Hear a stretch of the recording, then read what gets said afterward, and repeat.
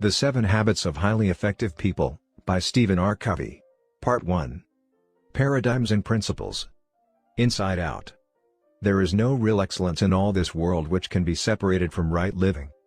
David Starr Jordan. In more than 25 years of working with people in business, university, and marriage and family settings, I have come in contact with many individuals who have achieved an incredible degree of outward success, but have found themselves struggling with an inner hunger, a deep need for personal congruency and effectiveness, and for healthy, growing relationships with other people. I suspect some of the problems they have shared with me may be familiar to you. I've set and met my career goals and I'm having tremendous professional success. But it's cost me my personal and family life. I don't know my wife and children anymore. I'm not even sure I know myself and what's really important to me.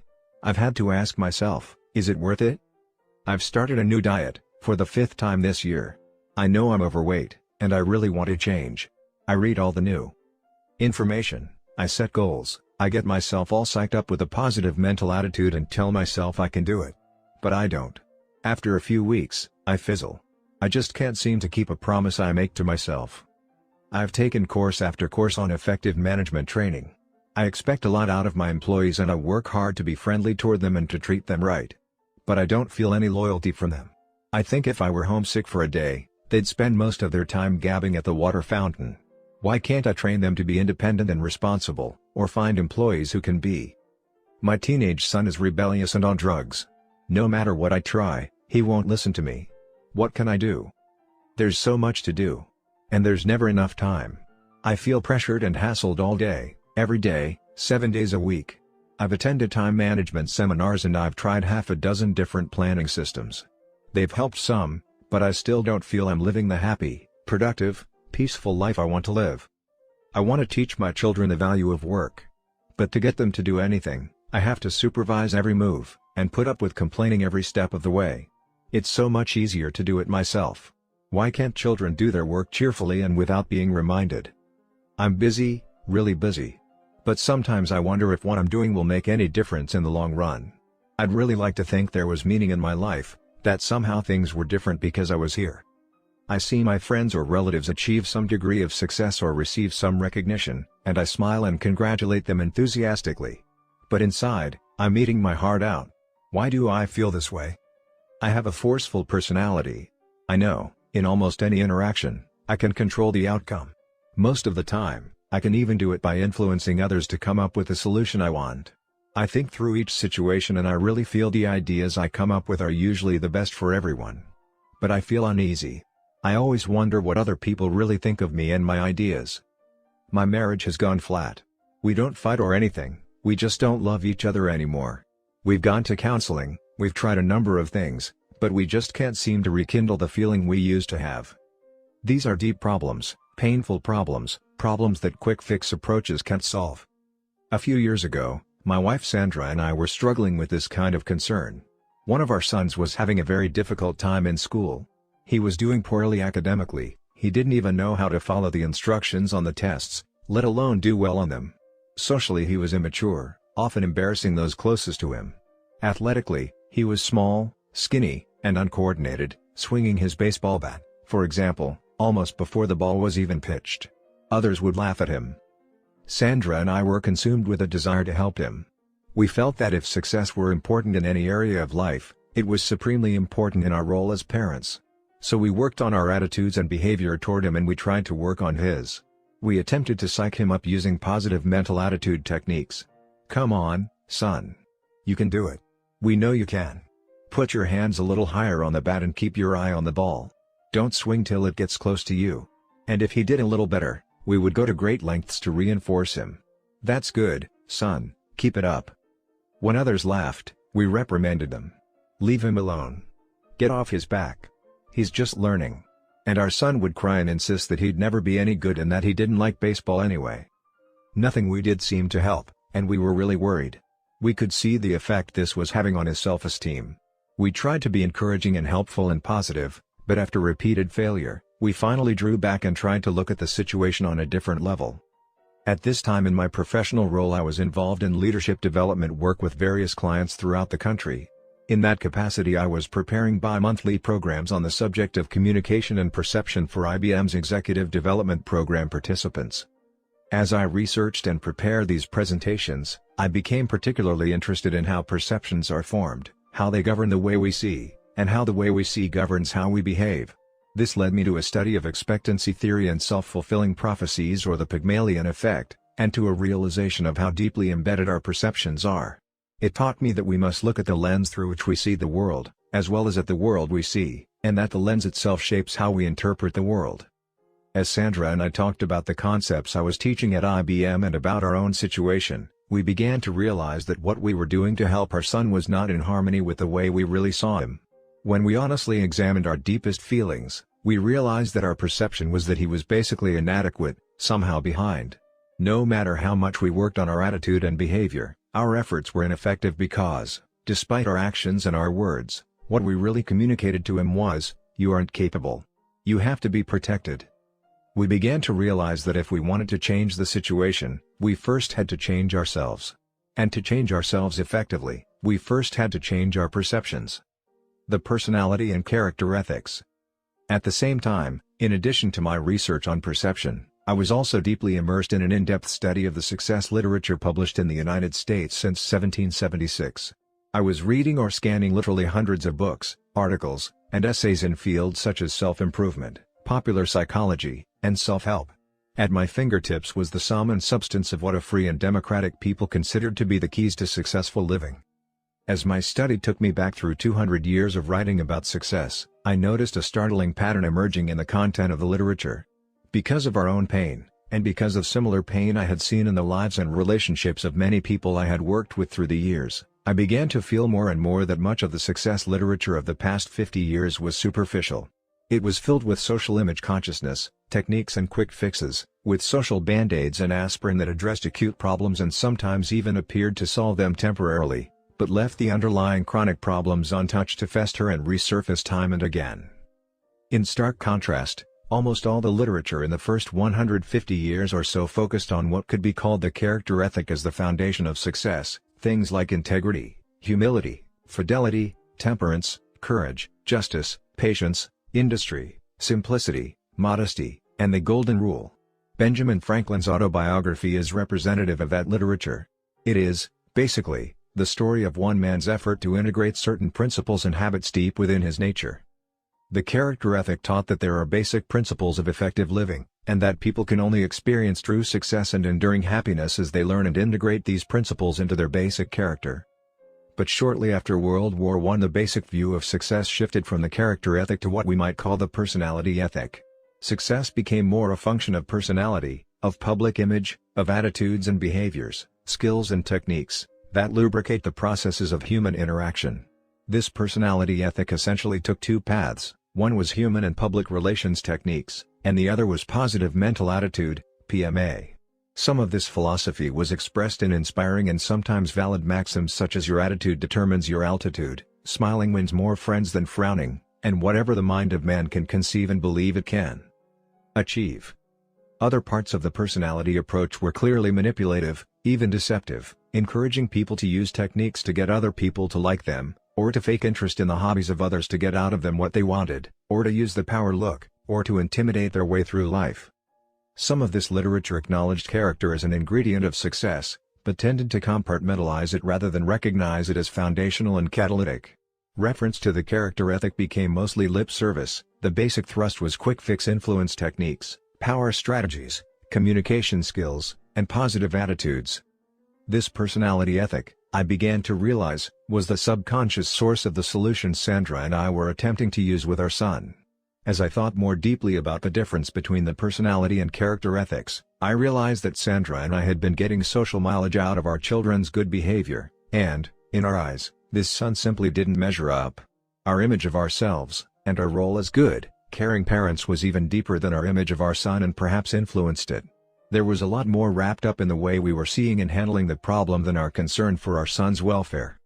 As Sandra and I talked, we became painfully aware of the powerful influence of our own character and motives and of our perception of him.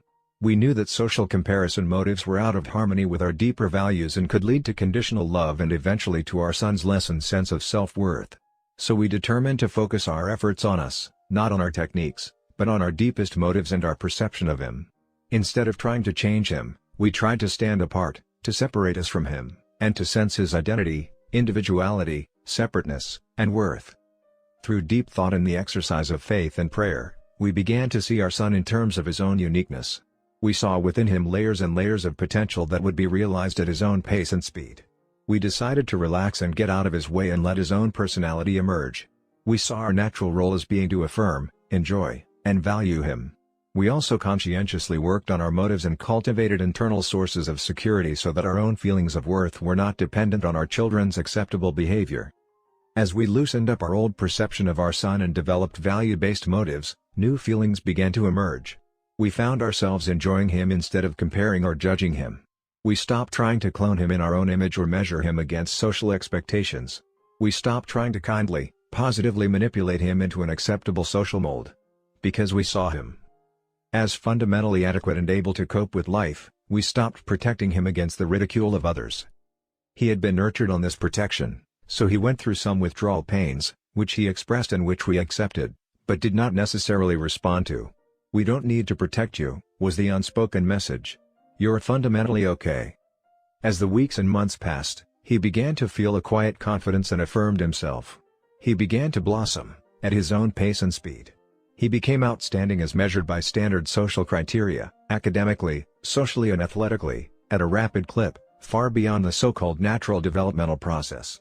As the years passed, he was elected to several student body leadership positions, developed into an all-state athlete and started bringing home straight-A report cards. He developed an engaging and guileless personality that has enabled him to relate in non-threatening ways to all kinds of people. Sandra and I believe that our son's socially impressive accomplishments were more a serendipitous expression of the feelings he had about himself than merely a response to social reward. This was an amazing experience for Sandra and me, and a very instructional one in dealing with our other children and in other roles as well.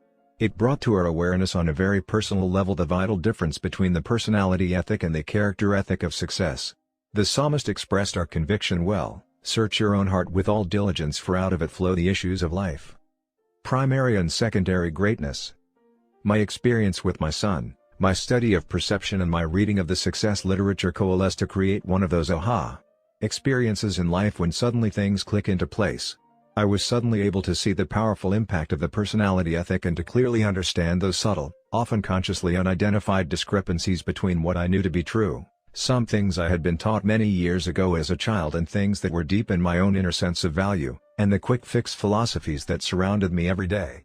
I understood at a deeper level why, as I had worked through the years with people from all walks of life, I had found that the things I was teaching and knew to be effective were often at variance with these popular voices. I am not suggesting that elements of the personality ethic, personality growth, communication skill training, and education in the field of influence strategies and positive thinking are not beneficial, in fact sometimes essential for success. I believe they are. But these are secondary, not primary traits. Perhaps, in utilizing our human capacity to build on the foundation of generations before us, we have inadvertently become so focused on our own building that we have forgotten the foundation that holds it up, or in reaping for so long where we have not sown, perhaps we have forgotten the need to sow. If I try to use human influence strategies and tactics of how to get other people to do what I want, to work better, to be more motivated, to like me and each other, while my character is fundamentally flawed, marked by duplicity and insincerity, then, in the long run, I cannot be successful. My duplicity will breed distrust, and everything I do, even using so-called good human relations techniques, will be perceived as manipulative. It simply makes no difference how good the rhetoric is or even how good the intentions are. If there is little or no trust, there is no foundation for permanent success. Only basic goodness gives life to technique. To focus on technique is like cramming your way through school. You sometimes get by, perhaps even get good grades, but if you don't pay the price day in and day out, you never achieve true mastery of the subjects you study or develop an educated mind. Did you ever consider how ridiculous it would be to try to cram on a farm, to forget to plant in the spring, play all summer and then cram in the fall to bring in the harvest? The farm is a natural system. The price must be paid and the process followed. You always reap what you sow, there is no shortcut. This principle is also true, ultimately, in human behavior, in human relationships. They, too, are natural systems based on the law of the harvest. In the short run, in an artificial social system such as school, you may be able to get by if you learn how to manipulate the man-made rules, to play the game. In most one-shot or short-lived human interactions, you can use the personality ethic to get by and to make favorable impressions through charm and skill and pretending to be interested in other people's hobbies. You can pick up quick, easy techniques that may work in short-term situations. But secondary traits alone have no permanent worth in long-term relationships. Eventually, if there isn't deep integrity and fundamental character strength, the challenges of life will cause true motives to surface and human relationship failure will replace short-term success. Many people with secondary greatness, that is, social recognition for their talents, lack primary greatness or goodness in their character. Sooner or later, you'll see this in every long-term relationship they have, whether it is with a business associate, a spouse, a friend, or a teenage child going through an identity crisis. It is character that communicates most eloquently. As Emerson once put it, "What you are shouts so loudly in my ears I cannot hear what you say." There are, of course, situations where people have character strength but they lack communication skills, and that undoubtedly affects the quality of relationships as well. But the effects are still secondary. In the last analysis, what we are communicates far more eloquently than anything we say or do. We all know it. There are people we trust absolutely because we know their character. Whether they're eloquent or not, whether they have the human relations techniques or not, we trust them, and we work successfully with them. In the words of William George Jordan, "Into the hands of every individual is given a marvelous power for good or evil, the silent, unconscious, unseen influence of his life." This is simply the constant radiation of what man really is, not what he pretends to be. The power of a paradigm. The 7 habits of highly effective people embody many of the fundamental principles of human effectiveness. These habits are basic, they are primary. They represent the internalization of correct principles upon which enduring happiness and success are based. But before we can really understand these 7 habits, we need to understand our own paradigms and how to make a paradigm shift. Both the character ethic and the personality ethic are examples of social paradigms. The word paradigm comes from the Greek. It was originally a scientific term, and is more commonly used today to mean a model, theory, perception, assumption, or frame of reference.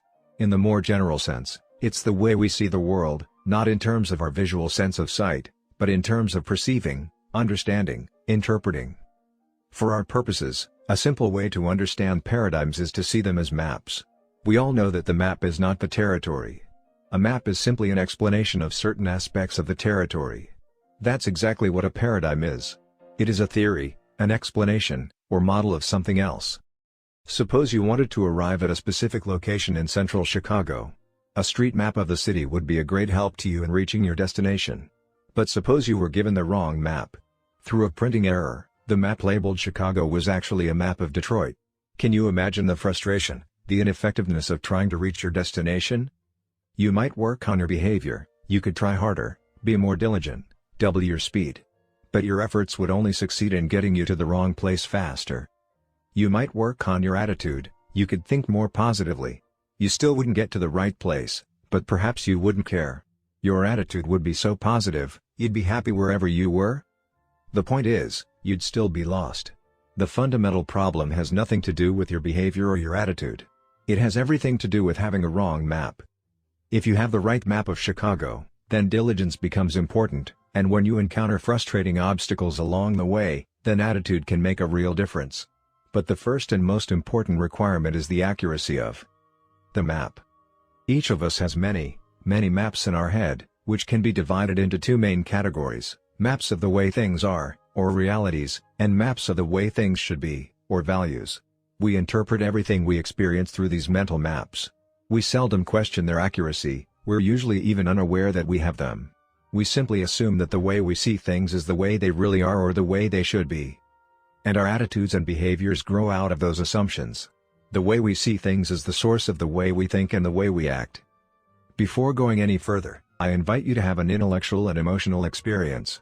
Take a few seconds and just look at the picture on the following page. Now look at the picture and carefully describe what you see. Do you see a woman? How old would you say she is? What does she look like? What is she wearing? In what kind of roles do you see her? You probably would describe the woman in the second picture to be about 25 years old, very lovely, rather fashionable with a petite nose and a demure presence. If you were a single man you might like to take her out. If you were in retailing, you might hire her as a fashion model. But what if I were to tell you that you're wrong? What if I said this picture is of a woman in her 60s or 70s who looks sad, has a huge nose, and is certainly no model? She's someone you probably would help across the street. Who's right? Look at the picture again. Can you see the old woman? If you can't, keep trying. Can you see her big hook nose? Her shawl? If you and I were talking face to face, we could discuss the picture. You could describe what you see to me, and I could talk to you about what I see. We could continue to communicate until you clearly showed me what you see in the picture and I clearly showed you what I see. Because we can't do that, and study the picture there and then look at this picture again. Can you see the old woman now? It's important that you see her before you continue reading. I first encountered this exercise many years ago at the Harvard Business School. The instructor was using it to demonstrate clearly and eloquently that two people can see the same thing, disagree, and yet both be right. It's not logical, it's psychological. He brought into the room a stack of large cards, half of which had the image of the young woman you saw and the other half of which had the image of the old woman. He passed them out to the class, the picture of the young woman to one side of the room and the picture of the old woman to the other. He asked us to look at the cards, concentrate on them for about 10 seconds and then pass them back in. He then projected upon the screen the picture you saw combining both images and asked the class to describe what they saw. Almost every person in that class who had first seen the young woman's image on a card saw the young woman in the picture. And almost every person who had first seen the old woman's image on a card saw an old woman in the picture. The professor then asked one student to explain what he saw to a student on the opposite side of the room. As they talked back and forth, communication problems flared up. "What do you mean, old lady? She couldn't be more than 20 or 22 years old." "Oh, come on. You have to be joking. She's 70, could be pushing 80. What's the matter with you? Are you blind? This lady is young, good looking. I'd like to take her out. She's lovely." "Lovely? She's an old hag." The arguments went back and forth, each person sure of, and adamant in, his or her position. All of this occurred in spite of one exceedingly important advantage the students had. Most of them knew early in the demonstration that another point of view did, in fact, exist, something many of us would never admit. Nevertheless, at first, only a few students really tried to see this picture from another frame of reference.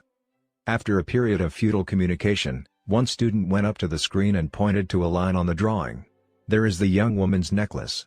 The other one said, "No, that is the old woman's mouth." Gradually, they began to calmly discuss specific points of difference, and finally one student, and then another, experienced sudden recognition when the images of both came into focus. Through continued calm, respectful, and specific communication, each of us in the room was finally able to see the other point of view. But when we looked away and then back, most of us would immediately see the image we had been conditioned to see in the 10-second period of time. I frequently use this perception demonstration in working with people and organizations because it yields so many deep insights into both personal and interpersonal effectiveness. It shows, first of all, how powerfully conditioning affects our perceptions, our paradigms. If 10 seconds can have that kind of impact on the way we see things, what about the conditioning of a lifetime? The influences in our lives, family, school, church, work environment, friends, associates, and current social paradigms such as the personality ethic, all have made their silent unconscious impact on us and help shape our frame of reference, our paradigms, our maps. It also shows that these paradigms are the source of our attitudes and behaviors. We cannot act with integrity outside of them. We simply cannot maintain wholeness if we talk and walk differently than we see. If you were among the 90% who typically see the young woman in the composite picture when conditioned to do so, you undoubtedly found it difficult to think in terms of having to help her cross the street. Both your attitude about her and your behavior toward her had to be congruent with the way you saw her. This brings into focus one of the basic flaws of the personality ethic. To try to change outward attitudes and behaviors does very little good in the long run if we fail to examine the basic paradigms from which those attitudes and behaviors flow. This perception demonstration also shows how powerfully our paradigms affect the way we interact with other people. As clearly and objectively as we think we see things, we begin to realize that others see them differently from their own apparently equally clear and objective point of view. Where we stand depends on where we sit. Each of us tends to think we see things as they are, that we are objective. But this is not the case. We see the world, not as it is, but as we are, or, as we are conditioned to see it. When we open our mouths to describe what we see, We in effect describe ourselves, our perceptions, our paradigms. When other people disagree with us, we immediately think something is wrong with them. But, as the demonstration shows, sincere, clear-headed people see things differently, each looking through the unique lens of experience. This does not mean that there are no facts. In the demonstration, two individuals who initially have been influenced by different conditioning pictures look at the third picture together. They are now both looking at the same identical facts, black lines and white spaces, and they would both acknowledge these as facts. But each person's interpretation of these facts represents prior experiences, and the facts have no meaning whatsoever apart from the interpretation. The more aware we are of our basic paradigms, maps, or assumptions, and the extent to which we have been influenced by our experience, the more we can take responsibility for those paradigms, examine them, test them against reality, listen to others and be open to their perceptions, thereby getting a larger picture and a far more objective view. The power of a paradigm shift.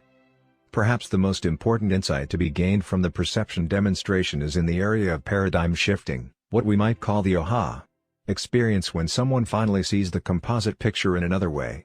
The more bound a person is by the initial perception, the more powerful the aha experience is. It's as though a light were suddenly turned on inside.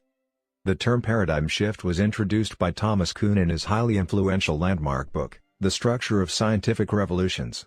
Kuhn shows how almost every significant breakthrough in the field of scientific endeavor is first a break with tradition, with old ways of thinking, with old paradigms.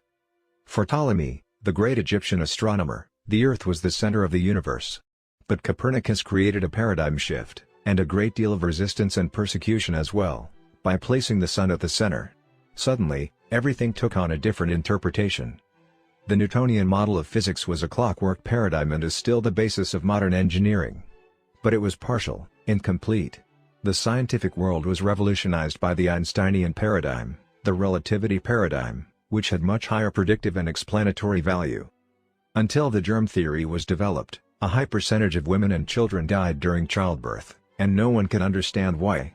In military skirmishes, more men were dying from small wounds and diseases than from the major traumas on the front lines. But as soon as the germ theory was developed, a whole new paradigm, a better, improved way of understanding what was happening made dramatic, significant medical improvement possible. The United States today is the fruit of a paradigm shift. The traditional concept of government for centuries had been a monarchy, the divine right of kings. Then a different paradigm was developed, government of the people, by the people, and for the people. And a constitutional democracy was born, unleashing tremendous human energy and ingenuity, and creating a standard of living, of freedom and liberty, of influence and hope unequaled in the history of the world. Not all paradigm shifts are in positive directions. As we have observed, the shift from the character ethic to the personality ethic has drawn us away from the very roots that nourish true success and happiness. But whether they shift us in positive or negative directions, whether they are instantaneous or developmental, paradigm shifts move us from one way of seeing the world to another. And those shifts create powerful change. Our paradigms, correct or incorrect, are the sources of our attitudes and behaviors, and ultimately our relationships with others. I remember a mini paradigm shift I experienced one Sunday morning on a subway in New York. People were sitting quietly, some reading newspapers, some lost in thought, some resting with their eyes closed. It was a calm, peaceful scene. Then suddenly, a man and his children entered the subway car. The children were so loud and rambunctious that instantly the whole climate changed. The man sat down next to me and closed his eyes, apparently oblivious to the situation. The children were yelling back and forth, throwing things, even grabbing people's papers. It was very disturbing. And yet, the man sitting next to me did nothing. It was difficult not to feel irritated. I could not believe that he could be so insensitive as to let his children run wild like that and do nothing about it, taking no responsibility at all. It was easy to see that everyone else on the subway felt irritated, too. So finally, with what I felt was unusual patience and restraint, I turned to him and said, "Sir, your children are really disturbing a lot of people. I wonder if you couldn't control them a little more?" The man lifted his gaze as if to come to a consciousness of the situation for the first time and said softly, "Oh, you're right. I guess I should do something about it. We just came from the hospital where their mother died about an hour ago. I don't know what to think, and I guess they don't know how to handle it either." Can you imagine what I felt at that moment? My paradigm shifted. Suddenly I saw things differently, and because I saw differently, I thought differently, I felt differently, I behaved differently. My irritation vanished. I didn't have to worry about controlling my attitude or my behavior. My heart was filled with the man's pain. Feelings of sympathy and compassion flowed freely. "Your wife just died? Oh, I'm so sorry. Can you tell me about it? What can I do to help?" Everything changed in an instant. Many people experience a similar fundamental shift in thinking when they face a life-threatening crisis and suddenly see their priorities in a different light. Or when they suddenly step into a new role, such as that of husband or wife, parent or grandparent, manager or leader. We could spend weeks, months, even years laboring with the personality ethic, trying to change our attitudes and behaviors and not even begin to approach the phenomenon of change that occurs spontaneously when we see things differently. It becomes obvious that if we want to make relatively minor changes in our lives, we can perhaps appropriately focus on our attitudes and behaviors. But if we want to make significant, quantum change, we need to work on our basic paradigms. In the words of Thoreau, "For every 1,000 hacking at the leaves of evil, there is one striking at the root." We can only achieve quantum improvements in our lives as we quit hacking at the leaves of attitude and behavior and get to work on the root, the paradigms from which our attitudes and behaviors flow. Seeing and being. Of course, not all paradigm shifts are instantaneous. Unlike my instant insight on the subway, the paradigm-shifting experience Sandra and I had with our son was a slow, difficult, and deliberate process. The approach we had first taken with him was the outgrowth of years of conditioning and experience in the personality ethic. It was the result of deeper paradigms we held about our own success as parents as well as the measure of success of our children. And it was not until we changed those basic paradigms, until we saw things differently, that we were able to create quantum change in ourselves and in the situation. In order to see our son differently, Sandra and I had to be differently. Our new paradigm was created as we invested in the growth and development of our own character. Paradigms are inseparable from character. Being is seeing in the human dimension. And what we see is highly interrelated to what we are. We can't go very far to change our seeing without simultaneously changing our being, and vice versa. Even in my apparently instantaneous paradigm-shifting experience that morning on the subway, my change of vision was a result of, and limited by, my basic character. I'm sure there are people who, even suddenly understanding the true situation, would have felt no more than a twinge of regret or vague guilt as they continued to sit in embarrassed silence beside the grieving, confused man. On the other hand, I am equally certain there are people who would have been far more sensitive in the first place, who may have recognized that a deeper problem existed and reached out to understand and help before I did. Paradigms are powerful because they create the lens through which we see the world. The power of a paradigm shift is the essential power of quantum change, whether that shift is an instantaneous or a slow and deliberate process. The principle-centered paradigm. The character ethic is based on the fundamental idea that there are principles that govern human effectiveness, natural laws in the human dimension that are just as real, just as unchanging, and unarguably there is laws such as gravity are in the physical dimension. An idea of the reality, and the impact, of these principles can be captured in another paradigm-shifting experience as told by Frank Koch in Proceedings, the magazine of the Naval Institute. 2 battleships assigned to the training squadron had been at sea on maneuvers in heavy weather for several days. I was serving on the lead battleship and was on watch on the bridge as night fell. The visibility was poor with patchy fog, so the captain remained on the bridge keeping an eye on all activities. Shortly after dark, the lookout on the wing of the bridge reported, "Light, bearing on the starboard bow." "Is it steady or moving astern?" the captain called out. Lookout replied, "Steady, Captain," which meant we were on a dangerous collision course with that ship. The captain then called to the signalman, "Signal that ship, we are on a collision course, advise you change course 20 degrees. Back came a signal, "Advisable for you to change course 20 degrees. The captain said, "Send, I'm a captain, change course 20 degrees. "I'm a seaman second class," came the reply. "You had better change course 20 degrees. By that time, the captain was furious. He spat out, "Send, I'm a battleship. Change course 20 degrees. Back came the flashing light, "I'm a lighthouse." We changed course. The paradigm shift experienced by the captain, and by us as we read this account, puts the situation in a totally different light. We can see a reality that is superseded by his limited perception, a reality that is as critical for us to understand in our daily lives as it was for the captain in the fog. Principles are like lighthouses. They are natural laws that cannot be broken. As Cecil B. DeMille observed of the principles contained in his monumental movie, The 10 Commandments, it is impossible for us to break the law. We can only break ourselves against the law. While individuals may look at their own lives and interactions in terms of paradigms or maps emerging out of their experience and conditioning, these maps are not the territory. They are a subjective reality, only an attempt to describe the territory.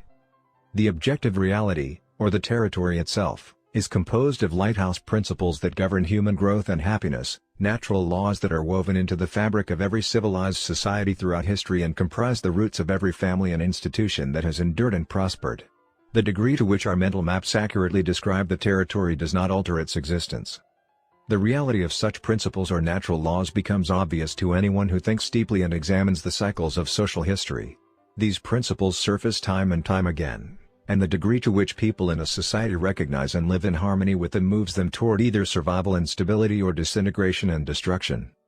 The principles I am referring to are not esoteric, mysterious, or religious ideas. There is not one principle taught in this book that is unique to any specific faith or religion, including my own.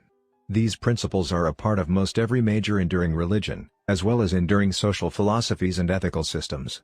They are self-evident and can easily be validated by any individual. It's almost as if these principles or natural laws are part of the human condition, part of the human consciousness, part of the human conscience. They seem to exist in all human beings, regardless of social conditioning and loyalty to them, even though they might be submerged or numbed by such conditions or disloyalty. I am referring, for example, to the principle of fairness, out of which our whole concept of equity and justice is developed. Little children seem to have an innate sense of the idea of fairness even apart from opposite conditioning experiences. There are vast differences in how fairness is defined and achieved, but there is almost universal awareness of the idea. Other examples would include integrity and honesty. They create the foundation of trust which is essential to cooperation and long-term personal and interpersonal growth. Another principle is human dignity. The basic concept in the United States Declaration of Independence bespeaks this value or principle. We hold these truths to be self-evident, that all men are created equal and endowed by their Creator with certain inalienable rights, that among these are life, liberty and the pursuit of happiness. Another principle is service, or the idea of making a contribution. Another is quality or excellence. There is the principle of potential, the idea that we are embryonic and can grow and develop and release more and more potential, develop more and more talents. Highly related to potential is the principle of growth, the process of releasing potential and developing talents, with the accompanying need for principles such as patience, nurturance, and encouragement. Principles are not practices. A practice is a specific activity or action. A practice that works in one circumstance will not necessarily work in another, as parents who have tried to raise a second child exactly like they did the first can readily attest. While practices are situationally specific, principles are deep, fundamental truths that have universal application. They apply to individuals, to marriages, to families, to private and public organizations of every kind. When these truths are internalized into habits, they empower people to create a wide variety of practices to deal with different situations. Principles are not values. A gang of thieves can share values, but they are in violation of the fundamental principles we're talking about. Principles are the territory. Values are maps. When we value correct principles, we have truth, a knowledge of things as they are. Principles are guidelines for human conduct that are proven to have enduring, permanent value. They're fundamental. They're essentially unarguable because they are self-evident. One way to quickly grasp the self-evident nature of principles is to simply consider the absurdity of attempting to live an effective life based on their opposites. I doubt that anyone would seriously consider unfairness, deceit, baseness, uselessness, mediocrity, or degeneration to be a solid foundation for lasting happiness and success. Although people may argue about how these principles are defined or manifested or achieved, there seems to be an innate consciousness and awareness that they exist. The more closely our maps or paradigms are aligned with these principles or natural laws, the more accurate and functional they will be. Correct maps will infinitely impact our personal and interpersonal effectiveness far more than any amount of effort expended on changing our attitudes and behaviors. Principles of growth and change. The glitter of the personality ethic, the massive appeal, is that there is some quick and easy way to achieve quality of life, personal effectiveness and rich, deep relationships with other people, without going through the natural process of work and growth that makes it possible. It's simple without substance. It's the get-rich-quick scheme promising wealth without work. And it might even appear to succeed, but the schemer remains. The personality ethic is illusory and deceptive. And trying to get high-quality results with its techniques and quick fixes is just about as effective as trying to get to some place in Chicago using a map of Detroit. In the words of Erich Fromm, an astute observer of the roots and fruits of the personality ethic, today we come across an individual who behaves like an automaton, who does not know or understand himself, and the only person that he knows is the person that he is supposed to be, whose meaningless chatter has replaced communicative speech, whose synthetic smile has replaced genuine laughter, and whose sense of dull despair has taken the place of genuine pain. Two statements may be said concerning this individual. One is that he suffers from defects of spontaneity and individuality which may seem to be incurable.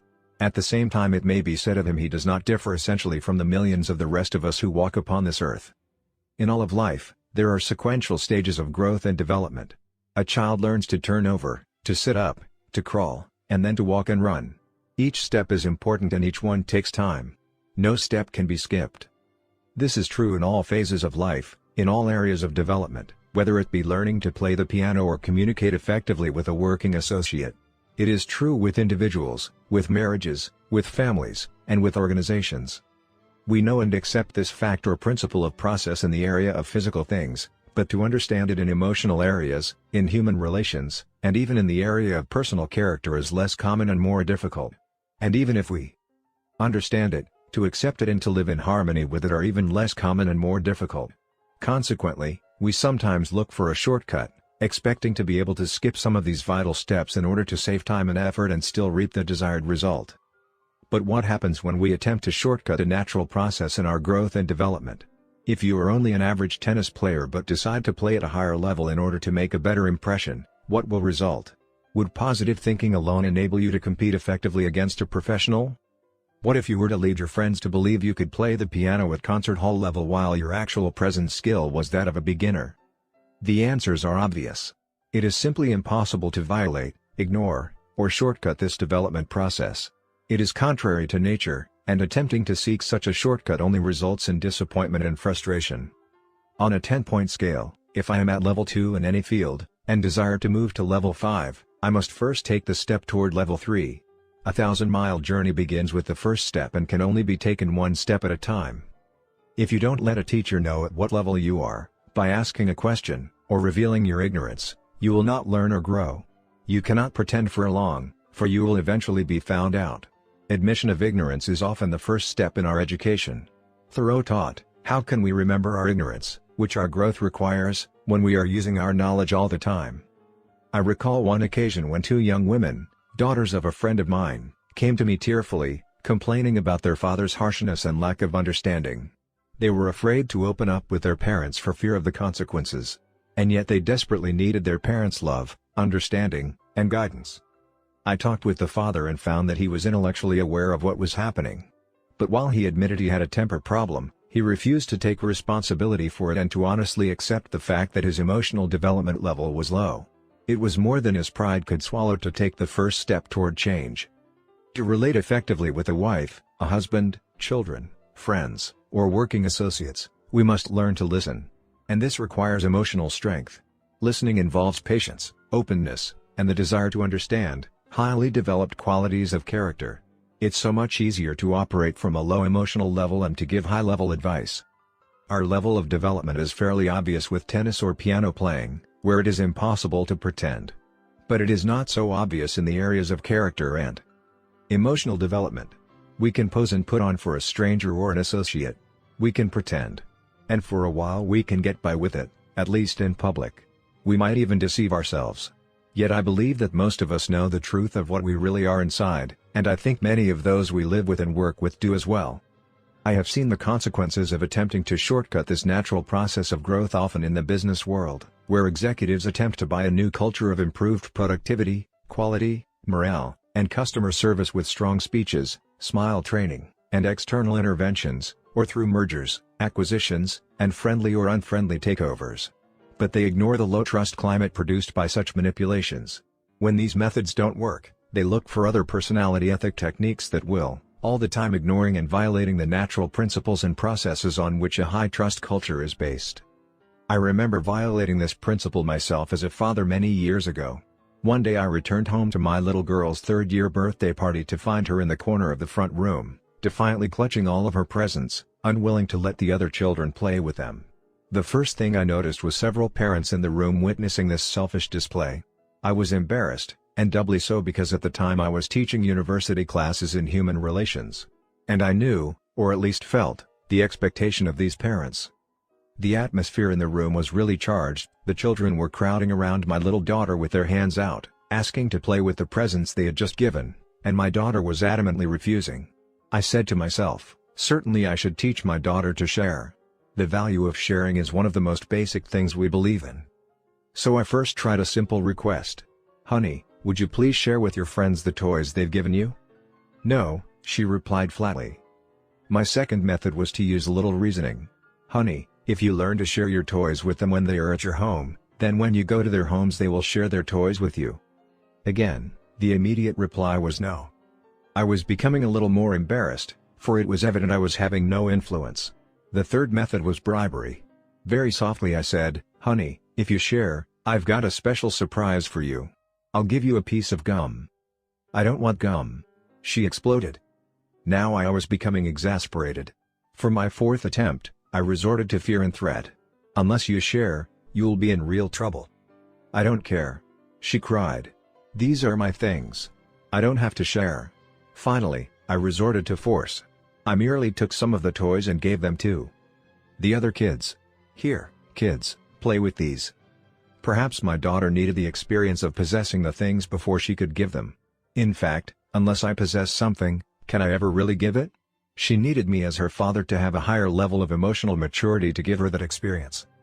But at that moment, I valued the opinion those parents had of me more than the growth and development of my child and our relationship together. I simply made an initial judgment that I was right, she should share, and she was wrong in not doing so. Perhaps I superimposed a higher level expectation on her simply because on my own scale I was at a lower level. I was unable or unwilling to give patience or understanding, so I expected her to give things. In an attempt to compensate for my deficiency, I borrowed strength from my position and authority and forced her to do what I wanted her to do. But borrowing strength builds weakness. It builds weakness in the borrower because it reinforces dependence on external factors to get things done.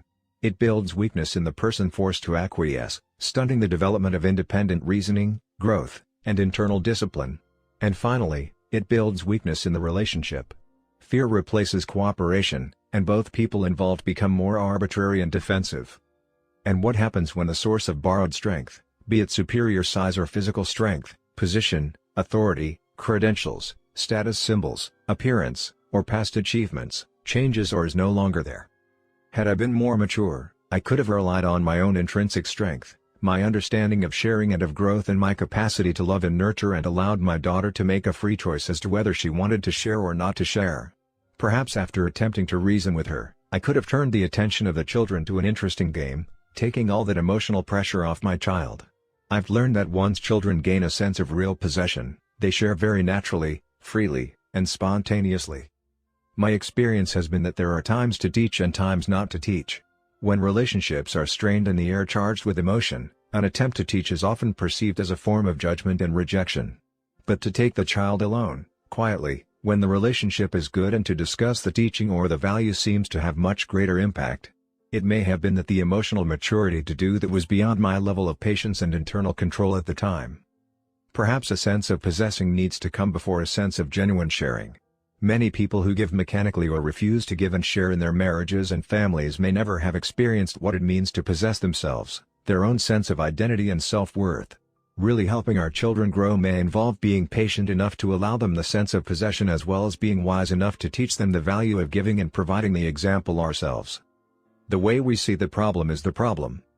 People are intrigued when they see good things happening in the lives of individuals, families, and organizations that are based on solid principles. They admire such personal strength and maturity, such family unity and teamwork, such adaptive synergistic organizational culture. And their immediate request is very revealing of their basic paradigm. How do you do it? Teach me the techniques. What they're really saying is, give me some quick fix advice or solution that will relieve the pain in my own situation. They will find people who will meet their wants and teach these things, and for a short time, skills and techniques may appear to work. They may eliminate some of the cosmetic or acute problems through social aspirin and band-aids. But the underlying chronic condition remains, and eventually new acute symptoms will appear. The more people are into quick fix and focus on the acute problems and pain, the more that very approach contributes to the underlying chronic condition. The way we see the problem is the problem. Look again at some of the concerns that introduce this chapter, and at the impact of personality ethic thinking. I've taken course after course on effective management training. I expect a lot out of my employees and I work hard to be friendly toward them and to treat them right. But I don't feel any loyalty from them. I think if I were homesick for a day, they'd spend most of their time gabbing at the water fountain. Why can't I train them to be independent and responsible, or find employees who can be? The personality ethic tells me I could take some kind of dramatic action, shake things up, make heads roll, that would make my employees shape up and appreciate what they have. Or that I could find some motivational training program that would get them committed. Or even that I could hire new people that would do a better job. But is it possible that under that apparently disloyal behavior, these employees question whether I really act in their best interest? Do they feel like I'm treating them as mechanical objects? Is there some truth to that? Deep inside, is that really the way I see them? Is there a chance the way I look at the people who work for me is part of the problem? There's so much to do. And there's never enough time. I feel pressured and hassled all day, every day, 7 days a week. I've attended time management seminars and I've tried half a dozen different planning systems.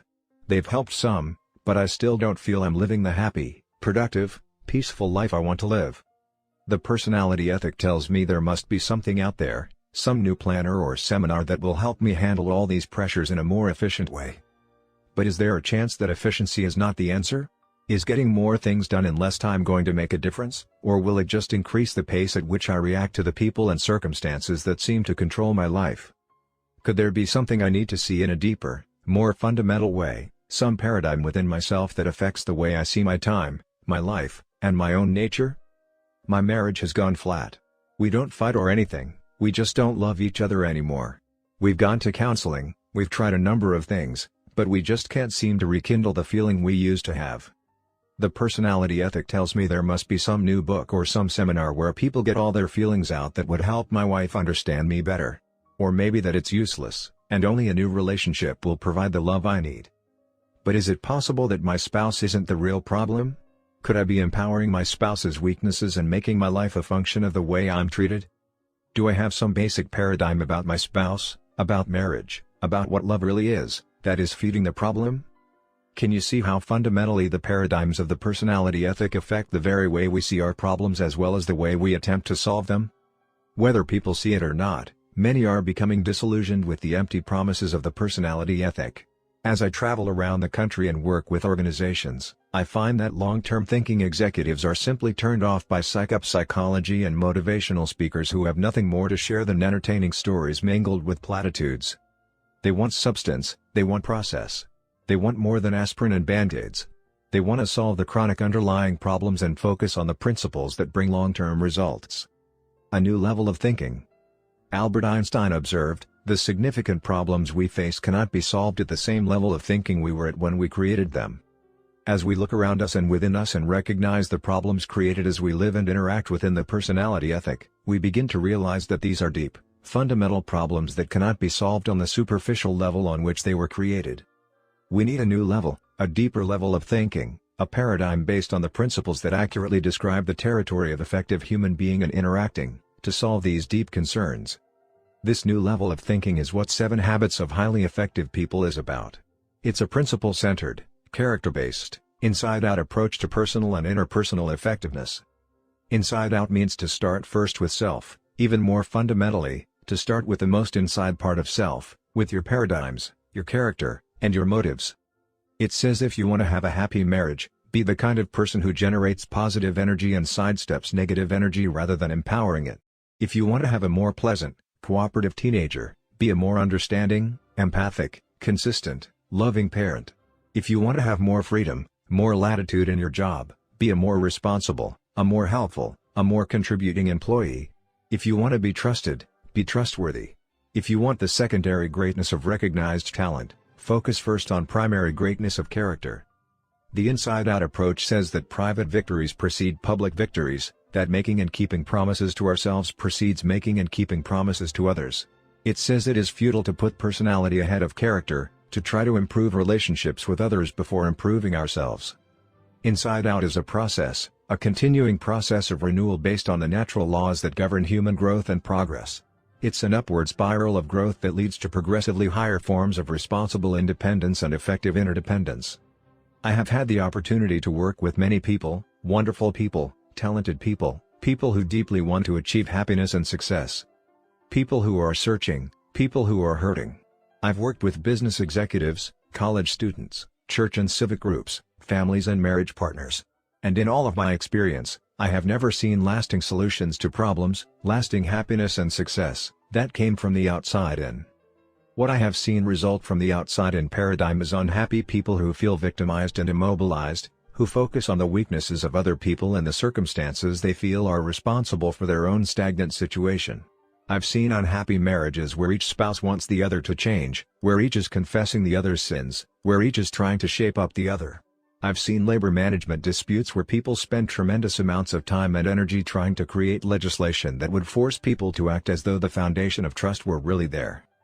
Members of our family have lived in 3 of the hottest spots on earth, South Africa, Israel, and Ireland, and I believe the source of the continuing problems in each of these places has been the dominant social paradigm of outside in.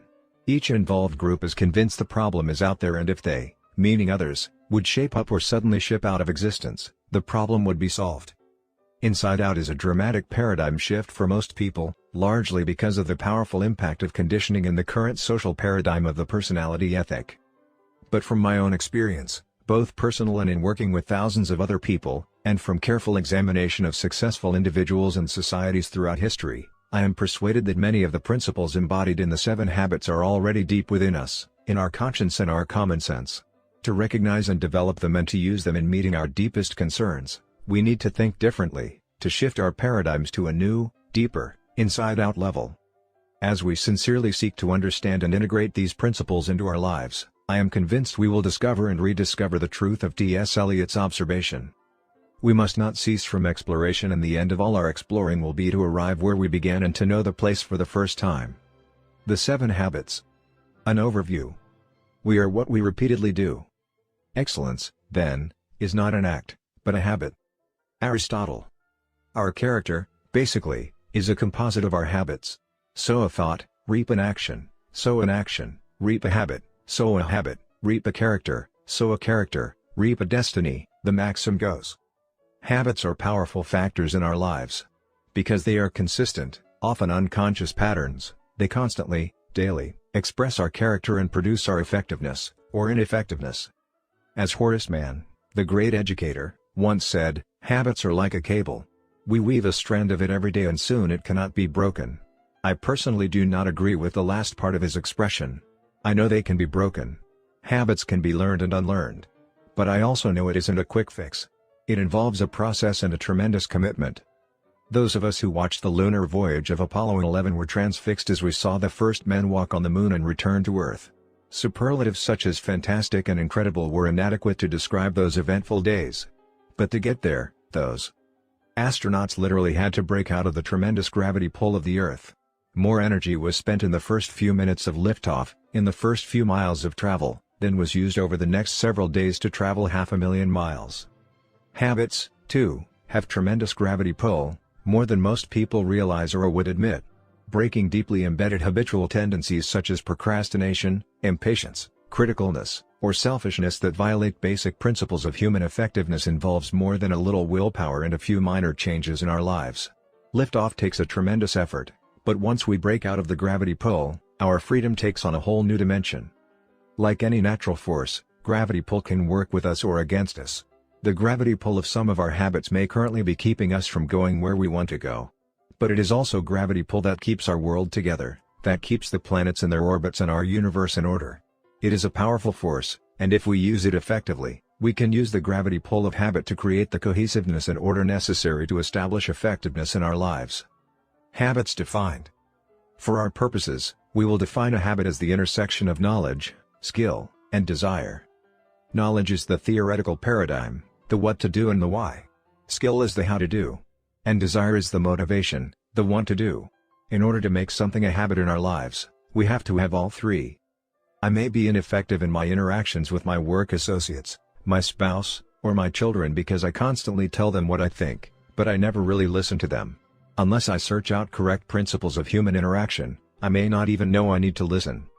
Even if I do know that in order to interact effectively with others I really need to listen to them, I may not have the skill. I may not know how to really listen deeply to another human being. But knowing I need to listen and knowing how to listen is not enough.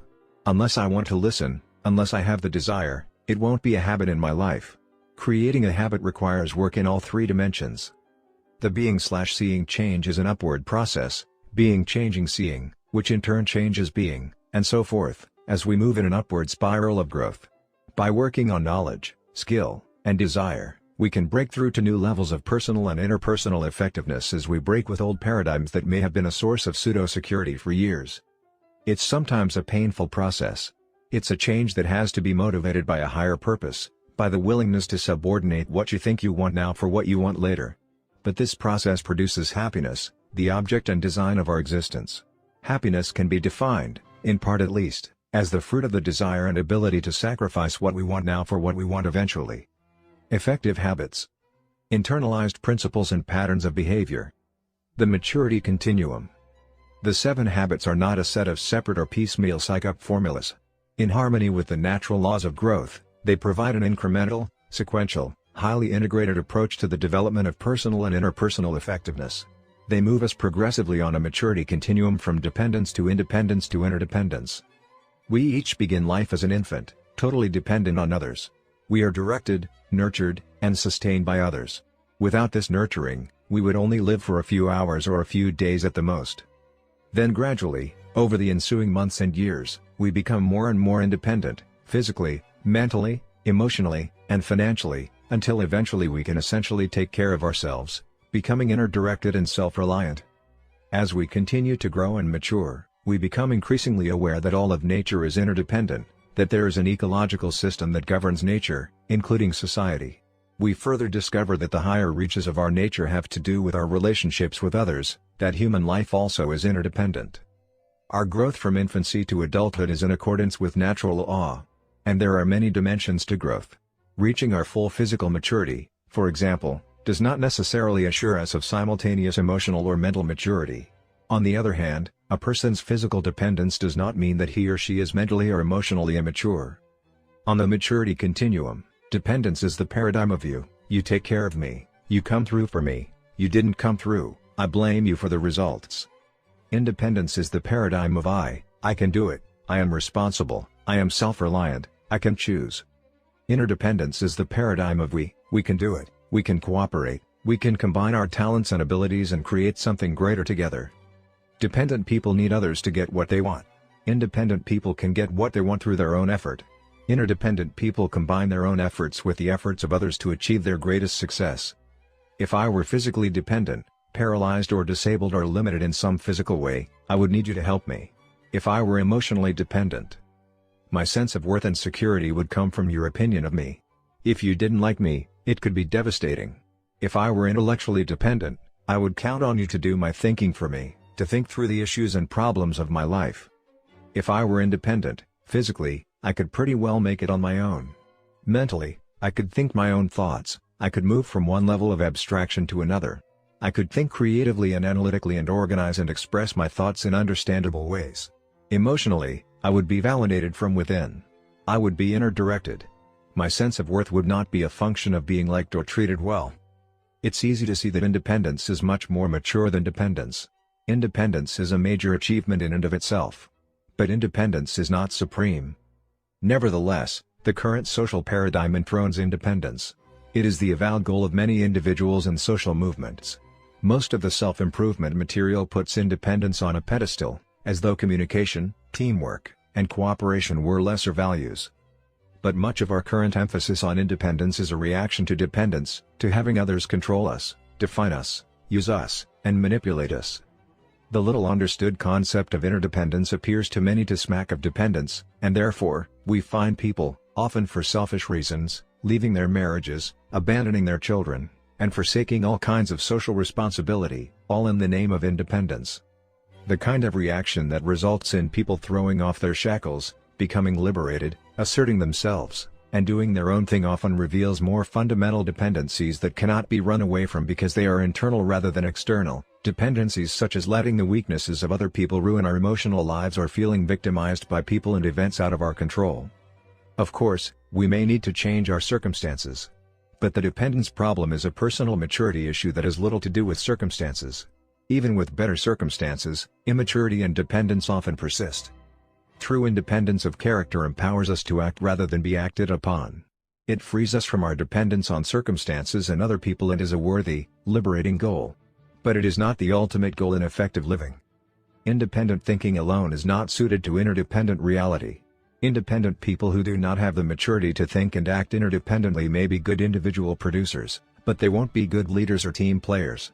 They're not coming from the paradigm of interdependence necessary to succeed in marriage, family, or organizational reality. Life is, by nature, highly interdependent. To try to achieve maximum effectiveness through independence is like trying to play tennis with a golf club. The tool is not suited to the reality. Interdependence is a far more mature, more advanced concept. If I am physically interdependent, I am self-reliant and capable, but I also realize that you and I working together can accomplish far more than, even at my best, I could accomplish alone. If I am emotionally interdependent, I derive a great sense of worth within myself, but I also recognize the need for love, for giving, and for receiving love from others. If I am intellectually interdependent, I realize that I need the best thinking of other people to join with my own. As an interdependent person, I have the opportunity to share myself deeply, meaningfully, with others, and I have access to the vast resources and potential of other human beings. Interdependence is a choice only independent people can make. Dependent people cannot choose to become interdependent. They don't have the character to do it, they don't own enough of themselves. That's why habits 1, 2, and 3 in the following chapters deal with self-mastery. They move a person from dependence to independence. They are the private victories, the essence of character growth. Private victories precede public victories. You can't invert that process any more than you can harvest a crop before you plant it. It's inside out. As you become truly independent, you have the foundation for effective interdependence.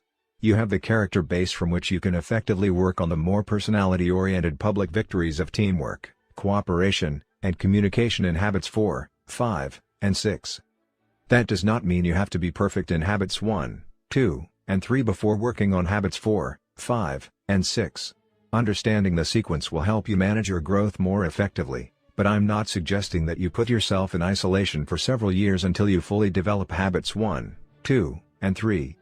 As part of an interdependent world, you have to relate to that world every day. But the acute problems of that world can easily obscure the chronic character causes. Understanding how what you are impacts every interdependent interaction will help you to focus your efforts sequentially, in harmony with the natural laws of growth. Habit 7 is the habit of renewal, a regular, balanced renewal of the 4 basic dimensions of life. It circles and embodies all the other habits. It is the habit of continuous improvement that creates the upward spiral of growth that lifts you to new levels of understanding and living each of the habits as you come around to them on a progressively higher plane. The diagram on the next page is a visual representation of the sequence and the interdependence of the 7 habits, and will be used throughout this book as we explore both the sequential relationship between the habits and also their synergy, how, in relating to each other, they create bold new forms of each other that add even more to their value. Each concept or habit will be highlighted as it is introduced. Effectiveness defined. The 7 habits are habits of effectiveness. Because they are based on principles, they bring the maximum long-term beneficial results possible. They become the basis of a person's character, creating an empowering center of correct maps from which an individual can effectively solve problems, maximize opportunities, and continually learn and integrate other principles in an upward spiral of growth. They are also habits of effectiveness because they are based on a paradigm of effectiveness that is in harmony with the natural law, a principle I call the P/PC balance, which many people break themselves against. This principle can be easily understood by remembering Aesop's fable of the goose and the golden egg. This fable is the story of a poor farmer who one day discovers in the nest of his pet goose a glittering golden egg. At first, he thinks it must be some kind of trick. But as he starts to throw the egg aside, he has second thoughts and takes it in to be appraised instead. The egg is pure gold. The farmer can't believe his good fortune. He becomes even more incredulous the following day when the experience is repeated. Day after day, he awakens to rush to the nest and find another golden egg. He becomes fabulously wealthy. It all seems too good to be true. The 7 Habits Paradigm. But with his increasing wealth comes greed and impatience. Unable to wait day after day for the golden eggs, the farmer decides he will kill the goose and get them all at once. But when he opens the goose, he finds it empty. There are no golden eggs, and now there is no way to get any more. The farmer has destroyed the goose that produced them. I suggest that within this fable is a natural law, a principle, the basic definition of effectiveness.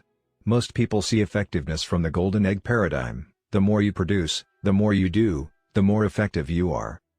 But as the story shows, true effectiveness is a function of two things: what is produced, the golden eggs, and the producing asset or capacity to produce, the goose.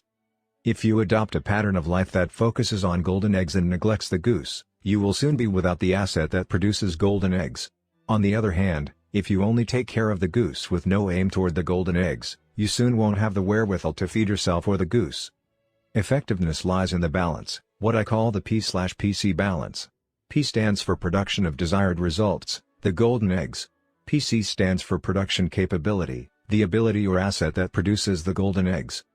3 kinds of assets. Basically, there are 3 kinds of assets: physical, financial, and human. Let's look at each one in turn. A few years ago, I purchased a physical asset, a power lawnmower. I used it over and over again without doing anything to maintain it. The mower worked well for 2 seasons, but then it began to break down. When I tried to revive it with service and sharpening, I discovered the engine had lost over half its original power capacity. It was essentially worthless. Had I invested in PC, in preserving and maintaining the asset, I would still be enjoying its the mowed lawn.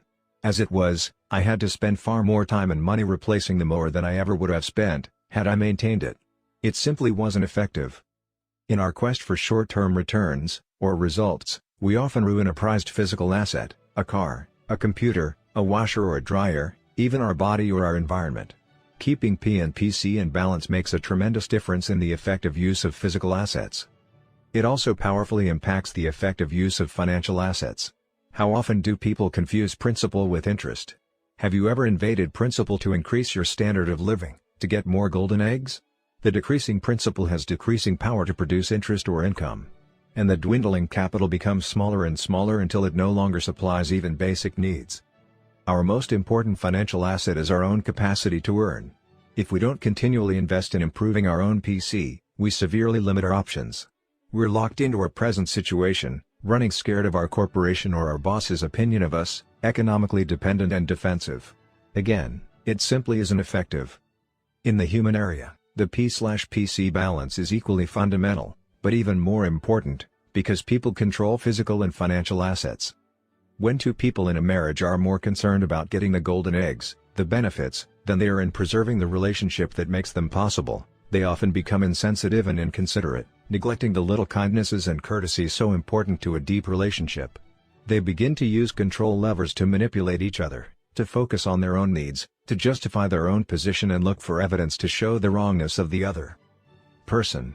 The love, the richness, the softness and spontaneity begin to deteriorate. The goose gets sicker day by day. And what about a parent's relationship with a child? When children are little, they are very dependent, very vulnerable. It becomes so easy to neglect the PC work, the training, the communicating, the relating, the listening. It's easy to take advantage, to manipulate, to get what you want the way you want it, right now. You're bigger, you're smarter, and you're right. So why not just tell them what to do? If necessary, yell at them, intimidate them, insist on your way. Or you can indulge them. You can go for the golden egg of popularity, of pleasing them, giving them their way all the time. Then they grow up without any internal sense of standards or expectations, without a personal commitment to being disciplined or responsible. Either way, authoritarian or permissive, you have the golden egg mentality. You want to have your way or you want to be liked. But what happens, meantime, to the goose? What sense of responsibility, of self-discipline, of confidence in the ability to make good choices or achieve important goals is a child going to have a few years down the road? And what about your relationship? When he reaches those critical teenage years, the identity crises, will he know from his experience with you that you will listen without judging, that you really, deeply care about him as a person, that you can be trusted, no matter what? Will the relationship be strong enough for you to reach him, to communicate with him, to influence him? Suppose you want your daughter to have a clean room, that's P, production, the golden egg. And suppose you want her to clean it, that's PC, production capability. Your daughter is the goose, the asset, that produces the golden egg. If you have P and PC in balance, she cleans the room cheerfully, without being reminded, because she is committed and has the discipline to stay with the commitment. She is a valuable asset, a goose that can produce golden eggs. But if your paradigm is focused on production, on getting the room clean, you might find yourself nagging her to do it. You might even escalate your efforts to threatening or yelling, and in your desire to get the golden egg, you undermine the health and welfare of the goose. Let me share with you an interesting PC experience I had with one of my daughters. We were planning a private date, which is something I enjoy regularly with each of my children. We find that the anticipation of the date is as satisfying as the realization. So I approached my daughter and said, "Honey, tonight's your night. What do you want to do?" "Oh, Dad, that's okay," she replied. "No, really," I said. "What would you like to do?" "Well," she finally said, "what I want to do, you don't really want to do." "Really, honey," I said earnestly, "I want to do it. No matter what, it's your choice." "I want to go see Star Wars," she replied. "But I know you don't like Star Wars. You slept through it before. You don't like these fantasy movies." "That's okay, Dad." "No, honey, if that's what you'd like to do, I'd like to do it." "Dad, don't worry about it. We don't always have to have this date." She paused and then added, "But you know why you don't like Star Wars? It's because you don't understand the philosophy and training of a Jedi Knight." "What? You know the things you teach, Dad? Those are the same things that go into the training of a Jedi Knight." "Really? Let's go to Star Wars." And we did. She sat next to me and gave me the paradigm. I became her student, her learner. It was totally fascinating. I could begin to see out of a new paradigm the whole way a Jedi Knight's basic philosophy and training is manifested in different circumstances. That experience was not a Plan P experience, it was the serendipitous fruit of a PC investment. It was bonding and very satisfying. But we enjoyed golden eggs, too, as the goose, the quality of the relationship, was significantly fed. Organizational PC. One of the immensely valuable aspects of any correct principle is that it is valid and applicable in a wide variety of circumstances. Throughout this book, I would like to share with you some of the ways in which these principles apply to organizations, including families, as well as to individuals. When people fail to respect the P/PC balance in their use of physical assets in organizations, they decrease organizational effectiveness and often leave others with dying geese. For example, a person in charge of a physical asset, such as a machine, may be eager to make a good impression on his superiors. Perhaps the company is in a rapid growth stage and promotions are coming fast. So he produces at optimum levels, no downtime, no maintenance. He runs the machine day and night. The production is phenomenal, costs are down, and profits skyrocket. Within a short time, he's promoted. Golden eggs. But suppose you are his successor on the job. You inherit a very sick goose, a machine that, by this time, is rusted and starts to break down. You have to invest heavily in downtime and maintenance. Costs skyrocket, profits nosedive. And who gets blamed for the loss of golden eggs? You do. Your predecessor liquidated the asset, but the accounting system only reported unit production, costs, and profit. The P/PC balance is particularly important as it applies to the human assets of an organization, the customers and the employees. I know of a restaurant that served a fantastic clam chowder and was packed with customers every day at lunchtime. Then the business was sold, and the new owner focused on golden eggs. He decided to water down the chowder. For about a month, with costs down and revenues constant, profits zoomed. But little by little, the customers began to disappear. Trust was gone, and business dwindled to almost nothing.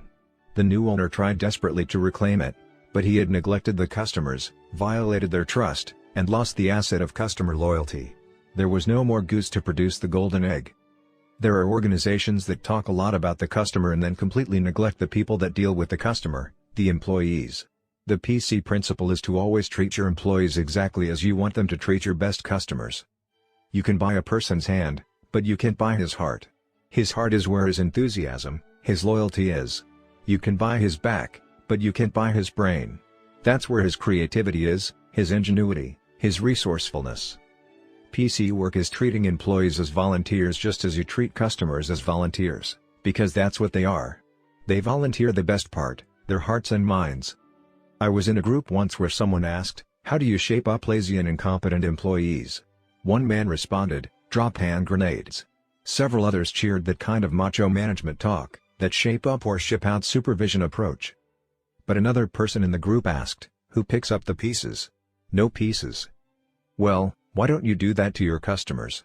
The other man replied. Just say, listen, if you're not interested in buying, you can just ship out of this place. He said, you can't do that to customers. Well, how come you can do it to employees? Because they're in your employ. I see. Are your employees devoted to you? Do they work hard? How's the turnover? Are you kidding? You can't find good people these days. There's too much turnover, absenteeism, moonlighting. People just don't care anymore. That focus on golden eggs, that attitude, that paradigm, is totally inadequate to tap into the powerful energies of the mind and heart of another person. A short-term bottom line is important, but it isn't all important. Effectiveness lies in the balance. Excessive focus on P results in ruined health, worn-out machines, depleted bank accounts, and broken relationships. Too much focus on PC is like a person who runs 3 or 4 hours a day, bragging about the extra 10 years of life it creates, unaware he's spending them running. Or a person endlessly going to school, never producing, living on other people's golden eggs, the eternal student syndrome. To maintain the P/PC balance, the balance between the golden egg, production, and the health and welfare of the goose, production capability, is often a difficult judgment call. But I suggest it is the very essence of effectiveness. It balances short-term with long-term. It balances going for the great and paying the price to get an education. It balances the desire to have a room clean and the building of a relationship in which the child is internally committed to do it, cheerfully, willingly, without external supervision. It's a principle you can see validated in your own life when you burn the candle at both ends to get more golden eggs and wind up sick or exhausted, unable to produce any at all, or when you get a good night's sleep and wake up ready to produce throughout the day. You can see it when you press to get your own way with someone and somehow feel an emptiness in the relationship, or when you really take time to invest in a relationship and you find the desire and ability to work together, to communicate, takes a quantum leap. The P/PC balance is the very essence of effectiveness. It's validated in every arena of life. We can work with it or against it, but it's there. It's a lighthouse. It's the definition and paradigm of effectiveness upon which the 7 habits in this book are based. How to use this book. Before we begin work on the 7 habits of highly effective people, I would like to suggest 2 paradigm shifts that will greatly increase the value you will receive from this material. First, I would recommend that you not see this material as a book, in the sense that it is something to read once and put on a shelf. You may choose to read it completely through once for a sense of the whole. But the material is designed to be a companion in the continual process of change and growth. It is organized incrementally and with suggestions for application at the end of each habit so that you can study and focus on any particular habit as you are ready. As you progress to deeper levels of understanding and implementation, you can go back time and again to the principles contained in each habit and work to expand your knowledge, skill, and desire. Second, I would suggest that you shift your paradigm of your own involvement in this material from the role of learner to that of teacher. Take an inside-out approach, and read with the purpose in mind of sharing or discussing what you learn with someone else within 48 hours after you learn it. If you had known, for example, that you would be teaching the material on the P/PC balance principle to someone else within 48 hours, would it have made a difference in your reading experience? Try it now as you read the final section in this chapter. Read as though you are going to teach it to your spouse, your child, a business associate, or a friend today or tomorrow, while it is still fresh, and notice the difference in your mental and emotional process. I guarantee that if you approach the material in each of the following chapters in this way, you will not only better remember what you read, but your perspective will be expanded, your understanding deepened, and your motivation to apply the material increased. In addition, as you openly, honestly share what you're learning with others, you may be surprised to find that negative labels or perceptions others may have of you tend to disappear. Those you teach will see you as a changing, growing person, and will be more inclined to be helpful and supportive as you work, perhaps together, to integrate the 7 habits into your lives. What you can expect. In the last analysis, as Marilyn Ferguson observed, no one can persuade another to change. Each of us guards a gate of change that can only be opened from the inside. We cannot open the gate of another, either by argument or by emotional appeal. If you decide to open your gate of change to really understand and live the principles embodied in the 7 habits, I feel comfortable in assuring you several positive things will happen. First, your growth will be evolutionary, but the net effect will be revolutionary. Would you not agree that the P/PC balance principle alone, if fully lived, would transform most individuals and organizations? The net effect of opening the gate of change to the first 3 habits, the habits of private victory, will be significantly increased self-confidence. You will come to know yourself in a deeper, more meaningful way, your nature, your deepest values and your unique contribution capacity. As you live your values, your sense of identity, integrity, control, and inner directedness will infuse you with both exhilaration and peace. You will define yourself from within, rather than by people's opinions or by comparisons to others. Wrong and right will have little to do with being found out. Ironically, you'll find that as you care less about what others think of you, you will care more about what others think of themselves and their worlds, including their relationship with you. You'll no longer build your emotional life on other people's weaknesses. In addition, you'll find it easier and more desirable to change because there is something, some core deep within, that is essentially changeless. As you open yourself to the next 3 habits, the habits of public victory, you will discover and unleash both the desire and the resources to heal and rebuild important relationships that have deteriorated, or even broken. Good relationships will improve, become deeper, more solid, more creative, and more adventuresome. The 7th habit, if deeply internalized, will renew the first 6 and will make you truly independent and capable of effective interdependence. Through it, you can charge your own batteries. Whatever your present situation, I assure you that you are not your habits. You can replace old patterns of self-defeating behavior with new patterns, new habits of effectiveness, happiness, and trust-based relationships.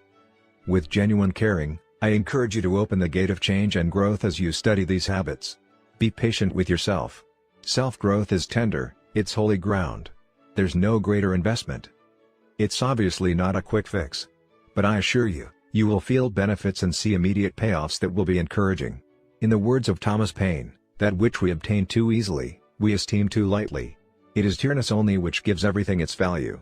Heaven knows how to put a proper price on its goods. Part 2. Private Victory. Habit 1. Be proactive. Principles of Personal Vision. I know of no more encouraging fact than the unquestionable ability of man to elevate his life by conscious endeavor. Henry David Thoreau. As you read this book, try to stand apart from yourself. Try to project your consciousness upward into a corner of the room and see yourself, in your mind's eye, reading. Can you look at yourself almost as though you were someone else? Now try something else. Think about the mood you are now in. Can you identify it? What are you feeling? How would you describe your present mental state? Now think for a minute about how your mind is working. Is it quick and alert? Do you sense that you are torn between doing this mental exercise and evaluating the point to be made out of it? Your ability to do what you just did is uniquely human. Animals do not possess this ability. We call it self-awareness or the ability to think about your very thought process. This is the reason why man has dominion over all things in the world and why he can make significant advances from generation to generation. This is why we can evaluate and learn from others' experiences as well as our own. This is also why we can make and break our habits. We are not our feelings. We are not our moods. We are not even our thoughts. The very fact that we can think about these things separates us from them and from the animal world. Self-awareness enables us to stand apart and examine even the way we see ourselves, our self-paradigm, the most fundamental paradigm of effectiveness. It affects not only our attitudes and behaviors, but also how we see other people. It becomes our map of the basic nature of mankind. In fact, until we take how we see ourselves, and how we see others, into account, we will be unable to understand how others see and feel about themselves and their world. Unaware, we will project our intentions on their behavior and call ourselves objective. This significantly limits our personal potential and our ability to relate to others as well.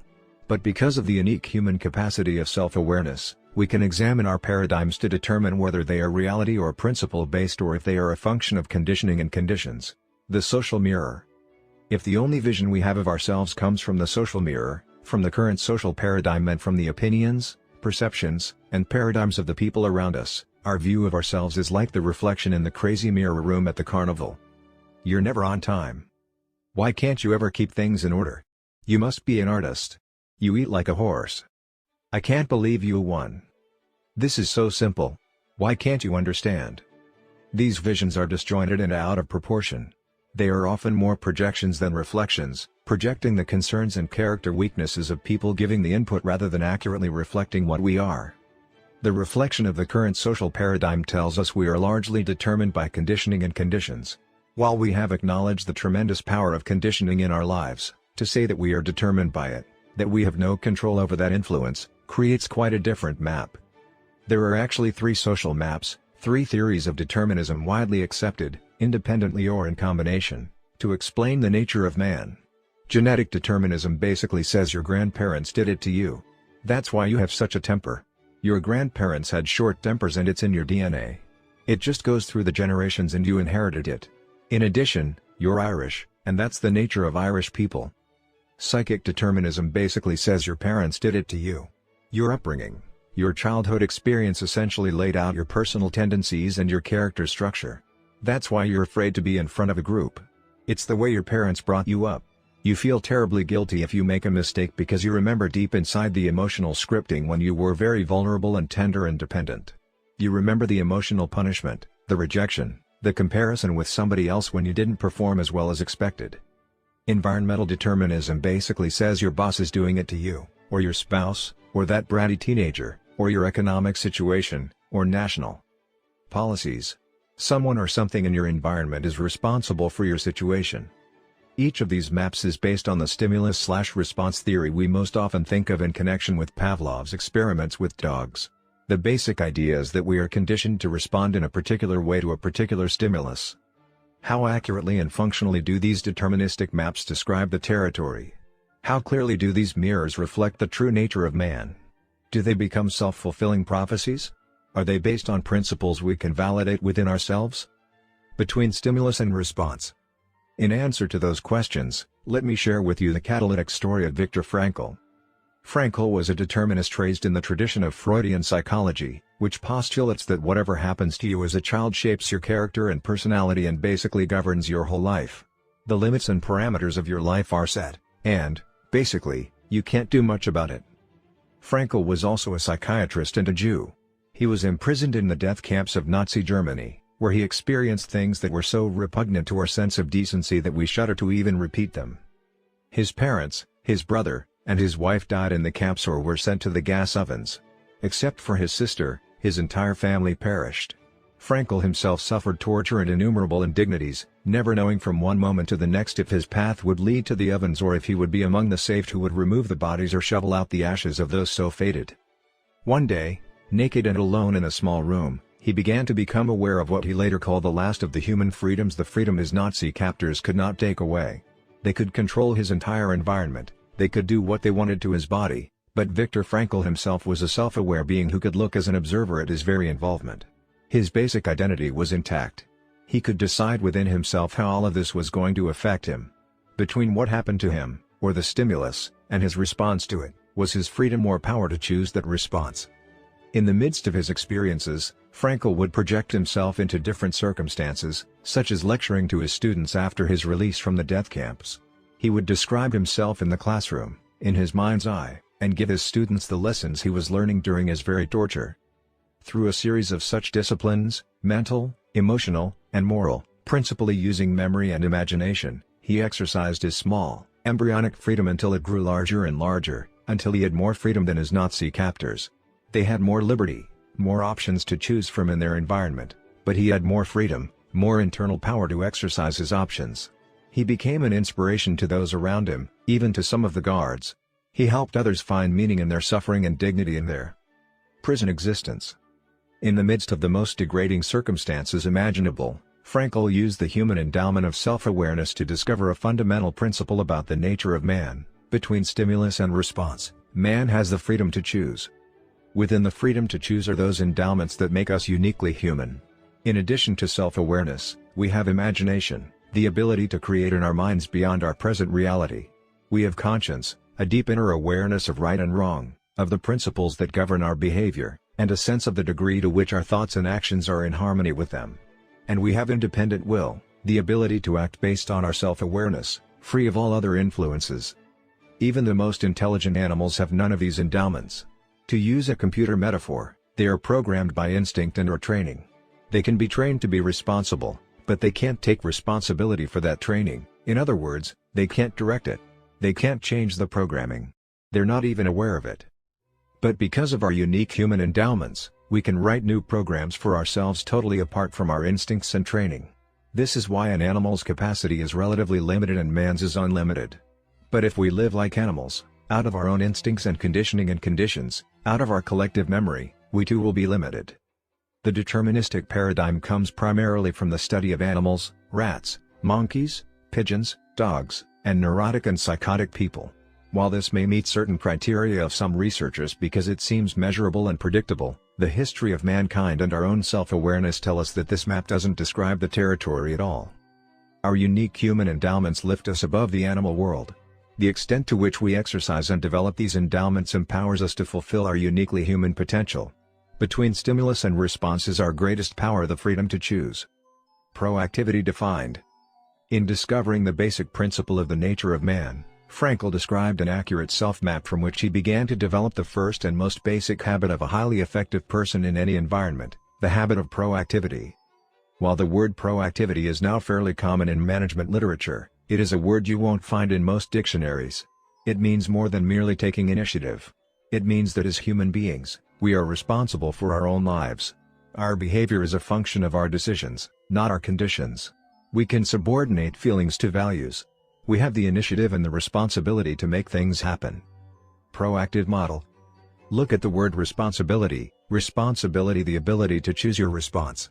Highly proactive people recognize that responsibility. They do not blame circumstances, conditions, or conditioning for their behavior. Their behavior is a product of their own conscious choice, based on values, rather than a product of their conditions, based on feeling. Because we are, by nature, proactive, if our lives are a function of conditioning and conditions, it is because we have, by conscious decision or by default, chosen to empower those things to control us. In making such a choice, we become reactive. Reactive people are often affected by their physical environment. If the weather is good, they feel good. If it isn't, it affects their attitude and their performance. Proactive people can carry their own weather with them. Whether it rains or shines makes no difference to them. They are value-driven, and if their value is to produce good quality work, it isn't a function of whether the weather is conducive to it or not. Reactive people are also affected by their social environment, by the social weather. When people treat them well, they feel well. When people don't, they become defensive or protective. Reactive people build their emotional lives around the behavior of others, empowering the weaknesses of other people to control them. The ability to subordinate an impulse to a value is the essence of the proactive person.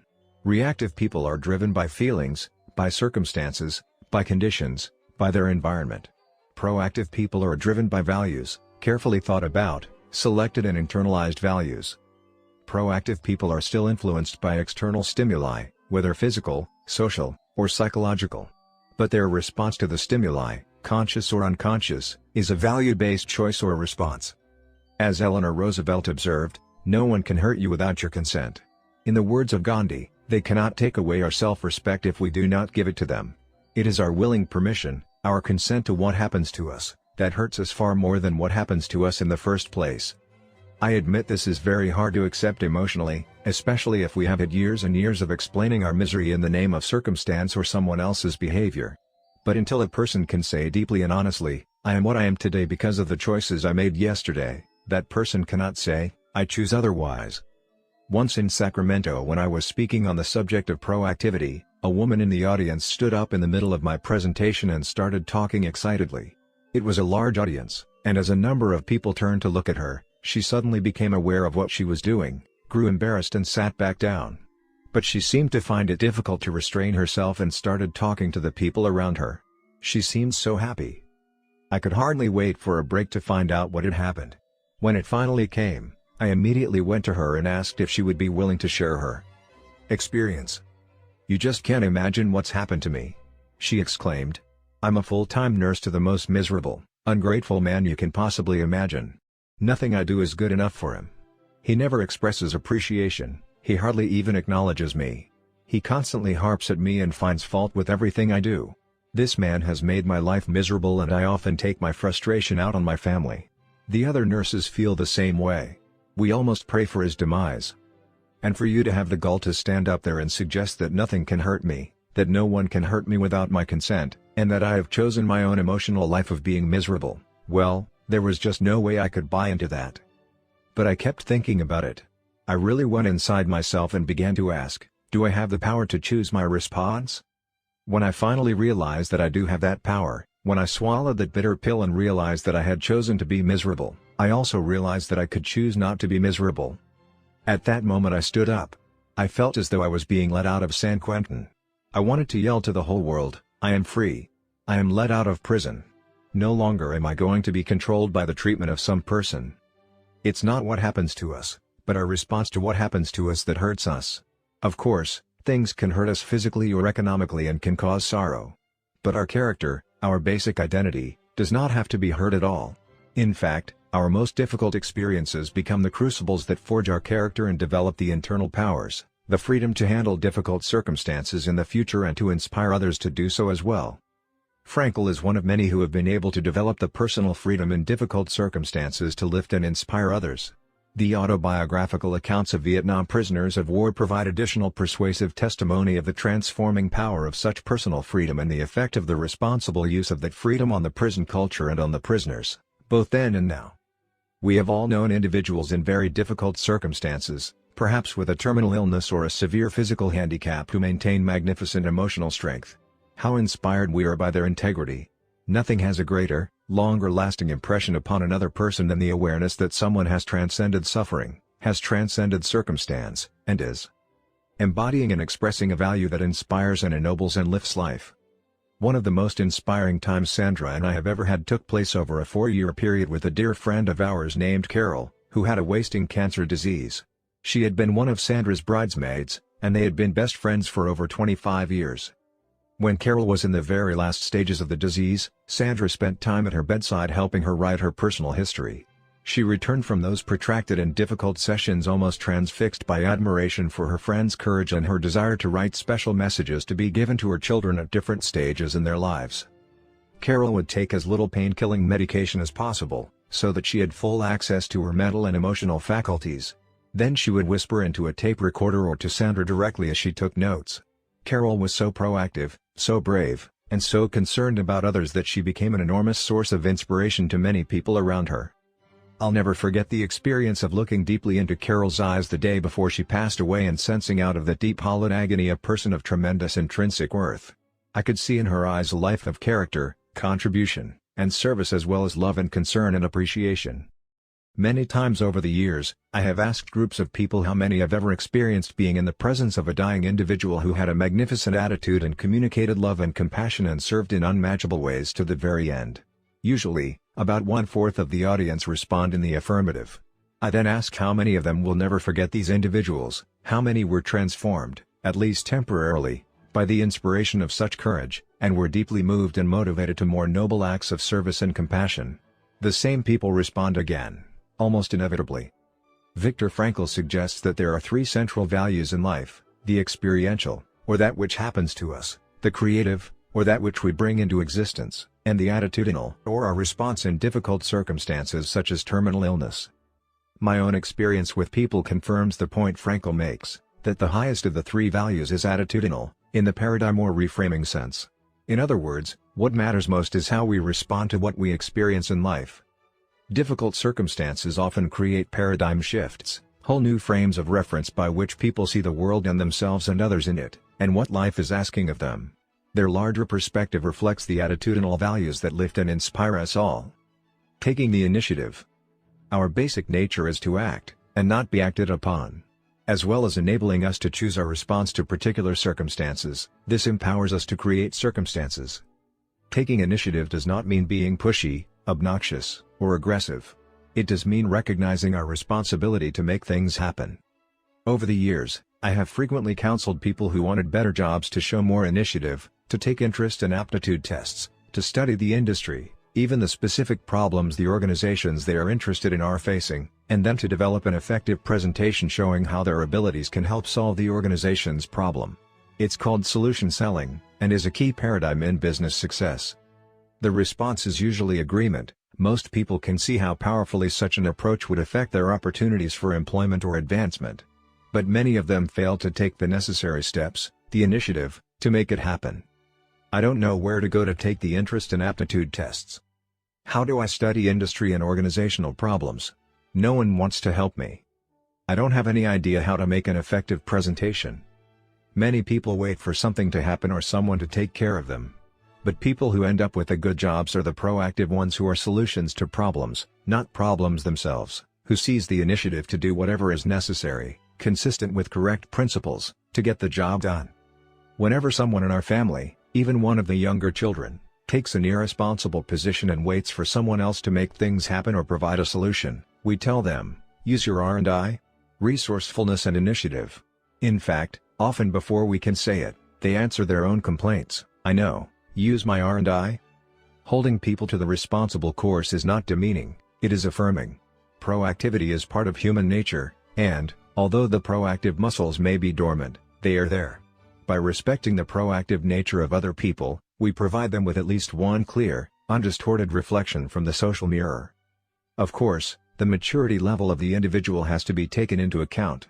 We can't expect high creative cooperation from those who are deep into emotional dependence. But we can, at least, affirm their basic nature and create an atmosphere where people can seize opportunities and solve problems in an increasingly self-reliant way. Act or be acted upon. The difference between people who exercise initiative and those who don't is literally the difference between night and day. I'm not talking about a 25 to 50% difference in effectiveness, I'm talking about a 5,000+ % difference, particularly if they are smart, aware, and sensitive to others. It takes initiative to create the P/PC balance of effectiveness in your life. It takes initiative to develop the 7 habits. As you study the other 6 habits, you will see that each depends on the development of your proactive muscles. Each puts the responsibility on you to act. If you wait to be acted upon, you will be acted upon. And growth and opportunity consequences attend either road. At one time I worked with a group of people in the home improvement industry, representatives from 20 different organizations who met quarterly to share their numbers and problems in an uninhibited way. This was during a time of heavy recession, and the negative impact on this particular industry was even heavier than on the economy in general. These people were fairly discouraged as we began. The first day, our discussion question was, what's happening to us? What's the stimulus? Many things were happening. The environmental pressures were powerful. There was widespread unemployment, and many of these people were laying off friends just to maintain the viability of their enterprises. By the end of the day, everyone was even more discouraged. The second day, we addressed the question, what's going to happen in the future? We studied environmental trends with the underlying reactive assumption that those things would create their future. By the end of the second day, we were even more depressed. Things were going to get worse before they got better, and everyone knew it. So on the third day, we decided to focus on the proactive question, what is our response? What are we going to do? How can we exercise initiative in this situation? In the morning we talked about managing and reducing costs. In the afternoon we discussed increasing market share. We brainstormed both areas, then concentrated on several very practical, very doable things. A new spirit of excitement, hope, and proactive awareness concluded the meetings. At the very end of the third day, we summarized the results of the conference in a 3-part answer to the question, how's business? Part 1, what's happening to us is not good, and the trends suggest that it will get worse before it gets better. Part 2, but what we are causing to happen is very good, for we are better managing and reducing our costs and increasing our market share. Part 3, therefore, business is better than ever. Now what would a reactive mind say to that? Oh, come on. Face facts. You can only carry this positive thinking and self-psych approach so far. Sooner or later you have to face reality. But that's the difference between positive thinking and proactivity. We did face reality. We faced the reality of the current circumstance and of future projections.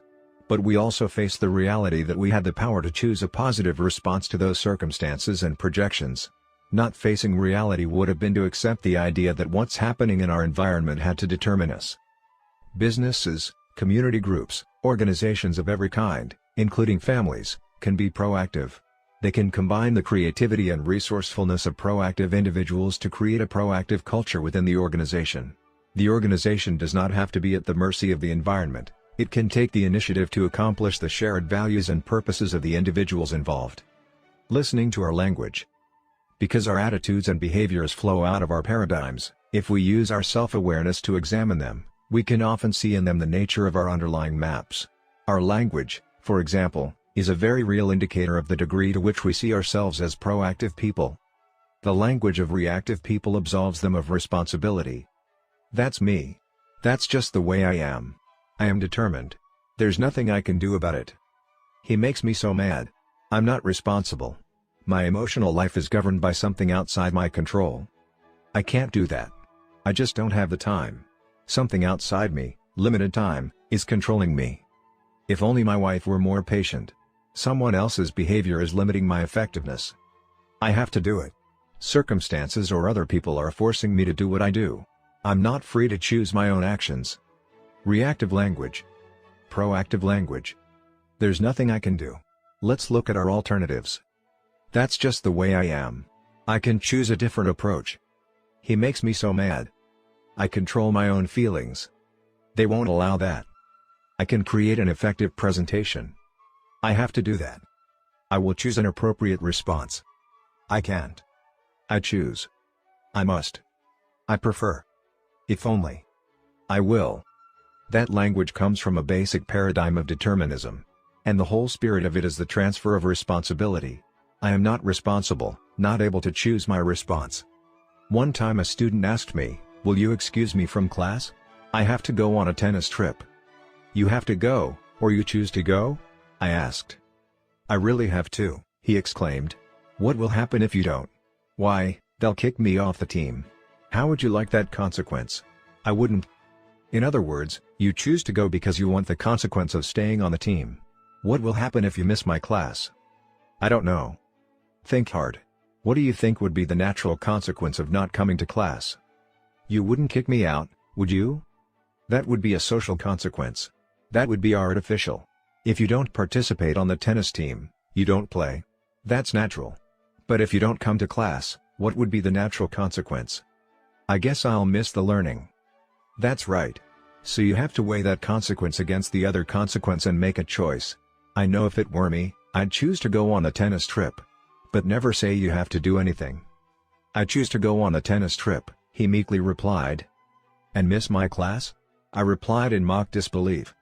A serious problem with reactive language is that it becomes a self-fulfilling prophecy. People become reinforced in the paradigm that they are determined, and they produce evidence to support the belief. They feel increasingly victimized and out of control, not in charge of their life or their destiny. They blame outside forces, other people, circumstances, even the stars, for their own situation. At one seminar where I was speaking on the concept of proactivity, a man came up and said, "Stephen, I like what you're saying. But every situation is so different. Look at my marriage. I'm really worried. My wife and I just don't have the same feelings for each other we used to have. I guess I just don't love her anymore and she doesn't love me. What can I do?" "The feeling isn't there anymore?" I asked. "That's right," he reaffirmed. "And we have 3 children we're really concerned about. What do you suggest?" "Love her," I replied. "I told you, the feeling just isn't there anymore. Love her." "You don't understand. The feeling of love just isn't there." "Then love her. If the feeling isn't there, that's a good reason to love her. But how do you love when you don't love?" "My friend, love is a verb. Love, the feeling, is a fruit of love, the verb. So love her. Serve her. Sacrifice. Listen to her. Empathize. Appreciate. Affirm her. Are you willing to do that?" In the great literature of all progressive societies, love is a verb. Reactive people make it a feeling. They're driven by feelings. Hollywood has generally scripted us to believe that we are not responsible, that we are a product of our feelings. But the Hollywood script does not describe the reality. If our feelings control our actions, it is because we have abdicated our responsibility and empowered them to do so. Proactive people make love a verb. Love is something you do, the sacrifices you make, the giving of self, like a mother bringing a newborn into the world. If you want to study love, study those who sacrifice for others, even for people who offend or do not love in return.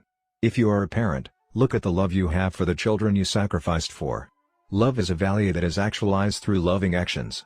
Proactive people subordinate feelings to values. Love, the feeling, can be recaptured. No concern. Circle of concern / circle of influence. Another excellent way to become more self-aware regarding our own degree of proactivity is to look at where we focus our time and energy. We each have a wide range of concerns: our health, our children, problems at work, the national debt, nuclear war.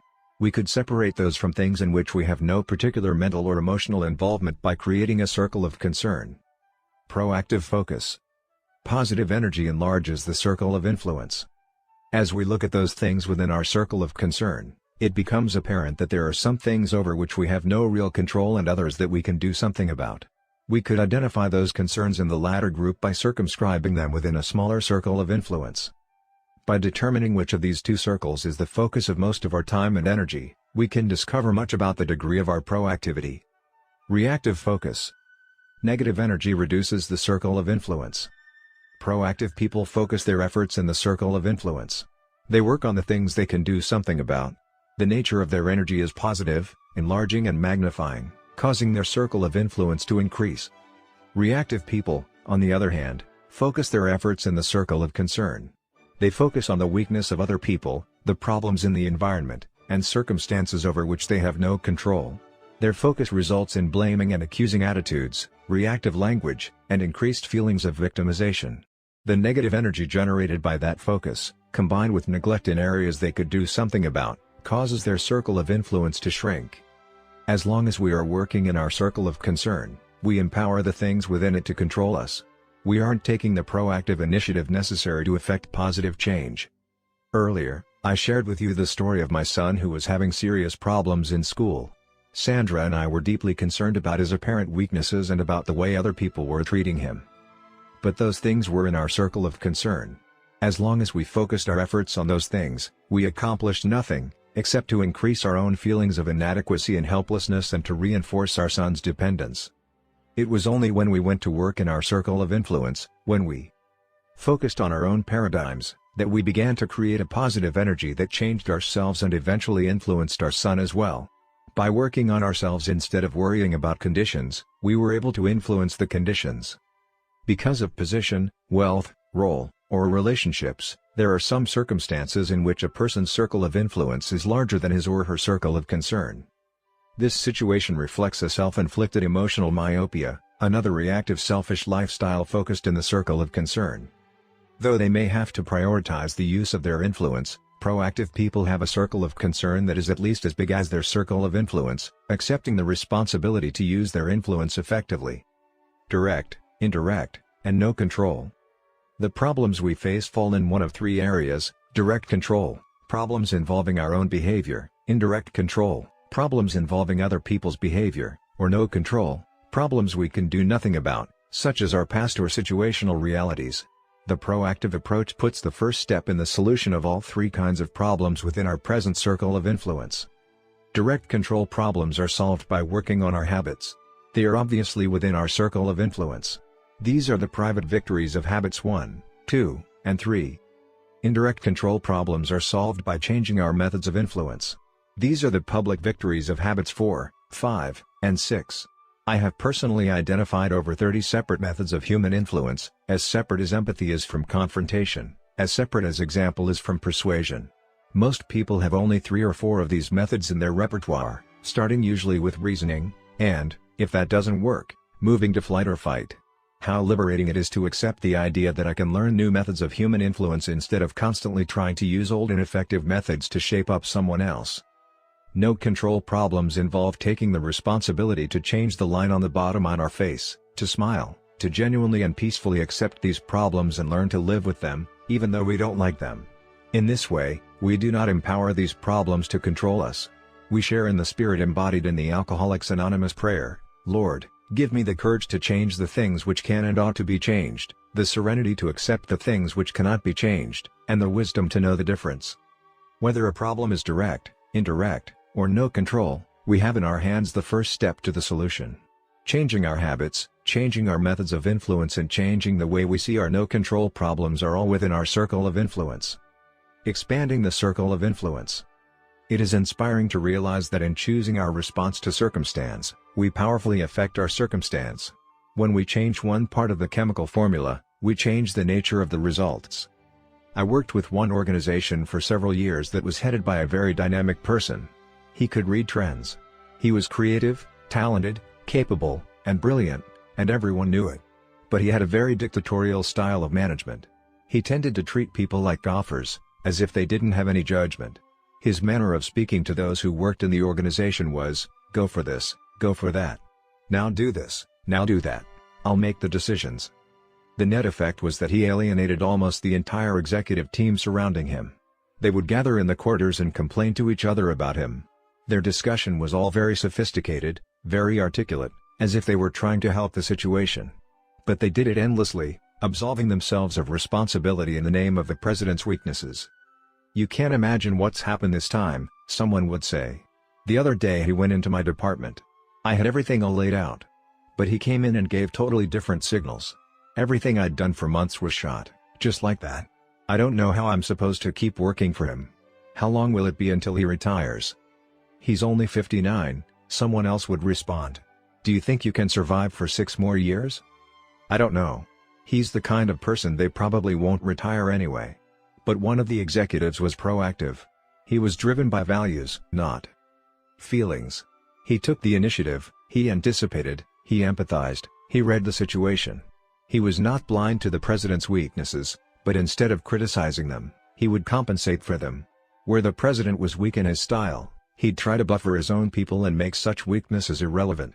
And he'd work with the president's strengths, his vision, talent, creativity. This man focused on his circle of influence. He was treated like a gopher, also. But he would do more than what was expected. He anticipated the president's need. He read with empathy the president's underlying concern, so when he presented information, he also gave his analysis and his recommendations based on that analysis. As I sat one day with the president in an advisory capacity, he said, "Stephen, I just can't believe what this man has done. He's not only given me the information I requested, but he's provided additional information that's exactly what we needed. He even gave me his analysis of it in terms of my deepest concerns, and a list of his recommendations. The recommendations are consistent with the analysis, and the analysis is consistent with the data. He's remarkable. What a relief not to have to worry about this part of the business." At the next meeting, it was go for this and go for that to all the executives. But one. To this man, it was "What's your opinion?" His circle of influence had grown. This caused quite a stir in the organization. The reactive minds in the executive quarters began shooting their vindictive ammunition at this proactive man. It's the nature of reactive people to absolve themselves of responsibility. It's so much safer to say, "I am not responsible." If I say I am responsible, I might have to say, "I am irresponsible." It would be very hard for me to say that I have the power to choose my response and that the response I have chosen has resulted in my involvement in a negative, collusive environment, especially if for years I have absolved myself of responsibility for results in the name of someone else's weaknesses. So these executives focused on finding more information, more ammunition, more evidence as to why they weren't responsible. But this man was proactive toward them, too. Little by little, his circle of influence toward them grew also. It continued to expand to the extent that eventually no one made any significant moves in the organization without that man's involvement and approval, including the president. But the president did not feel threatened because this man's strength complemented his strength and compensated for his weaknesses. So he had the strength of 2 people, a complementary team. This man's success was not dependent on his circumstances. Many others were in the same situation. It was his chosen response to those circumstances, his focus on his circle of influence, that made the difference. There are some people who interpret proactive to mean pushy, aggressive, or insensitive, but that isn't the case at all. Proactive people aren't pushy. They're smart, they're value-driven, they read reality, and they know what's needed. Look at Gandhi. While his accusers were in the legislative chambers criticizing him because he wouldn't join in their circle of concern rhetoric condemning the British Empire for their subjugation of the Indian people, Gandhi was out in the rice paddies, quietly, slowly, imperceptibly expanding his circle of influence with the field laborers. A groundswell of support, of trust, of confidence followed him through the countryside. Though he held no office or political position, through compassion, courage, fasting, and moral persuasion he eventually brought England to its knees, breaking political domination of 300 million people with the power of his greatly expanded circle of influence. The haves and the bees. One way to determine which circle our concern is in is to distinguish between the haves and the bees. The circle of concern is filled with the haves. I'll be happy when I have my house paid off. If only I had a boss who wasn't such a dictator. If only I had a more patient husband. If I had more obedient kids. If I had my degree. If I could just have more time to myself. The circle of influence is filled with the B's. I can be more patient, be wise, be loving. It's the character focus. Anytime we think the problem is out there, that thought is the problem. We empower what's out there to control us. The change paradigm is outside in. What's out there has to change before we can change. The proactive approach is to change from the inside out, to be different, and by being different, to effect positive change in what's out there. I can be more resourceful, I can be more diligent, I can be more creative, I can be more cooperative. One of my favorite stories is one in the Old Testament, part of the fundamental fabric of the Judeo-Christian tradition. It's the story of Joseph, who was sold into slavery in Egypt by his brothers at the age of 17. Can you imagine how easy it would have been for him to languish in self-pity as a servant of Potiphar, to focus on the weaknesses of his brothers and his captors and on all he didn't have? But Joseph was proactive. He worked on B. And within a short period of time, he was running Potiphar's household. He was in charge of all that Potiphar had because the trust was so high. Then the day came when Joseph was caught in a difficult situation and refused to compromise his integrity. As a result, he was unjustly imprisoned for 13 years. But again he was proactive. He worked on the inner circle, on being instead of having, and soon he was running the prison and eventually the entire nation of Egypt, second only to the Pharaoh. I know this idea is a dramatic paradigm shift for many people. It is so much easier to blame other people, conditioning, or conditions for our own stagnant situation. But we are responsible to control our lives and to powerfully influence our circumstances by working on what we are. If I have a problem in my marriage, what do I really gain by continually confessing my wife's sins? By saying I'm not responsible, I make myself a powerless victim. I immobilize myself in a negative situation. I also diminish my ability to influence her. My nagging, accusing, critical attitude only makes her feel validated in her own weakness. My criticism is worse than the conduct I want to correct. My ability to positively impact the situation withers and dies. If I really want to improve my situation, I can work on the one thing over which I have control, myself. I can stop trying to shape up my wife and work on my own weaknesses. I can focus on being a great marriage partner, a source of unconditional love and support. Hopefully, my wife will feel the power of proactive example and respond in kind. But whether she does or doesn't, the most positive way I can influence my situation is to work on myself, on my being. There are so many ways to work in the circle of influence: to be a better listener, to be a more loving marriage partner, to be a better student, to be a more cooperative and dedicated employee. Sometimes the most proactive thing we can do is to be happy. Just to genuinely smile. Happiness, like unhappiness, is a proactive choice. There are things, like the weather, that our circle of influence will never include. But as proactive people, we can carry our own physical or social weather with us.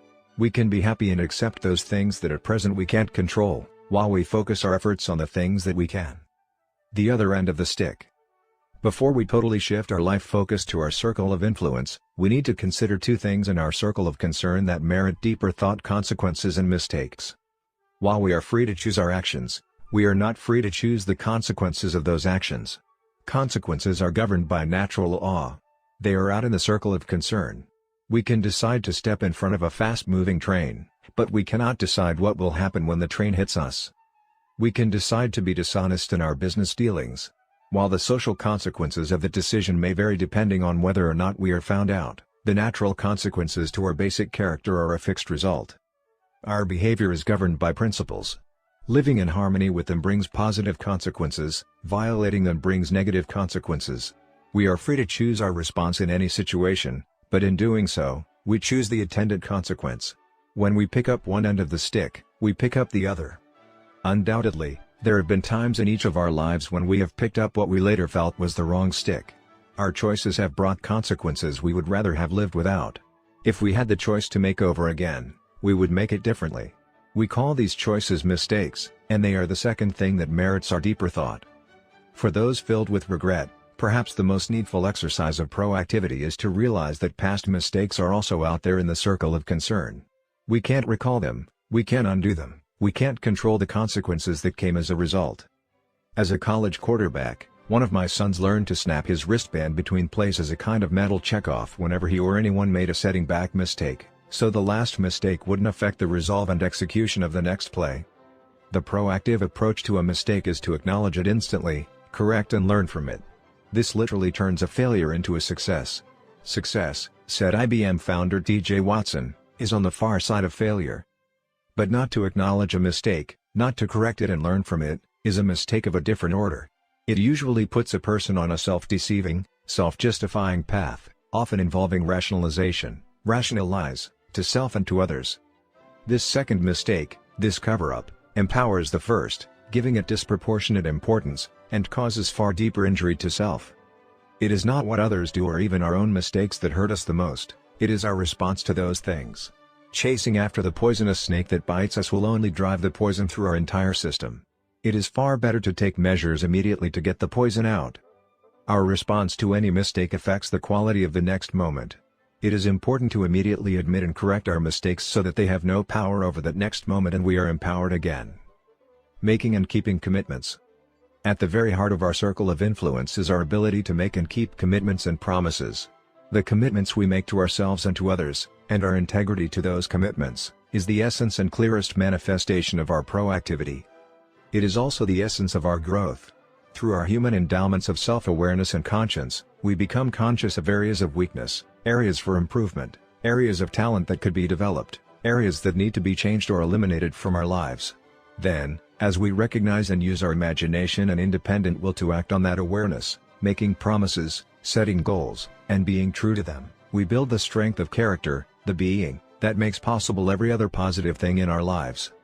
It is here that we find two ways to put ourselves in control of our lives immediately. We can make a promise, and keep it. Or we can set a goal, and work to achieve it. As we make and keep commitments, even small commitments, we begin to establish an inner integrity that gives us the awareness of self-control and the courage and strength to accept more of the responsibility for our own lives. By making and keeping promises to ourselves and others, little by little, our honor becomes greater than our moods.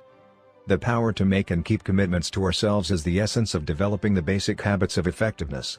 Knowledge, skill, and desire are all within our control. We can work on any one to improve the balance of the three. As the area of intersection becomes larger, we more deeply internalize the principles upon which the habits are based and create the strength of character to move us in a balanced way toward increasing effectiveness in our lives. Proactivity, the 30-day test. We don't have to go through the death camp experience of Frankl to recognize and develop our own proactivity. It is in the ordinary events of every day that we develop the proactive capacity to handle the extraordinary pressures of life. It's how we make and keep commitments, how we handle a traffic jam, how we respond to an irate customer or a disobedient child. It's how we view our problems and where we focus our energies. It's the language we use. I would challenge you to test the principle of proactivity for 30 days. Simply try it and see what happens. For 30 days work only in your circle of influence. Make small commitments and keep them. Be a light, not a judge. Be a model, not a critic. Be part of the solution, not part of the problem. Try it in your marriage, in your family, in your job. Don't argue for other people's weaknesses. Don't argue for your own. When you make a mistake, admit it, correct it, and learn from it, immediately. Don't get into a blaming, accusing mode. Work on things you have control over. Work on you. On B. Look at the weaknesses of others with compassion, not accusation. It's not what they're not doing or should be doing that's the issue. The issue is your own chosen response to the situation and what you should be doing. If you start to think the problem is out there, stop yourself. That thought is the problem. People who exercise their embryonic freedom day after day will, little by little, expand that freedom. People who do not will find that it withers until they are literally being lived. They are acting out the scripts written by parents, associates, and society. We are responsible for our own effectiveness, for our own happiness, and ultimately, I would say, for most of our circumstances. Samuel Johnson observed, "The fountain of content must spring up in the mind, and he who hath so little knowledge of human nature as to seek happiness by changing anything but his own disposition, will waste his life in fruitless efforts and multiply the grief he proposes to remove." Knowing that we are responsible is fundamental to effectiveness and to every other habit of effectiveness we will discuss. Application suggestions. 1. For a full day, listen to your language and to the language of the people around you. How often do you use and hear reactive phrases such as if only, I can't, or I have to? 2. Identify an experience you might encounter in the near future where, based on past experience, you would probably behave reactively. Review the situation in the context of your circle of influence. How could you respond proactively? Take several moments and create the experience vividly in your mind, picturing yourself responding in a proactive manner. Remind yourself of the gap between stimulus and response. Make a commitment to yourself to exercise your freedom to choose. 3. Select a problem from your work or personal life that is frustrating to you. Determine whether it is a direct, indirect, or no-control problem. Identify the first step you can take in your circle of influence to solve it and then take that step. 4. Try the 30-day test of proactivity. Be aware of the change in your circle of influence. Habit 2. Begin with the end in mind. Principles of personal leadership. What lies behind us and what lies before us are tiny matters compared to what lies within us. Oliver Wendell Holmes. Please find a place to read these next few pages where you can be alone and uninterrupted. Clear your mind of everything except what you will read and what I will invite you to do.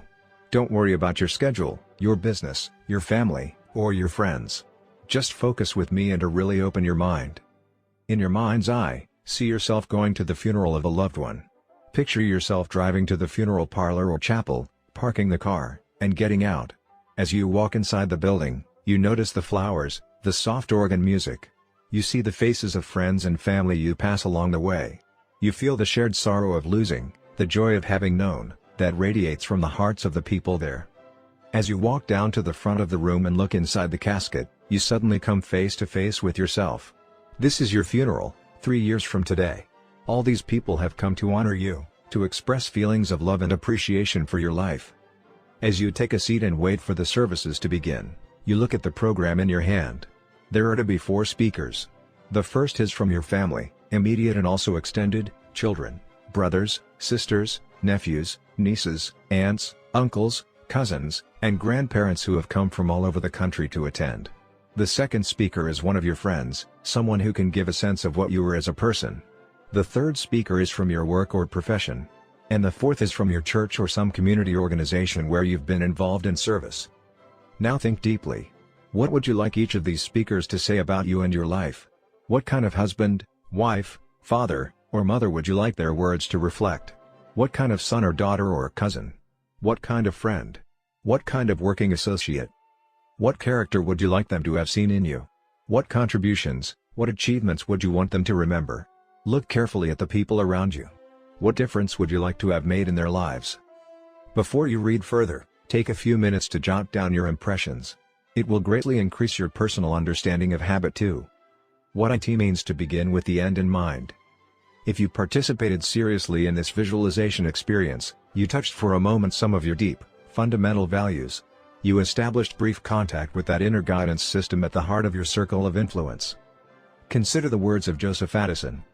When I look upon the tombs of the great, every emotion of envy dies in me. When I read the epitaphs of the beautiful, every inordinate desire goes out. When I meet with the grief of parents upon a tombstone, my heart melts with compassion. When I see the tomb of the parents themselves, I consider the vanity of grieving o'er those whom we must quickly follow. When I see kings lying by those who depose them, when I consider rival wits placed side by side, or the holy men that divided the world with their contests and disputes, I reflect with sorrow and astonishment on the little competitions, factions, and debates of mankind.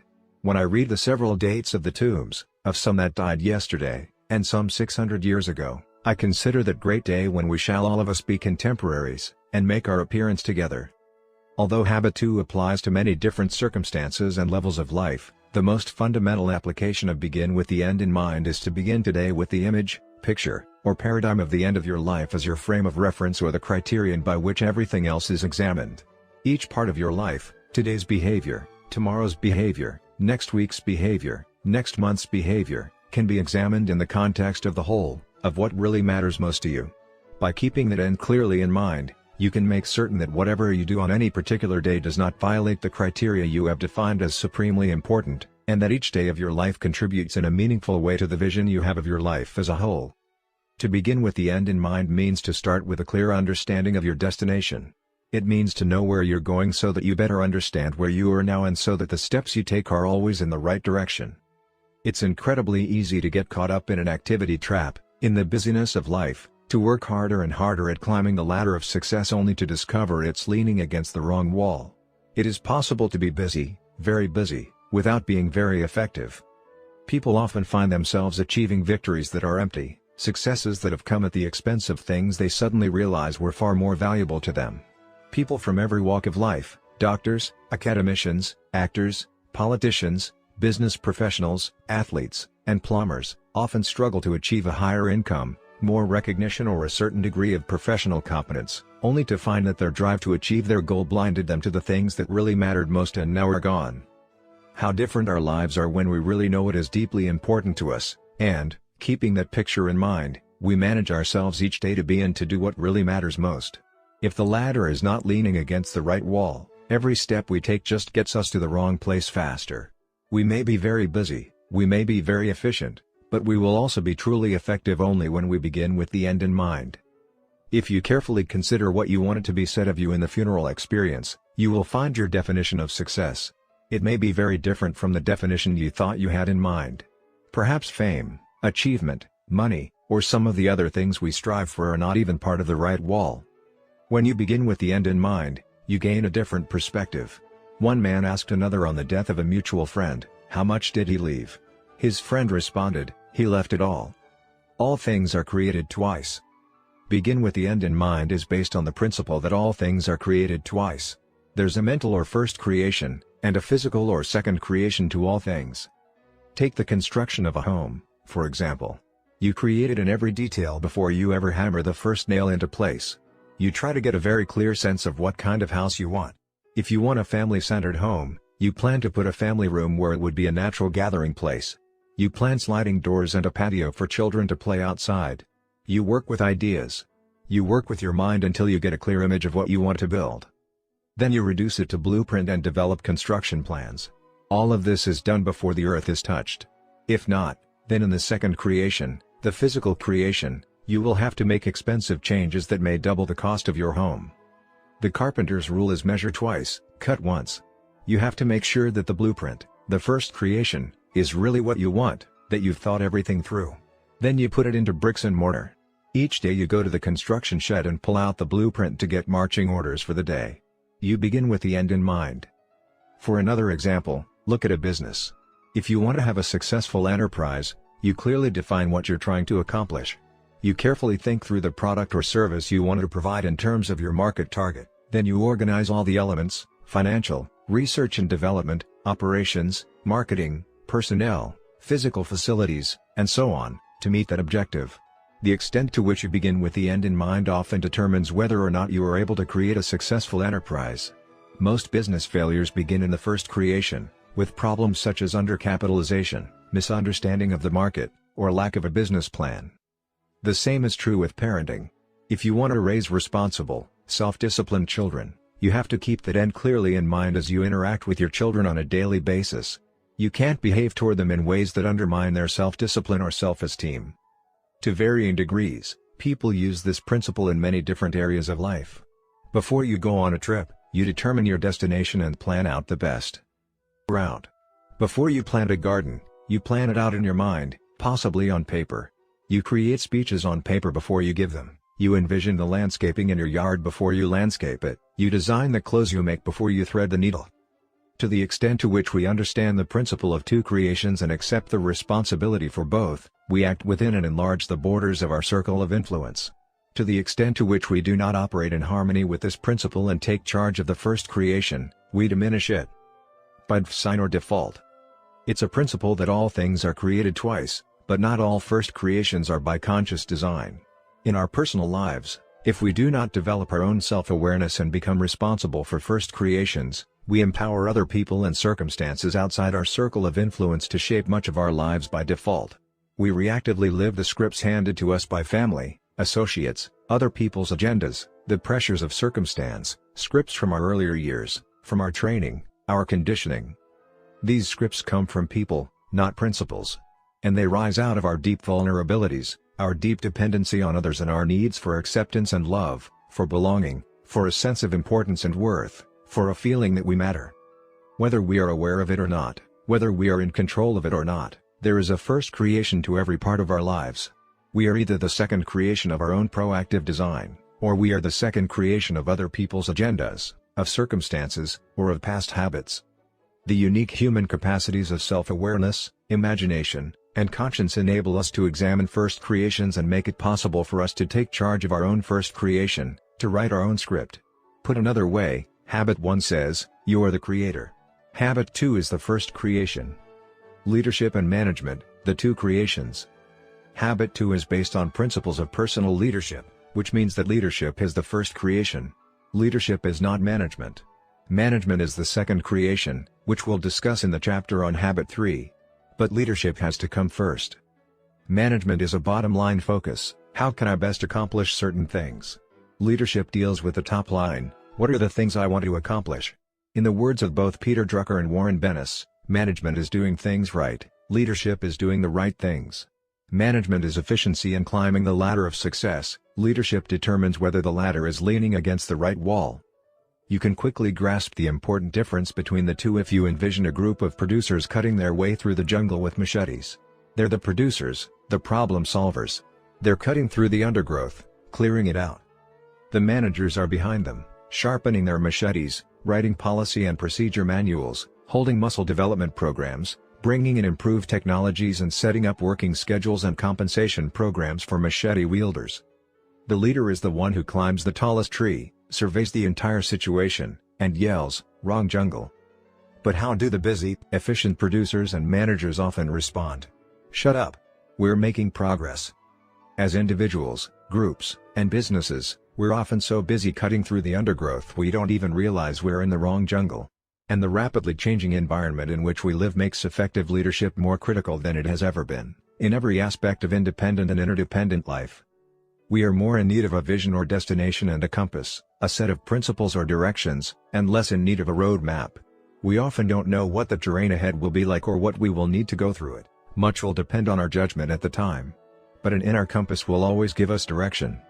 Effectiveness, often even survival, does not depend solely on how much effort we expend, but on whether or not the effort we expend is in the right jungle. And the metamorphosis taking place in most every industry and profession demands leadership first and management second. In business, the market is changing so rapidly that many products and services that successfully met consumer tastes and needs a few years ago are obsolete today. Proactive, powerful leadership must constantly monitor environmental change, particularly customer buying habits and motives, and provide the force necessary to organize resources in the right direction. Such changes as deregulation of the airline industry, skyrocketing costs of healthcare, and the greater quality and quantity of imported cars impact the environment in significant ways. If industries do not monitor the environment, including their own work teams, and exercise the creative leadership to keep headed in the right direction, no amount of management expertise can keep them from failing. Efficient management without effective leadership is, as one individual has phrased it, like straightening deck chairs on the Titanic. No management success can compensate for failure in leadership. But leadership is hard because we're often caught in a management paradigm. At the final session of a year-long executive development program in Seattle, the president of an oil company came up to me and said, "Stephen, when you pointed out the difference between leadership and management in the second month, I looked at my role as the president of this company and realized that I had never been into leadership. I was deep into management, buried by pressing challenges and the details of day-to-day logistics. So I decided to withdraw from management. I could get other people to do that. I wanted to really lead my organization." It was hard. I went through withdrawal pains because I stopped dealing with a lot of the pressing, urgent matters that were right in front of me and which gave me a sense of immediate accomplishment. I didn't receive much satisfaction as I started wrestling with the direction issues, the culture-building issues, the deep analysis of problems, the seizing of new opportunities. Others also went through withdrawal pains from their working style comfort zones. They missed the easy accessibility I had given them before. They still wanted me to be available to them, to respond, to help solve their problems on a day-to-day basis. But I persisted. I was absolutely convinced that I needed to provide leadership. And I did. Today our whole business is different. We're more in line with our environment. We have doubled our revenues and quadrupled our profits. I'm into leadership. I'm convinced that too often parents are also trapped in the management paradigm, thinking of control, efficiency, and rules instead of direction, purpose, and family feeling. And leadership is even more lacking in our personal lives. We're into managing with efficiency, setting and achieving goals before we have even clarified our values. Rescripting, becoming your own first creator. As we previously observed, proactivity is based on the unique human endowment of self-awareness. The two additional unique human endowments that enable us to expand our proactivity and to exercise personal leadership in our lives are imagination and conscience. Through imagination, we can visualize the uncreated worlds of potential that lie within us. Through conscience, we can come in contact with universal laws or principles with our own singular talents and avenues of contribution, and with the personal guidelines within which we can most effectively develop them. Combined with self-awareness, these two endowments empower us to write our own script. Because we already live with many scripts that have been handed to us, the process of writing our own script is actually more a process of rescripting, or paradigm shifting, of changing some of the basic paradigms that we already have. As we recognize the ineffective scripts, the incorrect or incomplete paradigms within us, we can proactively begin to rescript ourselves. I think one of the most inspiring accounts of the rescripting process comes from the autobiography of Anwar Sadat, past president of Egypt. Sadat had been reared, nurtured, and deeply scripted in a hatred for Israel. He would make the statement on national television, "I will never shake the hand of an Israeli as long as they occupy 1 inch of Arab soil. Never, never, never." And huge crowds all around the country would chant, "Never, never, never." He marshaled the energy and unified the will of the whole country in that script. The script was very independent and nationalistic, and it aroused deep emotions in the people. But it was also very foolish, and Sadat knew it. It ignored the perilous, highly interdependent reality of the situation. So he rescripted himself. It was a process he had learned when he was a young man imprisoned in Cell 54, a solitary cell in Cairo Central Prison, as a result of his involvement in a conspiracy plot against King Farouk. He learned to withdraw from his own mind and look at it to see if the scripts were appropriate and wise. He learned how to vacate his own mind and, through a deep personal process of meditation, to work with his own scriptures, his own form of prayer, and rescript himself. He records that he was almost loath to leave his prison cell because it was there that he realized that real success is success with self. It's not in having things, but in having mastery, having victory over self. For a period of time during Nasser's administration, Sadat was relegated to a position of relative insignificance. Everyone felt that his spirit was broken, but it wasn't. They were projecting their own home movies onto him. They didn't understand him. He was biding his time. And when that time came, when he became president of Egypt and confronted the political realities, he rescripted himself toward Israel. He visited the Knesset in Jerusalem and opened up one of the most precedent-breaking peace movements in the history of the world, a bold initiative that eventually brought about the Camp David Accord. Sadat was able to use his self-awareness, his imagination and his conscience to exercise personal leadership, to change an essential paradigm, to change the way he saw the situation. He worked in the center of his circle of influence. And from that rescripting, that change in paradigm, flowed changes in behavior and attitude that affected millions of lives in the wider circle of concern.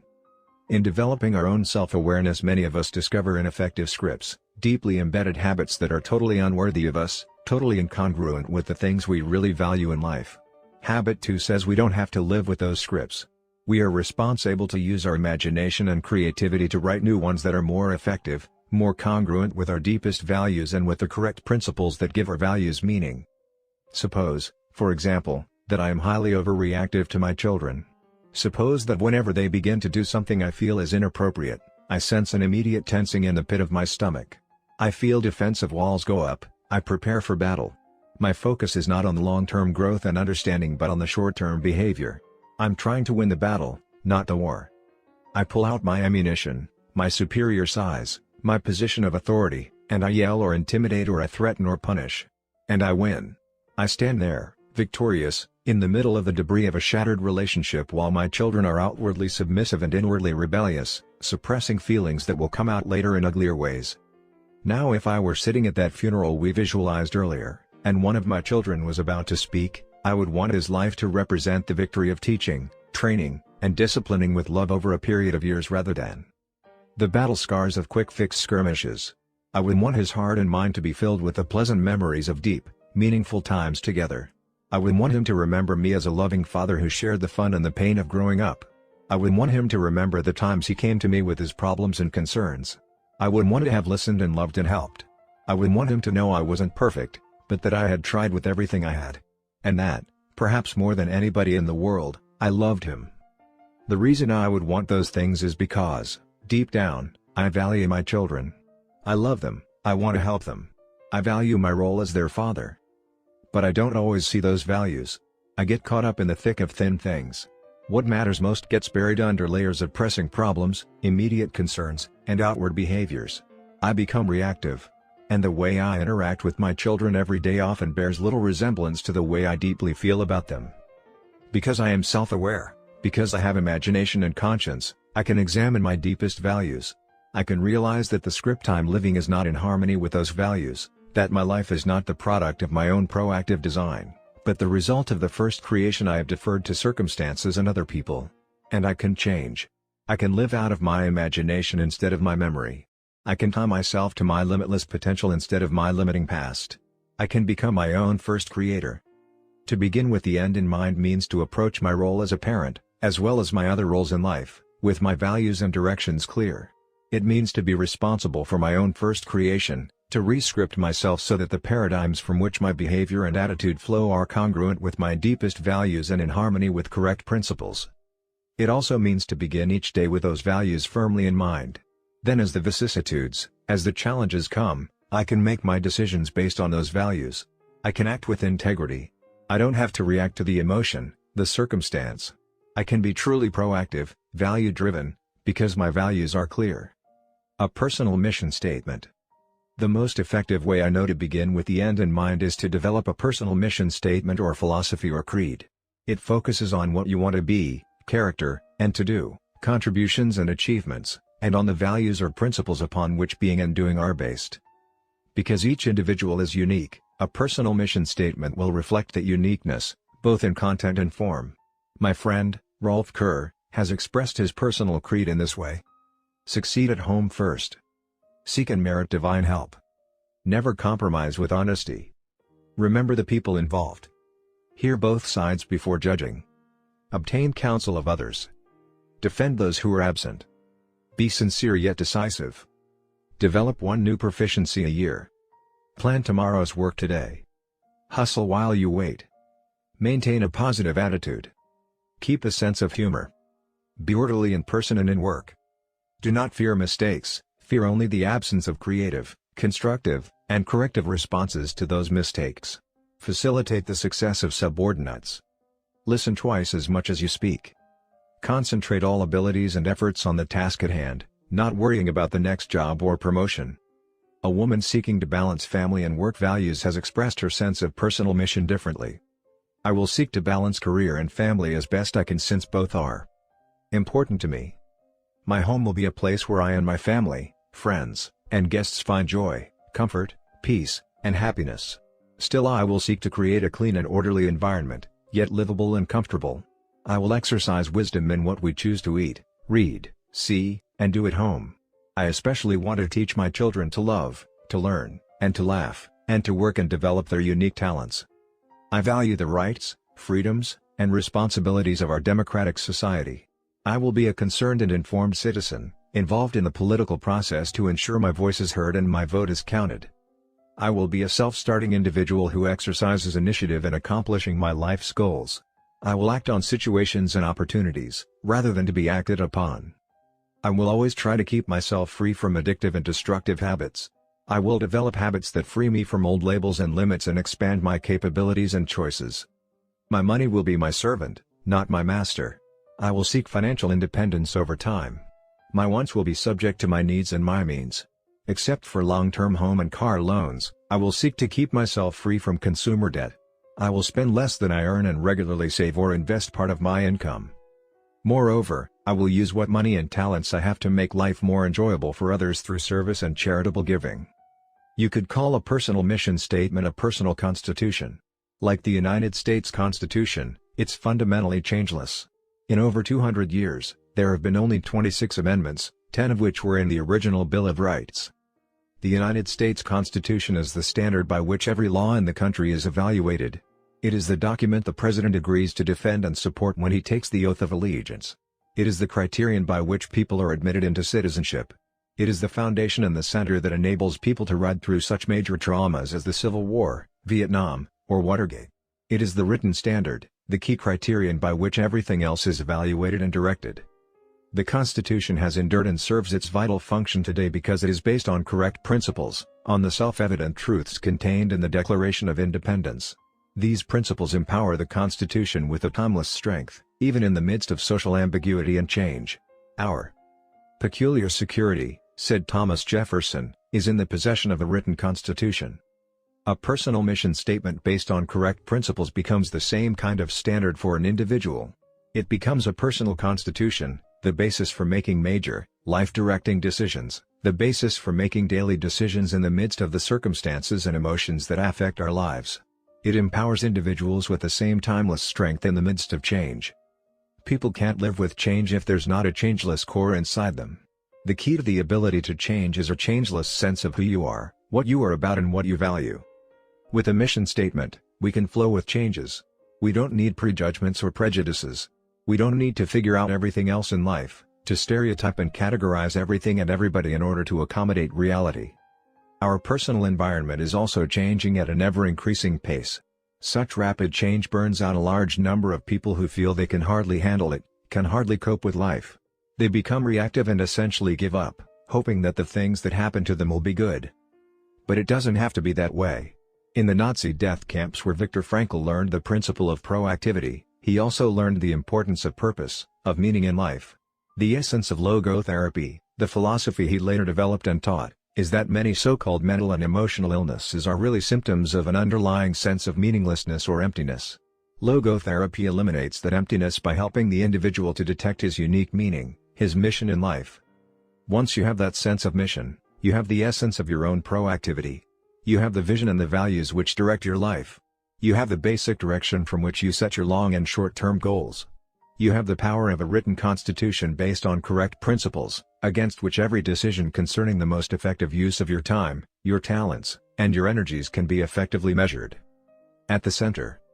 In order to write a personal mission statement, we must begin at the very center of our circle of influence, that center comprised of our most basic paradigms, the lens through which we see the world.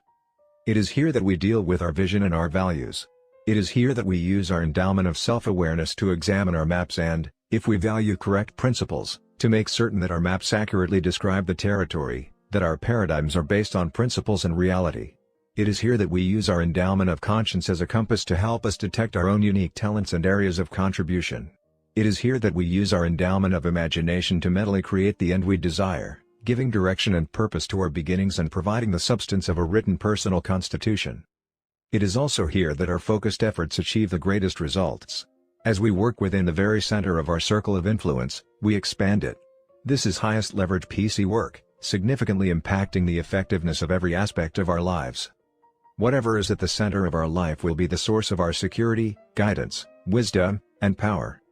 Security represents your sense of worth, your identity, your emotional anchorage, your self-esteem, your basic personal strength or lack of it. Guidance means your source of direction in life.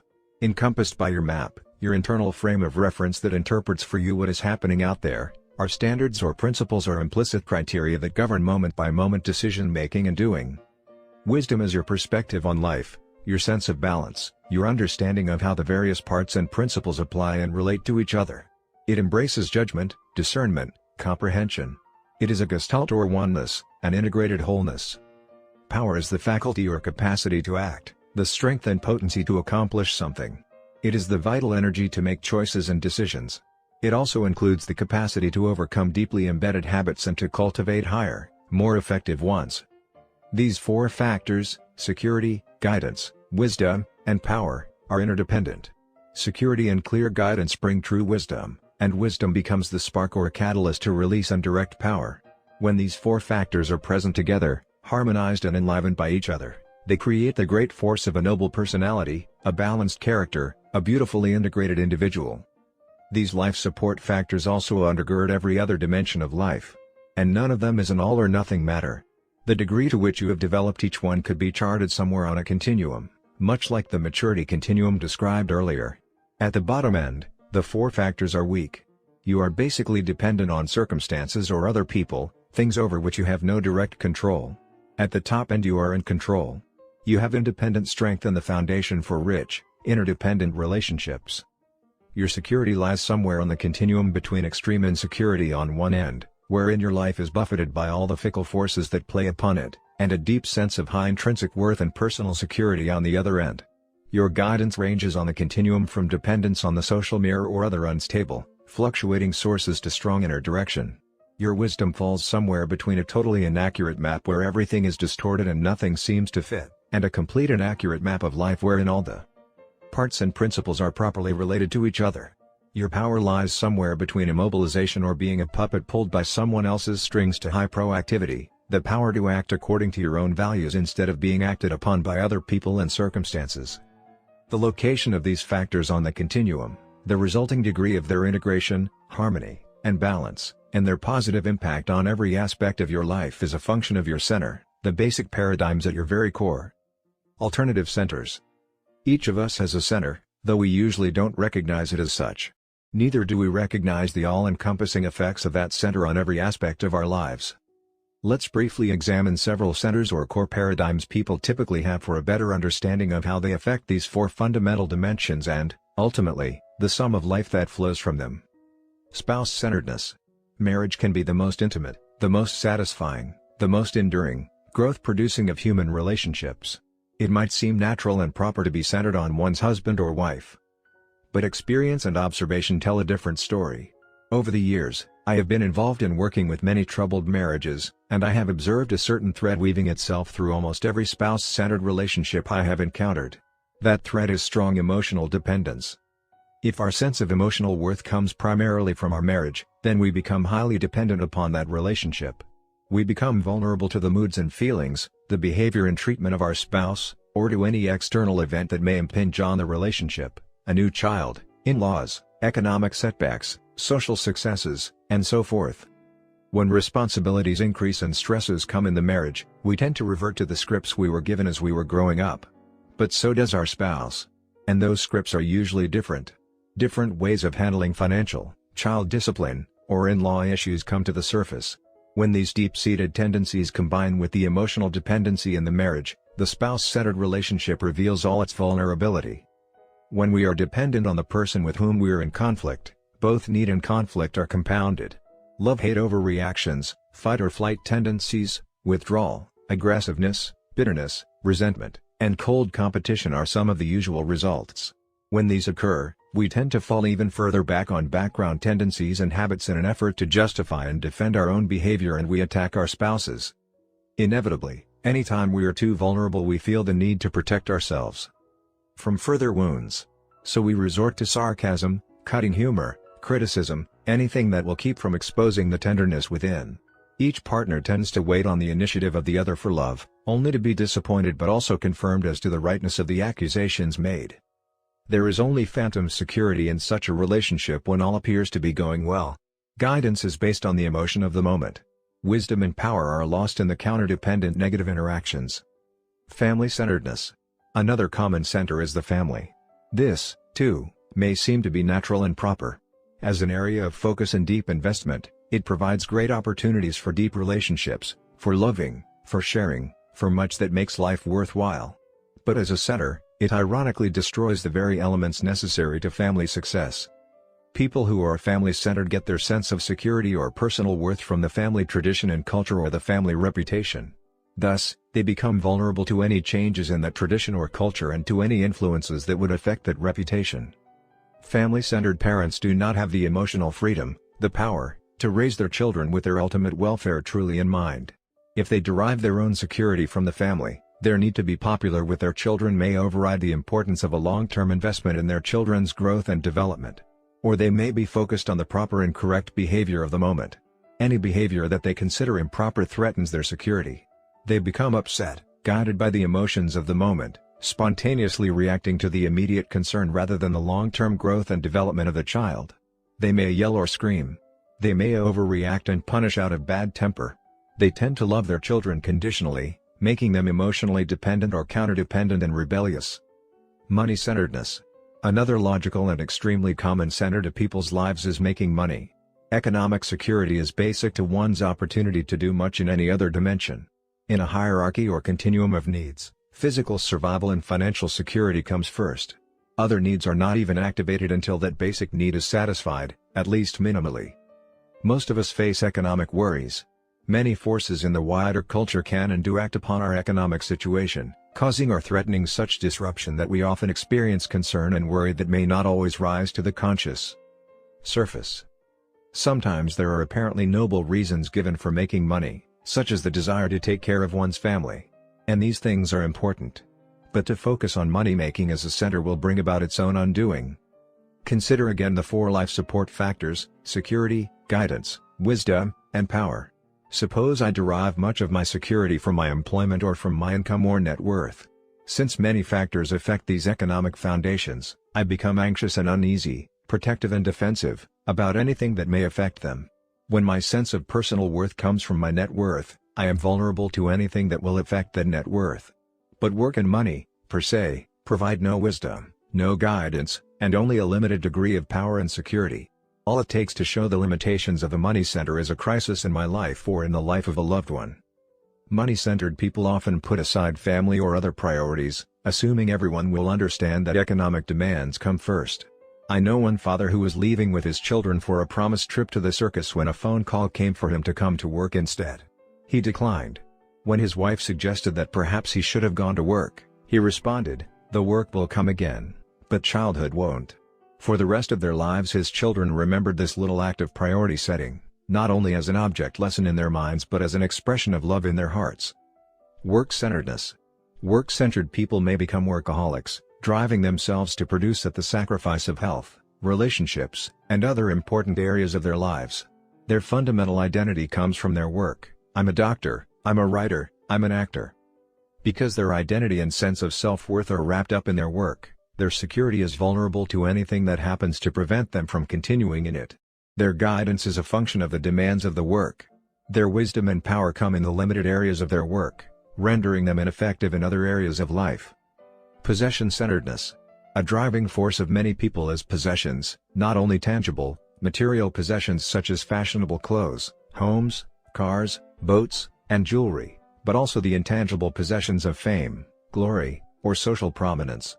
Most of us are aware, through our own experience, how singularly flawed such a center is, simply because it can vanish rapidly and it is influenced by so many forces. If my sense of security lies in my reputation or in the things I have, my life will be in a constant state of threat and jeopardy that these possessions may be lost or stolen or devalued. If I'm in the presence of someone of greater net worth or fame or status, I feel inferior. If I'm in the presence of someone of lesser net worth or fame or status, I feel superior. My sense of self-worth constantly fluctuates. I don't have any sense of constancy or anchorage or persistent selfhood. I am constantly trying to protect and ensure my assets, properties, securities, position, or reputation. We have all heard stories of people committing suicide after losing their fortunes in a significant stock decline or their fame in a political reversal. Pleasure-centeredness. Another common center, closely allied with possessions, is that of fun and pleasure. We live in a world where instant gratification is available and encouraged. Television and movies are major influences in increasing people's expectations. They graphically portray what other people have and can do in living the life of ease and fun. But while the glitter of pleasure-centered lifestyles is graphically portrayed, the natural result of such lifestyles, the impact on the inner person, on productivity, on relationships, is seldom accurately seen. Innocent pleasures in moderation can provide relaxation for the body and mind and can foster family and other relationships. But pleasure, per se, offers no deep, lasting satisfaction or sense of fulfillment. The pleasure-centered person, too soon bored with each succeeding level of fun, constantly cries for more and more. So the next new pleasure has to be bigger and better, more exciting, with a bigger high. A person in this state becomes almost entirely narcissistic, interpreting all of life in terms of the pleasure it provides to the self here and now. Too many vacations that last too long, too many movies, too much TV, too much video game playing, too much undisciplined leisure time in which a person continually takes the course of least resistance gradually wastes a life. It ensures that a person's capacities stay dormant, that talents remain undeveloped, that the mind and spirit become lethargic and that the heart is unfulfilled. Where's the security, the guidance, the wisdom, and the power? At the low end of the continuum, in the pleasure of a fleeting moment. Malcolm Muggeridge writes a 20th century testimony. When I look back on my life nowadays, which I sometimes do, what strikes me most forcibly about it is that what seemed at the time most significant and seductive, seems now most futile and absurd. For instance, success in all of its various guises, being known and being praised, ostensible pleasures, like acquiring money or seducing women, or traveling, going to and fro in the world and up and down in it like Satan, explaining and experiencing whatever Vanity Fair has to offer. In retrospect, all these exercises in self-gratification seem pure fantasy, what Pascal called, licking the earth. Friend/enemy-centeredness. Young people are particularly, though certainly not exclusively, susceptible to becoming friend-centered. Acceptance and belonging to a peer group can become almost supremely important. The distorted and ever-changing social mirror becomes the source for the four life support factors, creating a high degree of dependence on the fluctuating moods, feelings, attitudes, and behavior of others. Friend-centeredness can also focus exclusively on one person, taking on some of the dimensions of marriage. The emotional dependence on one individual, the escalating need/conflict spiral, and the resulting negative interactions can grow out of friend-centeredness. And what about putting an enemy at the center of one's life? Most people would never think of it, and probably no one would ever do it consciously. Nevertheless, enemy centering is very common, particularly when there is frequent interaction between people who are in real conflict. When someone feels he has been unjustly dealt with by an emotionally or socially significant person, it is very easy for him to become preoccupied with the injustice and make the other person the center of his life. Rather than proactively leading his own life, the enemy-centered person is counterdependently reacting to the behavior and attitudes of a perceived enemy. One friend of mine who taught at a university became very distraught because of the weaknesses of a particular administrator with whom he had a negative relationship. He allowed himself to think about the man constantly until eventually it became an obsession. It so preoccupied him that it affected the quality of his relationships with his family, his church, and his working associates. He finally came to the conclusion that he had to leave the university and accept a teaching appointment somewhere else.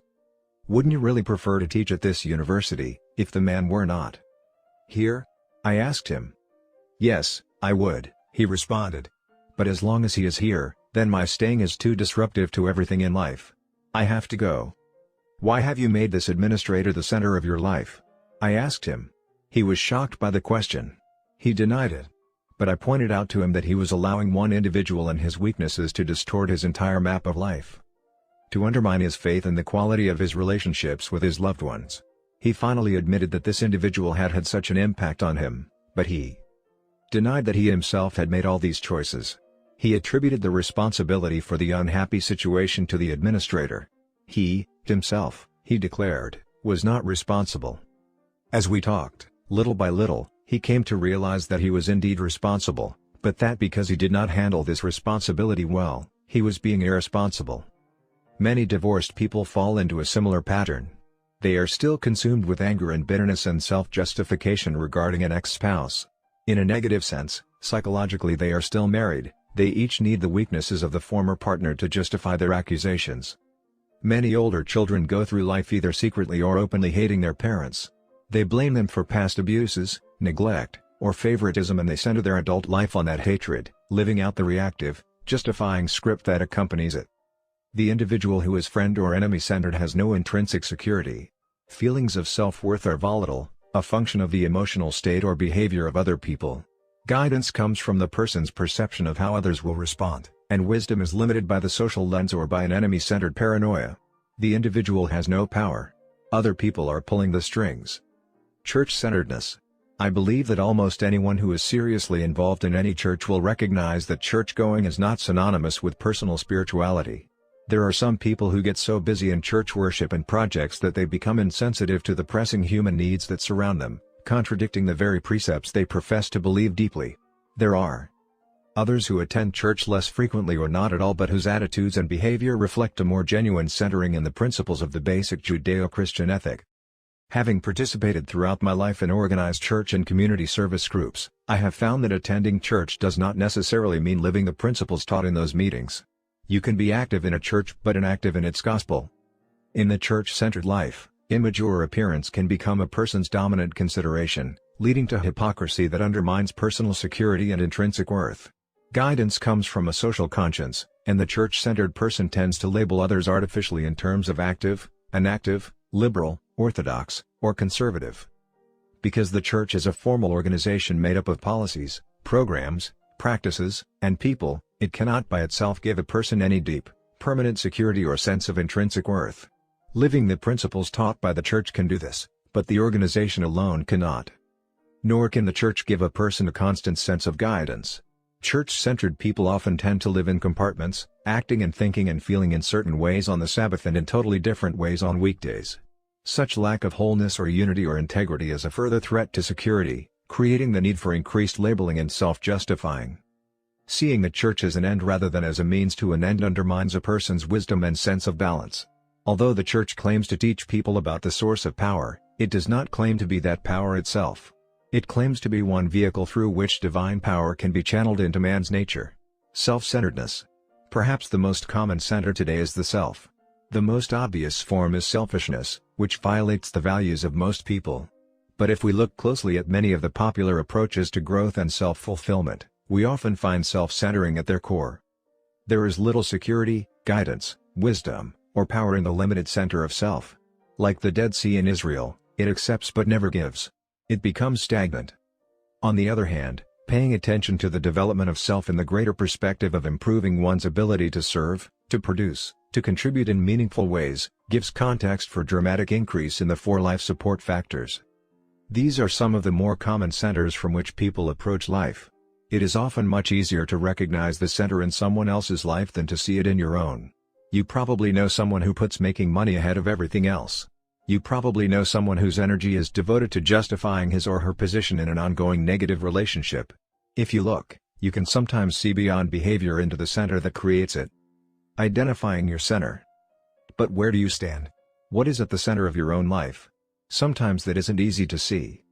Perhaps the best way to identify your own center is to look closely at your life support factors. If you can identify with one or more of the descriptions below, you can trace it back to the center from which it flows, a center which may be limiting your personal effectiveness.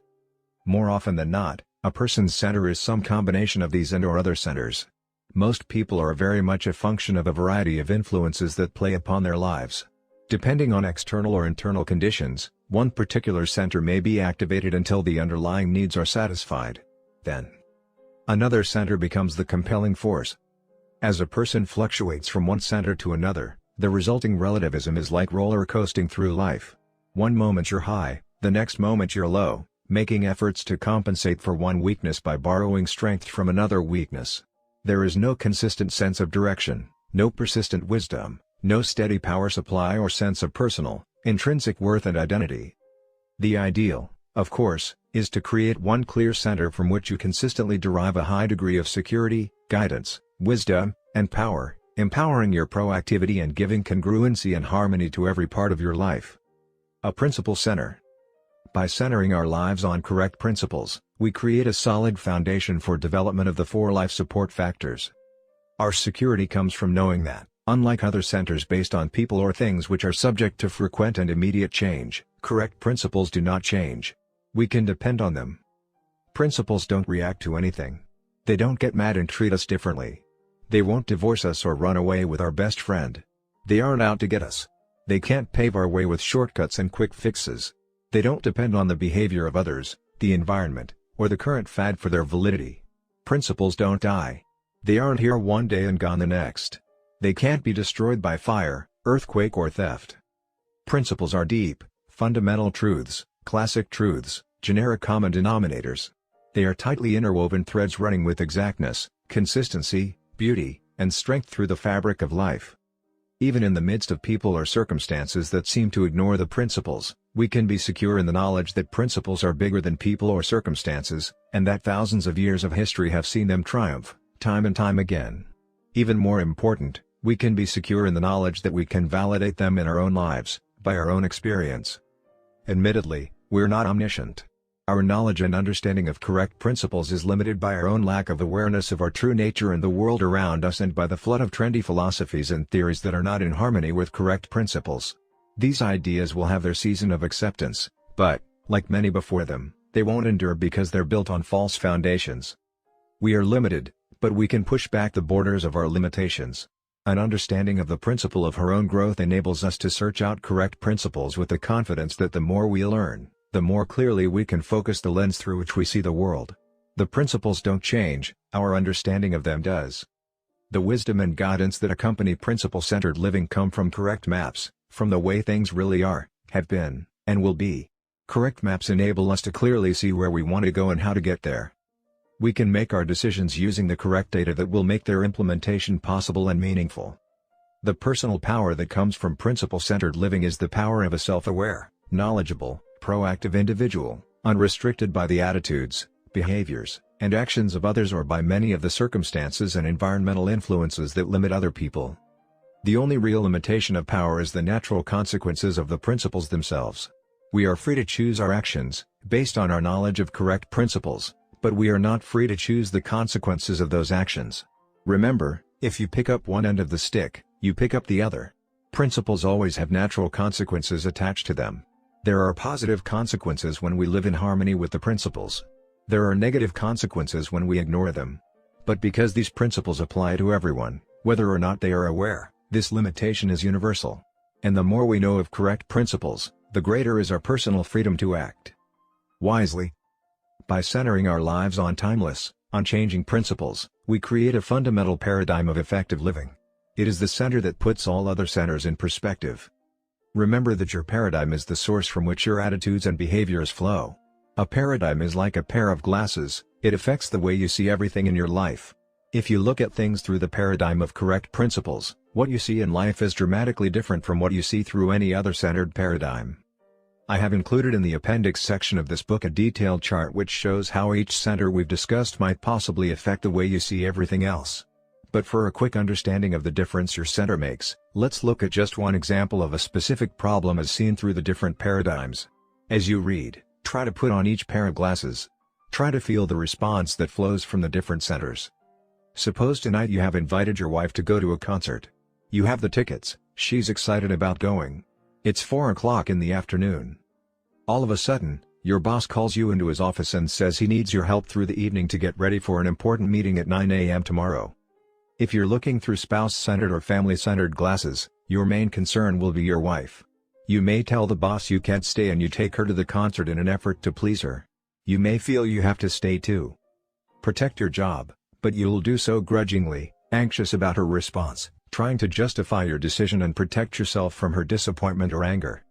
If you're looking through a money-centered lens, your main thought will be of the overtime you'll get or the influence working late will have on a potential raise. You may call your wife and simply tell her you have to stay, assuming she'll understand that economic demands come first. If you're work-centered, you may be thinking of the opportunity. You can learn more about the job. You can make some points with the boss and further your career. You may give yourself a pat on the back for putting in hours well beyond what is required, evidence of what a hard worker you are. Your wife should be proud of you.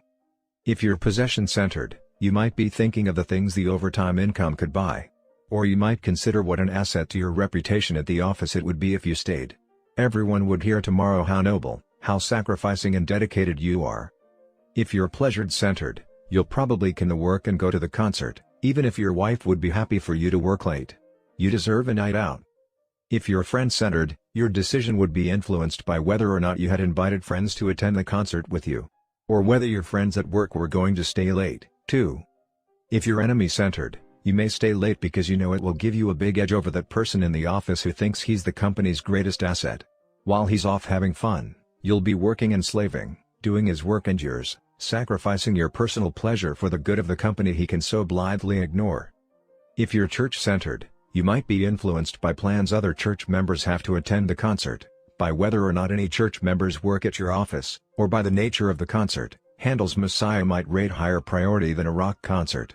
Your decision might also be affected by what you think a good church member would do and by whether you view the extra work as service or seeking after material wealth. If you're self-centered, you'll be focused on what will do you the most good. Would it be better for you to go out for the evening? Or would it be better for you to make a few points with the boss? How the different options affect you will be your main concern. As we consider various ways of looking at a single event, is it any wonder that we have young lady/old lady perception problems in our interactions with each other? Can you see how fundamentally our centers affect us? Right down to our motivations, our daily decisions, our actions, or, in too many cases, our reactions, our interpretations of events? That's why understanding your own center is so important. And if that center does not empower you as a proactive person, it becomes fundamental to your effectiveness to make the necessary paradigm shifts to create a center that will. As a principle-centered person, you try to stand apart from the emotion of the situation and from other factors that would act on you, and evaluate the options. Looking at the balanced whole, the work needs, the family needs, other needs that may be involved in the possible implications of the various alternative decisions, you'll try to come up with the best solution, taking all factors into consideration. Whether you go to the concert or stay and work is really a small part of an effective decision. You might make the same choice with a number of other centers. But there are several important differences when you are coming from a principle-centered paradigm. First, you are not being acted upon by other people or circumstances. You are proactively choosing what you determine to be the best alternative. You make your decision consciously and knowledgeably. Second, you know your decision is most effective because it is based on principles with predictable long-term results. Third, what you choose to do contributes to your ultimate values in life. Staying at work to get the edge on someone at the office is an entirely different evening in your life from staying because you value your boss's effectiveness and you genuinely want to contribute to the company's welfare. The experiences you have as you carry out your decisions take on quality and meaning in the context of your life as a whole. Fourth, you can communicate to your wife and your boss within the strong networks you've created in your interdependent relationships. Because you are independent, you can be effectively interdependent. You might decide to delegate what is delegable and come in early the next morning to do the rest.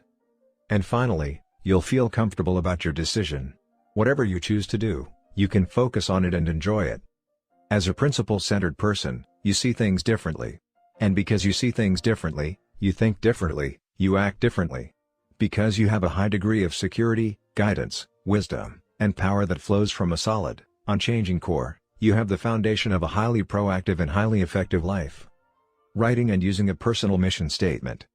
As we go deeply within ourselves, as we understand and realign our basic paradigms to bring them in harmony with correct principles, we create both an effective, empowering center and a clear lens through which we can see the world. We can then focus that lens on how we, as unique individuals, relate to that world. Frankl says we detect rather than invent our missions in life. I like that choice of words. I think each of us has an internal monitor or sense, a conscience, that gives us an awareness of our own uniqueness and the singular contributions that we can make. In Frankl's words, everyone has his own specific vocation or mission in life. Therein he cannot be replaced, nor can his life be repeated. Thus, everyone's task is as unique as is his specific opportunity to implement it.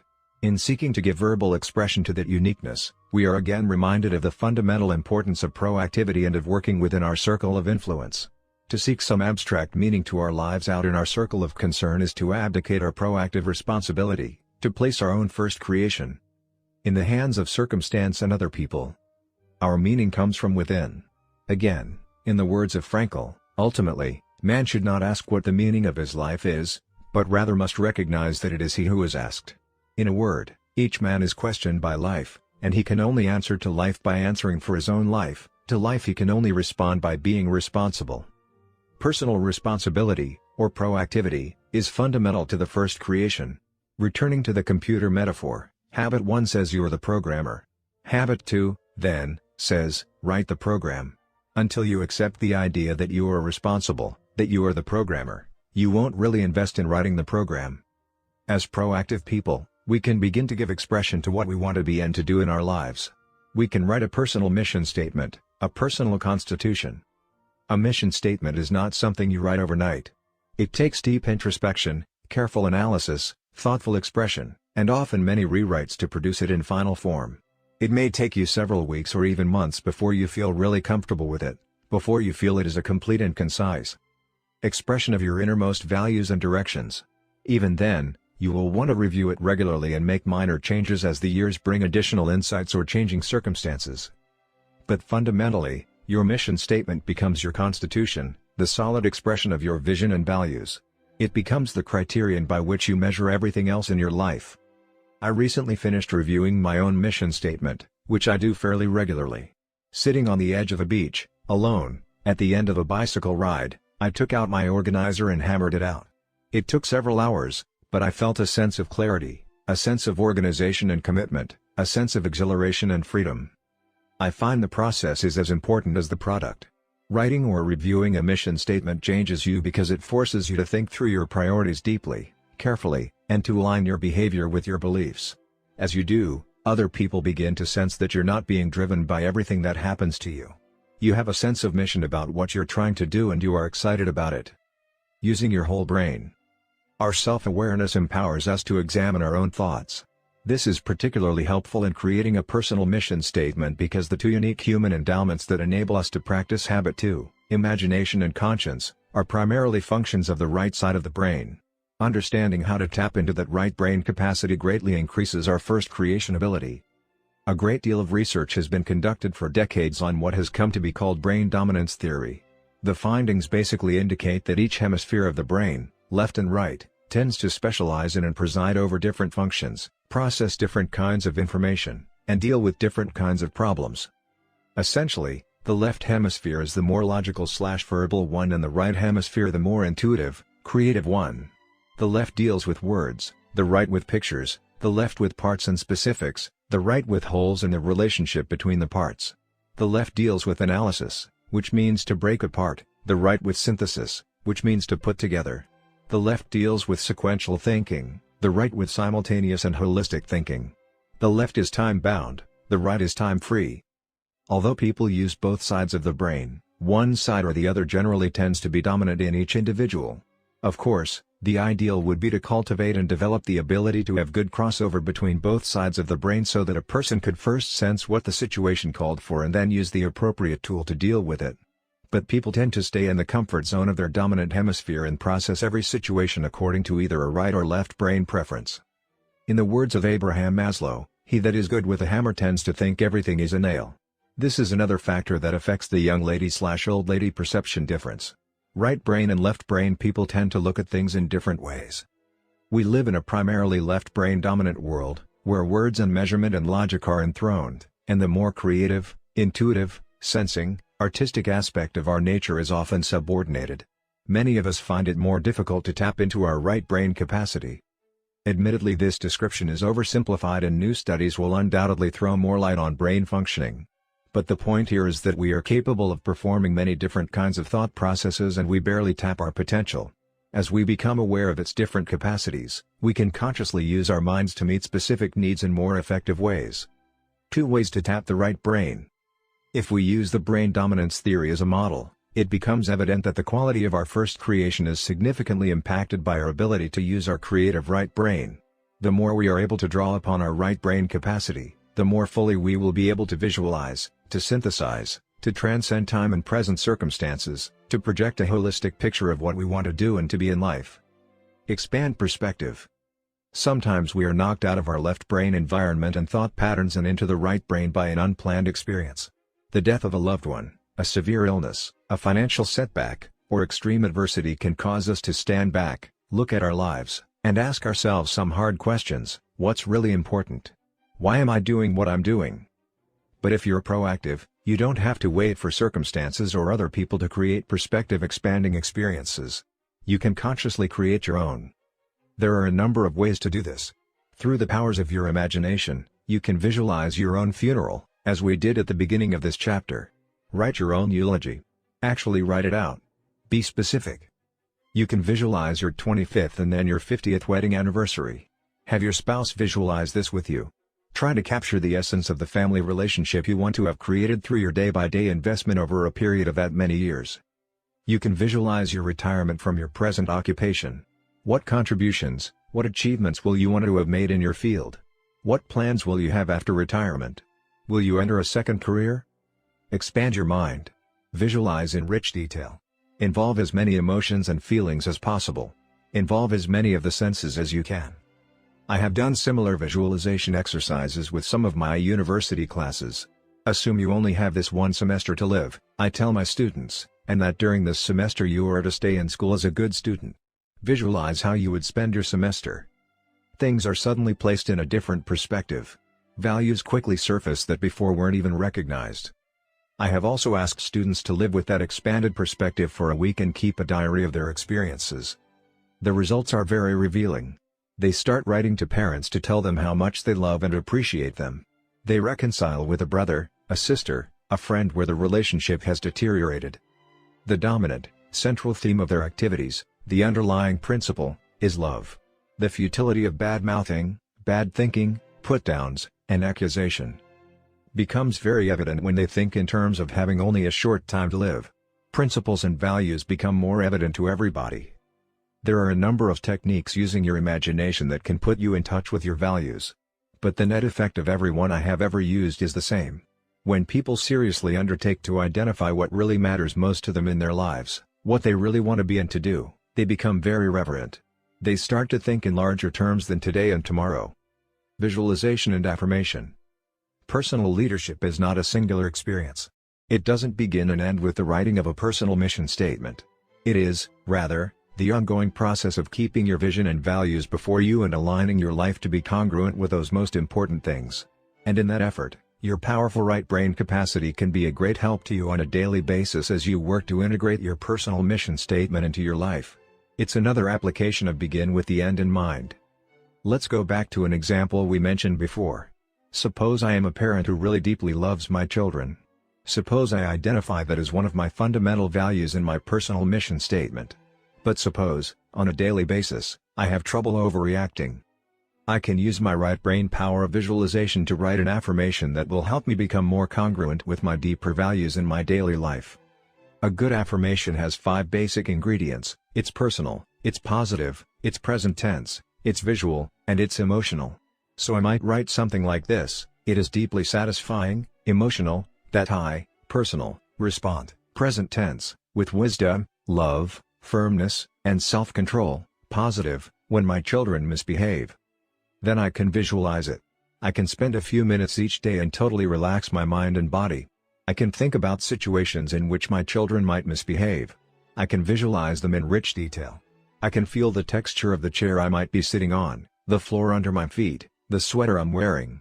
I can see the dress my daughter has on, the expression on her face.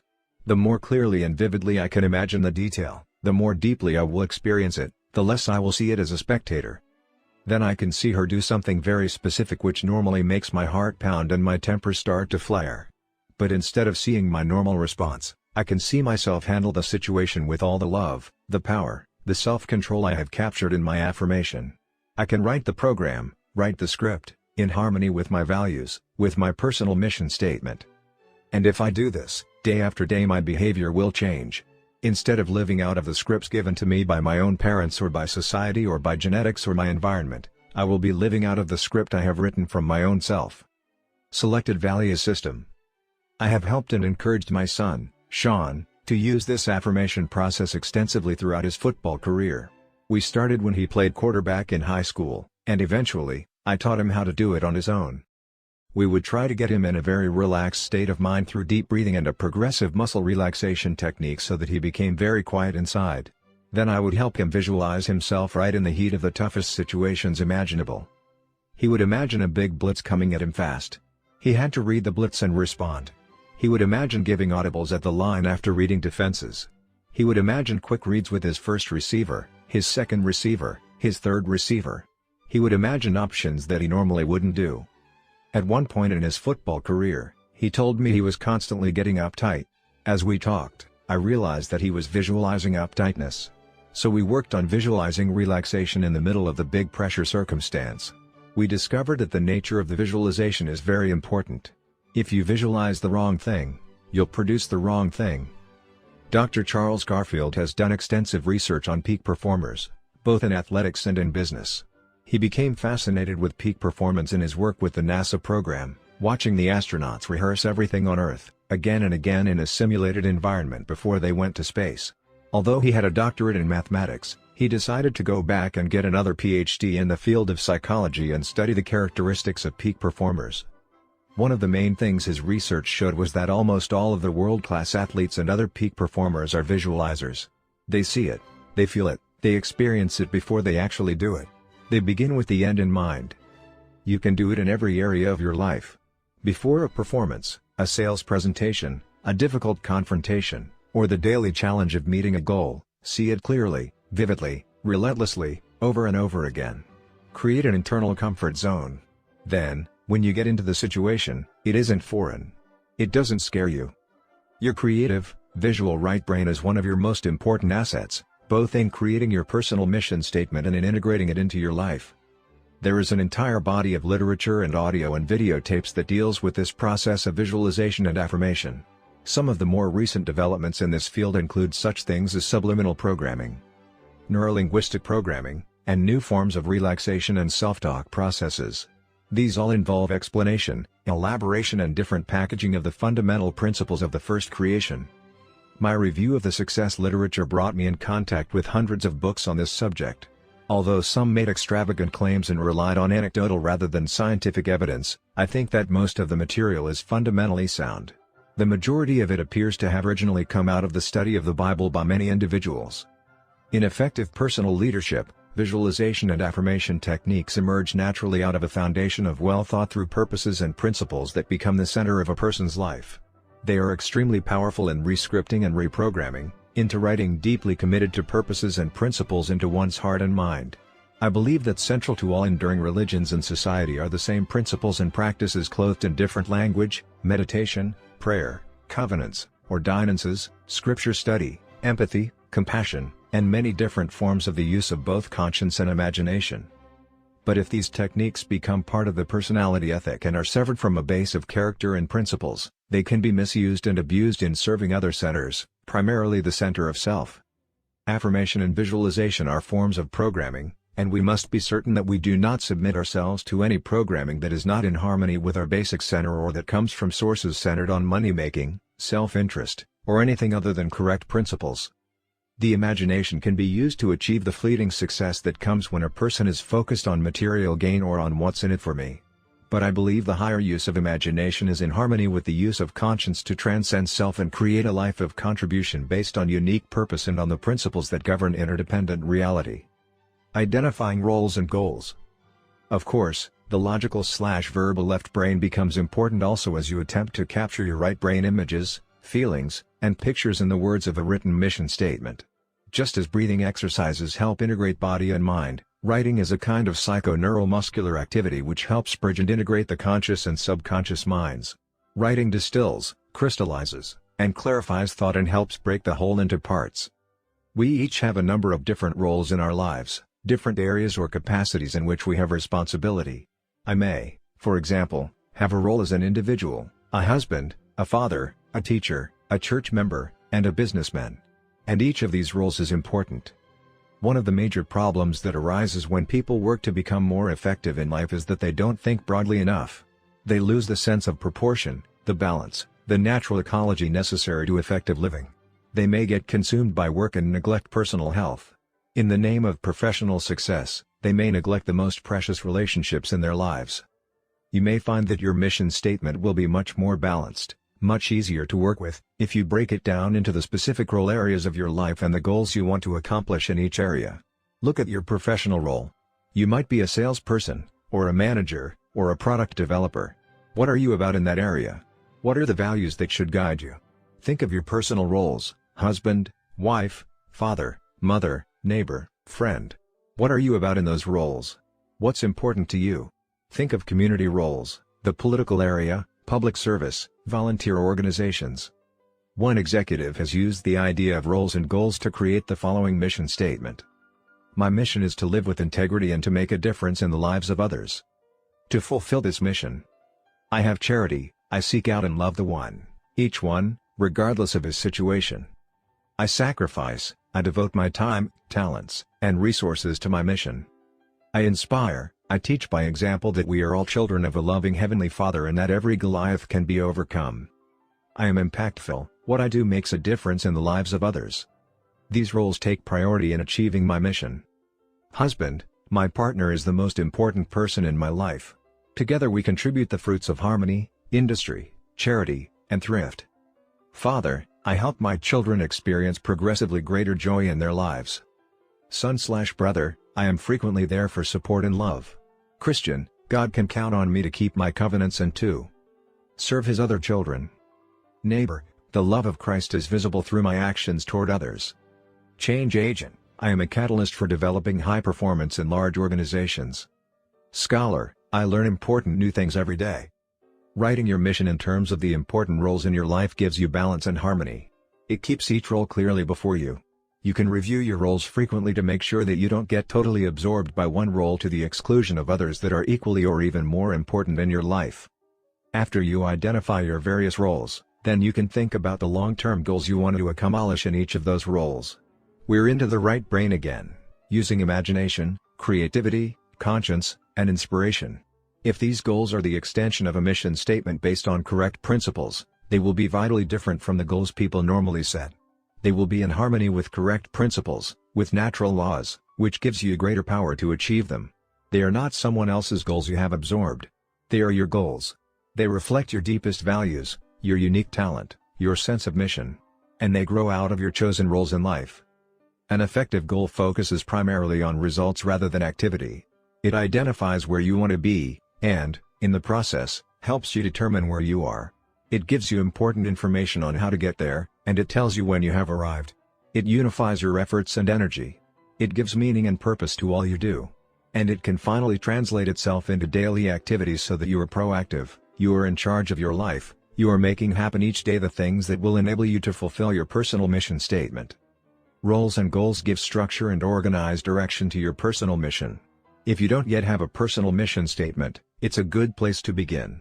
Just identifying the various areas of your life and the 2 or 3 important results you feel you should accomplish in each area to move ahead gives you an overall perspective of your life and a sense of direction.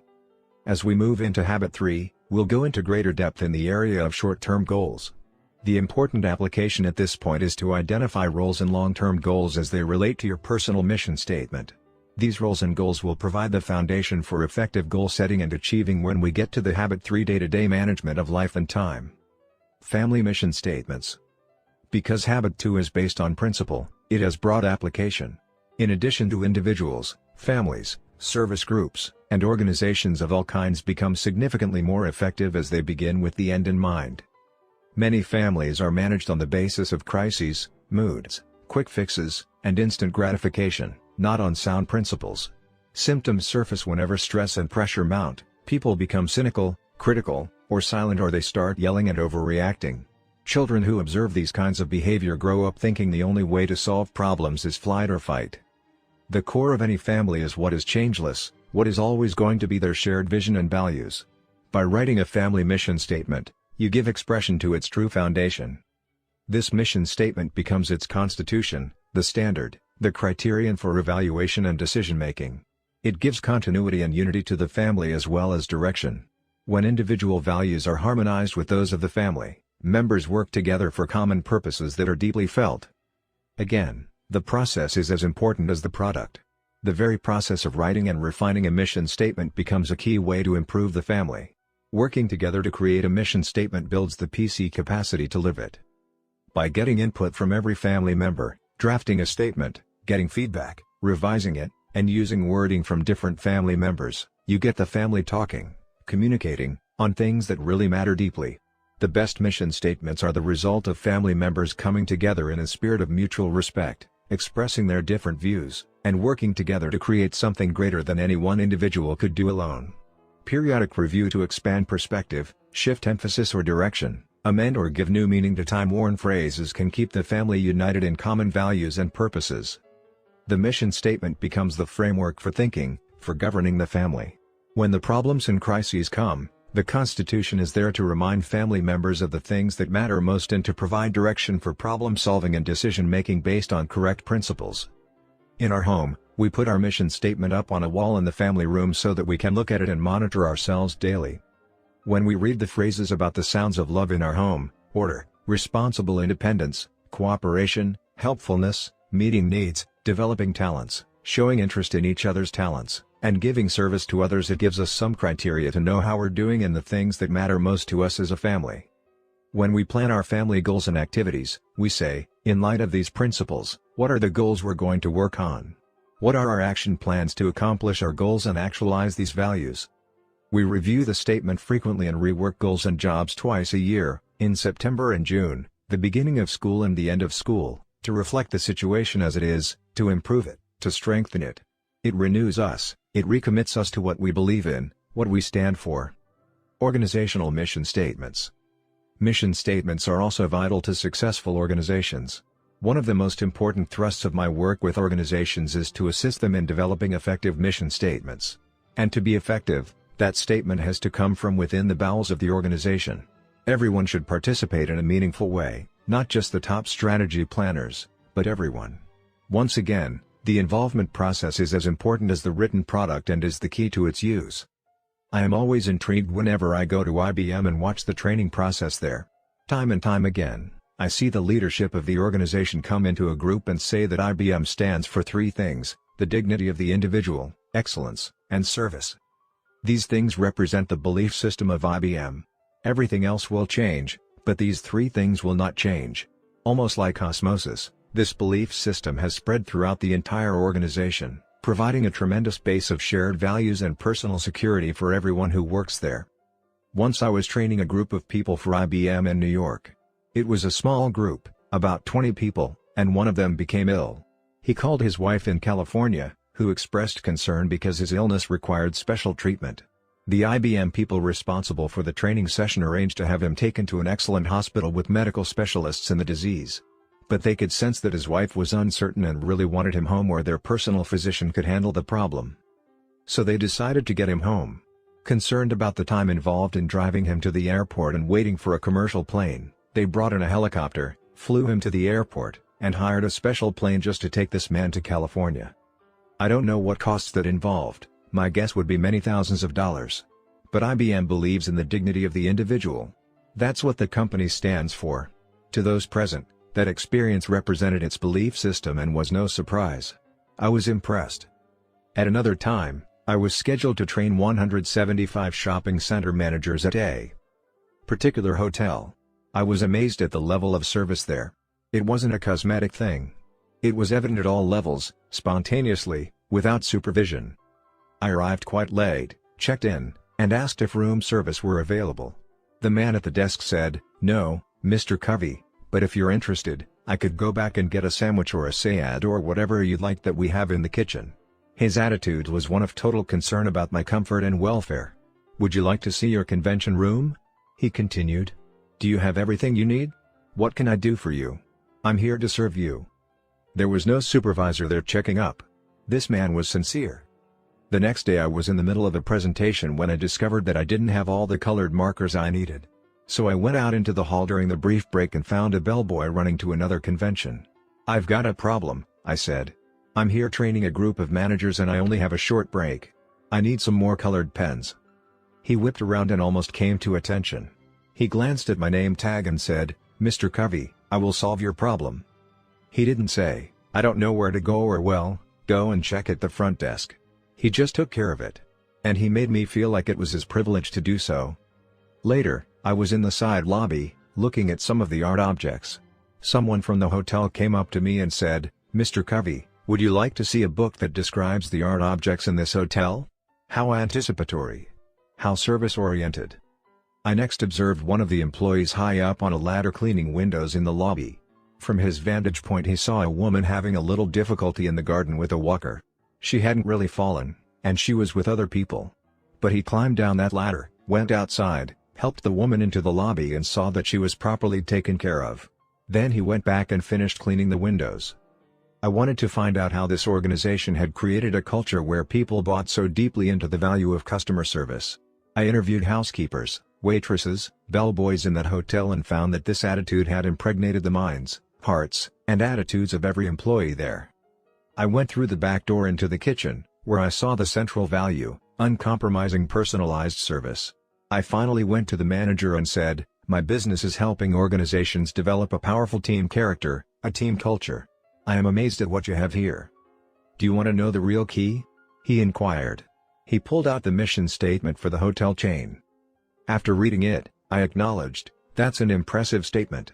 But I know many companies that have impressive mission statements." "Do you want to see the one for this hotel?" he asked. "Do you mean you developed one just for this hotel?" "Yes." "Different from the one for the hotel chain?" "Yes. It's in harmony with that statement, but this one pertains to our situation, our environment, our time." He handed me another paper. "Who developed this mission statement?" I asked. "Everybody," he replied. "Everybody? Really, everybody?" "Yes." "Housekeepers?" "Yes." "Waitresses?" "Yes." "Desk clerks?" "Yes." "Do you want to see the mission statement written by the people who greeted you last night?" He pulled out a mission statement that they, themselves, had written that was interwoven with all the other mission statements. Everyone, at every level, was involved. The mission statement for that hotel was the hub of a great wheel. It spawned the thoughtful, more specialized mission statements of particular groups of employees. It was used as the criterion for every decision that was made. It clarified what those people stood for, how they related to the customer, how they related to each other.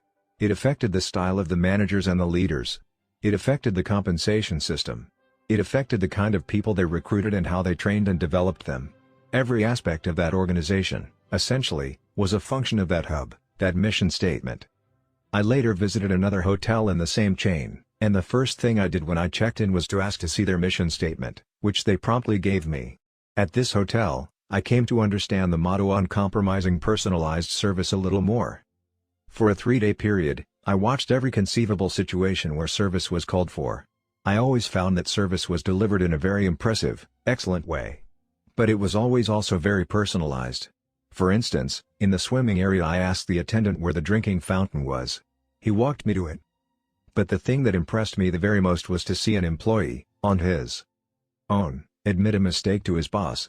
We ordered room service, and were told when it would be delivered to the room. On the way to our room, the room service person spilled the hot chocolate, and it took a few extra minutes to go back and change the linen on the tray and replace the drink. So the room service was about 15 minutes late, which was really not that important to us. Nevertheless, the next morning the room service manager phoned us to apologize and invited us to have either the buffet breakfast or a room service breakfast, compliments of the hotel, to in some way compensate for the inconvenience. What does it say about the culture of an organization when an employee admits his own mistake, unknown to anyone else, to the manager so that customer or guest is better taken care of? As I told the manager of the first hotel I visited, I know a lot of companies with impressive mission statements. But there is a real difference, all the difference in the world, in the effectiveness of a mission statement created by everyone involved in the organization and one written by a few top executives behind a mahogany wall. One of the fundamental problems in organizations, including families, is that people are not committed to the determinations of other people for their lives. They simply don't buy into them. Many times as I work with organizations, I find people whose goals are totally different from the goals of the enterprise. I commonly find reward systems completely out of alignment with stated value systems. When I begin work with companies that have already developed some kind of mission statement, I ask them, how many of the people here know that you have a mission statement? How many of you know what it contains? How many were involved in creating it? How many really buy into it and use it as your frame of reference in making decisions? Without involvement, there is no commitment. Mark it down, asterisk it, circle it, underline it. No involvement, no commitment. Now, in the early stages, when a person is new to an organization or when a child in the family is young, you can pretty well give them a goal and they'll buy it, particularly if the relationship, orientation, and training are good. But when people become more mature in their own lives, take on a separate meaning, they want involvement, significant involvement. And if they don't have that involvement, they don't buy it. Then you have a significant motivational problem which cannot be solved at the same level of thinking that created it. That's why creating an organizational mission statement takes time, patience, involvement, skill, and empathy. Again, it's not a quick fix. It takes time and sincerity, correct principles, and the courage and integrity to align systems, structure, and management style to the shared vision and values. But it's based on correct principles and it works. An organizational mission statement, one that truly reflects the deep shared vision and values of everyone within that organization, creates a great unity and tremendous commitment. It creates in people's hearts and minds a frame of reference, a set of criteria or guidelines, by which they will govern themselves. They don't need someone else directing, controlling, criticizing, or taking cheap shots. They have bought into the changeless core of what the organization is about. Application suggestions. 1. Take the time to record the impressions you had in the funeral visualization at the beginning of this chapter.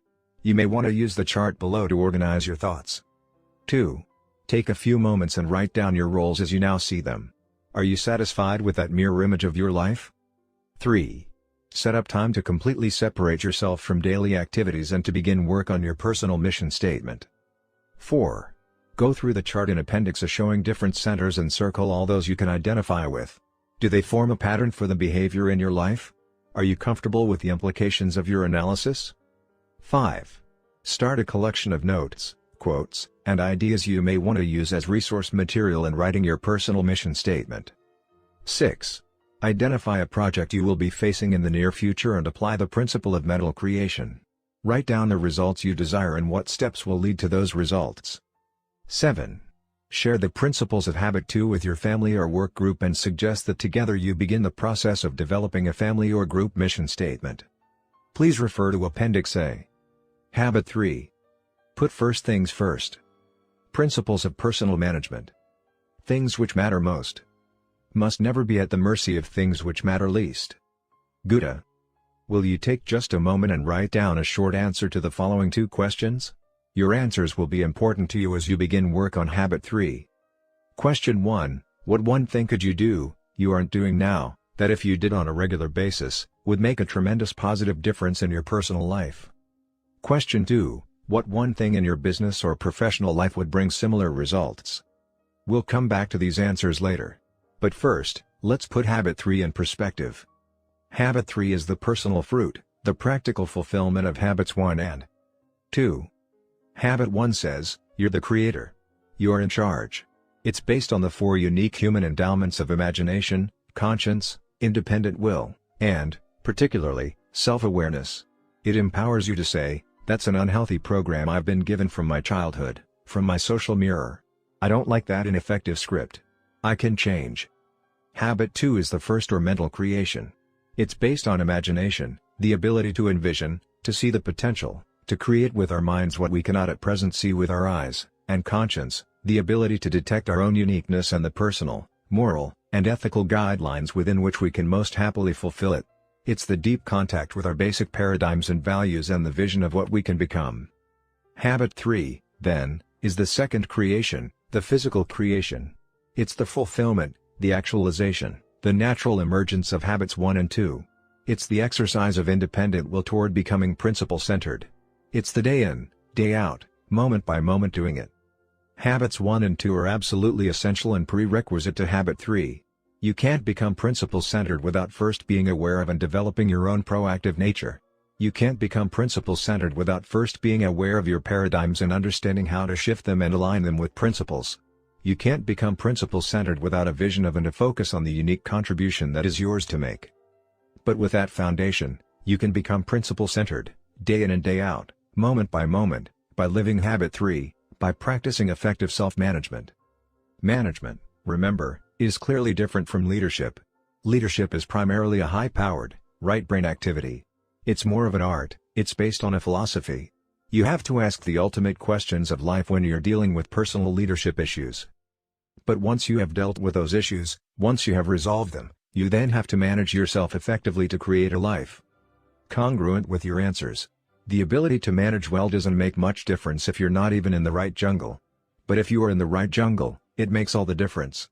In fact, the ability to manage well determines the quality and even the existence of the second creation. Management is the breaking down, the analysis, the sequencing, the specific application, the time-bound left-brain aspect of effective self-government. My own maxim of personal effectiveness is this: manage from the left, lead from the right. The power of independent will. In addition to self-awareness, imagination, and conscience, it is the 4th human endowment, independent will, that really makes effective self-management possible. It is the ability to make decisions and choices and to act in accordance with them. It is the ability to act rather than to be acted upon, to proactively carry out the program we have developed through the other 3 endowments. The human will is an amazing thing. Time after time, it has triumphed against unbelievable odds. The Helen Kellers of this world give dramatic evidence to the value, the power of the independent will.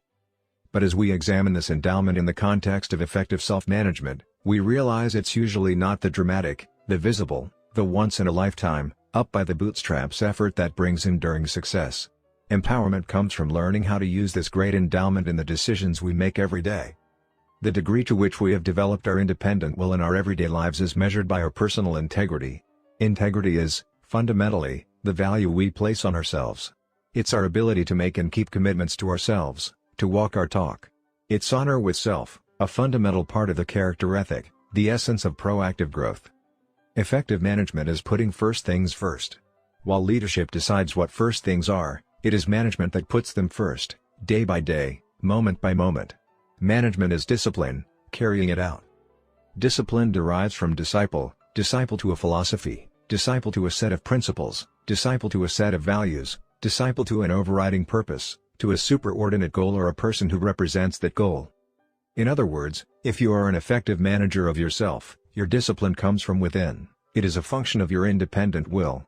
You are a disciple, a follower, of your own deep values and their source. And you have the will, the integrity, to subordinate your feelings, your impulses, your moods to those values. One of my favorite essays is The Common Denominator of Success, written by E.M. Gray.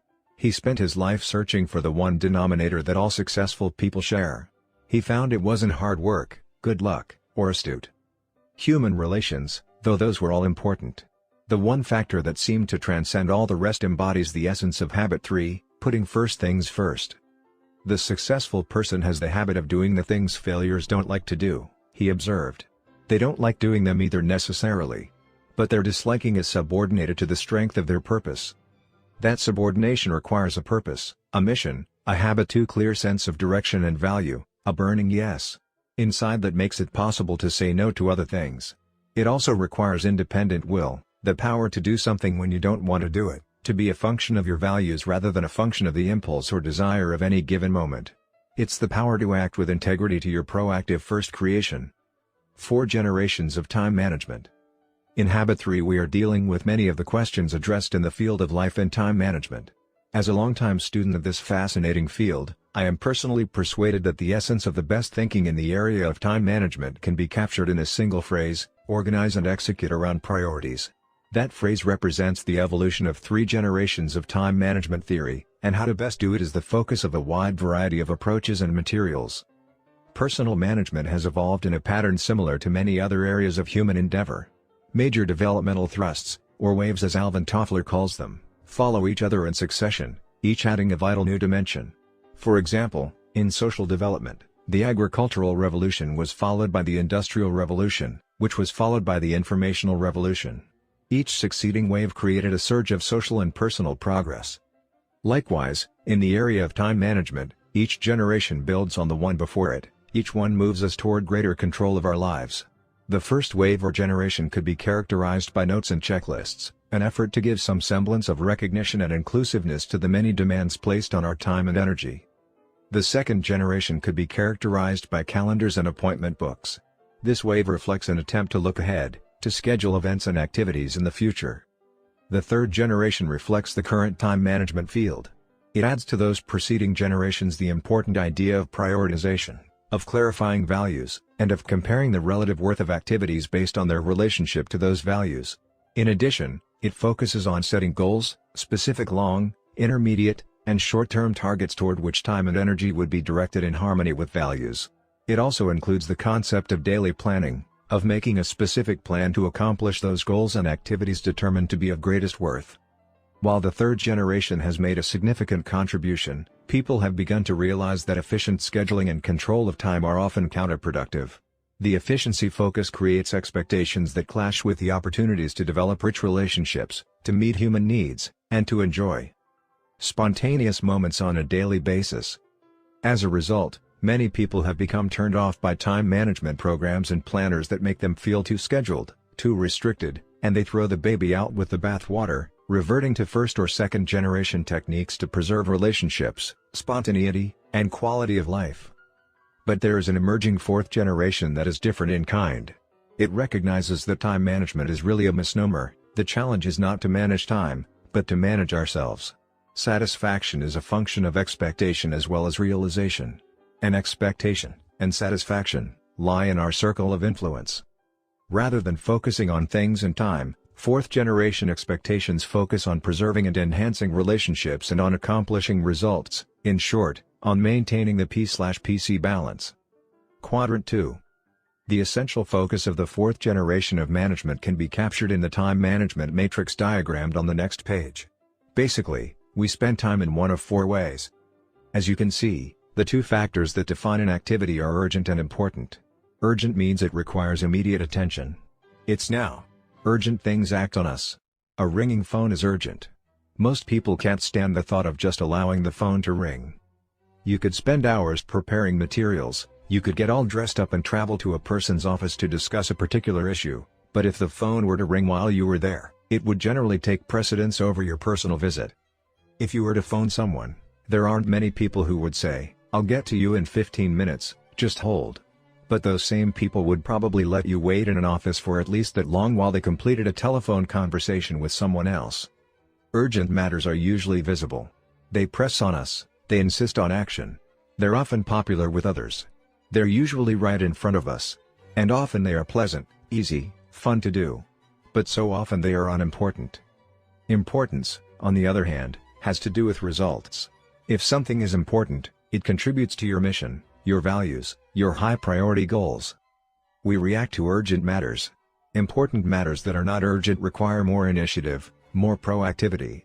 We must act to seize opportunity, to make things happen. If we don't practice habit 2, if we don't have a clear idea of what is important, of the results we desire in our lives, we are easily diverted into responding to the urgent. Look for a moment at the 4 quadrants in the time management matrix. Quadrant I is both urgent and important. It deals with significant results that require immediate attention. We usually call the activities in Quadrant I crises or problems. We all have some Quadrant I activities in our lives. But Quadrant I consumes many people. They are crisis managers, problem-minded people, deadline-driven producers. As long as you focus on Quadrant I, it keeps getting bigger and bigger until it dominates you. It's like the pounding surf. A huge problem comes and knocks you down and you're wiped out. You struggle back up only to face another one that knocks you down and slams you to the ground. Some people are literally beaten up by problems all day every day. The only relief they have is in escaping to the not important, not urgent activities of Quadrant 4. So when you look at their total matrix, 90% of their time is in Quadrant I and most of the remaining 10% is in Quadrant 4, with only negligible attention paid to Quadrants 2 and 3.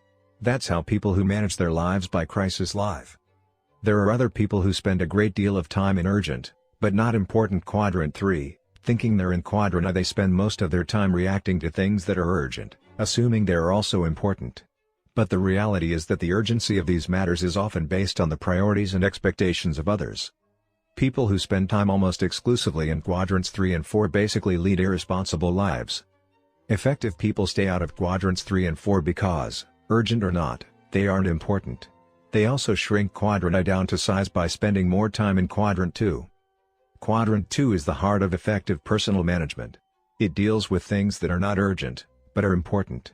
It deals with things like building relationships, writing a personal mission statement, long-range planning, exercising, preventive maintenance, preparation, all those things we know we need to do, but somehow seldom get around to doing, because they aren't urgent. To paraphrase Peter Drucker, effective people are not problem-minded, they're opportunity-minded. They feed opportunities and starve problems. They think preventively. They have genuine Quadrant I crises and emergencies that require their immediate attention, but the number is comparatively small. They keep P and PC in balance by focusing on the important, but not urgent, high-leverage capacity-building activities of Quadrant 2. With the time management matrix in mind, take a moment now and consider how you answered the questions at the beginning of this chapter. What quadrant do they fit in? Are they important? Are they urgent? My guess is that they probably fit into Quadrant 2. They are obviously important, deeply important, but not urgent. And because they aren't urgent, you don't do them. Now look again at the nature of those questions. What one thing could you do in your personal and professional life that, if you did on a regular basis, would make a tremendous positive difference in your life? Quadrant 2 activities have that kind of impact. Our effectiveness takes quantum leaps when we do them. I asked a similar question to a group of shopping center managers. If you were to do one thing in your professional work that you know would have enormously positive effects on the results, what would it be? Their unanimous response was to build helpful personal relationships with the tenants, the owners of the stores inside the shopping center, which is a Quadrant 2 activity. We did an analysis of the time they were spending on that activity. It was less than 5%. They had good reasons, problems, one right after another. They had reports to make out, meetings to go to, correspondence to answer, phone calls to make, Constant interruptions. Quadrant I had consumed them. They were spending very little time with the store managers, and the time they did spend was filled with negative energy. The only reason they visited the store managers at all was to enforce the contract, to collect the money or discuss advertising or other practices that were out of harmony with center guidelines, or some similar thing. The store owners were struggling for survival, let alone prosperity. They had employment problems, cost problems, inventory problems, and a host of other problems. Most of them had no training in management at all. Some were fairly good merchandisers, but they needed help. The tenants didn't even want to see the shopping center owners, they were just one more problem to contend with. So the owners decided to be proactive. They determined their purpose, their values, their priorities. In harmony with those priorities, they decided to spend about 1/3 of their time in helping relationships with the tenants. In working with that organization for about a year and a half, I saw them climb to around 20%, which represented more than a fourfold increase. In addition, they changed their role. They became listeners, trainers, consultants to the tenants. Their interchanges were filled with positive energy. The effect was dramatic, profound. By focusing on relationships and results rather than time and methods, the numbers went up, the tenants were thrilled with the results created by new ideas and skills, and the shopping center managers were more effective and satisfied and increased their list of potential tenants and lease revenue based on increased sales by the tenant stores. They were no longer policemen or hovering supervisors. They were problem solvers, helpers. Whether you are a student at the university, a worker in an assembly line, a homemaker, fashion designer, or president of a company, I believe that if you were to ask what lies in Quadrant 2 and cultivate the proactivity to go after it, you would find the same results. Your effectiveness would increase dramatically. Your crises and problems would shrink to manageable proportions because you would be thinking ahead, working on the roots, doing the preventive things that keep situations from developing into crises in the first place. In time management jargon, this is called the Pareto principle. 80% of the results flow out of 20% of the activities. What it takes to say no. The only place to get time for Quadrant 2 in the beginning is from Quadrants 3 and 4. You can't ignore the urgent and important activities of Quadrant I, although it will shrink in size as you spend more time with prevention and preparation in Quadrant 2. But the initial time for Quadrant 2 has to come out of 3 and 4. You have to be proactive to work on Quadrant 2 because Quadrants 1 and 3 work on you. To say yes to important Quadrant 2 priorities, you have to learn to say no to other activities, sometimes apparently urgent things. Some time ago, my wife was invited to serve as chairman of a committee in a community endeavor. She had a number of truly important things she was trying to work on, and she really didn't want to do it. But she felt pressured into it and finally agreed. Then she called one of her dear friends to ask if she would serve on her committee. Her friend listened for a long time and then said, "Sandra, that sounds like a wonderful project, a really worthy undertaking. I appreciate so much you're inviting me to be a part of it. I feel honored by it. For a number of reasons, I won't be participating myself, but I want you to know how much I appreciate your invitation." Sandra was ready for anything but a pleasant no. She turned to me and sighed, "I wish I'd said that. I don't mean to imply that you shouldn't be involved in significant service projects. Those things are important. But you have to decide what your highest priorities are and have the courage, pleasantly, smilingly, non-apologetically, to say no to other things. And the way you do that is by having a bigger yes burning inside. The enemy of the best is often the good. Keep in mind that you are always saying no to something. If it isn't to the apparent, urgent things in your life, it is probably to the more fundamental, highly important things. Even when the urgent is good, the good can keep you from your best, keep you from your unique contribution, if you let it. When I was director of university relations at a large university, I hired a very talented, proactive, creative writer. One day, after he had been on the job for a few months, I went into his office and asked him to work on some urgent matters that were pressing on me. He said, "Stephen, I'll do whatever you want me to do. Just let me share with you my situation." Then he took me over to his wallboard, where he had listed over 24 projects he was working on, together with performance criteria and deadline dates that had been clearly negotiated before. He was highly disciplined, which is why I went to see him in the first place. If you want to get something done, give it to a busy man. Then he said, "Stephen, to do the jobs that you want done right would take several days. Which of these projects would you like me to delay or cancel to satisfy your request?" Well, I didn't want to take the responsibility for that. I didn't want to put a cog in the wheel of one of the most productive people on the staff just because I happened to be managing by crisis at the time. The jobs I wanted done were urgent, but not important. So I went and found another crisis manager and gave the job to him. We say yes or no to things daily, usually many times a day. A center of correct principles and a focus on our personal mission empowers us with wisdom to make those judgments effectively. As I work with different groups, I tell them that the essence of effective time and life management is to organize and execute around balanced priorities. Then I ask this question: if you were to fault yourself in one of three areas, which would it be? 1. The inability to prioritize. 2. The inability or desire to organize around those priorities. Or, 3. The lack of discipline to execute around them, to stay with your priorities and organization? Most people say their main fault is a lack of discipline. On deeper thought, I believe that is not the case. The basic problem is that their priorities have not become deeply planted in their hearts and minds. They haven't really internalized habit 2. There are many people who recognize the value of Quadrant 2 activities in their lives, whether they identify them as such or not. And they attempt to give priority to those activities and integrate them into their lives through self-discipline alone. But without a principle center and a personal mission statement, they don't have the necessary foundation to sustain their efforts. They're working on the leaves, on the attitudes and the behaviors of discipline, without even thinking to examine the roots, the basic paradigms from which their natural attitudes and behaviors flow. A Quadrant 2 focus is a paradigm that grows out of a principle center. If you are centered on your spouse, your money, your friends, your pleasure, or any extrinsic factor, you will keep getting thrown back into Quadrants 1 and 3, reacting to the outside forces your life is centered on. Even if you're centered on yourself, you'll end up in 1 and 3 reacting to the impulse of the moment. Your independent will alone cannot effectively discipline you against your center.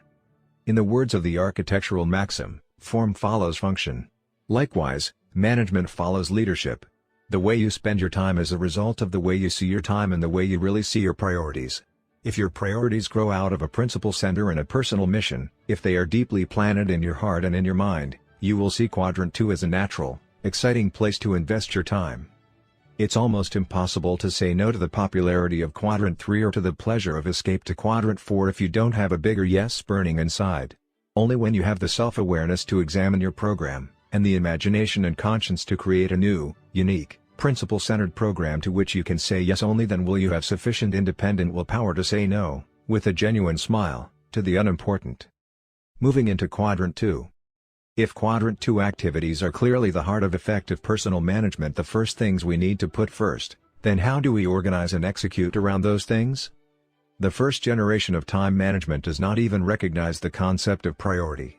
It gives us notes and to-do lists that we can cross off, and we feel a temporary sense of accomplishment every time we check something off, but no priority is attached to items on the list. In addition, there is no correlation between what's on the list and our ultimate values and purposes in life. We simply respond to whatever penetrates our awareness and apparently needs to be done.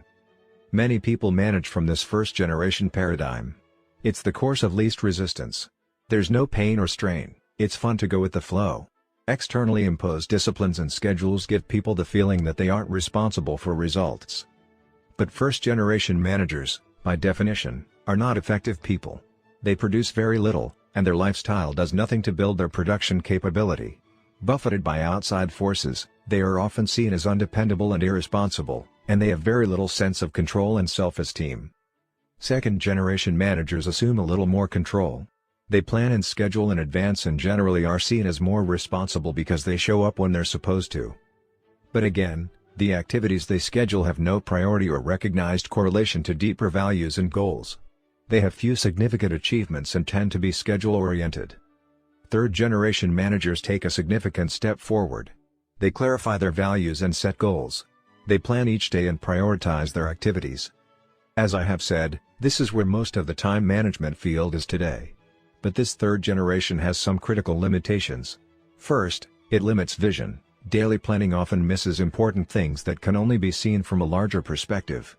The very language daily planning focuses on the urgent, the now.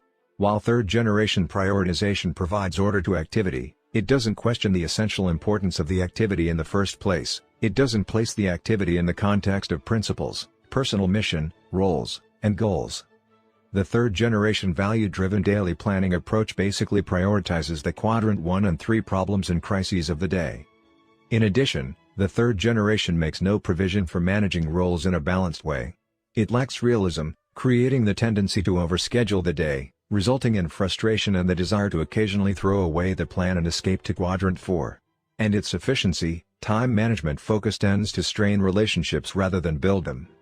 While each of the three generations has recognized the value of some kind of management tool, none has produced a tool that empowers a person to live a principle-centered, Quadrant 2 lifestyle. The first generation notepads and to-do lists give us no more than a place to capture those things that penetrate our awareness so we won't forget them. The second generation appointment books and calendars merely provide a place to record our future commitments so that we can be where we have agreed to be at the appropriate time. Even the third generation, with its vast array of planners and materials, focuses primarily on helping people prioritize and plan their Quadrants 1 and 3 activities.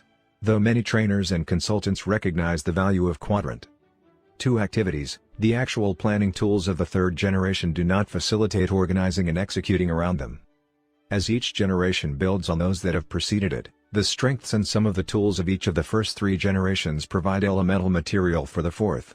But there is an added need for a new dimension, for the paradigm and the implementation that will empower us to move into Quadrant 2, to become principle-centered and to manage ourselves to do what is truly most important. The Quadrant 2 tool. The objective of Quadrant 2 management is to manage our lives effectively, from a center of sound principles, from a knowledge of our personal mission, with a focus on the important as well as the urgent, and within the framework of maintaining a balance between increasing our production and increasing our production capability. This is, admittedly, an ambitious objective for people caught in the thick of thin things in Quadrants 3 and 4. But striving to achieve it will have a phenomenal impact on personal effectiveness. A Quadrant 2 organizer will need to meet 6 important criteria. Coherence. Coherence suggests that there is harmony, unity, and integrity between your vision and mission, your roles and goals, your priorities and plans, and your desires and discipline. In your planner, there should be a place for your personal mission statement so that you can constantly refer to it. There also needs to be a place for your roles and for both short and long-term goals. Balance. Your tool should help you to keep balance in your life, to identify your various roles and keep them right in front of you, so that you don't neglect important areas such as your health, your family, professional preparation, or personal development. Many people seem to think that success in one area can compensate for failure in other areas of life. But can it really? Perhaps it can for a limited time in some areas.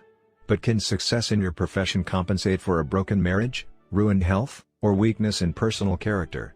True effectiveness requires balance, and your tool needs to help you create and maintain it. Quadrant 2 focus. You need a tool that encourages you, motivates you, actually helps you spend the time you need in Quadrant 2, so that you're dealing with prevention rather than prioritizing crises. In my opinion, the best way to do this is to organize your life on a weekly basis. You can still adapt and prioritize on a daily basis, but the fundamental thrust is organizing the week. Organizing on a weekly basis provides much greater balance and context than daily planning. There seems to be implicit cultural recognition of the week as a single, complete unit of time. Business, education, and many other facets of society operate within the framework of the week, designating certain days for focused investment and others for relaxation or inspiration. The basic Judeo-Christian ethic honors the Sabbath, the one day out of every 7 set aside for uplifting purposes. Most people think in terms of weeks. But most third-generation planning tools focus on daily planning. While they may help you prioritize your activities, they basically only help you organize crises and busy work. The key is not to prioritize what's on your schedule, but to schedule your priorities. And this can best be done in the context of the week. A people dimension. You also need a tool that deals with people, not just schedules. While you can think in terms of efficiency in dealing with time, a principle-centered person thinks in terms of effectiveness in dealing with people. There are times when principle-centered Quadrant 2 living requires the subordination of schedules to people. Your tool needs to reflect that value, to facilitate implementation rather than create guilt when a schedule is not followed. Flexibility. Your planning tool should be your servant, never your master. Since it has to work for you, it should be tailored to your style, your needs, your particular ways. Portability. Your tool should also be portable, so that you can carry it with you most of the time. You may want to review your personal mission statement while riding the bus. You may want to measure the value of a new opportunity against something you already have planned. If your organizer is portable, you will keep it with you so that important data is always within reach. Since Quadrant 2 is the heart of effective self-management, you need a tool that moves you into Quadrant 2. My work with the fourth generation concept has led to the creation of a tool specifically designed according to the criteria listed above. But many good third generation tools can easily be adapted. Because the principles are sound, the practices or specific applications can vary from one individual to the next. Becoming a Quadrant 2 self-manager. Although my effort here is to teach principles, not practices, of effectiveness, I believe you can better understand the principles and the empowering nature of the fourth generation if you actually experience organizing a week from a principle-centered, Quadrant 2 base. Quadrant 2 organizing involves 4 key activities.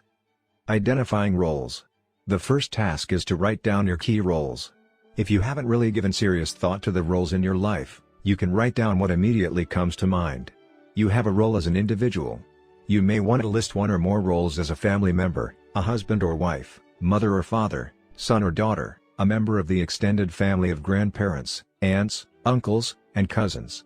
You may want to list a few roles in your work, indicating different areas in which you wish to invest time and energy on a regular basis. You may have roles in church or community affairs.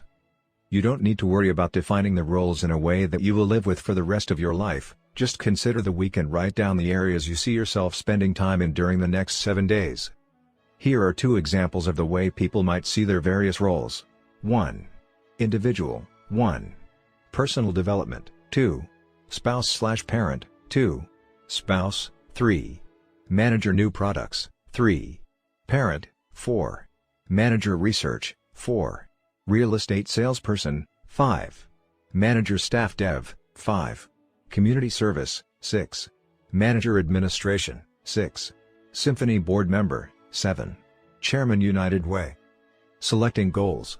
The next step is to think of 1 or 2 important results you feel you should accomplish in each role during the next 7 days. These would be recorded as goals. See next page. At least some of these goals should reflect Quadrant 2 activities. Ideally, these weekly goals would be tied to the longer-term goals you have identified in conjunction with your personal mission statement. But even if you haven't written your mission statement, you can get a feeling, a sense, of what is important as you consider each of your roles and 1 or 2 goals for each role.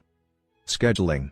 Now you can look at the week ahead with your goals in mind and schedule time to achieve them.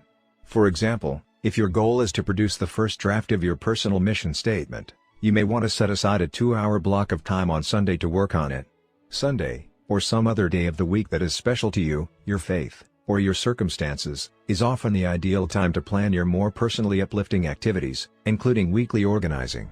It's a good time to draw back, to seek inspiration, to look at your life in the context of principles and values. If you set a goal to become physically fit through exercise, you may want to set aside an hour 3 or 4 days during the week, or possibly every day during the week, to accomplish that goal. There are some goals that you may only be able to accomplish during business hours, or some that you can only do on Saturday when your children are home. Can you begin to see some of the advantages of organizing the week instead of the day? Having identified roles and set goals, you can translate each goal to a specific day of the week, either as a priority item or, even better, as a specific appointment. You can also check your annual or monthly calendar for any appointments you may have previously made and evaluate their importance in the context of your goals, transferring those you decide to keep to your schedule and making plans to reschedule or cancel others. As you study the following weekly schedule, observe how each of the 19 most important, often Quadrant 2, goals has been scheduled or translated into a specific action plan. In addition, notice the box labeled Sharpen the Saw that provides a place to plan vital renewing Quadrant 2 activities in each of the 4 human dimensions that will be explained in Habit 7. Even with time set aside to accomplish 19 important goals during the week, look at the amount of remaining unscheduled space on the schedule. As well as empowering you to put first things first, Quadrant 2 weekly organizing gives you the freedom and the flexibility to handle unanticipated events, to shift appointments if you need to savor relationships and interactions with others, to deeply enjoy spontaneous experiences, knowing that you have proactively organized your week to accomplish key goals in every area of your life. Daily adapting. With Quadrant 2 weekly organizing, daily planning becomes more a function of daily adapting, of prioritizing activities and responding to unanticipated events, relationships, and experiences in a meaningful way. Taking a few minutes each morning to review your schedule can put you in touch with the value-based decisions you made as you organize the week as well as unanticipated factors that may have come up. As you overview the day, you can see that your roles and goals provide a natural prioritization that grows out of your innate sense of balance. It is a softer, more right-brain prioritization that ultimately comes out of your sense of personal mission. You may still find that the third generation A, B, C or 1, 2, 3 prioritization gives needed order to daily activities. It would be a false dichotomy to say that activities are either important or they aren't. They are obviously on a continuum, and some important activities are more important than others. In the context of weekly organizing, third generation prioritization gives order to daily focus. But trying to prioritize activities before you even know how they relate to your sense of personal mission and how they fit into the balance of your life is not effective. You may be prioritizing and accomplishing things you don't want or need to be doing at all. Long-term organizing. Weekly organizing. Can you begin to see the difference between organizing your week as a principle-centered, Quadrant 2 manager and planning your days as an individual centered on something else? Can you begin to sense the tremendous difference the Quadrant 2 focus would make in your current level of effectiveness?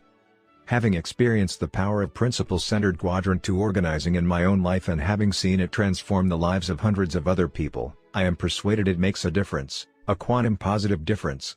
And the more completely weekly goals are tied into a wider framework of correct principles and into a personal mission statement, the greater the increase in effectiveness will be. Living it. Returning once more to the computer metaphor, if habit I says you're the programmer and habit 2 says write the program, then habit 3 says run the program, live the program. And living it is primarily a function of our independent will, our self-discipline, our integrity, and commitment, not to short-term goals and schedules or to the impulse of the moment, but to the correct principles and our own deepest values, which give meaning and context to our goals, our schedules, and our lives. As you go through your week, there will undoubtedly be times when your integrity will be placed on the line. The popularity of reacting to the urgent but unimportant priorities of other people in Quadrant 3 or the pleasure of escaping to Quadrant 4 will threaten to overpower the important Quadrant 2 activities you have planned. Your principle center, your self-awareness, and your conscience can provide a high degree of intrinsic security, guidance, and wisdom to empower you to use your independent will and maintain integrity to the truly important. But because you aren't omniscient, you can't always know in advance what is truly important. As carefully as you organize the week, there will be times when, as a principle-centered person, you will need to subordinate your schedule to a higher value. Because you are principle-centered, you can do that with an inner sense of peace. At one point, one of my sons was deeply into scheduling and efficiency. One day he had a very tight schedule, which included down to the minute time allocations for every activity, including picking up some books, washing his car, and dropping Carol, his girlfriend, among other things. Everything went according to schedule until it came to Carol. They had been dating for a long period of time, and he had finally come to the conclusion that a continued relationship would not work out. So, congruent with his efficiency model, he had scheduled a 10 to 15-minute telephone call to tell her. But the news was very traumatic to her. 1.5 hours later, he was still deeply involved in a very intense conversation with her. Even then, the one visit was not enough. The situation was a very frustrating experience for them both. Again, you simply can't think efficiency with people. You think effectiveness with people and efficiency with things. I've tried to be efficient with a disagreeing or disagreeable person and it simply doesn't work. I've tried to give 10 minutes of quality time to a child or an employee to solve a problem, only to discover such efficiency creates new problems and seldom resolves the deepest concern. I see many parents, particularly mothers with small children, often frustrated in their desire to accomplish a lot because all they seem to do is meet the needs of little children all day. Remember, frustration is a function of our expectations, and our expectations are often a reflection of the social mirror rather than our own values and priorities. But if you have habit too deep inside your heart and mind, you have those higher values driving you. You can subordinate your schedule to those values with integrity. You can adapt, you can be flexible. You don't feel guilty when you don't meet your schedule or when you have to change it. Advances of the fourth generation. One of the reasons why people resist using third-generation time management tools is because they lose spontaneity, they become rigid and inflexible. They subordinate people to schedules because the efficiency paradigm of the third generation of management is out of harmony with the principle that people are more important than things. The fourth generation tool recognizes that principle. It also recognizes that the first person you need to consider in terms of effectiveness rather than efficiency is yourself. It encourages you to spend time in Quadrant 2, to understand and center your life on principles, to give clear expression to the purposes and values you want to direct your daily decisions. It helps you to create balance in your life. It helps you rise above the limitations of daily planning and organize and schedule in the context of the week. And when a higher value conflicts with what you have planned, it empowers you to use your self-awareness and your conscience to maintain integrity to the principles and purposes you have determined are most important. Instead of using a roadmap, you're using a compass. The fourth generation of self-management is more advanced than the third in 5 important ways. First, it's principle-centered. More than giving lip service to Quadrant 2, it creates the central paradigm that empowers you to see your time in the context of what is really important and effective. Second, it's conscience-directed. It gives you the opportunity to organize your life to the best of your ability in harmony with your deepest values. But it also gives you the freedom to peacefully subordinate your schedule to higher values.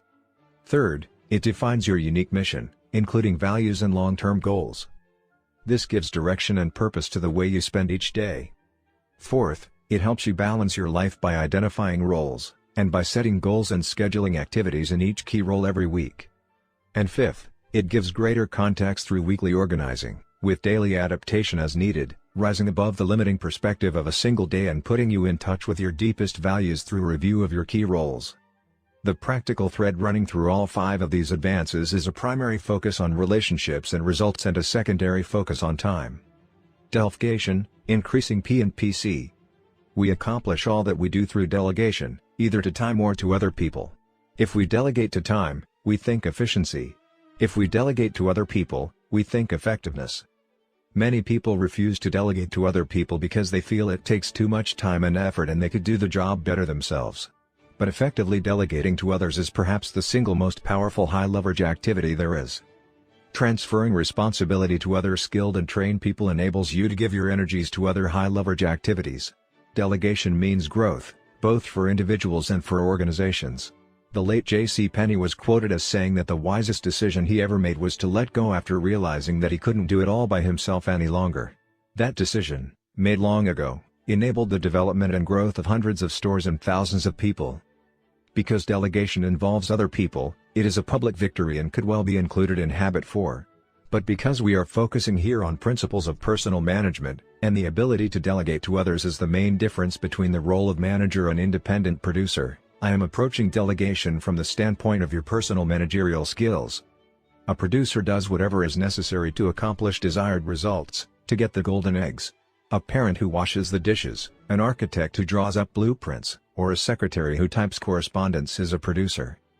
But when a person sets up and works with and through people and systems to produce golden eggs, that person becomes a manager in the interdependent sense. A parent who delegates washing the dishes to a child is a manager. An architect who heads a team of other architects is a manager. A secretary who supervises other secretaries and office personnel is an office manager. A producer can invest 1 hour of effort and produce 1 unit of results, assuming no loss of efficiency. A manager, on the other hand, can invest 1 hour of effort and produce 10 or 50 or 100 units through effective delegation. Management is essentially moving the fulcrum over, and the key to effective management is delegation. Go for delegation. There are basically 2 kinds of delegation, go for delegation and stewardship delegation.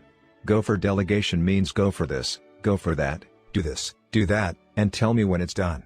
Most people who are producers have a go for delegation paradigm. Remember the machete wielders in the jungle? They are the producers. They roll up their sleeves and get the job done. If they are given a position of supervision or management, they still think like producers. They don't know how to set up a full delegation so that another person is committed to achieve results. Because they are focused on methods, they become responsible for the results. I was involved in a go for delegation once when our family went water skiing. My son, who is an excellent skier, was in the water being pulled and I was driving the boat. I handed the camera to Sandra and asked her to take some pictures. At first, I told her to be selective in her picture taking because we didn't have much film left. Then I realized she was unfamiliar with the camera, so I became a little more specific. I told her to be sure to wait until the sun was ahead of the boat and until our son was jumping the wake or making a turn and touching his elbow. But the more I thought about our limited footage and her inexperience with the camera, the more concerned I became. I finally said, "Look, Sandra, just push the button when I tell you. Okay?" And I spent the next few minutes yelling, "Take it. Take it. Don't take it. Don't take it." I was afraid that if I didn't direct her every move every second, it wouldn't be done right. That was true go for delegation, one-on-one supervision of methods. Many people consistently delegate that way. But how much does it really accomplish? And how many people is it possible to supervise or manage when you have to be involved in every move they make? There's a much better way, a more effective way to delegate to other people. And it's based on a paradigm of appreciation of the self-awareness, the imagination, the conscience, and the free will of other people. Stewardship delegation. Stewardship delegation is focused on results instead of methods. It gives people a choice of method and makes them responsible for results. It takes more time in the beginning, but it's time well invested. You can move the fulcrum over, you can increase your leverage, through stewardship delegation. Stewardship delegation involves clear, upfront mutual understanding and commitment regarding expectations in 5 areas. Desired results. Create a clear, mutual understanding of what needs to be accomplished, focusing on what, not how, results, not methods. Spend time. Be patient. Visualize the desired result. Have the person see it, describe it, make out a quality statement of what the results will look like, and by when they will be accomplished. Guidelines. Identify the parameters within which the individual should operate. These should be as few as possible to avoid methods delegation, but should include any formidable restrictions. You wouldn't want a person to think he had considerable latitude as long as he accomplished the objectives, only to violate some long-standing traditional practice or value. That kills initiative and sends people back to the gopher's creed, just tell me what you want me to do, and I'll do it. If you know the failure paths of the job, identify them. Be honest and open, tell a person where the quicksand is and where the wild animals are. You don't want to have to reinvent the wheel every day. Let people learn from your mistakes or the mistakes of others. Point out the potential failure paths, what not to do, but don't tell them what to do. Keep the responsibility for results with them, to do whatever is necessary within the guidelines. Resources. Identify the human, financial, technical, or organizational resources the person can draw on to accomplish the desired results. Accountability. Set up the standards of performance that will be used in evaluating the results and the specific times when reporting and evaluation will take place. Consequences. Specify what will happen, both good and bad, as a result of the evaluation. This could include such things as financial rewards, psychic rewards, different job assignments, and natural consequences tied into the overall mission of an organization. Some years ago, I had an interesting experience in delegation with one of my sons. We were having a family meeting, and we had our mission statement up on the wall to make sure our plans were in harmony with our values. Everybody was there. I set up a big blackboard and we wrote down our goals, the key things we wanted to do, and the jobs that flowed out of those goals. Then I asked for volunteers to do the job. Who wants to pay the mortgage? I asked. I noticed I was the only one with my hand up. Who wants to pay for the insurance? The food? The cars? I seemed to have a real monopoly on the opportunities.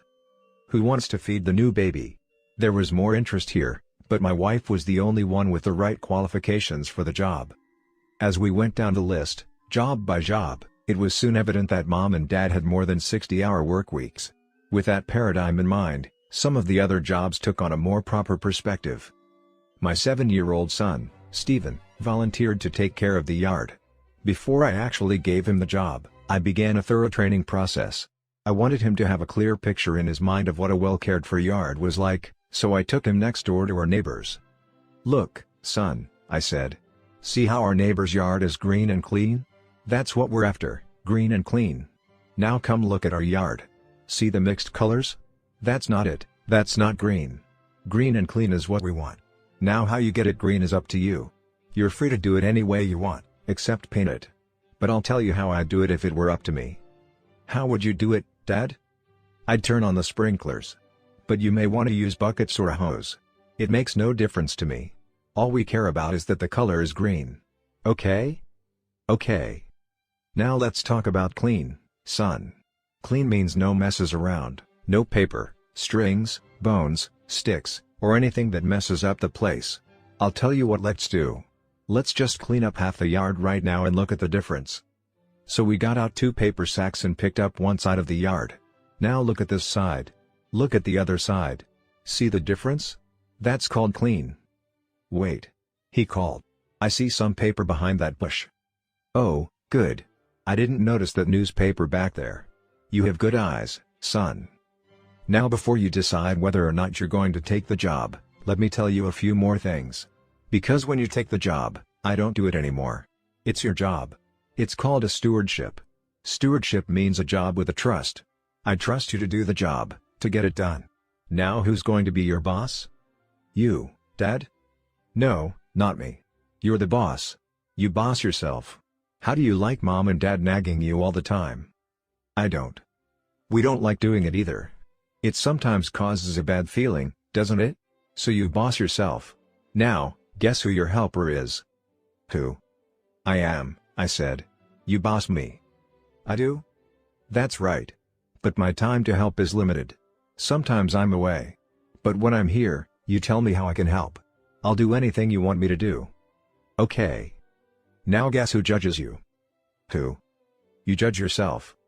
I do? That's right. Twice a week the two of us will walk around the yard, and you can show me how it's coming. How are you going to judge? Green and clean. Right. I trained him with those 2 words for 2 weeks before I felt he was ready to take the job. Finally, the big day came. Is it a deal, son? It's a deal. What's the job? Green and clean. What's green? He looked at our yard, which was beginning to look better. Then he pointed next door. That's the color of his yard. What's clean? No messes. Who's the boss? I am.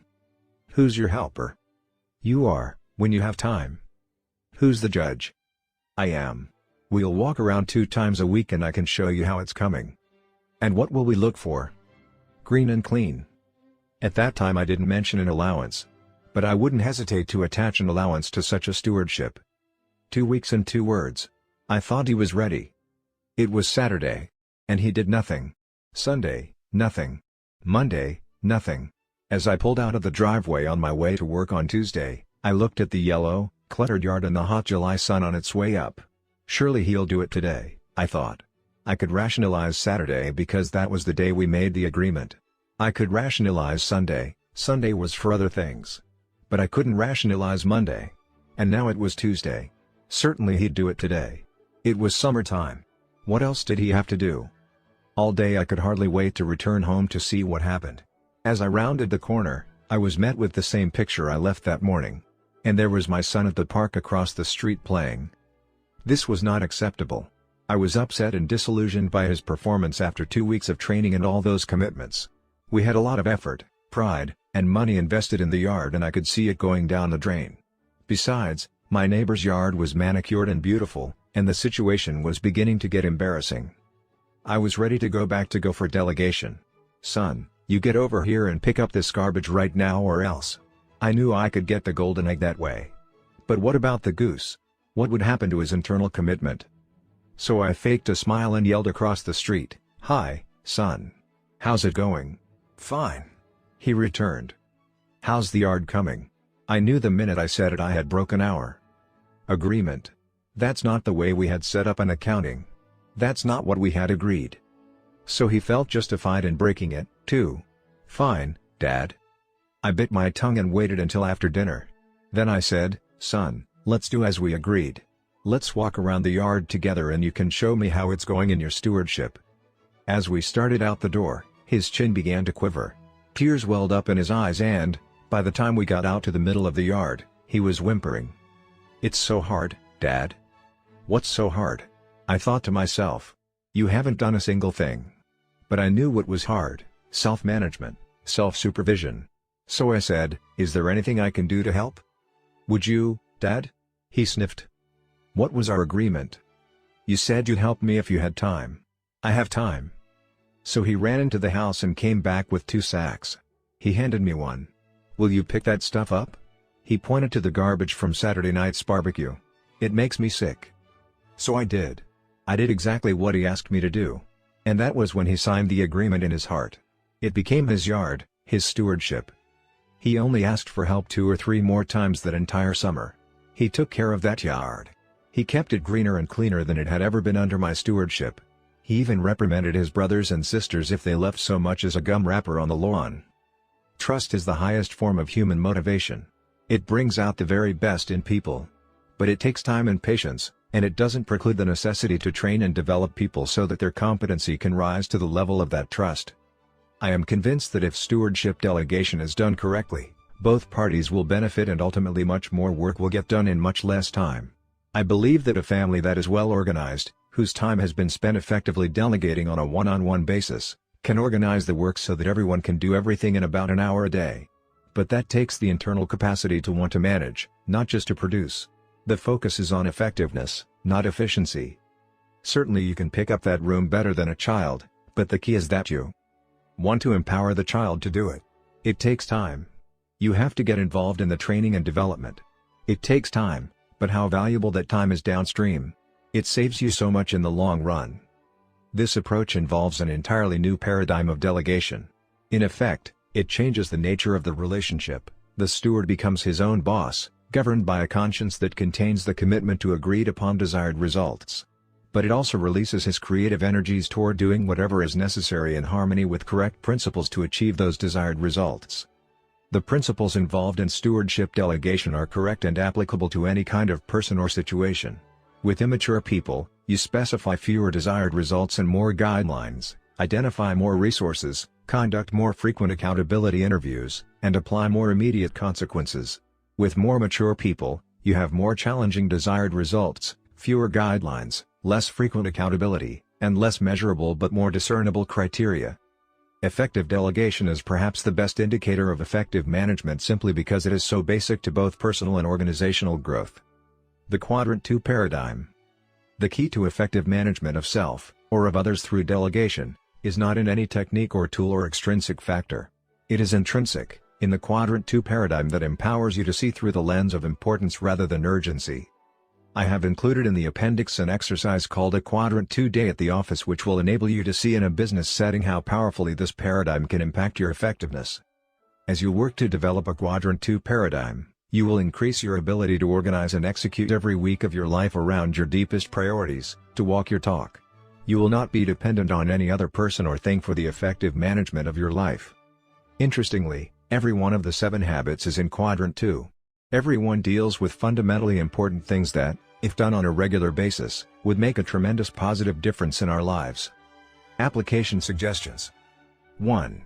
Identify a Quadrant 2 activity you know has been neglected in your life, one that, if done well, would have a significant impact in your life, either personally or professionally.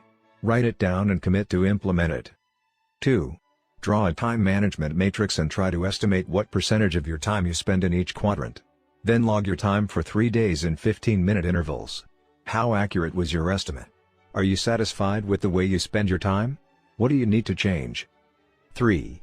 Make a list of responsibilities you could delegate and the people you could delegate to or train to be responsible in these areas. Determine what is needed to start the process of delegation or training. 4. Organize your next week. Start by writing down your roles and goals for the week, then transfer the goals to a specific action plan.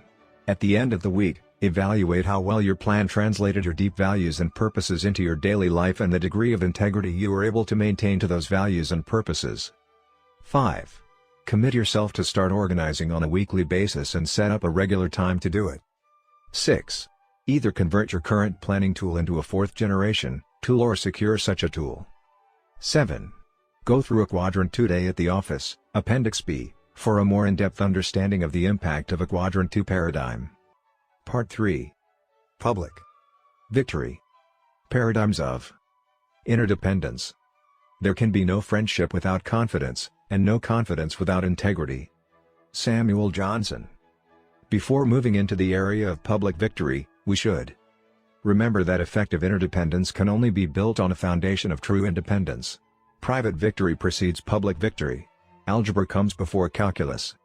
As we look back and survey the terrain to determine where we've been and where we are in relationship to where we're going, we clearly see that we could not have gotten where we are without coming the way we came. There aren't any other roads, there aren't any shortcuts. There's no way to parachute into this terrain. The landscape ahead is covered with the fragments of broken relationships of people who have tried. They've tried to jump into effective relationships without the maturity, the strength of character, to maintain them. But you just can't do it, you simply have to travel the road. You can't be successful with other people if you haven't paid the price of success with yourself. A few years ago when I was giving a seminar on the Oregon coast, a man came up to me and said, "You know, Stephen, I really don't enjoy coming to these seminars." He had my attention. Look at everyone else here, he continued. Look at this beautiful coastline and the sea out there and all that's happening. And all I can do is sit and worry about the grilling I'm going to get from my wife tonight on the phone. She gives me the third degree every time I'm away. Where did I eat breakfast? Who else was there? Was I in meetings all morning? When did we stop for lunch? What did I do during lunch? How did I spend the afternoon? What did I do for entertainment in the evening? Who was with me? What did we talk about? And what she really wants to know, but never quite asks, is who she can call to verify everything I tell her. She just nags me and questions everything I do whenever I'm away. It's taken the bloom out of this whole experience. I really don't enjoy it at all. He did look pretty miserable. We talked for a while, and then he made a very interesting comment. I guess she knows all the questions to ask, he said a little sheepishly. It was at a seminar like this that I met her, when I was married to someone else. I considered the implications of his comment and then said, "You're kind of into quick fix, aren't you?" "What do you mean?" he replied. "Well, you'd like to take a screwdriver and just open up your wife's head and rewire that attitude of hers really fast, wouldn't you?" "Sure, I'd like her to change," he exclaimed. "I don't think it's right for her to constantly grill me like she does." "My friend," I said, "you can't talk your way out of problems you behave yourself into. We're dealing with a very dramatic and very fundamental paradigm shift here. You may try to lubricate your social interactions with personality techniques and skills, but in the process, you may truncate the vital character base. You can't have the fruits without the roots. It's the principle of sequencing. Private victory precedes public victory. Self-mastery and self-discipline are the foundation of good relationships with others. Some people say that you have to like yourself before you can like others. I think that idea has merit, but if you don't know yourself, if you don't control yourself, if you don't have mastery over yourself, it's very hard to like yourself, except in some short-term, psych-up, superficial way. Real self-respect comes from dominion over self, from true independence. And that's the focus of habits 1, 2, and 3. Independence is an achievement. Interdependence is a choice only independent people can make. Unless we are willing to achieve real independence, it's foolish to try to develop human relation skills. We might try. We might even have some degree of success when the sun is shining.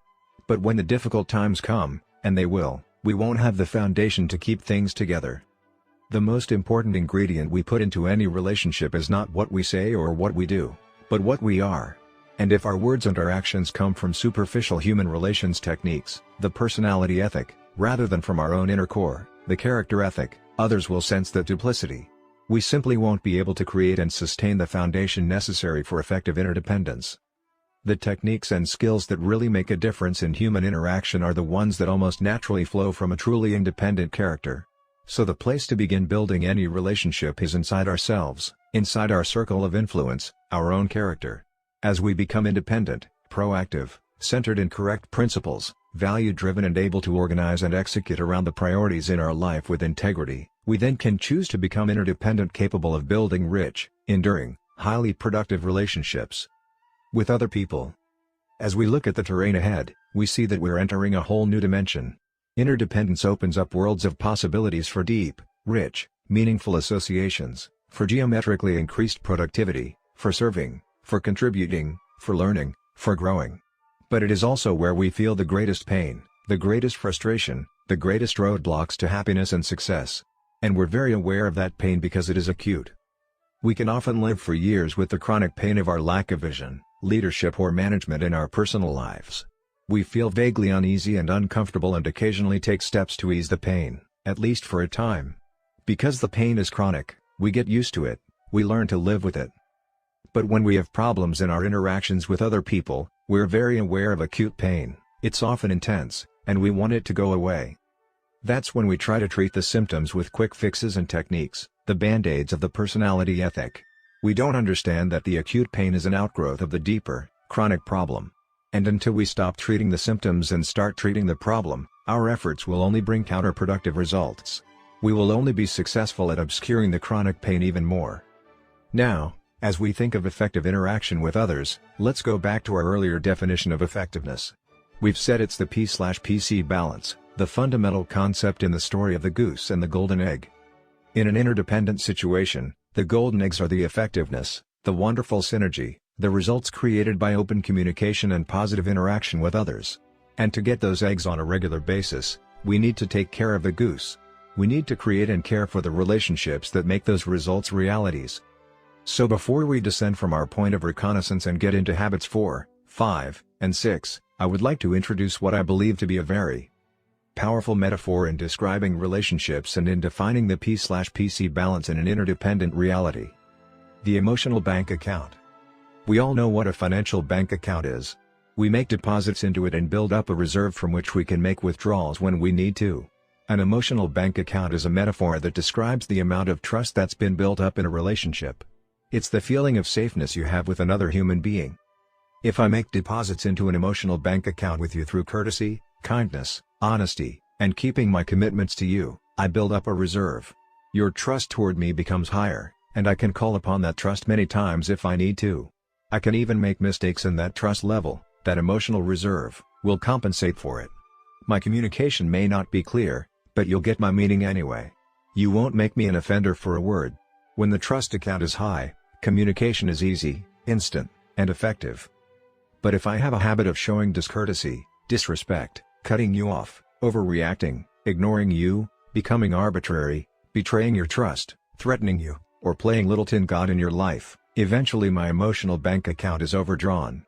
The trust level gets very low. Then what flexibility do I have? None. I'm walking on minefields. I have to be very careful of everything I say. I measure every word. It's Tension City, Memo Haven. It's protecting my backside, politicking. And many organizations are filled with it. Many families are filled with it. Many marriages are filled with it. If a large reserve of trust is not sustained by continuing deposits, a marriage will deteriorate. Instead of rich, spontaneous understanding and communication, the situation becomes one of accommodation, where two people simply attempt to live independent lifestyles in a fairly respectful and tolerant way. The relationship may further deteriorate to one of hostility and defensiveness. The fight-or-flight response creates verbal battles, slammed doors, refusal to talk, emotional withdrawal and self-pity. It may end up in a cold war at home, sustained only by children, sex, social pressure, or image protection. Or it may end up in open warfare in the courts, where bitter ego-decimating legal battles can be carried on for years as people endlessly confess the sins of a former spouse. And this is in the most intimate, the most potentially rich, joyful, satisfying and productive relationship possible between two people on this earth. The P/PC lighthouse is there. We can either break ourselves against it or we can use it as a guiding light. Our most constant relationships, like marriage, require our most constant deposits.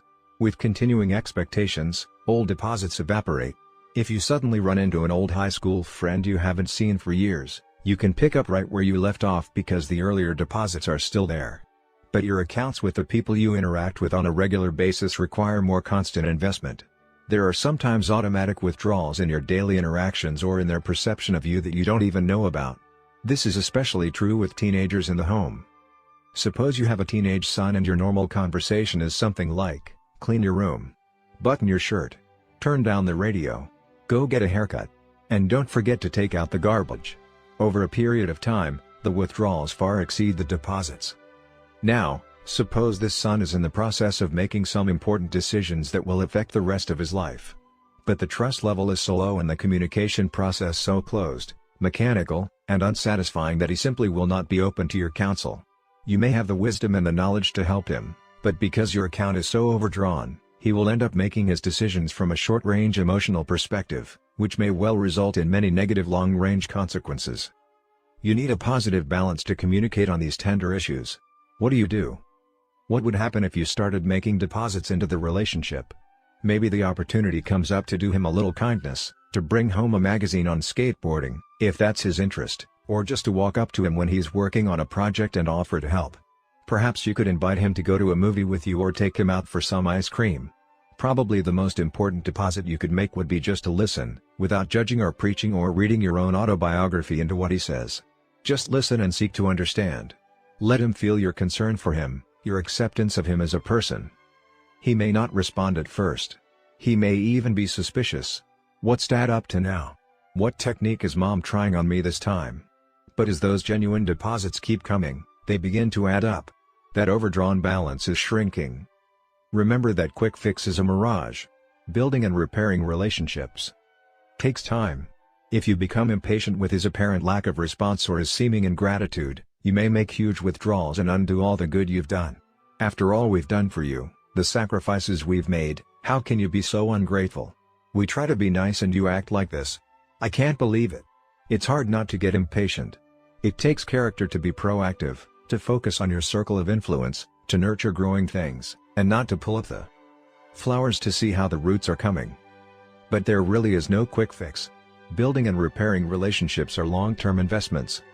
6 major deposits. Let me suggest 6 major deposits that build the emotional bank account. Understanding the individual. Really seeking to understand another person is probably one of the most important deposits you can make, and it is the key to every other deposit. You simply don't know what constitutes a deposit to another person until you understand that individual. What might be a deposit for you? Going for a walk to talk things over, going out for ice cream together, working on a common project might not be perceived by someone else as a deposit at all. It might even be perceived as a withdrawal, if it doesn't touch the person's deep interests or needs. One person's mission is another person's minutiae. To make a deposit, what is important to another person must be as important to you as the other person is to you. You may be working on a high-priority project when your 6-year-old child interrupts with something that seems trivial to you, but it may be very important from his point of view. It takes habit 2 to recognize and recommit yourself to the value of that person, and habit 3 to subordinate your schedule to that human priority. By accepting the value he places on what he has to say, you show an understanding of him that makes a great deposit. I have a friend whose son developed an avid interest in baseball. My friend wasn't interested in baseball at all. But one summer, he took his son to see every major league team play one game. The trip took over 6 weeks and cost a great deal of money, but it became a powerful bonding experience in their relationship. My friend was asked on his return, "Do you like baseball that much?" "No," he replied, "but I like my son that much." I have another friend, a college professor, who had a terrible relationship with his teenage son. This man's entire life was essentially academic, and he felt his son was totally wasting his life by working with his hands instead of working to develop his mind. As a result, he was almost constantly on the boy's back, and, in moments of regret, he would try to make deposits that just didn't work. The boy perceived the gestures as new forms of rejection, comparison, and judgment. And they precipitated huge withdrawals. The relationship was turning sour, and it was breaking the father's heart. One day I shared with him this principle of making what is important to the other person as important to you as the other person is to you. He took it deeply to heart. He engaged his son in a project to build a miniature wall of China around their home. It was a consuming project, and they worked side by side on it for over a year and a half. Through that bonding experience, the son moved through that phase in his life and into an increased desire to develop his mind. But the real benefit was what happened to the relationship. Instead of a sore spot, it became a source of joy and strength to both father and son. Our tendency is to project out of our own autobiographies what we think other people want or need. We project our intentions on the behavior of others. We interpret what constitutes a deposit based on our own needs and desires, either now or when we were at a similar age or stage in life. If they don't interpret our effort as a deposit, our tendency is to take it as a rejection of our well-intentioned effort and to give up. The golden rule says to do unto others as you would have others do unto you. While on the surface that could mean to do for them what you would like to have done for you, I think the more essential meaning is to understand them deeply as individuals, the way you would want to be understood, and then to treat them in terms of that understanding. As one successful parent said about raising children, treat them all the same by treating them differently. Attending to the little things. The little kindnesses and courtesies are so important. Small discourtesies, little unkindnesses, little forms of disrespect make large withdrawals. In relationships, the little things are the big things. I remember an evening I spent with 2 of my sons some years ago. It was an organized father and son outing, complete with gymnastics, wrestling matches, hot dogs, orangeade, and a movie, the works. In the middle of the movie, Sean, who was then 4 years old, fell asleep in his seat. His older brother, Stephen, who was 6, stayed awake, and we watched the rest of the movie together. When it was over, I picked Sean up in my arms, carried him out to the car and laid him in the back seat. It was very cold that night, so I took off my coat and gently arranged it over and around him. When we arrived home, I quickly carried Sean in and tucked him into bed. After Stephen put on his jammies and brushed his teeth, I lay down next to him to talk about the night out together. "How'd you like it, Stephen?" "Fine," he answered. "Did you have fun?" Yes. What did you like most? I don't know. The trampoline, I guess. That was quite a thing, wasn't it, doing those somersaults and tricks in the air like that? There wasn't much response on his part. I found myself making conversation. I wondered why Stephen wouldn't open up more. He usually did when exciting things happened. I was a little disappointed. I sensed something was wrong. He had been so quiet on the way home and getting ready for bed. Suddenly Stephen turned over on his side, facing the wall. I wondered why and lifted myself up just enough to see his eyes welling up with tears. "What's wrong, honey? What is it?" He turned back, and I could sense he was feeling some embarrassment for the tears in his quivering lips and chin. "Daddy, if I were cold, would you put your coat around me, too?" Of all the events of that special night out together, the most important was a little act of kindness, a momentary, unconscious showing of love to his little brother. What a powerful, personal lesson that experience was to me then and is even now. People are very tender, very sensitive inside. I don't believe age or experience makes much difference. Inside, even within the most toughened and calloused exteriors, are the tender feelings and emotions of the heart. Keeping commitments. Keeping a commitment or a promise is a major deposit, breaking one is a major withdrawal. In fact, there's probably not a more massive withdrawal than to make a promise that's important to someone and then not to come through.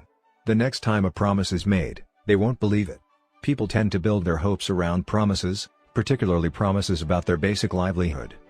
I've tried to adopt a philosophy as a parent never to make a promise I don't keep.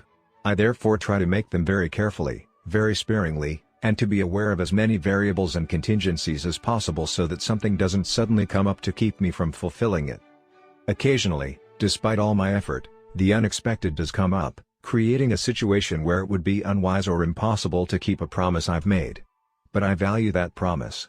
I either keep it anyway, or explain the situation thoroughly to the person involved and ask to be released from the promise.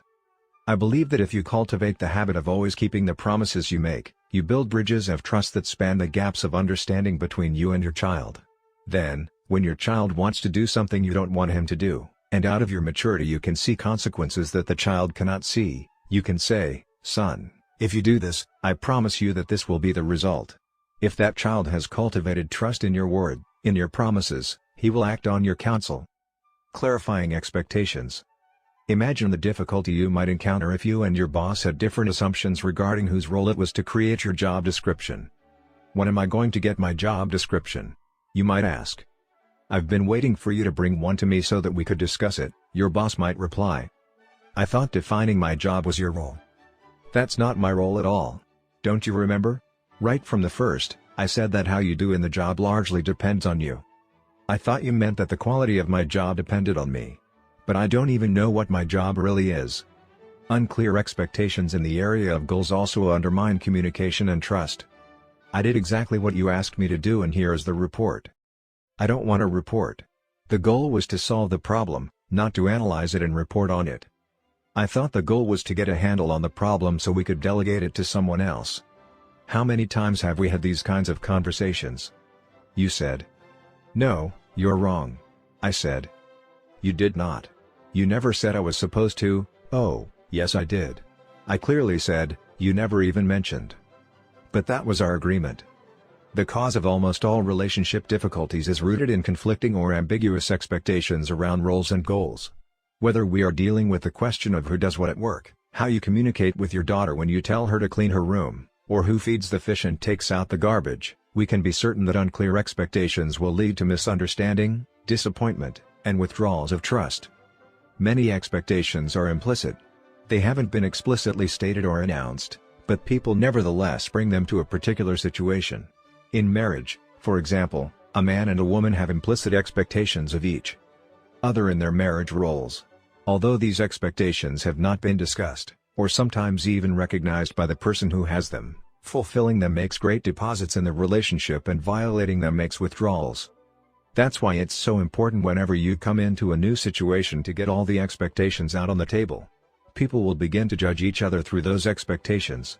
And if they feel like their basic expectations have been violated, the reserve of trust is diminished. We create many negative situations by simply assuming that our expectations are self-evident and that they are clearly understood and shared by other people. The deposit is to make the expectations clear and explicit in the beginning. This takes a real investment of time and effort up front, but it saves great amounts of time and effort down the road. When expectations are not clear and shared, people begin to become emotionally involved and simple misunderstandings become compounded, turning into personality clashes and communication breakdowns. Clarifying expectations sometimes takes a great deal of courage.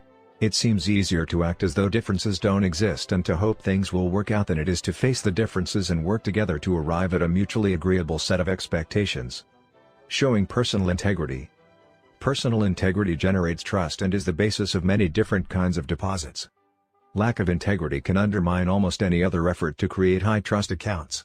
People can seek to understand, remember the little things, keep their promises, clarify and fulfill expectations, and still fail to build reserves of trust if they are inwardly duplicitous. Integrity includes but goes beyond honesty. Honesty is telling the truth, in other words, conforming our words to reality. Integrity is conforming reality to our words, in other words, keeping promises and fulfilling expectations. This requires an integrated character, a oneness, primarily with self but also with life. One of the most important ways to manifest integrity is to be loyal to those who are not present. In doing so, we build the trust of those who are present. When you defend those who are absent, you retain the trust of those present. Suppose you and I were talking alone, and we were criticizing our supervisor in a way that we would not dare to do if he were present. Now what will happen when you and I have a falling out? You know I'm going to be discussing your weaknesses with someone else. That's what you and I did behind our supervisor's back. You know my nature. I'll sweet-talk you to your face and badmouth you behind your back. You've seen me do it. That's the essence of duplicity. Does that build a reserve of trust in my account with you? On the other hand, suppose you were to start criticizing our supervisor and I basically told you I agree with the content of some of the criticism and suggest that the two of us go directly to him and make an effective presentation on how things might be improved. Then what would you know I would do if someone were to criticize you to me behind your back? For another example, suppose in my effort to build a relationship with you, I told you something someone else had shared with me in confidence. I really shouldn't tell you this, I might say, but since you're my friend, would my betraying another person build my trust account with you? Or would you wonder if the things you had told me in confidence were being shared with others? Such duplicity might appear to be making a deposit with the person you're with, but it is actually a withdrawal because you communicate your own lack of integrity. You may get the golden egg of temporary pleasure from putting someone down or sharing privileged information, but you're strangling the goose, weakening the relationship that provides enduring pleasure in association. Integrity in an interdependent reality is simply this: you treat everyone by the same set of principles. As you do, people will come to trust you. They may not at first appreciate the honest confrontational experiences such integrity might generate. Confrontation takes considerable courage, and many people would prefer to take the course of least resistance, belittling and criticizing, betraying confidences, or participating in gossip about others behind their backs. But in the long run, people will trust and respect you if you are honest and open and kind with them. You care enough to confront. And to be trusted, it is said, is greater than to be loved. In the long run, I am convinced, to be trusted will be also to be loved. When my son Joshua was quite young, he would frequently ask me a soul-searching question. Whenever I overreacted to someone else or was the least bit impatient or unkind, he was so vulnerable and so honest and our relationship was so good that he would simply look me in the eye and say, "Dad, do you love me?" If he thought I was breaking a basic principle of life towards someone else, he wondered if I wouldn't break it with him. As a teacher, as well as a parent, I have found that the key to the 99 is the one, particularly the one that is testing the patience and the good humor of the many. It is the love and the discipline of the one student, the one child, that communicates love for the others. It's how you treat the one that reveals how you regard the 99, because everyone is ultimately a one. Integrity also means avoiding any communication that is deceptive, full of guile, or beneath the dignity of people. A lie is any communication with intent to deceive, according to one definition of the word. Whether we communicate with words or behavior, if we have integrity, our intent cannot be to deceive. Apologizing sincerely when you make a withdrawal. When we make withdrawals from the emotional bank account, we need to apologize and we need to do it sincerely. Great deposits come in the sincere words. I was wrong. That was unkind of me. I showed you no respect. I gave you no dignity, and I'm deeply sorry. I embarrassed you in front of your friends and I had no call to do that. Even though I wanted to make a point, I never should have done it. I apologize. It takes a great deal of character strength to apologize quickly out of one's heart rather than out of pity. A person must possess himself and have a deep sense of security in fundamental principles and values in order to genuinely apologize. People with little internal security can't do it. It makes them too vulnerable. They feel it makes them appear soft and weak, and they fear that others will take advantage of their weakness. Their security is based on the opinions of other people, and they worry about what others might think. In addition, they usually feel justified in what they did. They rationalize their own wrong in the name of the other person's wrong, and if they apologize at all, it's superficial. If you're going to bow low, says Eastern wisdom. Pay the uttermost farthing, says the Christian ethic. To be a deposit, an apology must be sincere. And it must be perceived as sincere.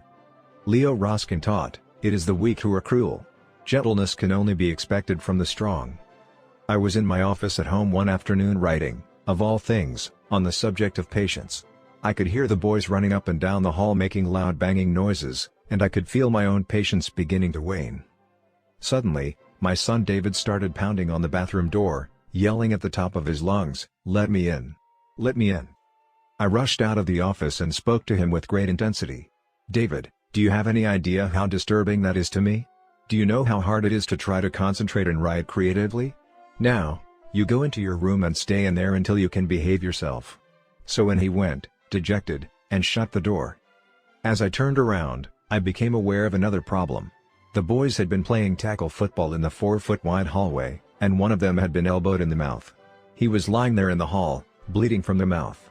David, I discovered, had gone to the bathroom to get a wet towel for him. But his sister, Maria, who was taking a shower, wouldn't open the door. When I realized that I had completely misinterpreted the situation and had overreacted, I immediately went in to apologize to David. As I opened the door, the first thing he said to me was, "I won't forgive you." "Well, why not, honey?" I replied. "Honestly, I didn't realize you were trying to help your brother. Why won't you forgive me?" "Because you did the same thing last week," he replied. In other words, he was saying, "Dad, you're overdrawn, and you're not going to talk your way out of a problem you behaved yourself into." Sincere apologies make deposits, repeated apologies interpreted as insincere make withdrawals. And the quality of the relationship reflects it.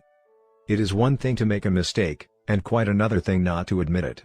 People will forgive mistakes, because mistakes are usually of the mind, mistakes of judgment. But people will not easily forgive the mistakes of the heart, the ill intention, the bad motives, the prideful justifying cover-up of the first mistake. The laws of love and the laws of life. When we make deposits of unconditional love, when we live the primary laws of love, we encourage others to live the primary laws of life. In other words, when we truly love others without condition, without strings, we help them feel secure and safe and validated and affirmed in their essential worth, identity, and integrity. Their natural growth process is encouraged. We make it easier for them to live the laws of life, cooperation, contribution, self-discipline, integrity, and to discover and live true to the highest and best within them. We give them the freedom to act on their own inner imperatives rather than react to our conditions and limitations. This does not mean we become permissive or soft. That itself is a massive withdrawal. We counsel, we plead, we set limits and consequences. But we love, regardless. When we violate the primary laws of love, when we attach strings and conditions to that gift, we actually encourage others to violate the primary laws of life. We put them in a reactive, defensive position where they feel they have to prove I matter as a person, independent of you. In reality, they aren't independent. They are counterdependent, which is another form of dependency and is at the lowest end of the maturity continuum. They become reactive, almost enemy-centered, more concerned about defending their rights and producing evidence of their individuality than they are about proactively listening to and honoring their own inner imperatives.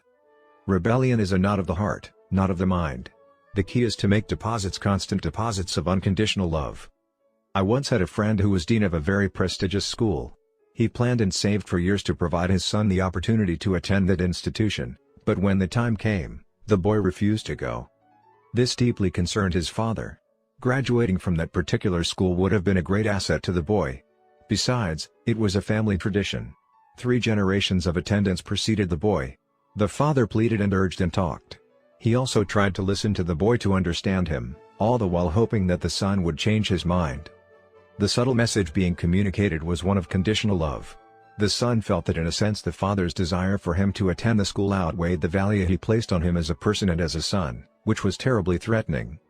Consequently, he fought for and with his own identity and integrity, and he increased in his resolve and his efforts to rationalize his decision not to go.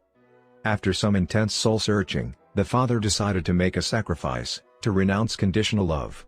He knew that his son might choose differently than he had wished. Nevertheless, he and his wife resolved to love their son unconditionally, regardless of his choice. It was an extremely difficult thing to do because the value of his educational experience was so close to their hearts and because it was something they had planned and worked for since his birth. The father and mother went through a very difficult rescripting process, struggling to really understand the nature of unconditional love. They communicated to the boy what they were doing and why, and told him that they had come to the point at which they could say in all honesty that his decision would not affect their complete feeling of unconditional love toward him. They didn't do this to manipulate him, to try to get him to shape up. They did it as the logical extension of their growth and character. The boy didn't give much of a response at the time, but his parents had such a paradigm of unconditional love at that point that it would have made no difference in their feelings for him.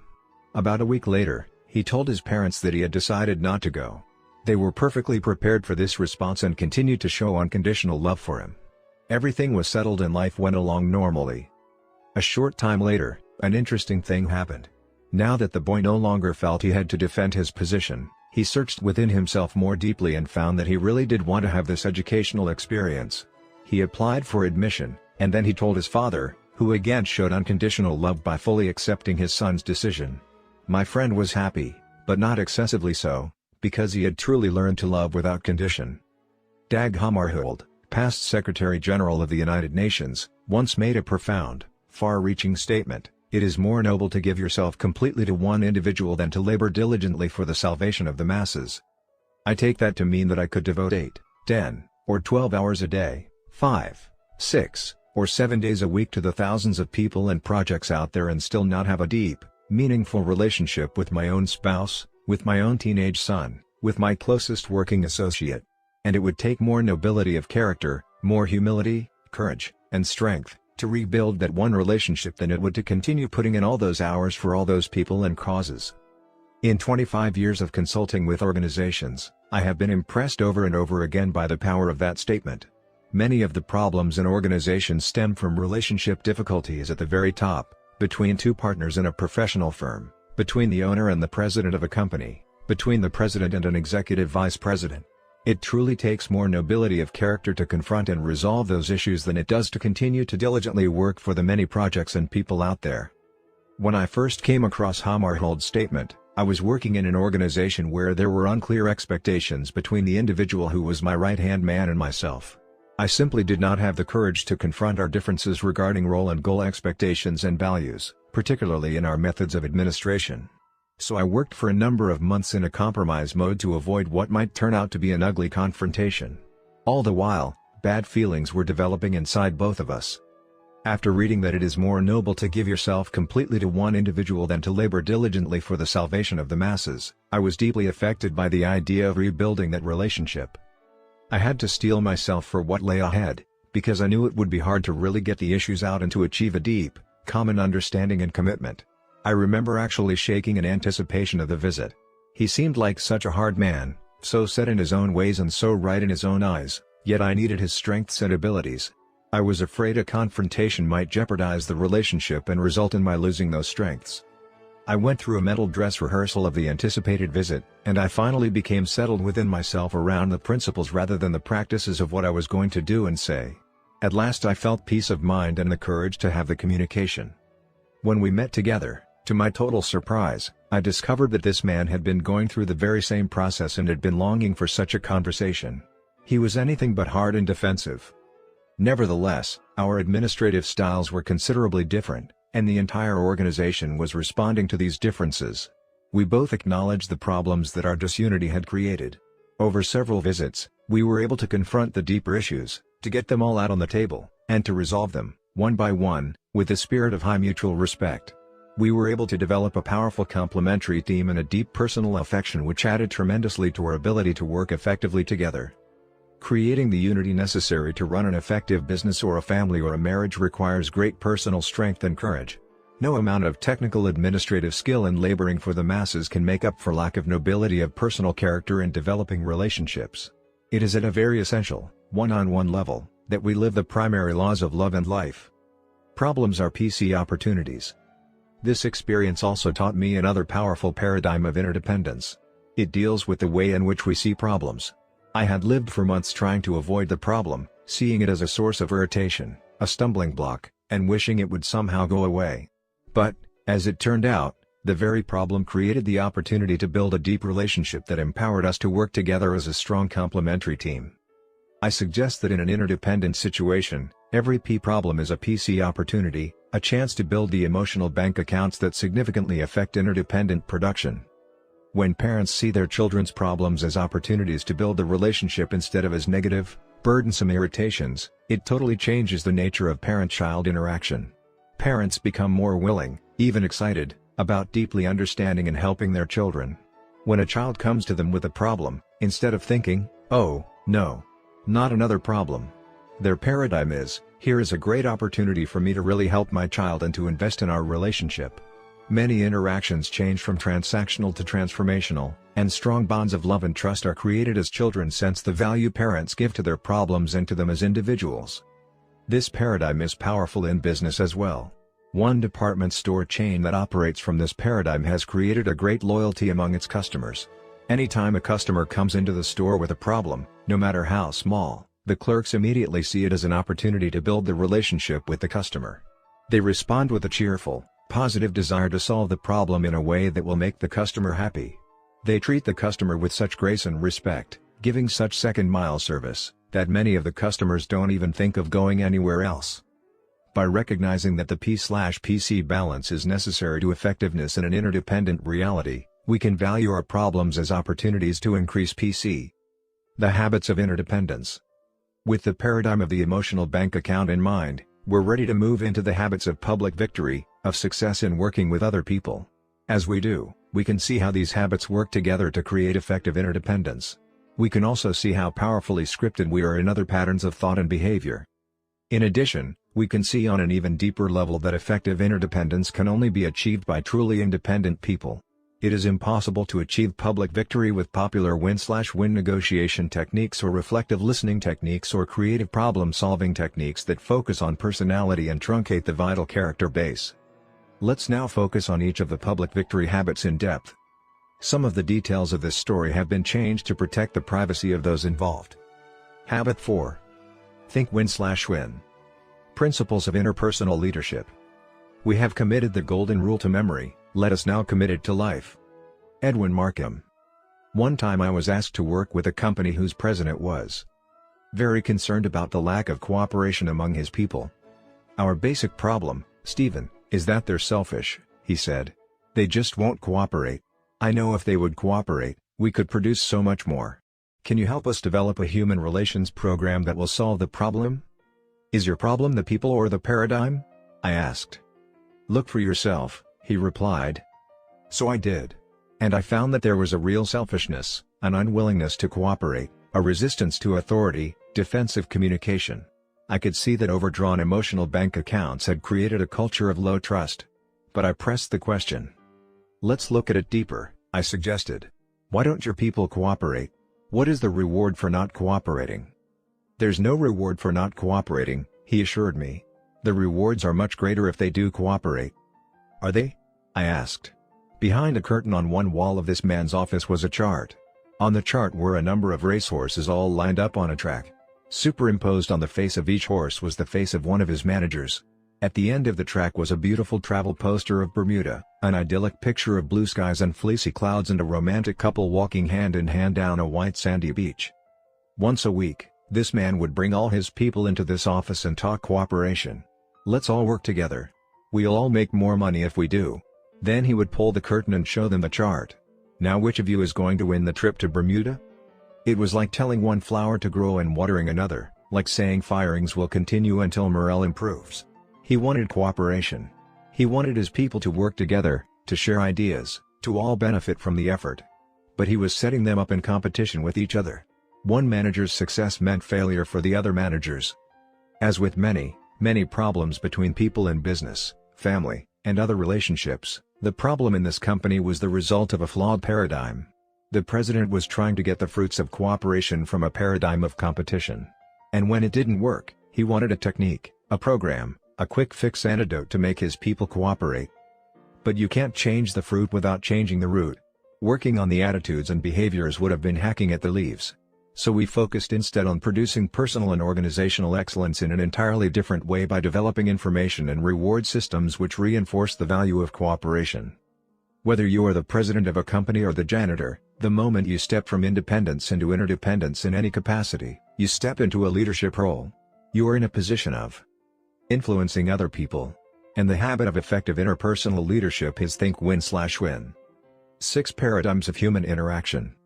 Win/win is not a technique, it's a total philosophy of human interaction.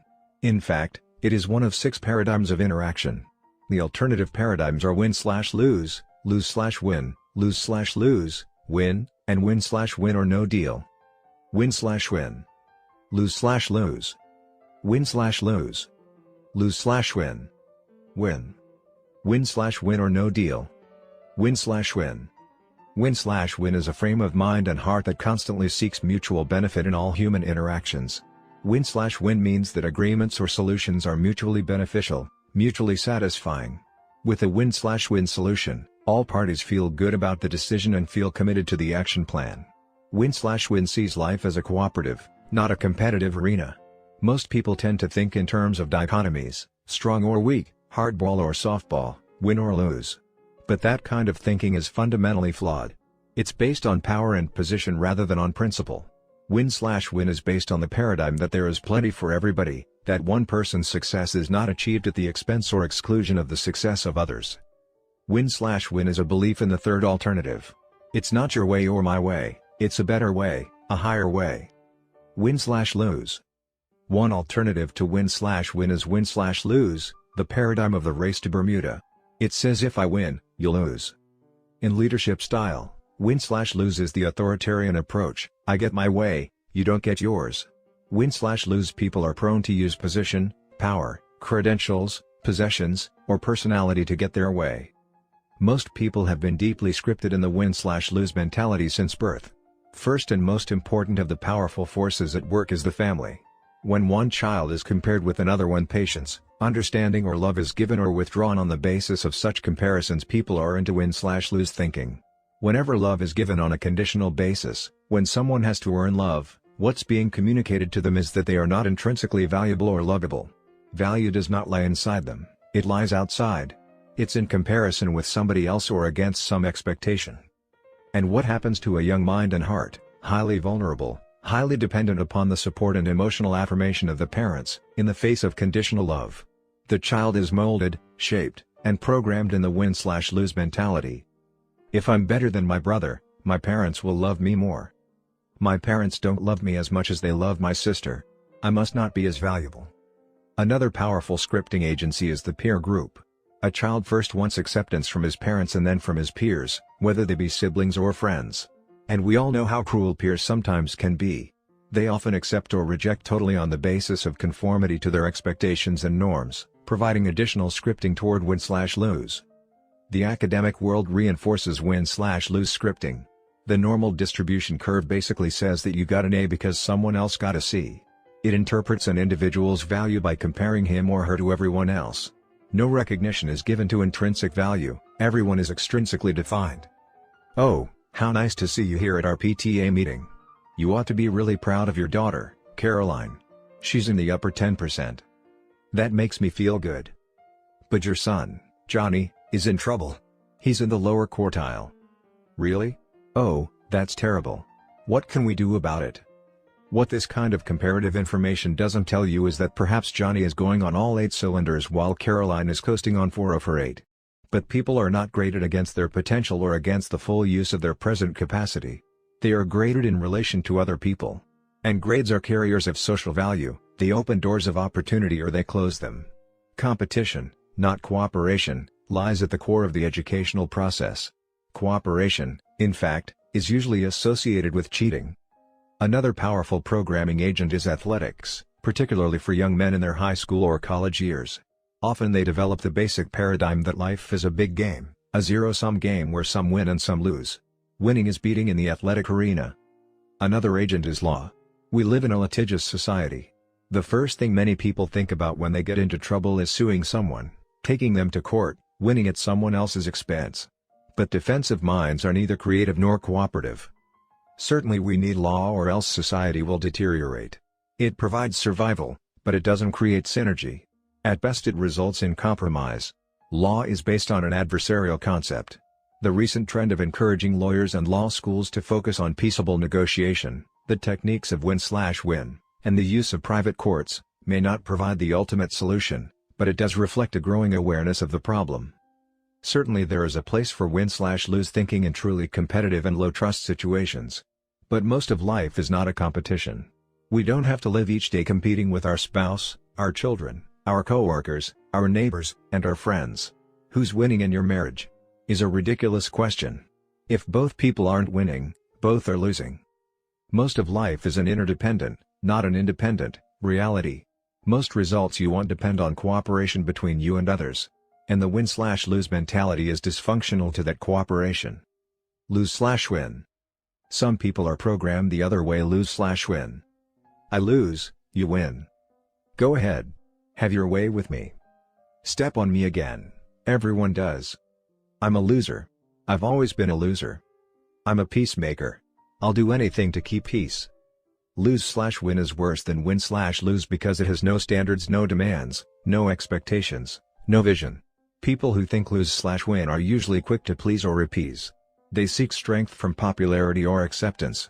They have little courage to express their own feelings and convictions and are easily intimidated by the ego strength of others. In negotiation, lose-slash-win is seen as capitulation, giving in or giving up. In leadership style, it's permissiveness or indulgence. Lose-slash-win means being a nice guy, even if nice guys finish last. Win-slash-lose people love lose-slash-win people because they can feed on them. They love their weaknesses, they take advantage of them. Such weaknesses complement their strengths. But the problem is that lose-slash-win people bury a lot of feelings. And unexpressed feelings never die, they're buried alive and come forth later in uglier ways. Psychosomatic illnesses, particularly of the respiratory, nervous, and circulatory systems, often are the reincarnation of cumulative resentment, deep disappointment and disillusionment repressed by the lose-slash-win mentality. Disproportionate rage or anger, overreaction to minor provocation, and cynicism are other embodiments of suppressed emotion. People who are constantly repressing, not transcending feelings towards a higher meaning find that it affects the quality of their self-esteem and eventually the quality of their relationships with others. Both win-slash-lose and lose-slash-win are weak positions, based in personal insecurities.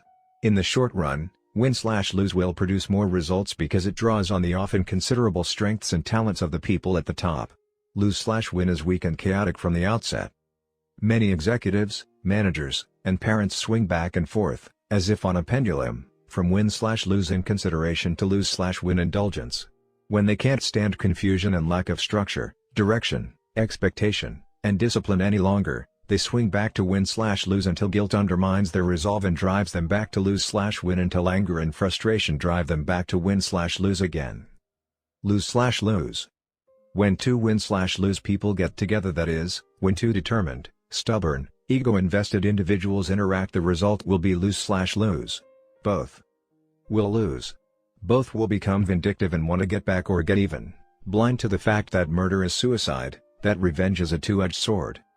I know of a divorce in which the husband was directed by the judge to sell the assets and turn over half the proceeds to his ex-wife. In compliance, he sold a car worth over $10,000 for $50 and gave $25 to the wife.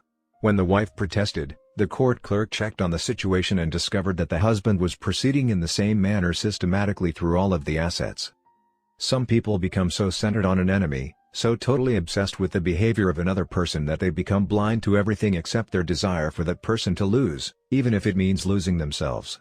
Lose-slash-lose is the philosophy of adversarial conflict, the philosophy of war. Lose-slash-lose is also the philosophy of the highly dependent person without inner direction who is miserable and thinks everyone else should be, too. If nobody ever wins, perhaps being a loser isn't so bad. Win. Another common alternative is simply to think win. People with the win mentality don't necessarily want someone else to lose. That's irrelevant. What matters is that they get what they want. When there is no sense of contest or competition, win is probably the most common approach in everyday negotiation.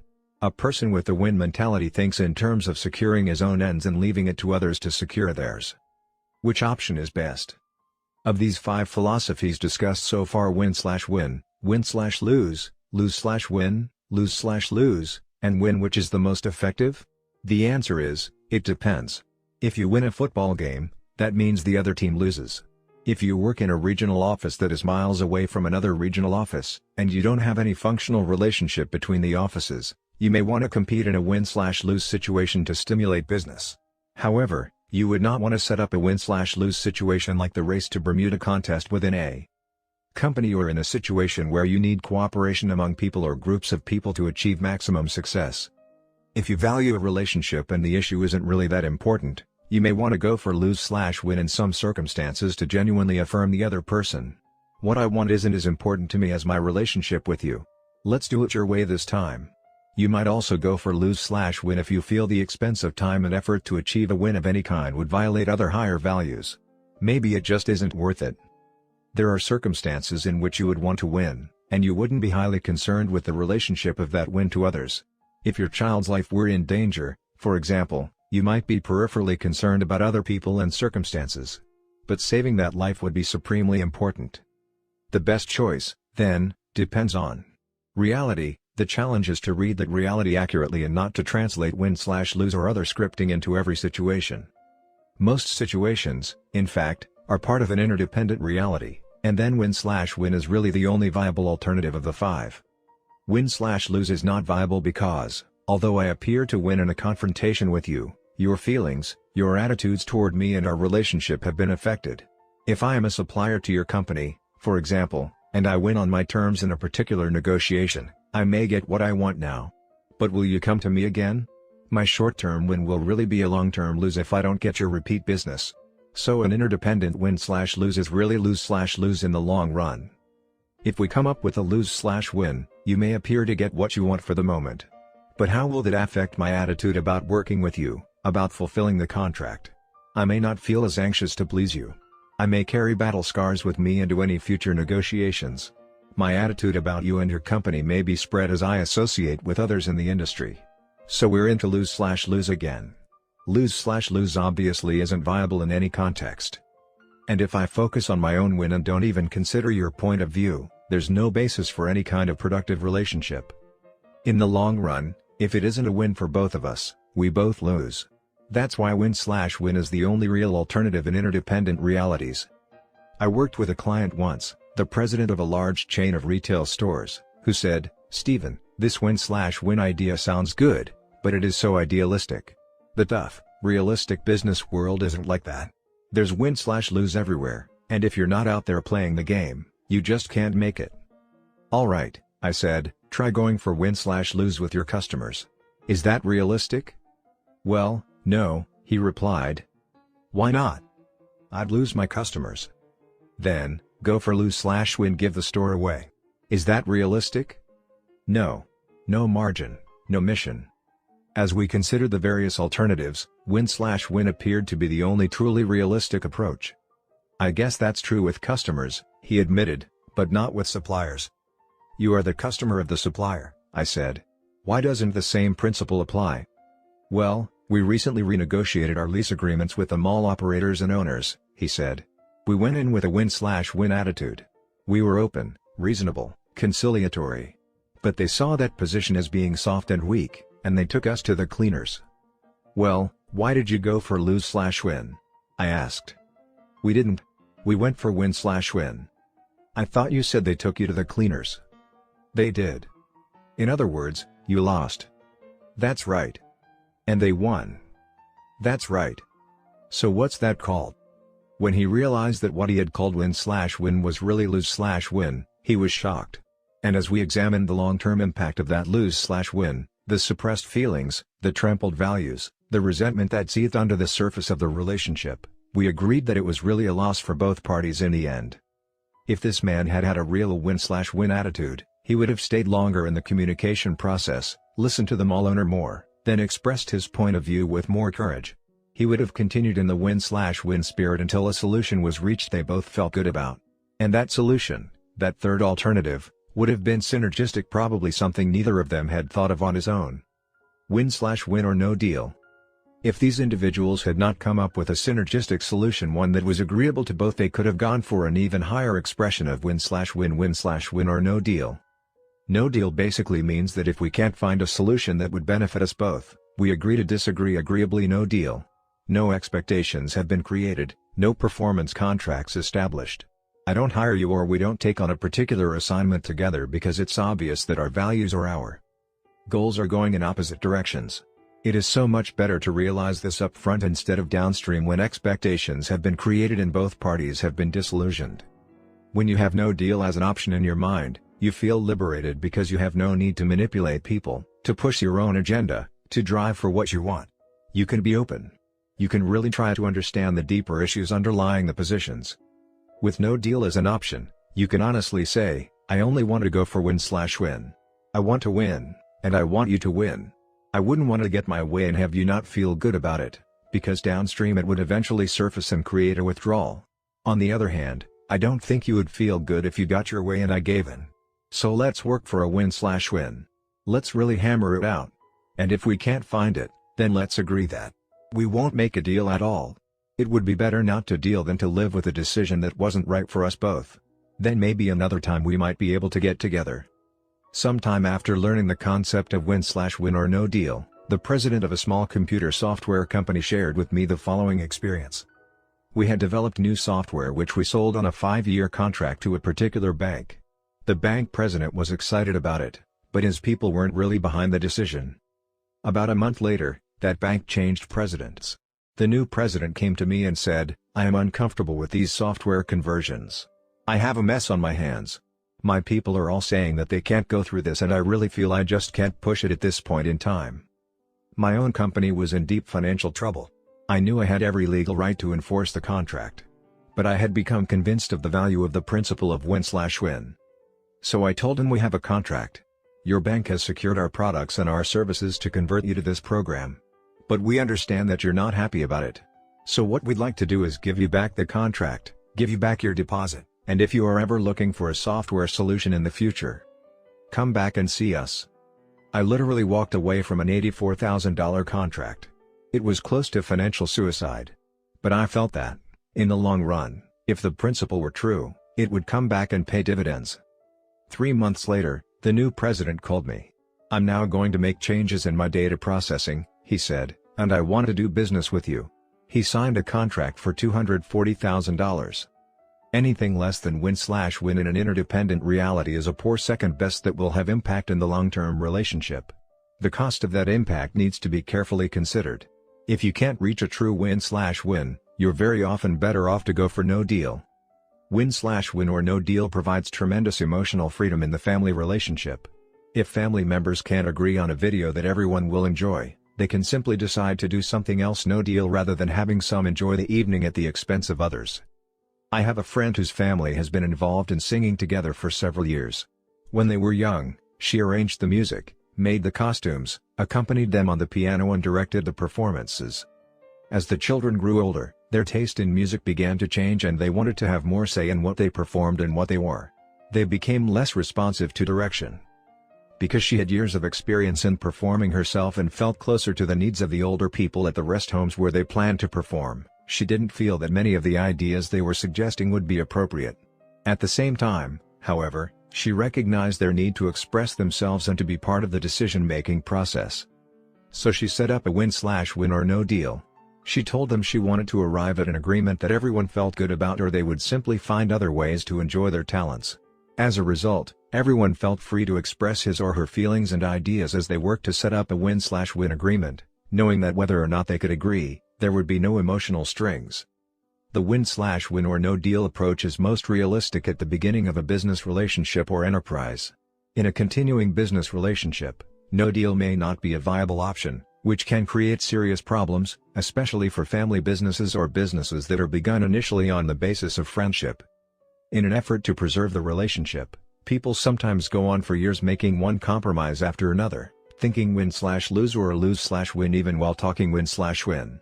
This creates serious problems for the people and for the business, particularly if the competition operates on win-slash-win and synergy.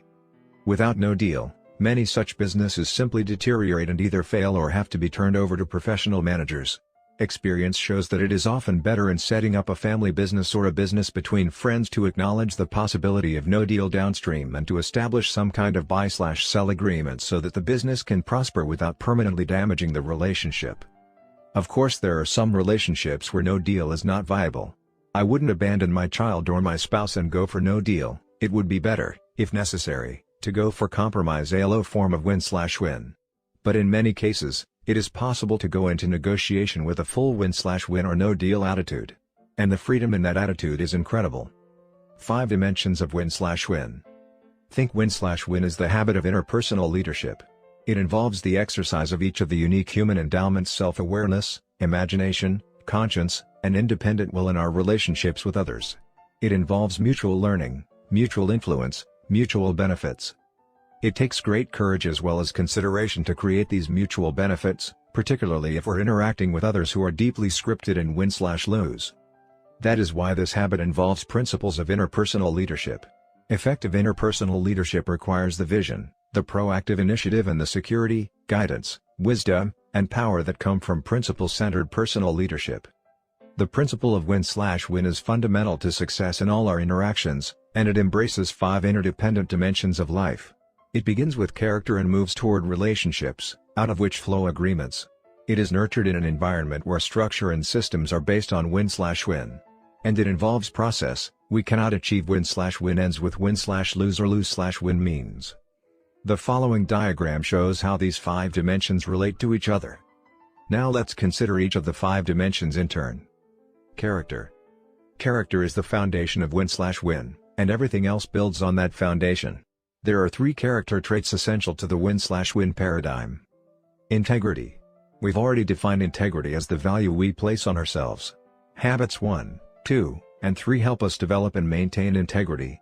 As we clearly identify our values and proactively organize and execute around those values on a daily basis, we develop self-awareness and independent will by making and keeping meaningful promises and commitments. There's no way to go for a win in our own lives if we don't ever know, in a deep sense, what constitutes a win, what is, in fact, harmonious with our innermost values. And if we can't make and keep commitments to ourselves as well as to others, our commitments become meaningless. We know it, others know it. They sense duplicity and become guarded. There's no foundation of trust, and win/win becomes an ineffective superficial technique. Integrity is the cornerstone in the foundation. Maturity.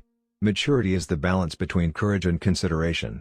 I first learned this definition of maturity in the fall of 1955 from a marvelous professor, Rin Saxenian, who instructed my control class at the Harvard Business School. He taught the finest, simplest, most practical, yet profound, definition of emotional maturity I've ever come across: the ability to express one's own feelings and convictions balanced with consideration for the thoughts and feelings of others. As a part of his doctoral research, Rin Saxenian had developed this criterion over years of historical and direct field research. He later wrote up his original research format and its completeness with supportive reasoning and application suggestions in a Harvard Business Review article, January to February 1958. Even though it is complementary and also developmental, Rin's use of the word maturity is different from its use in the 7 Habits maturity continuum, which focuses on a growth and development process from dependency through independency to interdependency. If you examine many of the psychological tests used for hiring, promoting, and training purposes, you will find that they are designed to evaluate this kind of maturity. Whether it's called the ego strength/empathy balance, the self-confidence/respect for others balance, the concern for people/concern for tasks balance, I'm okay, you're okay in transactional analysis language, or 9.1, 1.9, 5.5, 9.9, in management grid language. The quality sought for is the balance of what I call courage and consideration. Respect for this quality is deeply ingrained in the theory of human interaction, management, and leadership. It is a deep embodiment of the P/PC balance. While courage may focus on getting the golden egg, consideration deals with the long-term welfare of other stakeholders. The basic task of leadership is to increase the standard of living and the quality of life for all stakeholders. Many people think in dichotomies, in either/or terms. They think if you're nice, you're not tough. But win/win is nice, and tough. It's twice as tough as win/lose. To go for win/win, you not only have to be nice, you have to be courageous. You not only have to be empathic, you have to be confident. You not only have to be considerate and sensitive, you have to be brave. To do that, to achieve that balance between courage and consideration, is the essence of real maturity and is fundamental to win/win. If I'm high on courage and low on consideration, how will I think? Win/lose. I'll be strong and ego-bound. I'll have the courage of my convictions, but I won't be very considerate of yours. To compensate for my lack of internal maturity and emotional strength, I might borrow strength from my position and power, or from my credentials, my seniority, my affiliations. If I'm high on consideration and low on courage, I'll think lose/win. I'll be so considerate of your convictions and desires that I won't have the courage to express and actualize my own. High courage and consideration are both essential to win/win. It is the balance that is the mark of real maturity. If I have it, I can listen, I can empathically understand, but I can also courageously confront. Abundance mentality. The third character trait essential to winning word is the abundance mentality, the paradigm that there is plenty out there for everybody. Most people are deeply scripted in what I call the scarcity mentality. They see life as having only so much, as though there were only one pie out there. And if someone were to get a big piece of the pie, it would mean less for everybody else. The scarcity mentality is the zero-sum paradigm of life. People with a scarcity mentality have a very difficult time sharing recognition and credit, power or profit even with those who help in the production. They also have a very hard time being genuinely happy for the successes of other people even, and sometimes especially, members of their own family or close friends and associates.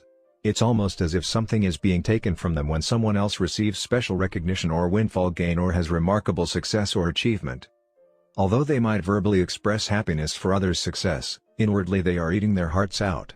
Their sense of worth comes from being compared, and someone else's success, to some degree, means their failure. Only so many people can be as students, only one person can be number one. To win simply means to beat. Often, people with a scarcity mentality harbor secret hopes that others might suffer misfortune, not terrible misfortune, but acceptable misfortune that would keep them in their place. They're always comparing, always competing. They give their energies to possessing things or other people in order to increase their sense of worth. They want other people to be the way they want them to be. They often want to clone them, and they surround themselves with yes people who won't challenge them, people who are weaker than they. It's difficult for people with a scarcity mentality to be members of a complementary team. They look on differences as signs of insubordination and disloyalty. The abundance mentality, on the other hand, flows out of a deep inner sense of personal worth and security. It is the paradigm that there is plenty out there and enough to spare for everybody. It results in sharing of prestige, of recognition, of profits, of decision-making. It opens possibilities, options, alternatives, and creativity. The abundance mentality takes the personal joy, satisfaction, and fulfillment of habits 1, 2, and 3 and turns it outward, appreciating the uniqueness, the inner direction, the proactive nature of others. It recognizes the unlimited possibilities for positive interactive growth and development, creating new third alternatives. Public victory does not mean victory over other people. It means success in effective interaction that brings mutually beneficial results to everyone involved. Public victory means working together, communicating together, making things happen together that even the same people couldn't make happen by working independently. And public victory is an outgrowth of the abundance mentality paradigm. A character rich in integrity, maturity, and the abundance mentality has a genuineness that goes far beyond technique, or lack of it, in human interaction. One thing I have found particularly helpful to win/lose people in developing a win/win character is to associate with some model or mentor who really thinks win/win. When people are deeply scripted in win/lose or other philosophies and regularly associate with others who are likewise scripted, they don't have much opportunity to see and experience the win/win philosophy in action. So I recommend reading literature, such as the inspiring biography of Anwar Sadat, In Search of Identity, and seeing movies like Chariots of Fire or plays like Les Miserables that expose you to models of win/win. But remember, if we search deeply enough within ourselves beyond the scripting, beyond the learned attitudes and behaviors, the real validation of win/win, as well as every other correct principle, is in our own lives. Relationships. From the foundation of character, we build and maintain win/win relationships. The trust, the emotional bank account, is the essence of win/win. Without trust, the best we can do is compromise. Without trust, we lack the credibility for open, mutual learning and communication and real creativity. But if our emotional bank account is high, credibility is no longer an issue. Enough deposits have been made so that you know and I know that we deeply respect each other. We're focused on the issues, not on personalities or positions. Because we trust each other, we're open. We put our cards on the table. Even though we see things differently, I know that you're willing to listen with respect while I describe the young woman to you, and you know that I'll treat your description of the old woman with the same respect. We're both committed to try to understand each other's point of view deeply and to work together for the third alternative, the synergistic solution, that will be a better answer for both of us. A relationship where bank accounts are high and both parties are deeply committed to win/win is the ideal springboard for tremendous synergy. Habit 6. That relationship neither makes the issues any less real or important, nor eliminates the differences in perspective. But it does eliminate the negative energy normally focused on differences in personality and position and creates a positive, cooperative energy focused on thoroughly understanding the issues and resolving them in a mutually beneficial way. But what if that kind of relationship isn't there? What if you have to work out an agreement with someone who hasn't even heard of win/win and is deeply scripted in win/lose or some other philosophy? Dealing with win/lose is the real test of win/win. Rarely is win/win easily achieved in any circumstance. Deep issues and fundamental differences have to be dealt with. But it is much easier when both parties are aware of and committed to it and where there is a high emotional bank account in the relationship. When you're dealing with a person who is coming from a paradigm of win/lose, the relationship is still the key. The place to focus is on your circle of influence. You make deposits into the emotional bank account through genuine courtesy, respect, and appreciation for that person and for the other point of view. You stay longer in the communication process. You listen more, you listen in greater depth. You express yourself with greater courage. You aren't reactive.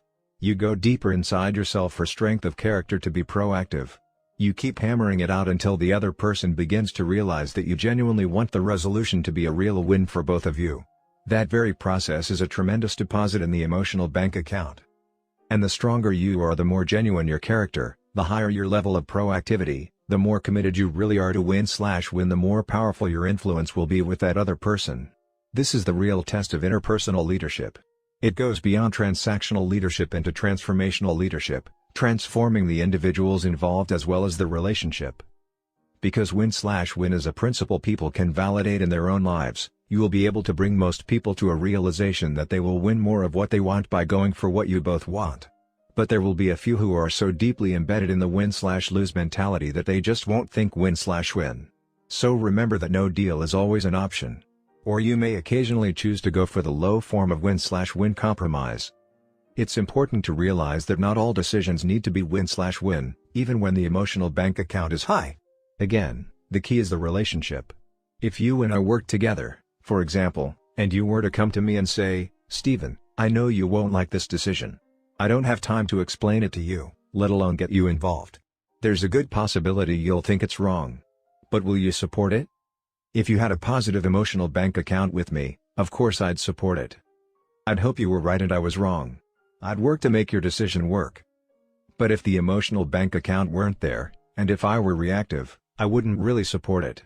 I might say I would to your face, but behind your back I wouldn't be very enthusiastic. I wouldn't make the investment necessary to make it succeed. It didn't work, I'd say. So what do you want me to do now? If I were overreactive, I might even torpedo your decision and do what I could to make sure others did too.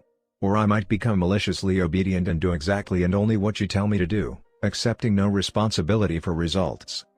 During the 5 years I lived in Great Britain, I saw that country brought twice to its knees because the train conductors were maliciously obedient and following all the rules and procedures written on paper. An agreement means very little in letter without the character and relationship base to sustain it in spirit. So we need to approach win/win from a genuine desire to invest in the relationships that make it possible. Agreements. From relationships flow the agreements that give definition and direction to win/win. They are sometimes called performance agreements or partnership agreements, shifting the paradigm of productive interaction from vertical to horizontal, from hovering supervision to self-supervision, from positioning to being partners in success. Win/win agreements cover a wide scope of interdependent interaction. We discussed one important application when we talked about delegation in the Green and Clean story in Habit 3. The same 5 elements we listed there provide the structure for win-slash-win agreements between employers and employees, between independent people working together on projects, between groups of people cooperatively focused on a common objective, between companies and suppliers, between any people who need to interact to accomplish. They create an effective way to clarify and manage expectations between people involved in any interdependent endeavor. In the win-slash-win agreement, the following 5 elements are made very explicit. Desired results, not methods, identify what is to be done and when. Guidelines specify the parameters, principles, policies, etc., within which results are to be accomplished. Resources identify the human, financial, technical, or organizational support available to help accomplish the results. Accountability sets up the standards of performance and the time of evaluation. Consequences specify good and bad, natural and logical what does and will happen as a result of the evaluation. These 5 elements give win-slash-win agreements a life of their own. A clear mutual understanding and agreement up front in these areas creates a standard against which people can measure their own success. Traditional authoritarian supervision is a win-slash-lose paradigm. It's also the result of an overdrawn emotional bank account. If you don't have trust or a common vision of desired results, you tend to hover over, check up on, and direct. Trust isn't there, so you feel as though you have to control people. But if the trust account is high, what is your method? Get out of their way. As long as you have an upfront win-slash-win agreement and they know exactly what is expected, your role is to be a source of help and to receive their accountability reports. It is much more ennobling to the human spirit to let people judge themselves than to judge them. And in a high-trust culture, it's much more accurate. In many cases people know in their hearts how things are going much better than the records show. Discernment is often far more accurate than either observation or measurement. Win-slash-win management training. Several years ago, I was indirectly involved in a consulting project with a very large banking institution that had scores of branches. They wanted us to evaluate and improve their management training program, which was supported by an annual budget of $750,000. The program involved selecting college graduates and putting them through 12 two-week assignments in various departments over a 6-month period of time so that they could get a general sense of the industry. They spent 2 weeks in commerce loans, 2 weeks in industrial loans, 2 weeks in marketing, 2 weeks in operations, and so forth. At the end of the 6-month period, they were assigned as assistant managers in the various branch banks. Our assignment was to evaluate the 6-month formal training period. As we began, we discovered that the most difficult part of the assignment was to get a clear picture of the desired results. We asked the top executives the key hard question: what should these people be able to do when they finish the program? And the answers we got were vague and often contradictory. The training program dealt with methods, not results, so we suggested that they set up a pilot training program based on a different paradigm called learner-controlled instruction.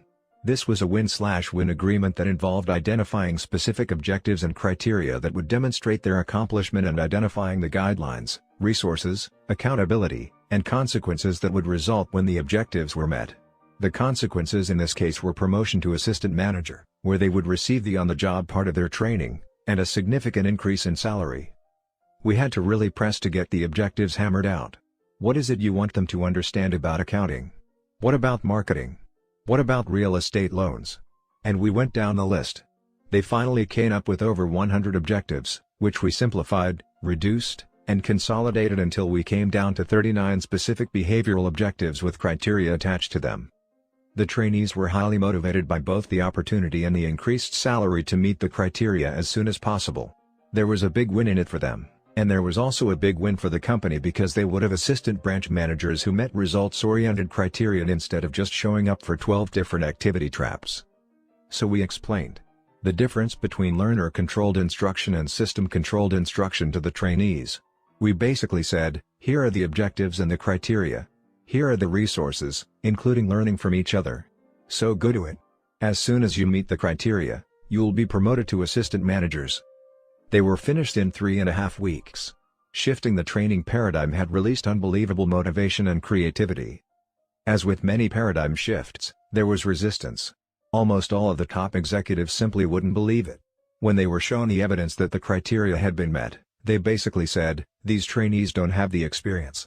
They lack the seasoning necessary to give them the kind of judgment we want them to have as assistant branch managers. In talking with them later, we found that what many of them were really saying was, we went through GOAT week, how come these guys don't have to? but of course they couldn't put it that way. "They lack seasoning" was a much more acceptable expression. In addition, for obvious reasons, including the $750,000 budget for a 6-month program, the personnel department was upset. So we responded, "Fair enough. Let's develop some more objectives and attach criteria to them. But let's stay with the paradigm of learner-controlled instruction." We hammered out 8 more objectives with very tough criteria in order to give the executives the assurance that the people were adequately prepared to be assistant branch managers and continue the on-the-job part of the training program. After participating in some of the sessions where these criteria were developed, several of the executives remarked that if the trainees could meet these tough criteria, they would be better prepared than almost any who had gone through the 6-month program. We had prepared the trainees to expect resistance. We took the additional objectives and criteria back to them and said, "Just as we expected, management wants you to accomplish some additional objectives with even tougher criteria than before. They have assured us this time that if you meet these criteria, they will make you assistant managers." They went to work in unbelievable ways. They went to the executives in departments such as accounting and basically said, "Sir, I am a member of this new pilot program called Learner-Controlled Instruction, and it is my understanding that you participated in developing the objectives and the criteria. I have 6 criteria to meet in this particular department. I was able to pass 3 of them off with skills I gained in college. I was able to get another one out of a book. I learned the 5th one from Tom, the fellow you trained last week. I only have 1 criterion left to meet, and I wonder if you or someone else in the department might be able to spend a few hours with me to show me how." So they spent half a day in a department instead of 2 weeks. These trainees cooperated with each other, brainstormed with each other, and they accomplished the additional objectives in a week and a half. The 6-month program was reduced to 5 weeks, and the results were significantly increased. This kind of thinking can similarly affect every area of organizational life if people have the courage to explore their paradigms and to concentrate on win/win. I am always amazed at the results that happen, both to individuals and to organizations, when responsible, proactive, self-directing individuals are turned loose on a task. Win/win performance agreements. Creating win/win performance agreements requires vital paradigm shifts. The focus is on results, not methods. Most of us tend to supervise methods. We use the Go for delegation discussed in Habit 3, the methods management I used with Sandra when I asked her to take pictures of our son as he was water skiing. But win/win agreements focus on results, releasing tremendous individual human potential and creating greater synergy, building P in the process instead of focusing exclusively on P. With win/win accountability, people evaluate themselves. The traditional evaluation games people play are awkward and emotionally exhausting. In win/win, people evaluate themselves, using the criteria that they themselves help to create up front. And if you set it up correctly, people can do that. With a win/win delegation agreement, even a 7-year-old boy can tell for himself how well he's keeping the yard green and clean.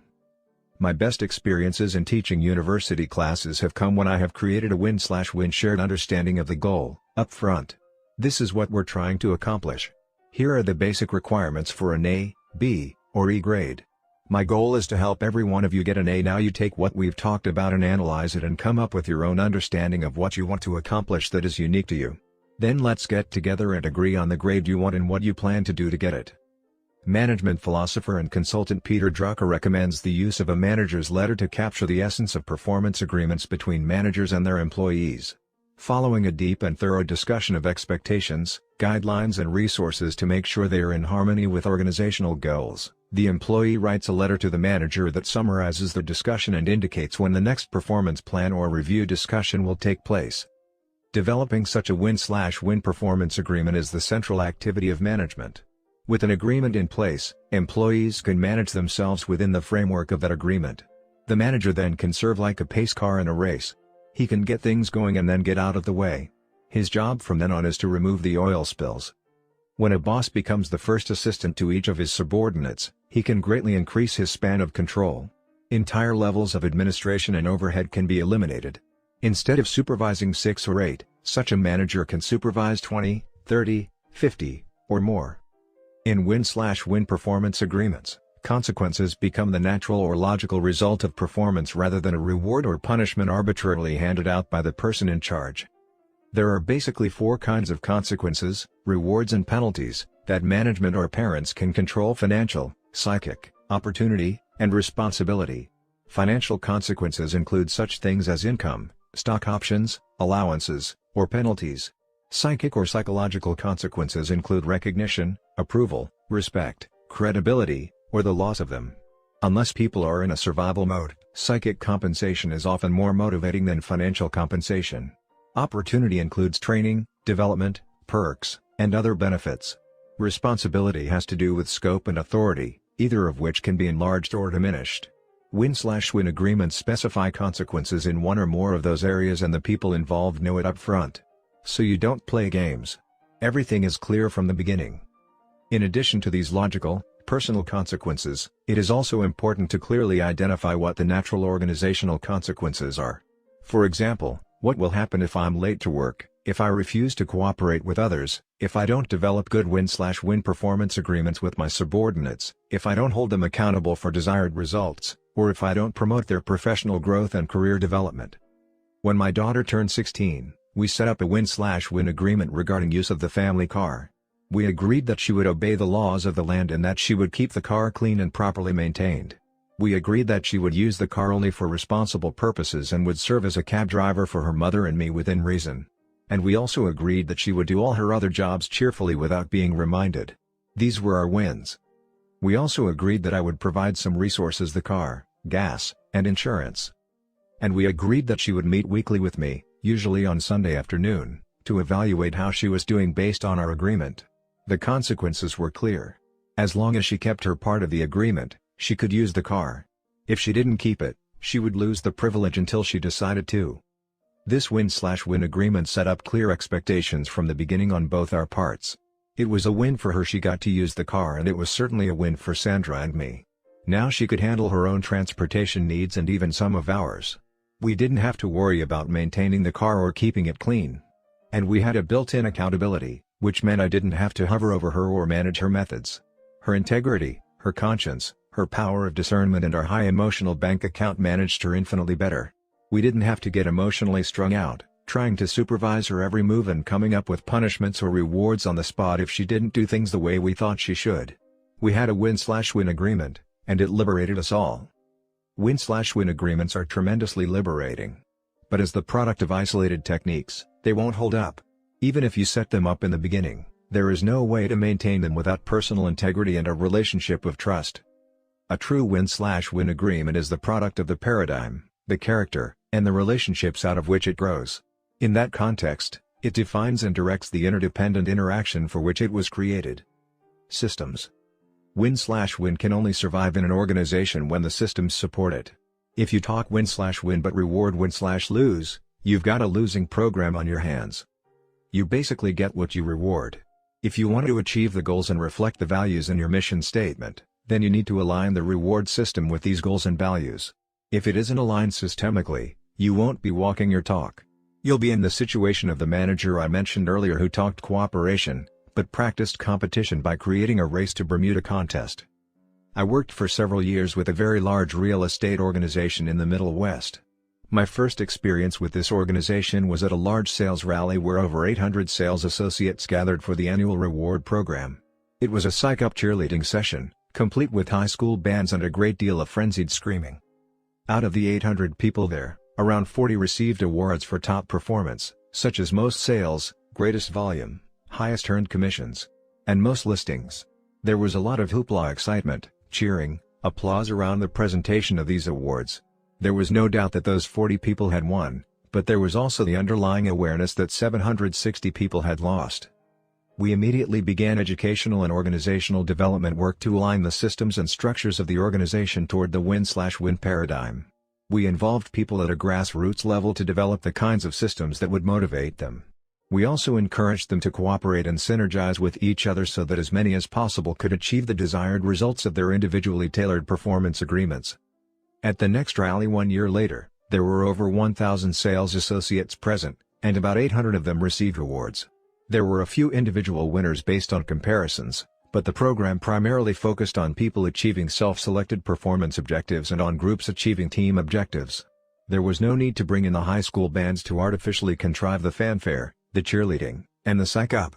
There was tremendous natural interest and excitement because people could share in each other's happiness, and teams of sales associates could experience rewards together, including a vacation trip for the entire office. The remarkable thing was that almost all of the 800 who received the awards that year had produced as much per person in terms of volume and profit as the previous year's 40. The spirit of win/win had significantly increased the number of golden eggs and had fed the goose as well, releasing enormous human energy and talent. The resulting synergy was astounding to almost everyone involved.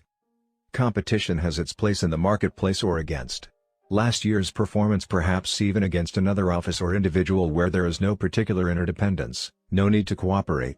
But cooperation in the workplace is as important to free enterprise as competition in the marketplace. The spirit of win/win cannot survive in an environment of competition and contests. For win/win to work, the systems have to support it. The training system, the planning system, the communication system, the budgeting system, the information system, the compensation system all have to be based on the principle of win/win. I did some consulting for another company that wanted training for their people in human relations. The underlying assumption was that the problem was the people. The president said, "Go into any store you want and see how they treat you. They're just order takers. They don't understand how to get close to the customers. They don't know the product, and they don't have the knowledge and the skill in the sales process necessary to create a marriage between the product and the need." So I went to the various stores. And he was right. But that still didn't answer the question in my mind: what caused the attitude? "Look, we're on top of the problem," the president said. "We have department heads out there setting a great example. We've told them their job is 2/3 selling and 1/3 management, and they're outselling everybody. We just want you to provide some training for the salespeople." Those words raised a red flag. "Let's get some more data," I said. He didn't like that. He knew what the problem was, and he wanted to get on with training. But I persisted, and within 2 days we uncovered the real problem. Because of the job definition and the compensation system, the managers were creaming. They'd stand behind the cash register and cream all the business during the slow times. Half the time in retail is slow and the other half is frantic. So the managers would give all the dirty jobs, inventory control, stock work, and cleaning to the salespeople. And they would stand behind the registers and cream. That's why the department heads were tops in sales. So we changed one system, the compensation system, and the problem was corrected overnight. We set up a system whereby the managers only made money when their salespeople made money. We overlapped the needs and goals of the managers with the needs and goals of the salespeople. And the need for human relations training suddenly disappeared. The key was developing a true win/win reward system. In another instance, I worked with a manager in a company that required formal performance evaluations. He was frustrated over the evaluation rating he had given a particular manager. He deserved a 3, he said, but I had to give him a 1, which meant superior, promotable. "What did you give him a 1 for?" I asked. "He gets the numbers," was his reply. "So why do you think he deserves a 3? "It's the way he gets them. He neglects people, he runs over them. He's a troublemaker." It sounds like he's totally focused on peon production. And that's what he's being rewarded for. But what would happen if you talked with him about the problem, if you helped him understand the importance of PC? He said he had done so, with no effect. Then what if you set up a win/win contract with him where you both agreed that 2/3 of his compensation would come from P, from the numbers, and the other 1/3 would come from PC, how other people perceive him, what kind of leader, people builder, team builder he is? Now that would get his attention, he replied. So often the problem is in the system, not in the people. If you put good people in bad systems, you get bad results. You have to water the flowers you want to grow. As people really learn to think win/win, they can set up the systems to create and reinforce it. They can transform unnecessarily competitive situations to cooperative ones and can powerfully impact their effectiveness by building both P and PC. In business, executives can align their systems to create teams of highly productive people working together to compete against external standards of performance. In education, teachers can set up grading systems based on an individual's performance in the context of agreed-upon criteria and can encourage students to cooperate in productive ways to help each other learn and achieve. In families, parents can shift the focus from competition with each other to cooperation. In activities such as bowling, for example, they can keep a family score and try to beat a previous one. They can set up home responsibilities with win/win agreements that eliminate constant nagging and enable parents to do the things only they can do. A friend once shared with me a cartoon he'd seen of two children talking to each other. "If mommy doesn't get us up soon," one was saying, "we're going to be late for school." These words brought forcibly to his attention the nature of the problems created when families are not organized on a responsible win-slash-win basis. Win-slash-win puts the responsibility on the individual for accomplishing specified results within clear guidelines and available resources. It makes a person accountable to perform and evaluate the results and provides consequences as a natural result of performance. And win-slash-win systems create the environment which supports and reinforces the win-slash-win performance agreements. Processes. There's no way to achieve win-slash-win ends with win-slash-lose or lose-slash-win means. You can't say, "You're going to think win-slash-win, whether you like it or not." So the question becomes how to arrive at a win-slash-win solution. Roger Fisher and William Ury, two Harvard law professors, have done some outstanding work in what they call the principled approach versus the positional approach to bargaining in their tremendously useful and insightful book, Getting to Yes. Although the words win-slash-win are not used, the spirit and underlying philosophy of the book are in harmony with the win-slash-win approach. They suggest that the essence of principled negotiation is to separate the person from the problem, to focus on interests and not on positions, to invent options for mutual gain, and to insist on objective criteria, some external standard or principle that both parties can buy into. In my own work with various people and organizations seeking win-slash-win solutions, I suggest that they become involved in the following four-step process. First, see the problem from the other point of view. Really seek to understand and to give expression to the needs and concerns of the other party as well as or better than they can themselves. Second, identify the key issues and concerns, not positions, involved. Third, determine what results would constitute a fully acceptable solution. And fourth, identify possible new options to achieve those results. Habits 5 and 6 deal directly with two of the elements of this process, and we will go into those in depth in the next two chapters. But at this juncture, let me point out the highly interrelated nature of the process of win-slash-win with the essence of win-slash-win itself. You can only achieve win-slash-win solutions with win-slash-win processes. The end and the means are the same. Win-slash-win is not a personality technique. It's a total paradigm of human interaction. It comes from a character of integrity, maturity, and the abundance mentality. It grows out of high-trust relationships. It is embodied in agreements that effectively clarify and manage expectations as well as accomplishment. It thrives in supportive systems. And it is achieved through the process we are now prepared to more fully examine in Habits 5 and 6. Application suggestions. 1. Think about an upcoming interaction wherein you will be attempting to reach an agreement or negotiate a solution. Commit to maintain a balance between courage and consideration. 2. Make a list of obstacles that keep you from applying the win-slash-win paradigm more frequently. Determine what could be done within your circle of influence to eliminate some of those obstacles. 3. Select a specific relationship where you would like to develop a win-slash-win agreement. Try to put yourself in the other person's place, and write down explicitly how you think that person sees the solution. Then list, from your own perspective, what results would constitute a win for you. Approach the other person and ask if he or she would be willing to communicate until you reach a point of agreement and mutually beneficial solution. 4. Identify 3 key relationships in your life. Give some indication of what you feel the balance is in each of the emotional bank accounts. Write down some specific ways you could make deposits in each account. 5. Deeply consider your own scripting. Is it win-slash-lose? How does that scripting affect your interactions with other people? Can you identify the main source of that script? Determine whether or not those scripts serve well in your current reality. 6. Try to identify a model of win-slash-win thinking who, even in hard situations, really seeks mutual benefit. Determine now to more closely watch and learn from this person's example. Habit 5. Seek first to understand, then to be understood.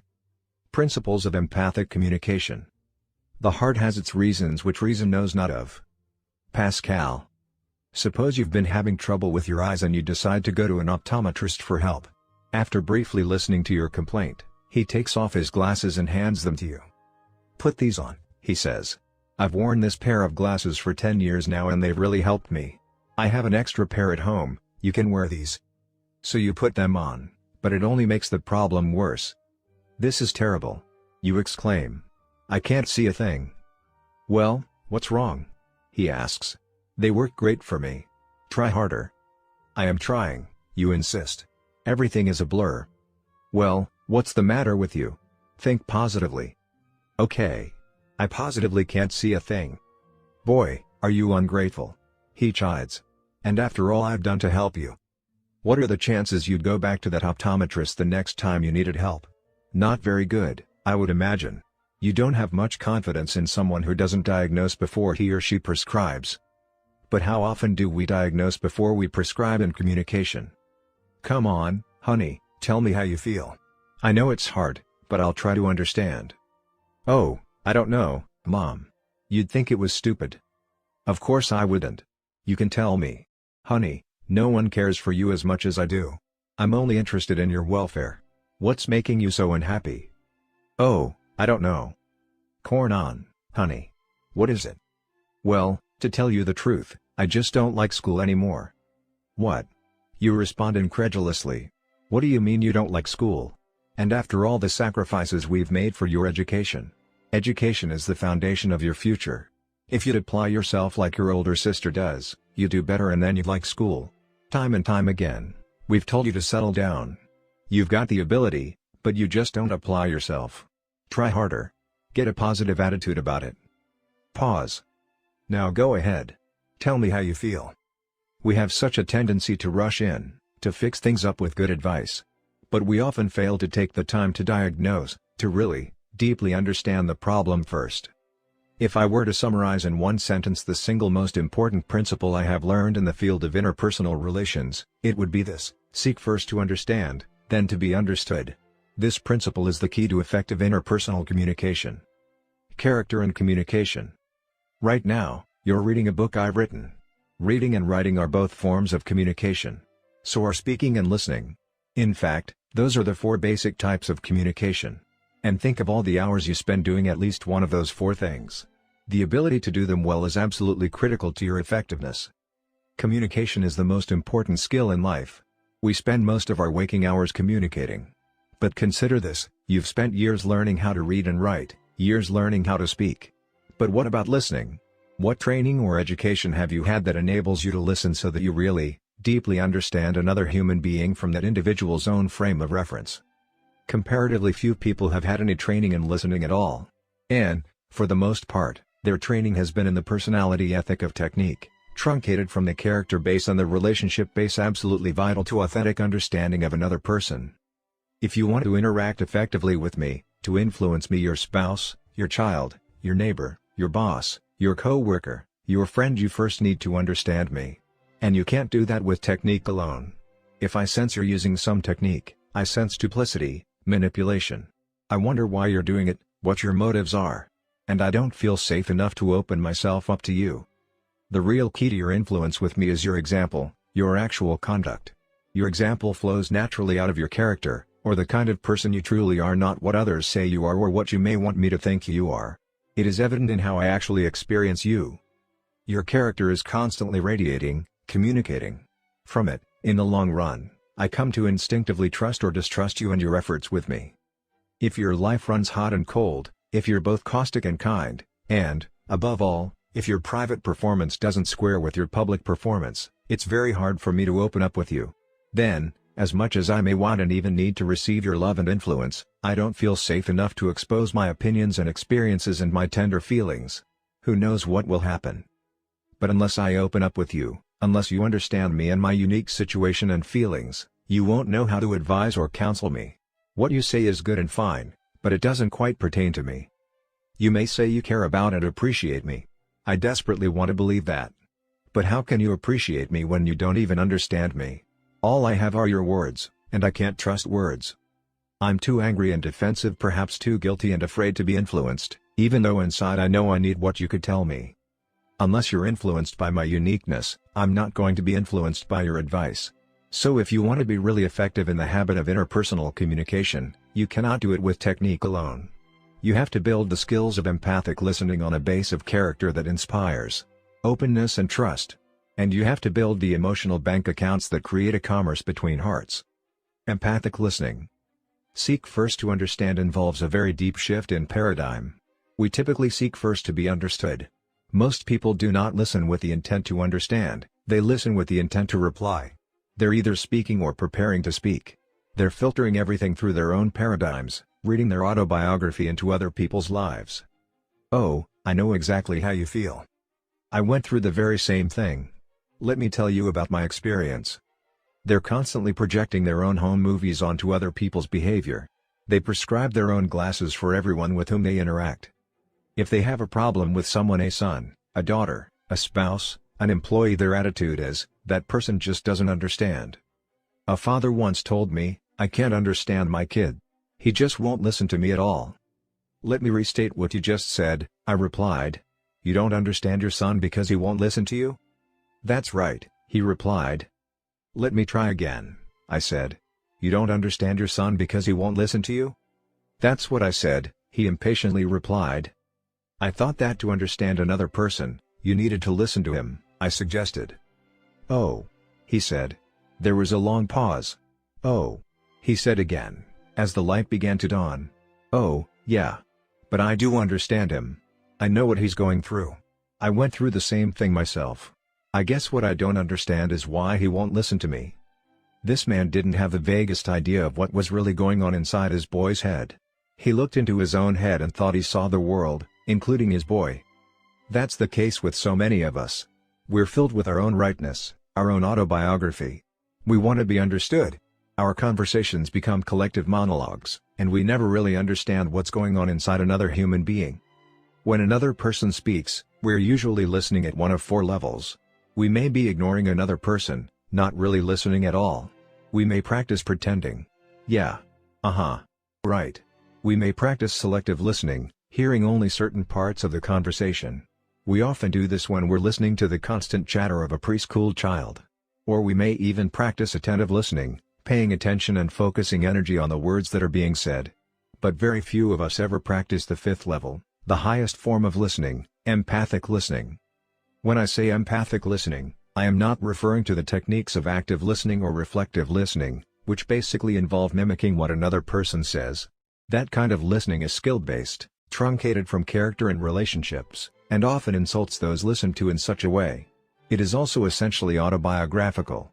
If you practice those techniques, you may not project your autobiography in the actual interaction, but your motive in listening is autobiographical. You listen with reflective skills, but you listen with intent to reply, to control, to manipulate. When I say empathic listening, I mean listening with intent to understand. I mean seeking first to understand, to really understand. It's an entirely different paradigm. Empathic, from empathy, listening gets inside another person's frame of reference.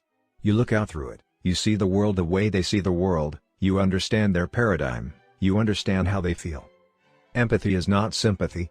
Sympathy is a form of agreement, a form of judgment. And it is sometimes the more appropriate emotion and response. But people often feed on sympathy. It makes them dependent. The essence of empathic listening is not that you agree with someone, it's that you fully, deeply, understand that person, emotionally as well as intellectually.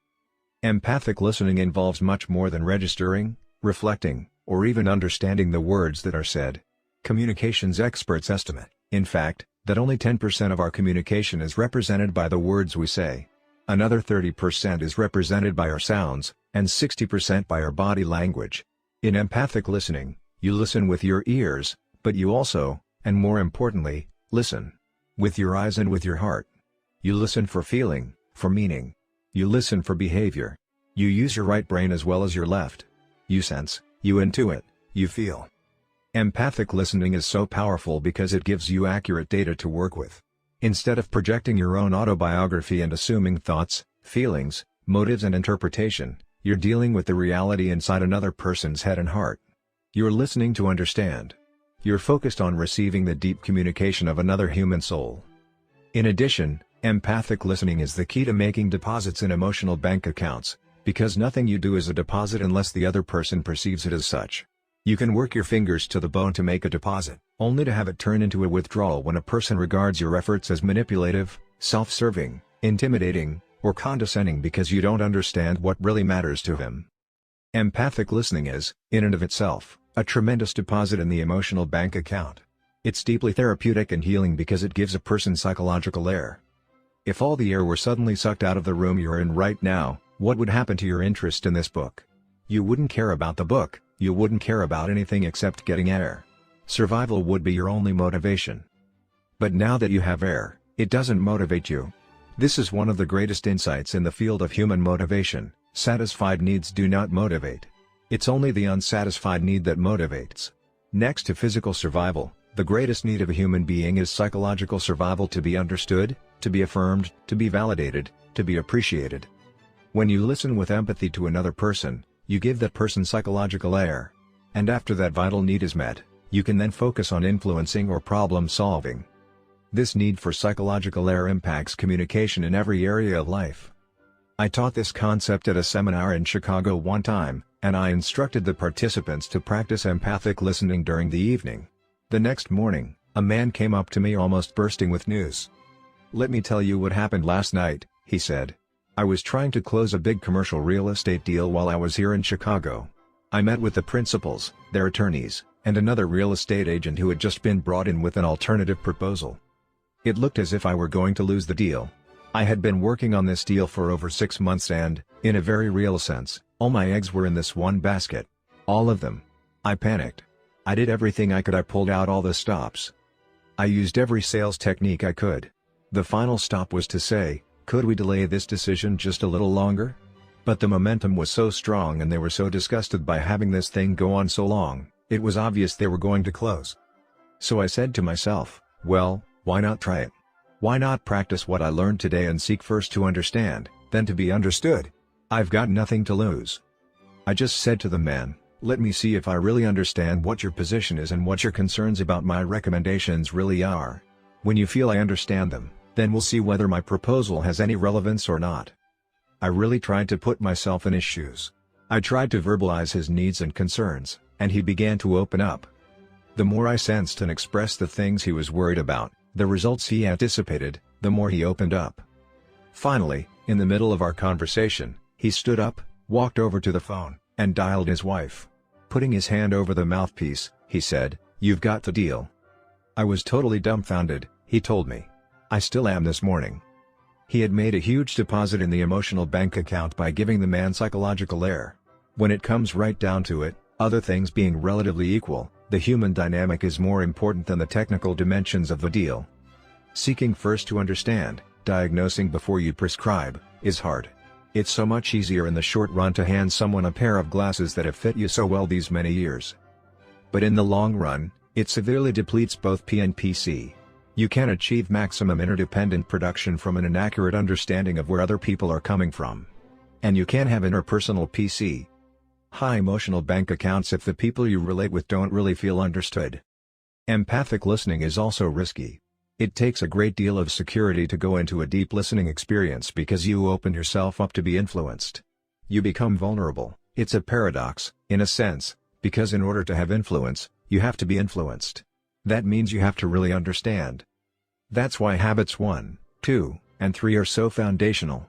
They give you the changeless inner core, the principal center, from which you can handle the more outward vulnerability with peace and strength. Diagnose before you prescribe.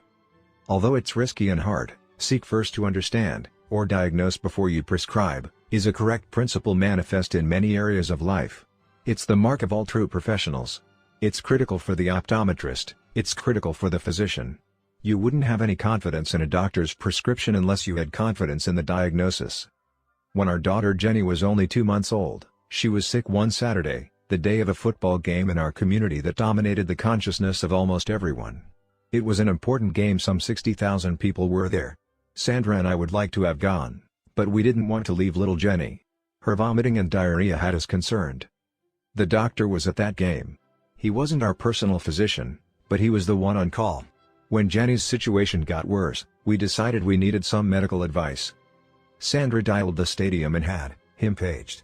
It was right at a critical time in the game, and she could sense an officious tone in his voice. "Yes?" he said briskly. "What is it?" "This is Mrs. Covey, doctor, and we're concerned about our daughter, Jenny." "What's the situation?" he asked. Sandra described the symptoms, and he said, "Okay. I'll call in a prescription." Which is youth pharmacy. When she hung up, Sandra felt that in her rush she hadn't really given him full data, but that what she had told him was adequate. "Do you think he realizes that Jenny is just a newborn?" I asked her. "I'm sure he does," Sandra replied. "But he's not our doctor. He's never even treated her." "Well, I'm pretty sure he knows." "Are you willing to give her the medicine unless you're absolutely sure he knows?" Sandra was silent. "What are we going to do?" she finally said. "Call him back," I said. "You call him back," Sandra replied. So I did. He was paged out of the game once again. "Doctor," I said, "when you called in that prescription, did you realize that Jenny is just 2 months old?" "No," he exclaimed. "I didn't realize that. It's good you called me back. I'll change the prescription immediately." If you don't have confidence in the diagnosis, you won't have confidence in the prescription. This principle is also true in sales. An effective salesperson first seeks to understand the needs, the concerns, the situation of the customer. The amateur salesman sells products, the professional sells solutions to needs and problems.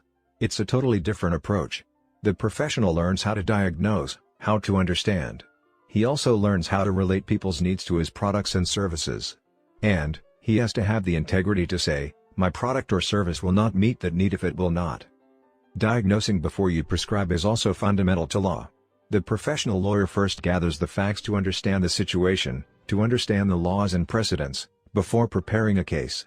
A good lawyer almost writes the opposing attorney's case before he writes his own. It's also true in product design. Can you imagine someone in a company saying, "This consumer research stuff is for the birds. Let's design products"? In other words, forget understanding the consumer's buying habits and motives, just design products. It would never work. A good engineer will understand the forces, the stresses at work, before designing the bridge. A good teacher will assess the class before teaching. A good student will understand before he applies. A good parent will understand before evaluating or judging. The key to good judgment is understanding. By judging first, a person will never fully understand. Seek first to understand is a correct principle evident in all areas of life. It's a generic, common denominator principle, but it has its greatest power in the area of interpersonal relations. 4 autobiographical responses. Because we listen autobiographically, we tend to respond in one of 4 ways. We evaluate, we either agree or disagree, we probe, we ask questions from our own frame of reference, we advise, we give counsel based on our own experience, or we interpret, we try to figure people out, to explain their motives, their behavior, based on our own motives and behavior. These responses come naturally to us. We are deeply scripted in them, we live around models of them all the time. But how do they affect our ability to really understand? If I'm trying to communicate with my son, can he feel free to open himself up to me when I evaluate everything he says before he really explains it? Am I giving him psychological air? And how does he feel when I probe? Probing is playing 20 questions. It's autobiographical, it controls, and it invades. It's also logical, and the language of logic is different from the language of sentiment and emotion. You can play 20 questions all day and not find out what's important to someone. Constant probing is one of the main reasons parents do not get close to their children. "How's it going, son?" "Fine." "Well, what's been happening lately?" "Nothing." "So what's exciting in school?" "Not much." "And what are your plans for the weekend?" "I don't know." You can't get him off the phone talking with his friends, but all he gives you is 1- and 2-word answers. Your house is a motel where he eats and sleeps, but he never shares, never opens up. And when you think about it, honestly, why should he, if every time he does open up his soft underbelly, you elephant stomp it with autobiographical advice and I told you so's? We are so deeply scripted in these responses that we don't even realize when we use them. I have taught this concept to thousands of people in seminars across the country, and it never fails to shock them deeply as we role-play empathic listening situations and they finally begin to listen to their own typical responses. But as they begin to see how they normally respond and learn how to listen with empathy, they can see the dramatic results in communication. To many, seek first to understand becomes the most exciting, the most immediately applicable, of all the 7 habits. Let's take a look at what might be a typical communication between a father and his teenage son. Look at the father's words in terms of the 4 different responses we have just described. "Boy, Dad, I've had it. School is for the birds." "What's the matter, son?" Probing. "It's totally impractical. I don't get a thing out of it." "Well, you just can't see the benefits yet, son. I felt the same way when I was your age. I remember thinking what a waste some of the classes were. But those classes turned out to be the most helpful to me later on. Just hang in there. Give it some time, advising. I've given it 10 years of my life. Can you tell me what good X plus Y is going to be to me as an auto mechanic? An auto mechanic? You've got to be kidding, evaluating. No, I'm not. Look at Joe. He's quit school. He's working on cars. And he's making lots of money. Now that's practical. It may look that way now. But several years down the road, Joe's going to wish he'd stayed in school. You don't want to be an auto mechanic. You need an education to prepare you for something better than that, advising. I don't know. Joe's got a pretty good setup. Look, son, have you really tried? Probing, evaluating. I've been in high school 2 years now. Sure, I've tried. It's just a waste. That's a highly respected school, son. Give them a little credit, advising, evaluating. Well, the other guys feel the same way I do. Do you realize how many sacrifices your mother and I have made to get you where you are? You can't quit when you've come this far, evaluating. I know you've sacrificed, Dad. But it's just not worth it. Look, maybe if you spent more time doing your homework and less time in front of TV, advising, evaluating. Look, Dad. It's just no good. Oh, never mind. I don't want to talk about this anyway. Obviously, his father was well-intended. Obviously, he wanted to help. But did he even begin to really understand? Let's look more carefully at the son, not just his words, but his thoughts and feelings, expressed parenthetically below, and the possible effect of some of his dad's autobiographical responses. Boy, Dad, I've had it. School is for the birds. I want to talk with you, to get your attention. What's the matter, son? You're interested. Good. It's totally impractical. I don't get a thing out of it. I've got a problem with school, and I feel just terrible. Well, you just can't see the benefits yet, son. I felt the same way when I was your age. Oh, no. Here comes chapter 3 of Dad's autobiography. This isn't what I want to talk about. I don't really care how many miles he had to trudge through the snow to school without any boots. I want to get to the problem. I remember thinking what a waste some of the classes were. But those classes turned out to be the most helpful to me later on. Just hang in there. Give it some time. Time won't solve my problem. I wish I could tell you. I wish I could just spit it out. I've given it 10 years of my life. Can you tell me what good X plus Y is going to do me as an auto mechanic? An auto mechanic? You've got to be kidding. He wouldn't like me if I were an auto mechanic. He wouldn't like me if I didn't finish school. I have to justify what I said. No, I'm not. Look at Joe. He's quit school. He's working on cars. And he's making lots of money. Now that's practical. It may look that way now. But several years down the road, Joe's going to wish he'd stayed in school. Oh, boy. Here comes lecture number 16 on the value of an education. You don't want to be an auto mechanic. How do you know that, Dad? Do you really have any idea what I want? You need an education to prepare you for something better than that. I don't know. Joe's got a pretty good setup. He's not a failure. He didn't finish school and he's not a failure. Look, son, have you really tried? We're beating around the bush, Dad. If you'd just listen, I really need to talk to you about something important. I've been in high school 2 years now. Sure, I've tried. It's just a waste. That's a highly respected school, son. Give them a little credit. Oh, great. Now we're talking credibility. I wish I could talk about what I want to talk about. Well, the other guys feel the same way I do. I have some credibility, too. I'm not a moron. Do you realize how many sacrifices your mother and I have made to get you where you are? Uh-oh, here comes the guilt trip. Maybe I am a moron. The school's great, Mom and Dad are great, and I'm a moron. You can't quit when you've come this far. I know you've sacrificed, Dad. But it's just not worth it. You just don't understand. Look, maybe if you spent more time doing your homework and less time in front of TV. That's not the problem, Dad. That's not it at all.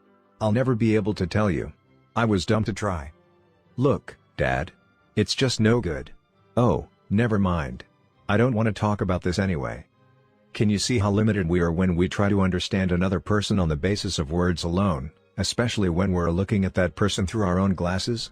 Can you see how limiting our autobiographical responses are to a person who is genuinely trying to get us to understand his autobiography? You will never be able to truly step inside another person, to see the world as he sees it, until you develop the pure desire, the strength of personal character, and the positive emotional bank account, as well as the empathic listening skills to do it. The skills, the tip of the iceberg of empathic listening, involve 4 developmental stages. The first and least effective is to mimic content. This is the skill taught in active or reflective listening. Without the character and relationship base, it is often insulting to people and causes them to close up. It is, however, a first stage skill because it at least causes you to listen to what's being said. Mimicking content is easy. You just listen to the words that come out of someone's mouth and you repeat them. You're hardly even using your brain at all. Boy, Dad, I've had it. School is for the birds. You've had it. You think school is for the birds. You have essentially repeated back the content of what was being said. You haven't evaluated or probed or advised or interpreted. You've at least showed you're paying attention to his words. But to understand, you want to do more. The second stage of emphatic listening is to rephrase the content. It's a little more effective, but it's still limited to the verbal communication. Boy, Dad, I've had it. School is for the birds. You don't want to go to school anymore. This time, you've put his meaning into your own words. Now you're thinking about what he said, mostly with the left side, the reasoning, logical side of the brain. The third stage brings your right brain into operation. You reflect feeling. Boy, Dad, I've had it. School is for the birds. You're feeling really frustrated. Now you're not paying as much attention to what he's saying as you are to the way he feels about what he's saying. The fourth stage includes both the second and the third. You rephrase the content and reflect the feeling. Boy, Dad, I've had it. School is for the birds. You're really frustrated about school. Frustration is the feeling, school is the content. You're using both sides of your brain to understand both sides of his communication. Now, what happens when you use fourth stage empathic listening skills is really incredible. As you authentically seek to understand, as you rephrase content and reflect feeling, you give him psychological air. You also help him work through his own thoughts and feelings. As he grows in his confidence of your sincere desire to really listen and understand, the barrier between what's going on inside him and what's actually being communicated to you disappears. It opens a soul-to-soul flow. He's not thinking and feeling one thing and communicating another. He begins to trust you with his innermost tender feelings and thoughts. Boy, Dad, I've had it. School is for the birds. I want to talk with you, to get your attention. You're really frustrated about school. That's right. That's how I feel. I sure am. It's totally impractical. I'm not getting a thing out of it. You feel like school's not doing you any good. Let me think, is that what I mean? Well, yeah. I'm just not learning anything that's going to help me. I mean, look at Joe. He's dropped out of school and he's working on cars. He's making money. Now that's practical. You feel that Joe really has the right idea. Well, I guess he does in a way. He's really making money now. But in a few years, I bet he'll probably be ticked off at himself. You think Joe's going to feel he made the wrong decision? He's got to. Just look at what he's giving up. I mean, if you don't have an education, you just can't make it in this world. Education is really important. Oh, yeah. I mean, if you don't have a diploma, if you can't get jobs or go to college, what are you going to do? You've just got to get an education. It's important to your future. It is. And, you know what? I'm really worried. Listen, you won't tell Mom, will you? You don't want your mother to find out. Well, not really. Oh, I guess you can tell her. She'll probably find out anyway. Look, I took this test today, this reading test. And, Dad, they said I'm reading on a 4th grade level. 4th grade. And I'm a junior in high school. What a difference real understanding can make. All the well-meaning advice in the world won't amount to a hill of beans if we're not even addressing the real problem. And we'll never get to the problem if we're so caught up in our own autobiography, our own paradigms, that we don't take off our glasses long enough to see the world from another point of view. I'm going to flunk, Dad. I guess I figure if I'm going to flunk, I might as well quit. But I don't want to quit. You feel torn. You're in the middle of a dilemma. What do you think I should do, Dad? By seeking first to understand, this father has just turned a transactional opportunity into a transformational opportunity. Instead of interacting on a surface, get the job done level of communication, he has created a situation in which he can now have transforming impact, not only on his son but also on the relationship. By setting aside his own autobiography and really seeking to understand, He has made a tremendous deposit in the emotional burial account and has empowered his son to open, layer upon layer, and to get to the real issue. Now father and son are on the same side of the table looking at the problem, instead of on opposite sides looking across at each other. The son is opening his father's autobiography and asking for advice. Even as the father begins to counsel, however, he needs to be sensitive to his son's communication. As long as the response is logical, the father can effectively ask questions and give counsel. But the moment the response becomes emotional, he needs to go back to empathic listening. Well, I can see some things you might want to consider. Like what, Dad? Like getting some special help with your reading. Maybe they have some kind of tutoring program over at the tech school. I've already checked into that. It takes 2 nights and all day Saturday. That would take so much time. Sensing emotion in that reply, the father moves back to empathy. That's too much of a price to pay. Besides, Dad, I told the 6th graders I'd be their coach. You don't want to let them down. But I'll tell you this, Dad. If I really thought that tutoring course would help, I'd be down there every night. I'd get someone else to coach those kids. You really want the help, but you doubt if the course will make a difference. Do you think it would, Dad? The son is once more open and logical. He's opening his father's autobiography again. Now the father has another opportunity to influence and transform. There are times when transformation requires no outside counsel. Often when people are really given the chance to open up, they unravel their own problems and the solutions become clear to them in the process. At other times, they really need additional perspective and help. The key is to genuinely seek the welfare of the individual, to listen with empathy, to let the person get to the problem and the solution at his own pace and time. Layer upon layer, it's like peeling an onion until you get to the soft inner core. When people are really hurting and you really listen with a pure desire to understand, you'll be amazed how fast they will open up. They want to open up. Children desperately want to open up, even more to their parents than to their peers. And they will, if they feel their parents will love them unconditionally and will be faithful to them afterwards and not judge or ridicule them. If you really seek to understand, without hypocrisy and without guile, there will be times when you will be literally stunned with the pure knowledge and understanding that will flow to you from another human being. It isn't even always necessary to talk in order to empathize. In fact, sometimes words may just get in your way. That's one very important reason why technique alone will not work. That kind of understanding transcends technique. Isolated technique only gets in the way. I have gone through the skills of empathic listening because skill is an important part of any habit. We need to have the skills. But let me reiterate that the skills will not be effective unless they come from a sincere desire to understand. People resent any attempt to manipulate them. In fact, if you're dealing with people you're close to, it's helpful to tell them what you're doing. I read this book about listening and empathy and I thought about my relationship with you. I realized I haven't listened to you like I should. But I want to. It's hard for me. I may blow it at times, but I'm going to work at it. I really care about you and I want to understand. I hope you'll help me. Affirming your motive is a huge deposit. But if you're not sincere, I wouldn't even try it. It may create an openness and a vulnerability that will later turn to your harm when a person discovers that you really didn't care, you really didn't want to listen, and he's left open, exposed, and hurt.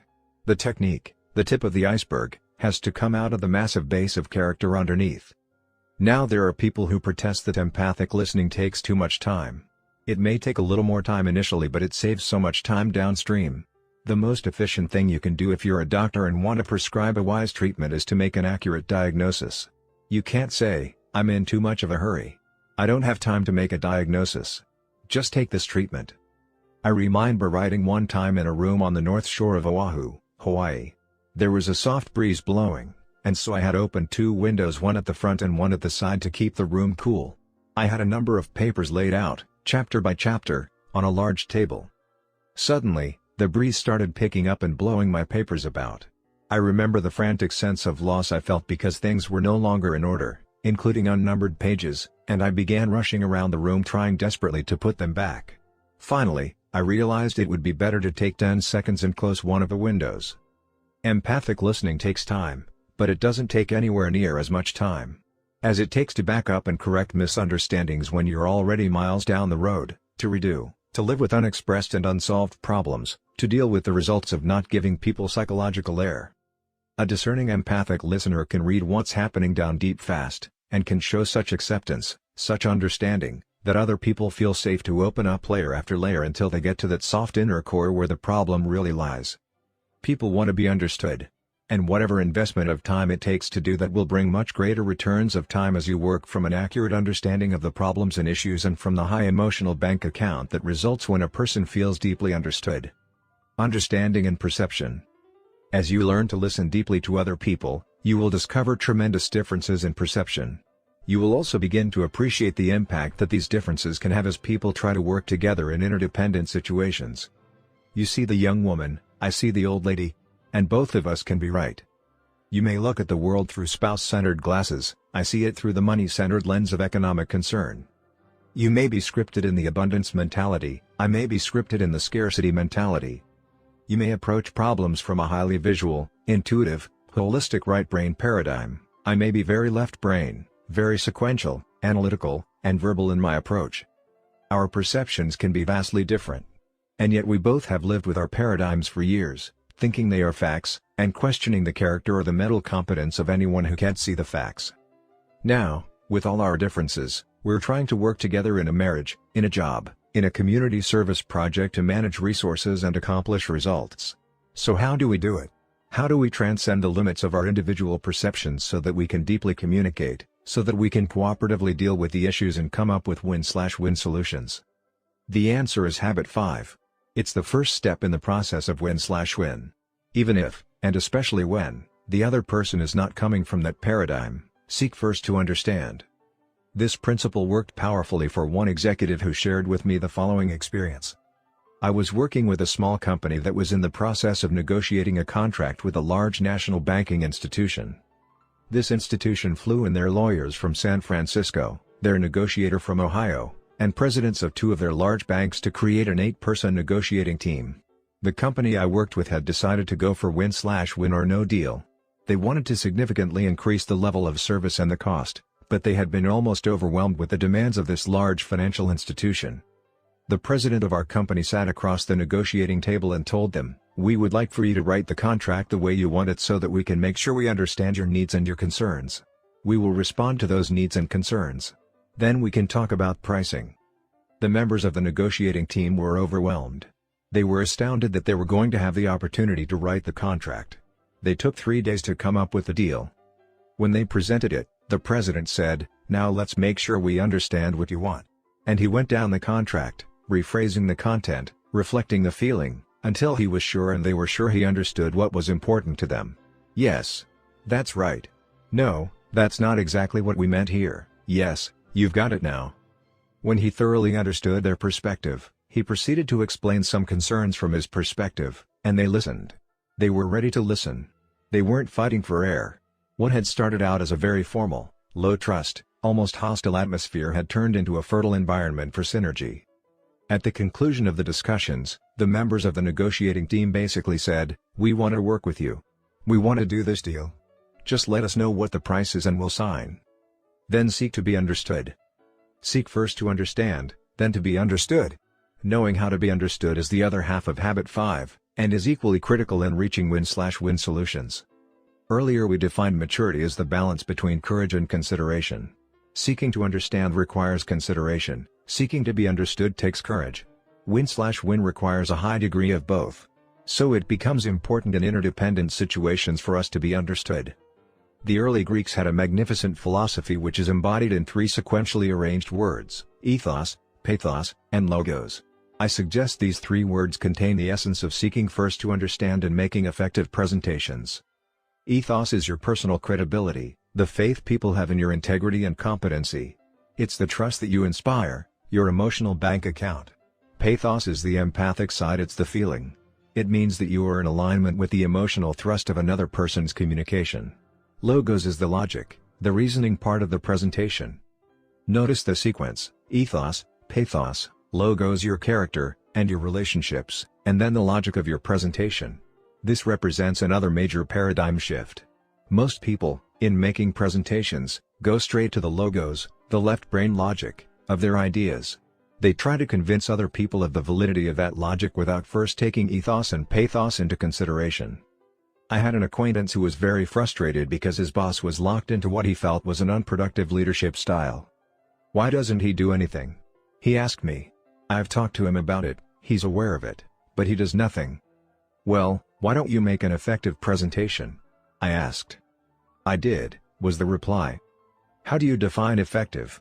Who do they send back to school when the salesman doesn't sell the buyer? Effective means it works, it means P/PC. Did you create the change you wanted? Did you build the relationship in the process? What were the results of your presentation? I told you, he didn't do anything. He wouldn't listen. Then make an effective presentation. You've got to empathize with his head. You've got to get into his frame of mind. You've got to make your point simply and visually and describe the alternative he is in favor of better than he can himself. That will take some homework. Are you willing to do that? Why do I have to go through all that? He asked. In other words, you want him to change his whole leadership style and you're not willing to change your method of presentation? I guess so, he replied. Well, then, I said, just smile about it and learn to live with it. I can't live with it, he said. It compromises my integrity. Okay, then get to work on an effective presentation. That's in your circle of influence. In the end, he wouldn't do it. The investment seemed too great.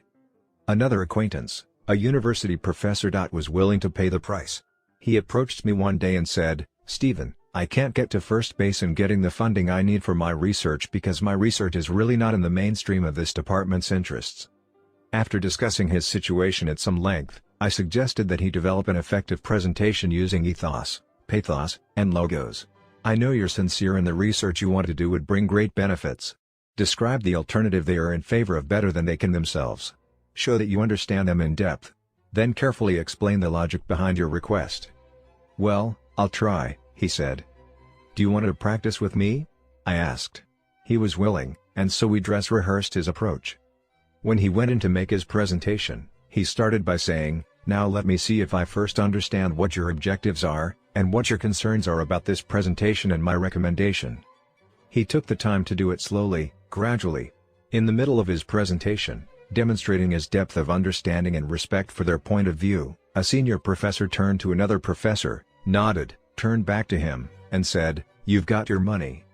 When you can present your own ideas clearly, specifically, visually, and most important, contextually in the context of a deep understanding of their paradigms and concerns, you significantly increase the credibility of your ideas. You're not wrapped up in your own thing, delivering grandiose rhetoric from a soapbox. You really understand. What you're presenting may even be different from what you had originally thought because in your effort to understand, you learned. Habit 5 lifts you to greater accuracy, greater integrity, in your presentations. And people know that. They know you're presenting the ideas that you genuinely believe, taking all known facts and perceptions into consideration, that will benefit everyone. One-on-one. Habit 5 is powerful because it is right in the middle of your circle of influence. Many factors and interdependent situations are in your circle of concern: problems, disagreements, circumstances, other people's behavior. And if you focus your energies out there, you deplete them with little positive results. But you can always seek first to understand. That's something that's within your control. And as you do that, as you focus on your circle of influence, you really, deeply understand other people. You have accurate information to work with, you get to the heart of matters quickly, you build emotional bank accounts, and you give people the psychological air they need so you can work together effectively. It's the inside-out approach. And as you do it, watch what happens to your circle of influence. Because you really listen, you become influenceable. And being influenceable is the key to influencing others. Your circle begins to expand. You increase your ability to influence many of the things in your circle of concern. And watch what happens to you. The more deeply you understand other people, the more you will appreciate them, the more reverent you will feel about them. To touch the soul of another human being is to walk on holy ground. Habit 5 is something you can practice right now. The next time you communicate with anyone, you can put aside your own autobiography and genuinely seek to understand. Even when people don't want to open up about their problems, you can be empathic. You can sense their hearts, you can sense the hurt, and you can respond, "You seem down today." They may say nothing. That's all right. You've shown understanding and respect. Don't push, be patient, be respectful. People don't have to open up verbally before you can empathize. You can empathize all the time with their behavior. You can be discerning, sensitive, and aware, and you can live outside your autobiography when that is needed. And if you're highly proactive, you can create opportunities to do preventive work. You don't have to wait until your son or daughter has a problem with school or you have your next business negotiation to seek first to understand. Spend time with your children now, one-on-one. Listen to them, understand them. Look at your home, at school life, at the challenges and the problems they're facing, through their eyes. Build the emotional bank account. Give them air. Go out with your spouse on a regular basis. Have dinner or do something together you both enjoy. Listen to each other, seek to understand. See life through each other's eyes. My daily time with Sandra is something I wouldn't trade for anything. As well as seeking to understand each other, we often take time to actually practice empathic listening skills to help us in communicating with our children. We often share our different perceptions of the situation, and we role-play more effective approaches to difficult interpersonal family problems. I may act as if I am a son or daughter requesting a special privilege even though I haven't fulfilled a basic family responsibility, and Sandra plays herself. We interact back and forth and try to visualize the situation in a very real way so that we can train ourselves to be consistent in modeling and teaching correct principles to our children. Some of our most helpful role plays come from redoing a past difficult or stressful scene in which one of us blew it. The time you invest to deeply understand the people you love brings tremendous dividends in open communication. Many of the problems that plague families and marriages simply don't have time to fester and develop. The communication becomes so open that potential problems can be nipped in the bud. And there are great reserves of trust in the emotional bank account to handle the problems that do arise. In business, you can set up one-on-one time with your employees. Listen to them, understand them. Set up human resource accounting or stakeholder information systems in your business to get honest, accurate feedback at every level, from customers, suppliers, and employees. Make the human element as important as the financial or the technical element. You save tremendous amounts of time, energy, and money when you tap into the human resources of a business at every level. When you listen, you learn. And you also give the people who work for you and with you psychological air. You inspire loyalty that goes well beyond the 8-to-5 physical demands of the job. Seek first to understand. Before the problems come up, before you try to evaluate and prescribe, before you try to present your own ideas, seek to understand. It's a powerful habit of effective interdependence. When we really, deeply understand each other, we open the door to creative solutions and third alternatives. Our differences are no longer stumbling blocks to communication and progress. Instead, they become stepping stones to synergy. Application suggestions. 1. Select a relationship in which you sense the emotional bank account is in the red. Try to understand and write down the situation from the other person's point of view. In your next interaction, listen for understanding, comparing what you're hearing with what you wrote down. How valid were your assumptions? Did you really understand that individual's perspective? 2. Share the concept of empathy with someone close to you. Tell them or who you want to work on really listening to others and ask for feedback in a week. How did you do? How did it make that person feel? 3. The next time you have an opportunity to watch people communicate, cover your ears for a few minutes and just watch. What emotions are being communicated that may not come across in words alone? 4. Next time you catch yourself inappropriately using one of the autobiographical responses, probing, evaluating, advising, or interpreting, try to turn the situation into a deposit by acknowledgement and apology.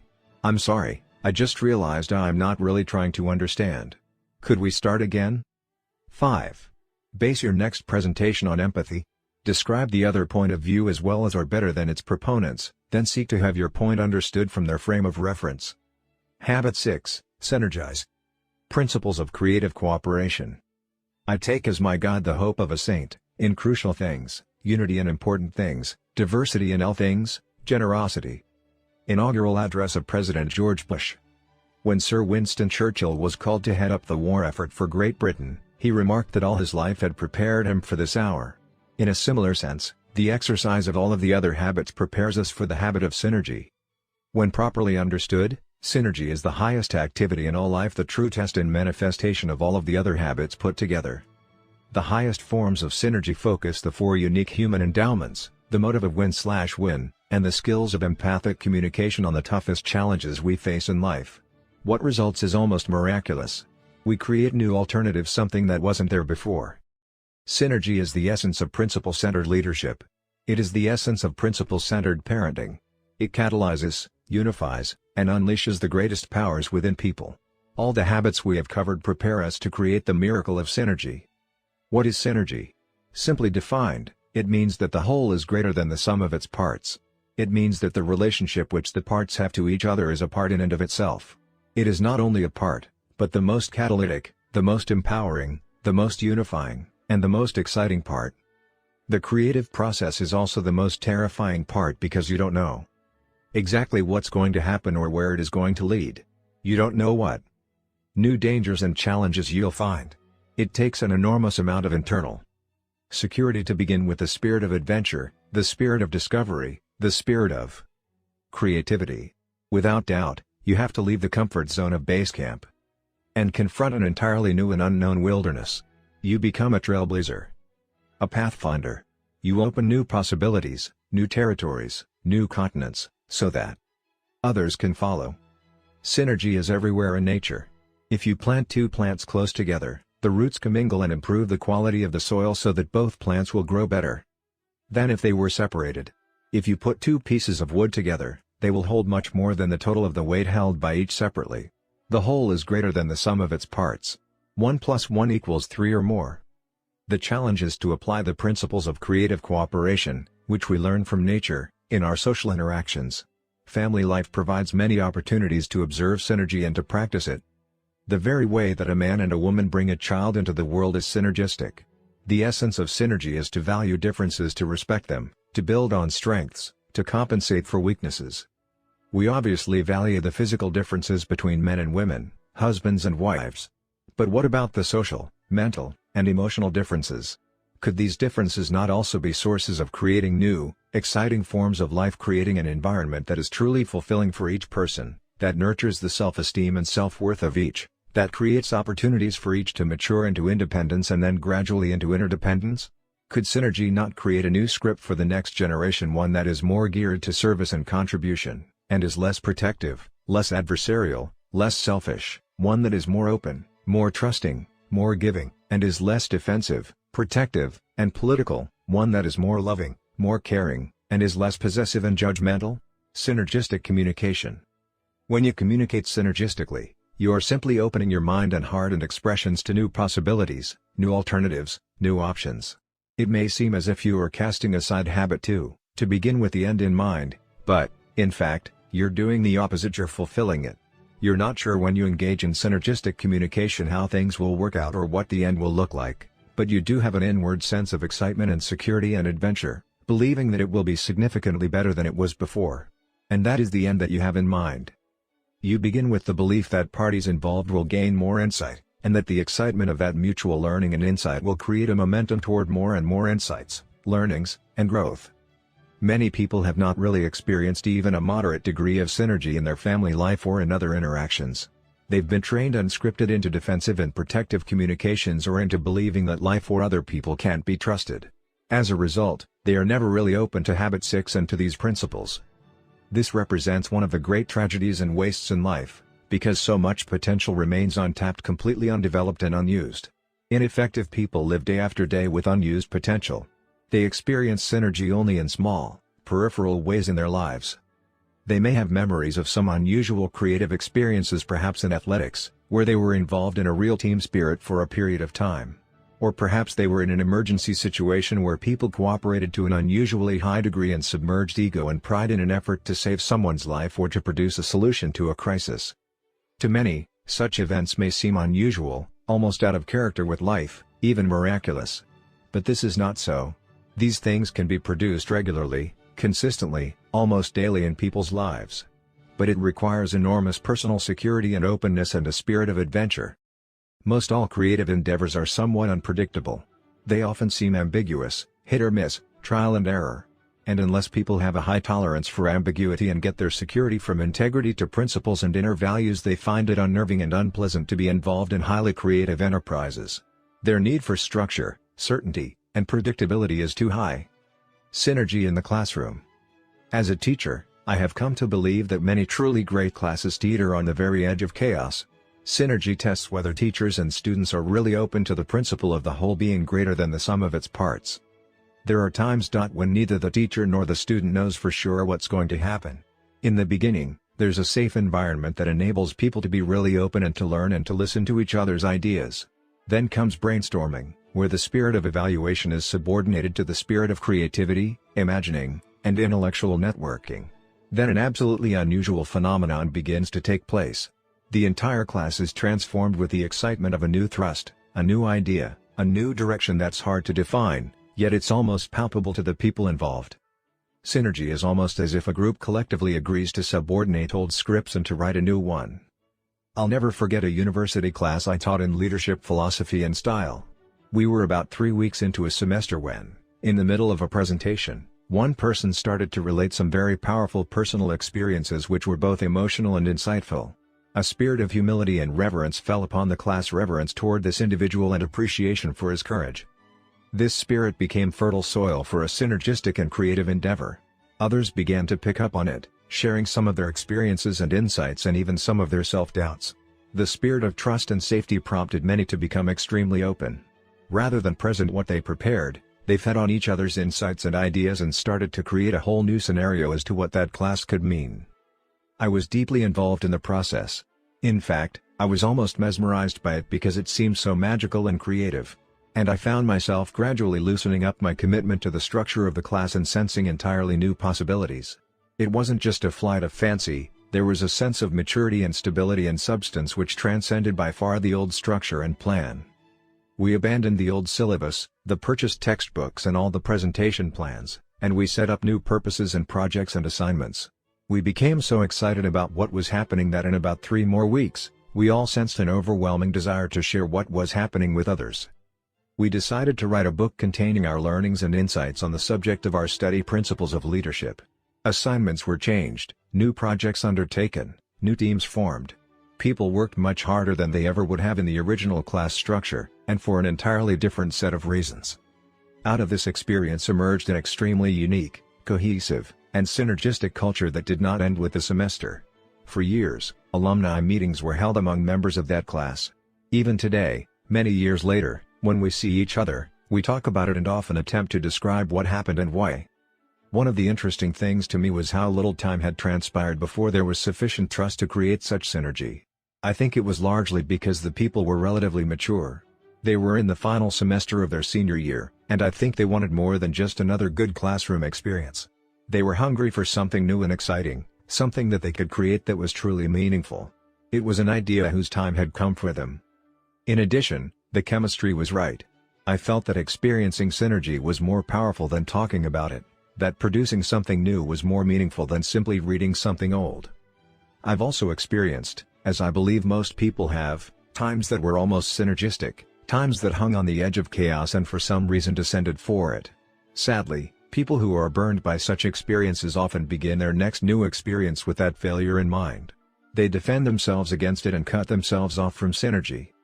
It's like administrators who set up new rules and regulations based on the abuses of a few people inside an organization, thus limiting the freedom and creative possibilities for many, or business partners who imagine the worst scenarios possible and write them up in legal language, killer-rig the whole spirit of creativity, enterprise, and synergistic possibility. As I think back on many consulting and executive education experiences, I can say that the highlights were almost always synergistic. There was usually an early moment that required considerable courage, perhaps in becoming extremely authentic, in confronting some inside truth about the individual or the organization or the family which really needed to be said, but took a combination of considerable courage and genuine love to say it. Then others became more authentic, open, and honest, and the synergistic communication process began. It usually became more and more creative, and ended up in insights and plans that no one had anticipated initially. As Earl Rogers taught, that which is most personal is most general. The more authentic you become, the more genuine in your expression, particularly regarding personal experiences and even self-doubts, the more people can relate to your expression and the safer it makes them feel to express themselves. That expression in turn feeds back on the other person's spirit, and genuine creative empathy takes place, producing new insights and learnings and a sense of excitement and adventure that keeps the process going. People then begin to interact with each other almost in half-sentences, sometimes incoherent, but they get each other's meanings very rapidly. Then whole new worlds of insights, new perspectives, new paradigms that ensure options, new alternatives are opened up and thought about. Though occasionally these new E's are left up in the air, they usually come to some kind of closure that is practical and useful. Synergy in business. I enjoyed one particularly meaningful synergistic experience as I worked with my associates to create the corporate mission statement for our business. Almost all members of the company went high up into the mountains where, surrounded by the magnificence of nature, we began with the first draft of what some of us considered to be an excellent mission statement. At first the communication was respectful, careful and predictable. But as we began to talk about the various alternatives, possibilities, and opportunities ahead, people became very open and authentic and simply started to think out loud. The mission statement agenda gave way to a collective free association, a spontaneous piggybacking of ideas. People were genuinely empathic as well as courageous, and we moved from mutual respect and understanding to creative, synergistic communication. Everyone could sense it. It was exciting. As it matured, we returned to the task of putting the evolved collective vision into words, each of which contained specific and committed to meaning for each participant. The resulting corporate mission statement reads: Our mission is to empower people and organizations to significantly increase their performance capability in order to achieve worthwhile purposes through understanding and living principle-centered leadership. The synergistic process that led to the creation of our mission statement engraved it in all the hearts and minds of everyone there, and it has served us well as a frame of reference of what we are about, as well as what we are not about. Another high-level synergy experience took place when I accepted an invitation to serve as the resource and discussion catalyst at the annual planning meeting of a large insurance company. Several months ahead, I met with the committee responsible to prepare for and stage the two-day meeting, which was to involve all the top executives. They informed me that the traditional pattern was to identify 4 or 5 major issues through questionnaires and interviews, and to have alternative proposals presented by the executives. Past meetings had been generally respectful exchanges, occasionally deteriorating into defensive win-lose ego battles. They were usually predictable, uncreative, and boring. As I talked with the committee members about the power of synergy, they could sense its potential. With considerable trepidation, they agreed to change the pattern. They requested various executives to prepare anonymous white papers on each of the high-priority issues, and then asked all the executives to immerse themselves in these papers ahead of time in order to understand the issues and the differing points of view. They were to come to the meeting prepared to listen rather than to present, prepared to create and synergize rather than to defend and protect. We spent the first half-day in the meeting teaching the principles and practicing the skills of habits 4, 5, and 6. The rest of the time was spent in creative synergy. The release of creative energy was incredible. Excitement replaced boredom. People became very open to each other's influence and generated new insights and options. By the end of the meeting, an entirely new understanding of the nature of the central company challenge evolved. The white paper proposals became obsolete. Differences were valued and transcended. A new common vision began to form. Once people have experienced real synergy, they are never quite the same again. They know the possibility of having other such mind-expanding adventures in the future. Often attempts are made to recreate a particular synergistic experience, but this seldom can be done. However, the essential purpose behind creative work can be recaptured. Like the Far Eastern philosophy, we seek not to imitate the masters, rather we seek what they saw. We seek not to imitate past creative synergistic experiences, rather we seek new ones around new and different and sometimes higher purposes. Synergy and communication. Synergy is exciting. Creativity is exciting. It's phenomenal what openness and communication can produce. The possibilities of truly significant gain, of significant improvement are so real that it's worth the risk such openness entails. After World War II, the United States commissioned David Lilienthal to head the new Atomic Energy Commission.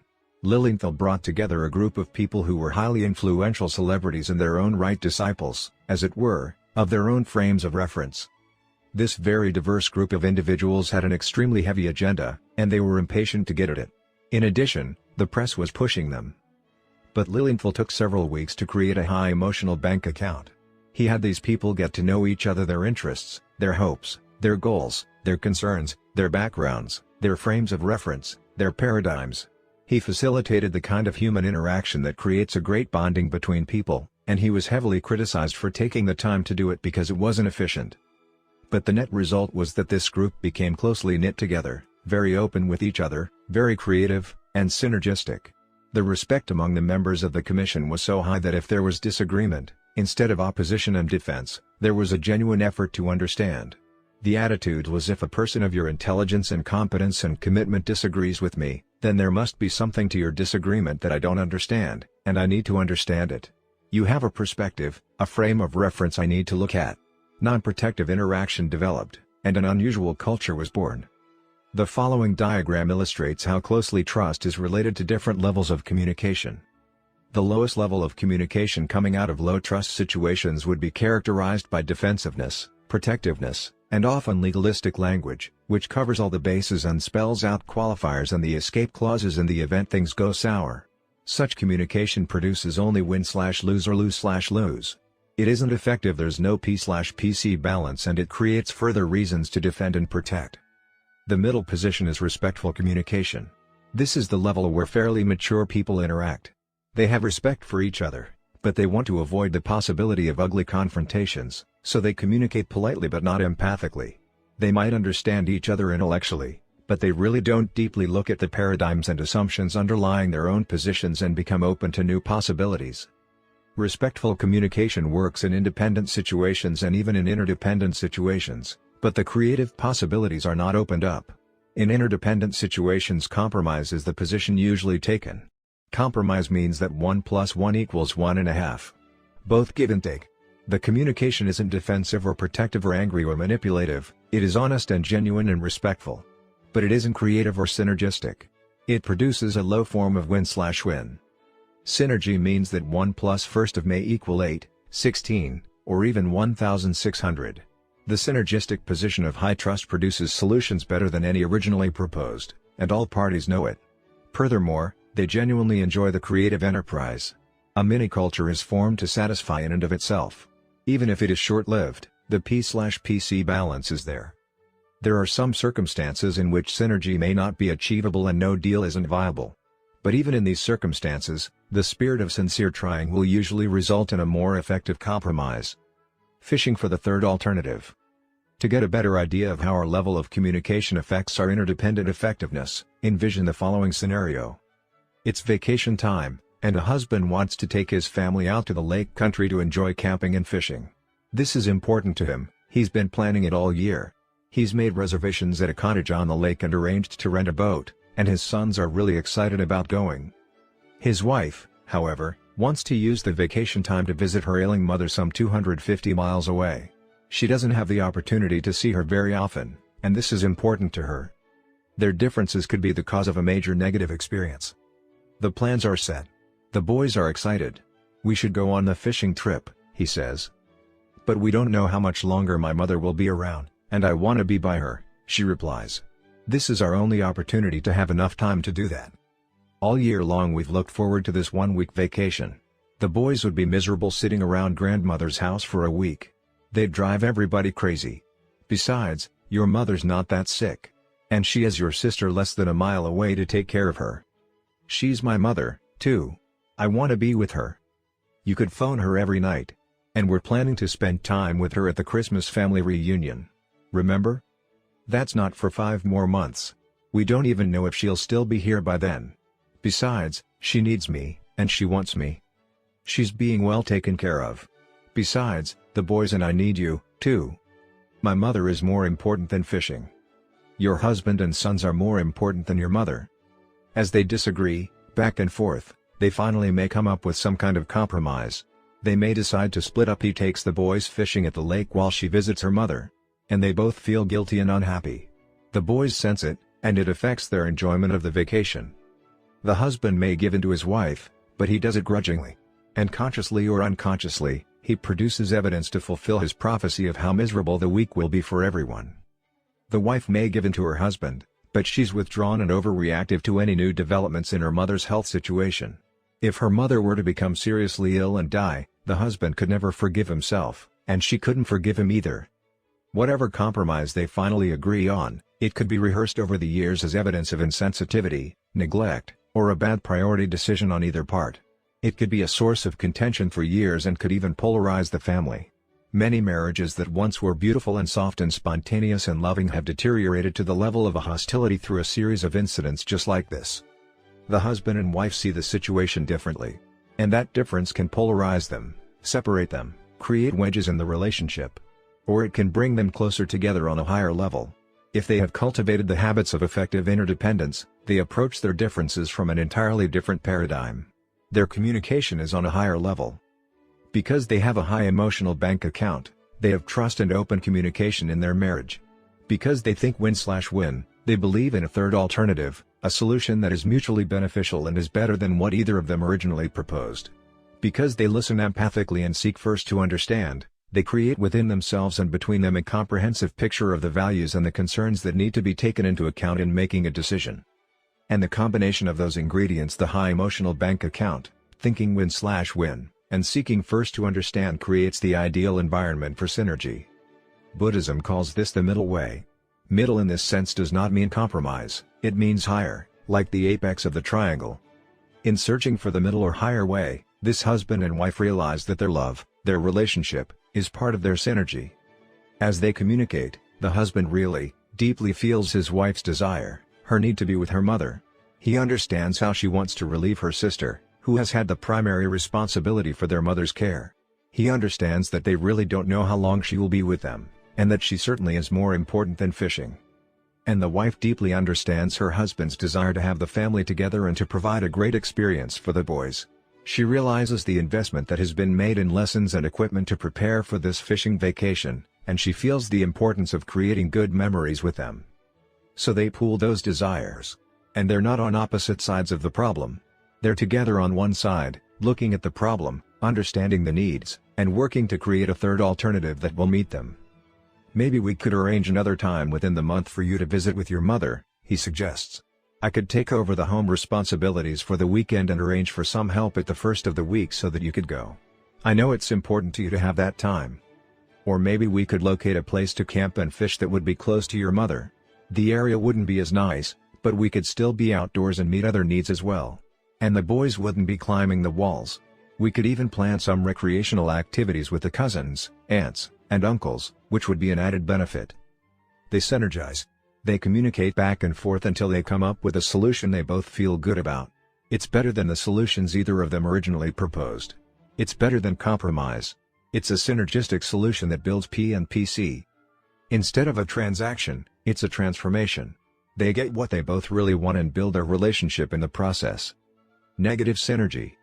Seeking the third alternative is a major paradigm shift from the dichotomous, either/or mentality. But look at the difference in results.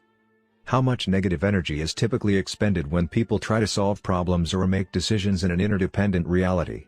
How much time is spent in confessing other people's sins, politicking, rivalry, interpersonal conflict, protecting one's backside, masterminding, and second-guessing? It's like trying to drive down the road with one foot on the gas and the other foot on the brake. And instead of getting a foot off the brake, most people give it more gas. They try to apply more pressure, more eloquence, more logical information to strengthen their position. The problem is that highly dependent people are trying to succeed in an interdependent reality. They're either dependent on borrowing strength from position power and they go for win/lose, or they're dependent on being popular with others and they go for lose/win. They may talk win/win technique, but they don't really want to listen, they want to manipulate. And synergy can thrive in that environment. Insecure people think that all reality should be amenable to their paradigms. They have a high need to clone others, to mold them over into their own thinking. They don't realize that the very strength of the relationship is in having another point of view. Sameness is not oneness, uniformity is not unity. Unity, or oneness, is complementariness, not sameness. Sameness is uncreative, and boring. The essence of synergy is to value the differences. I've come to believe that the key to interpersonal synergy is interpersonal synergy, that is synergy within ourselves. The heart of interpersonal synergy is embodied in the principles in the first 3 habits, which give the internal security sufficient to handle the risks of being open and vulnerable. By internalizing those principles, we develop the abundance mentality of win/win and the authenticity of habit 5. One of the very practical results of being principle-centered is that it makes us whole, truly integrated. People who are scripted deeply in logical, verbal, left-brain thinking will discover how totally inadequate that thinking is in solving problems which require a great deal of creativity. They become aware and begin to open up a new script inside their right brain. It's not that the right brain wasn't there, it just lay dormant. The muscles had not been developed, or perhaps they had atrophied after early childhood because of the heavy left brain emphasis of formal education or social scripting. When a person has access to both the intuitive, creative, and visual right brain, and the analytical, logical, verbal left brain, then the whole brain is working. In other words, there is psychic synergy taking place in our own head.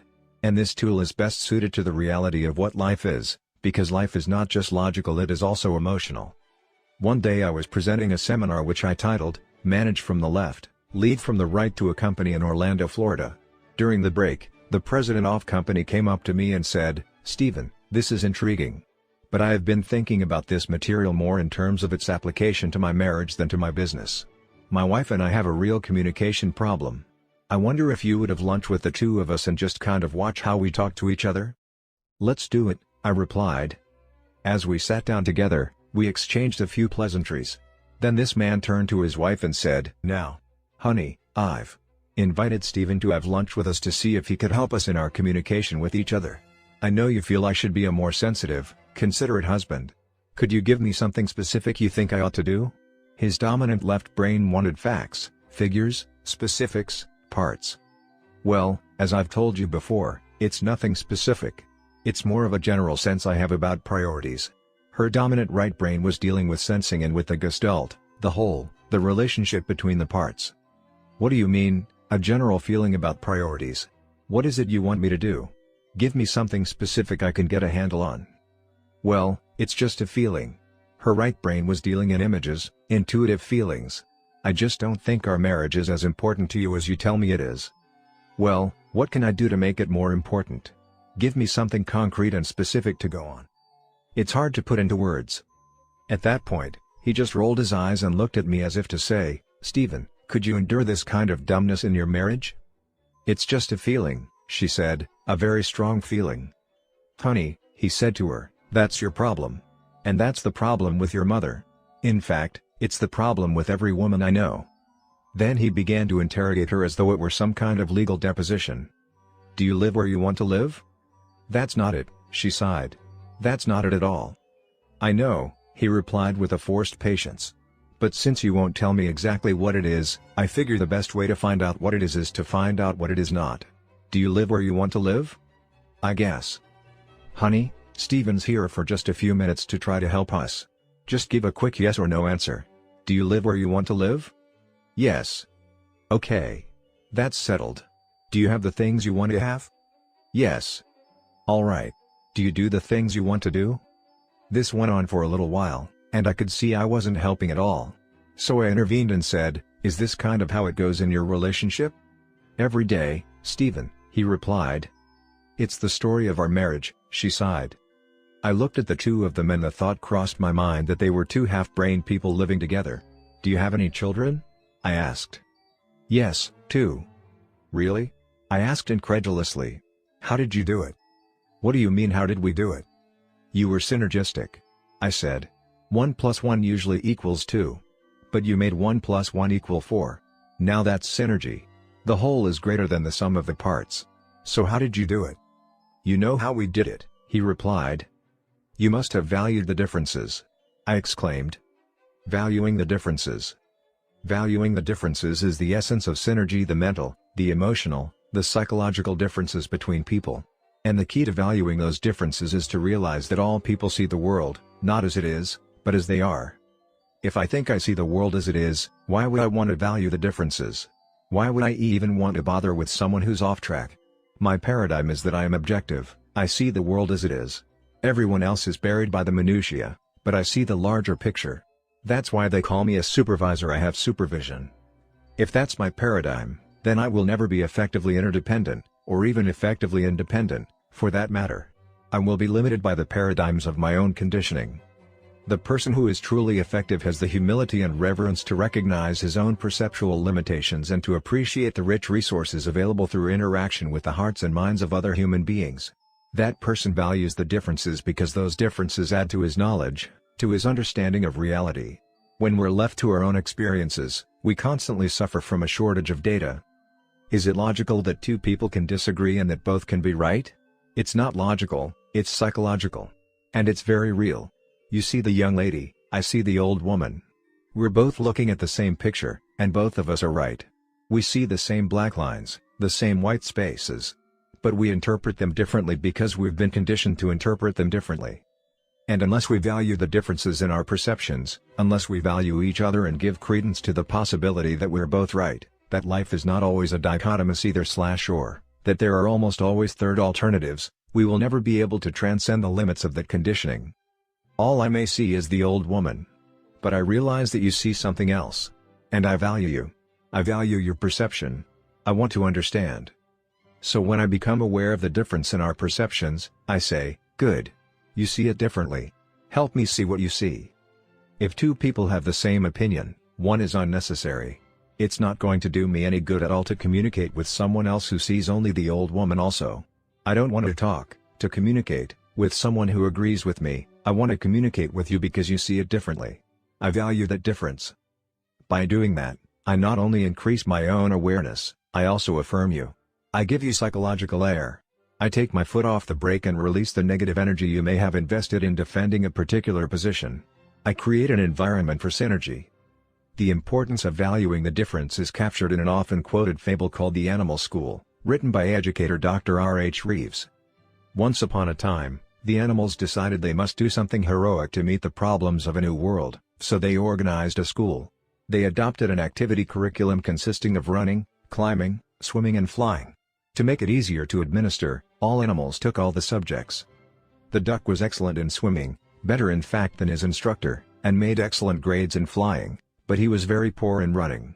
Since he was low in running, he had to stay after school and also drop swimming to practice running.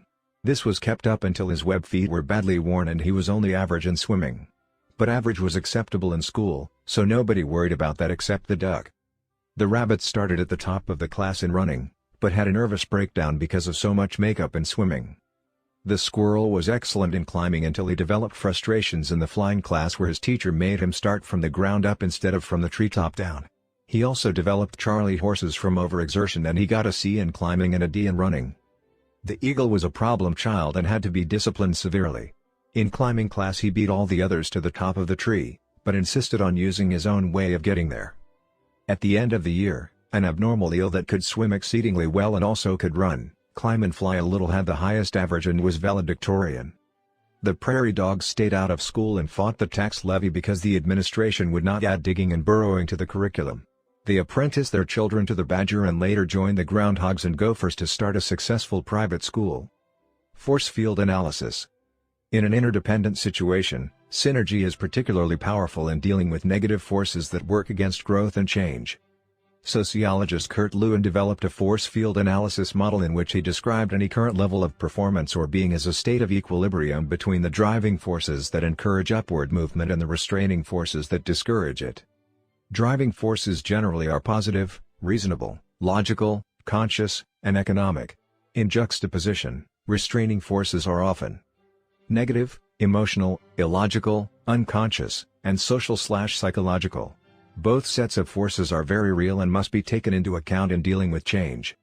In a family, for example, you have a certain climate in the home, a certain level of positive or negative interaction, of feeling safe or unsafe in expressing feelings or talking about concerns, of respect or disrespect in communication among family members.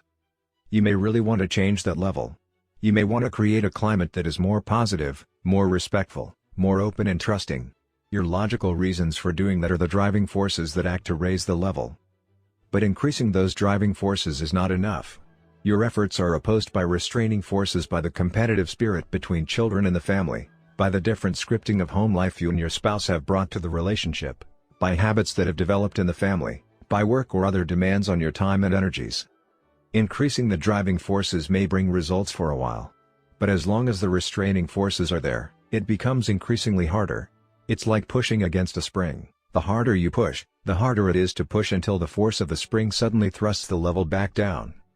The resulting up and down, yo-yo effect causes you to feel, after several attempts, that people are just the way they are and that it's too difficult to change.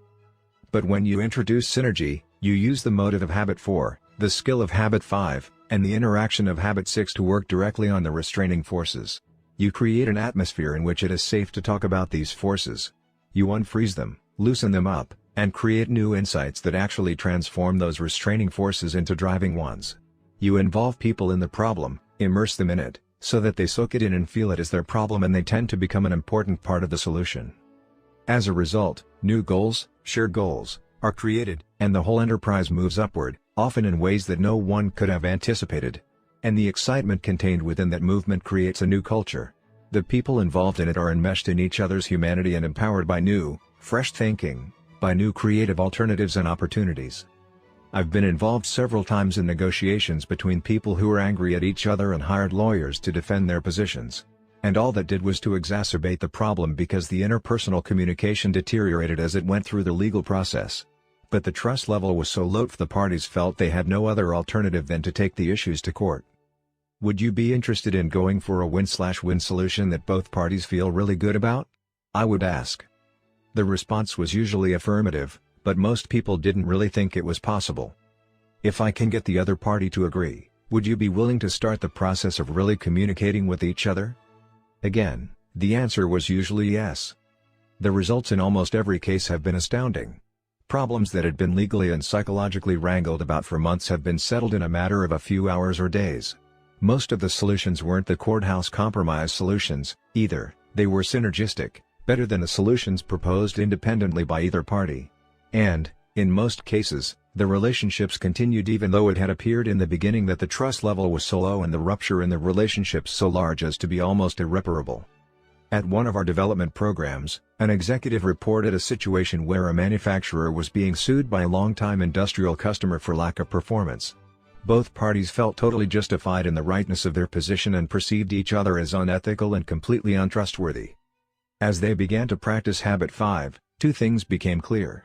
First, early communication problems resulted in a misunderstanding which was later exacerbated by accusations and counter-accusations.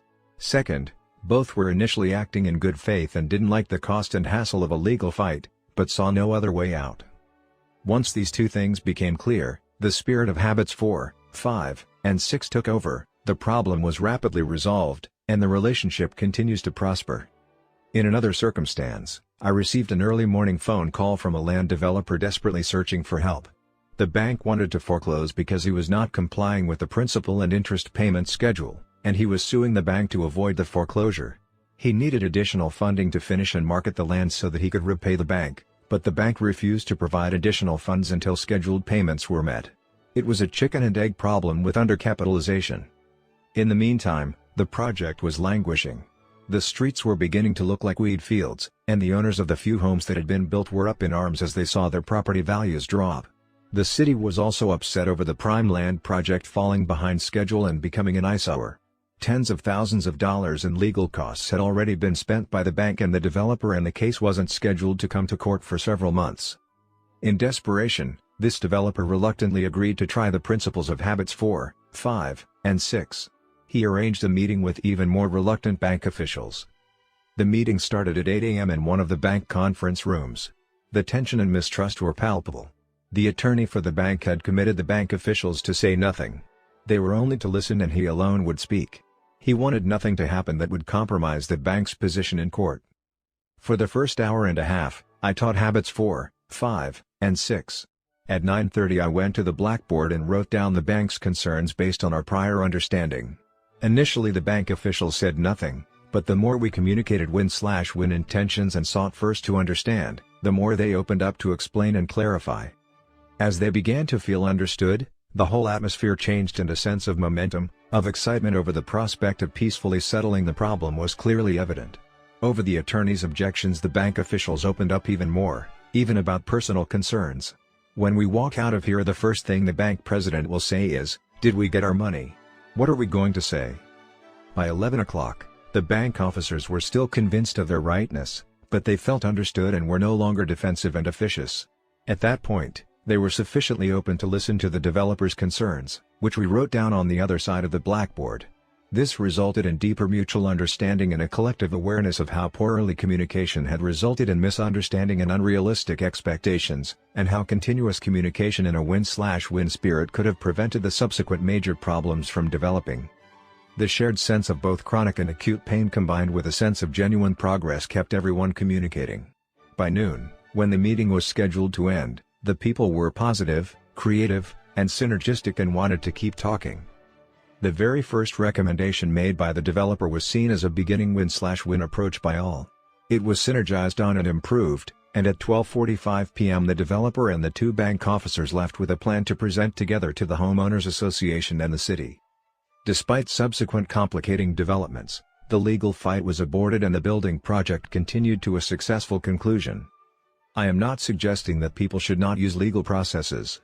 Some situations absolutely require it. But I see it as a court of last, not first, resort. If it is used too early, even in a preventive sense, sometimes fear in the legal paradigm creates subsequent thought and action processes that are not synergistic. All nature is synergistic. Ecology is a word which basically describes the synergism in nature. Everything is related to everything else. It's in the relationship that creative powers are maximized, just as the real power in these 7 habits is in their relationship to each other, not just in the individual habits themselves. The relationship of the parts is also the power in creating a synergistic culture inside a family or an organization.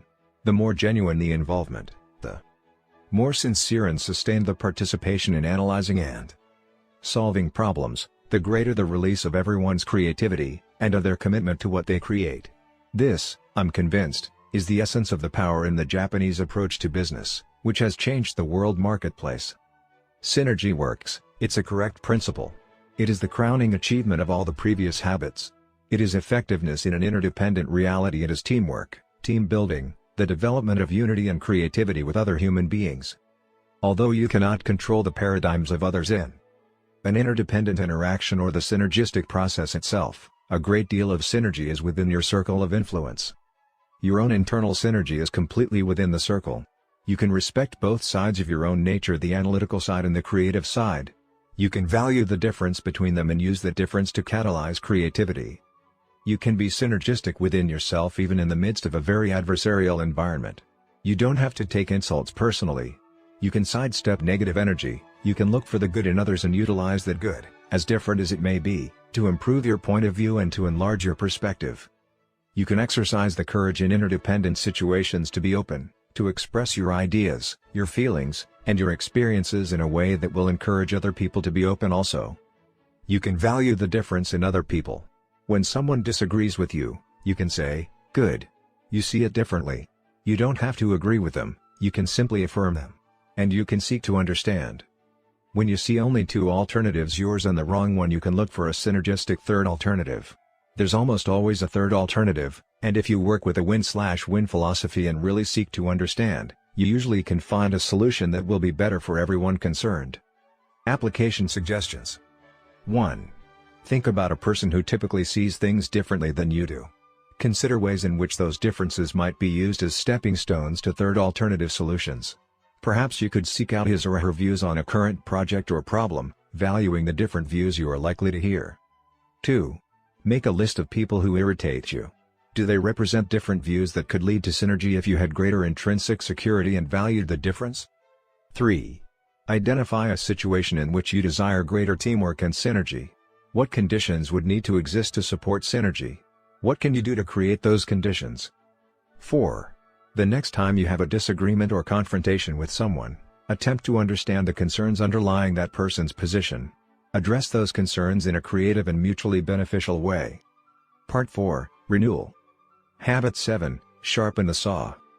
Principles of balanced self-renewal. Sometimes when I consider what tremendous consequences come from little things, I am tempted to think, there are no little things. Bruce Barton. Suppose you were to come upon someone in the woods working feverishly to saw down a tree. "What are you doing?" you ask. "Can't you see?" comes the impatient reply. "I'm sawing down this tree." You look exhausted. You exclaim, "How long have you been at it?" "Over 5 hours," he returns, "and I'm beat. This is hard work." "Well, why don't you take a break for a few minutes and sharpen that saw?" you inquire. "I'm sure it would go a lot faster." "I don't have time to sharpen the saw," the man says emphatically. "I'm too busy sawing." Habit 7 is taking time to sharpen the saw. It surrounds the other habits on the 7 habits paradigm because it is the habit that makes all the others possible. 4 dimensions of renewal. Habit 7 is personal PC. It's preserving and enhancing the greatest asset you have, you. It's renewing the 4 dimensions of your nature: physical, spiritual, mental, and social/emotional. Although different words are used, most philosophies of life deal either explicitly or implicitly with these four dimensions. Philosopher Herb Shepherd describes the healthy balanced life around four values: perspective, spiritual, autonomy, mental, connectedness, social, and tone, physical. George Sheehan, the running guru, describes four roles: being a good animal, physical, a good craftsman, mental, a good friend, social, and a saint, spiritual.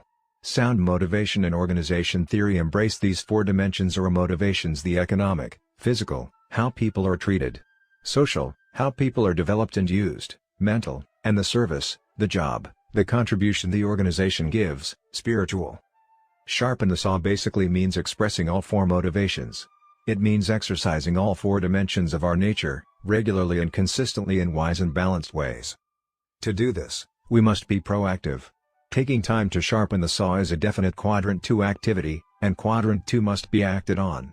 Quadrant I, because of its urgency, acts on us, it presses upon us constantly. Personal PC must be pressed upon until it becomes second nature, until it becomes a kind of healthy addiction. Because it's at the center of our circle of influence, no one else can do it for us. We must do it for ourselves. This is the single most powerful investment we can ever make in life: investment in ourselves, in the only instrument we have with which to deal with life and to contribute. We are the instruments of our own performance, and to be effective, we need to recognize the importance of taking time regularly to sharpen the saw in all four ways. The physical dimension. The physical dimension involves caring effectively for our physical body, eating the right kinds of foods, getting sufficient rest and relaxation, and exercising on a regular basis. Exercise is one of those Quadrant 2, high-leverage activities that most of us don't do consistently because it isn't urgent. And because we don't do it, sooner or later we find ourselves in Quadrant I, dealing with the health problems and crises that come as a natural result of our neglect. Most of us think we don't have enough time to exercise. What a distorted paradigm. We don't have time not to. We're talking about 3 to 6 hours a week, or a minimum of 30 minutes a day, every other day. That hardly seems an inordinate amount of time considering the tremendous benefits in terms of the impact on the other 162 to 165 hours of the week. And you don't need any special equipment to do it. If you want to go to a gym or a spa to use the equipment or enjoy some skill sports such as tennis or racquetball, that's an added opportunity. But it isn't necessary to sharpen the saw. A good exercise program is one that you can do in your own home, and one that will build your body in three areas: endurance, flexibility, and strength. Endurance comes from aerobic exercise, from cardiovascular efficiency, the ability of your heart to pump blood through your body. Although the heart is a muscle, it cannot be exercised directly. It can only be exercised through the large muscle groups, particularly the leg muscles. That's why exercises like rapid walking, running, biking, swimming, cross-country skiing, and jogging are so beneficial. You are considered minimally fit if you can increase your heart rate to at least 100 beats per minute and keep it at that level for 30 minutes. Ideally, you should try to raise your heart rate to at least 60% of your maximum pulse rate, the top speed your heart can beat, and still pump blood through your body. Your maximum heart rate is generally accepted to be 220 less your age. So, if you are 40, you should aim for an exercise heart rate of 108, 220. 40 equals 180 x 0.6 equals 108. The training effect is generally considered to be between 72 and 87% of your personal maximum rate. Flexibility comes through stretching. Most experts recommend warming up before and cooling down/stretching after aerobic exercise. Before, it helps loosen and warm the muscles to prepare for more vigorous exercise. After, it helps to dissipate the lactic acid so that you don't feel sore and stiff. Strength comes from muscle resistance exercises like simple calisthenics, push-ups, pull-ups, and sit-ups, and from working with weights. How much emphasis you put on developing strength depends on your situation. If you're involved in physical labor or athletic activities, increased strength will improve your skill. If you have a basically sedentary job and success in your lifestyle does not require a lot of strength, a little toning through calisthenics in addition to your aerobic and stretching exercises might be sufficient. I was in a gym one time with a friend of mine who has a PhD in exercise physiology. He was focusing on building strength. He asked me to spot him while he did some bench presses and told me at a certain point he'd ask me to take the weight. "But don't take it until I tell you," he said firmly. So I watched and waited and prepared to take the weight. The weight went up and down, and I could see it begin to get harder. But he kept going. He would start to push it up and I'd think, there's no way he's going to make it. But he'd make it. Then he'd slowly bring it back down and start back up again. Up and down, up and down. Finally, as I looked at his face, straining with the effort, his blood vessels practically jumping out of his skin, I thought, this is going to fall and collapse his chest. Maybe I should take the weight. Maybe he's lost control and he doesn't even know what he's doing. But he'd get it safely down. Then he'd start back up again. I couldn't believe it. When he finally told me to take the weight, I said, "Why did you wait so long?" "Almost all the benefit of the exercise comes at the very end, Stephen," he replied. "I'm trying to build strength. And that doesn't happen until the muscle fiber ruptures and the nerve fiber registers the pain. Then nature overcompensates and within 48 hours, the fiber is made stronger." I could see his point. It's the same principle that works with emotional muscles as well, such as patience. When you exercise your patience beyond your past limits, the emotional fiber is broken, nature overcompensates, and next time the fiber is stronger. Now my friend wanted to build muscular strength. And he knew how to do it, but not all of us need to develop that kind of strength to be effective. No pain, no gain has validity in some circumstances, but it is not the essence of an effective exercise program. The essence of renewing the physical dimension is to sharpen the saw, to exercise our bodies on a regular basis in a way that will preserve and enhance our capacity to work and adapt and enjoy. And we need to be wise in developing an exercise program. There's a tendency, especially if you haven't been exercising at all, to overdo. And that can create unnecessary pain, injury, and even permanent damage. It's best to start slowly. Any exercise program should be in harmony with the latest research findings, with your doctor's recommendations and with your own self-awareness. If you haven't been exercising, your body will undoubtedly protest this change in its comfortable downhill direction. You won't like it at first. You may even hate it. But be proactive. Do it anyway. Even if it's raining on the morning you've scheduled to jog, do it anyway. Oh good. It's raining.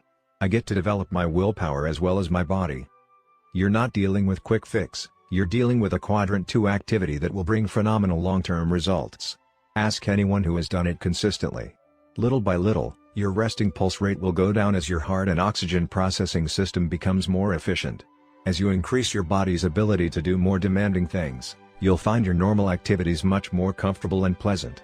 You'll have more afternoon energy, and the fatigue you felt that's made you too tired to exercise in the past will be replaced by an energy that will invigorate everything you do.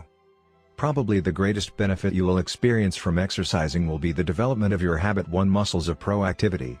As you act based on the value of physical well-being instead of reacting to all the forces that keep you from exercising, your paradigm of yourself, your self-esteem, your self-confidence, and your integrity will be profoundly affected.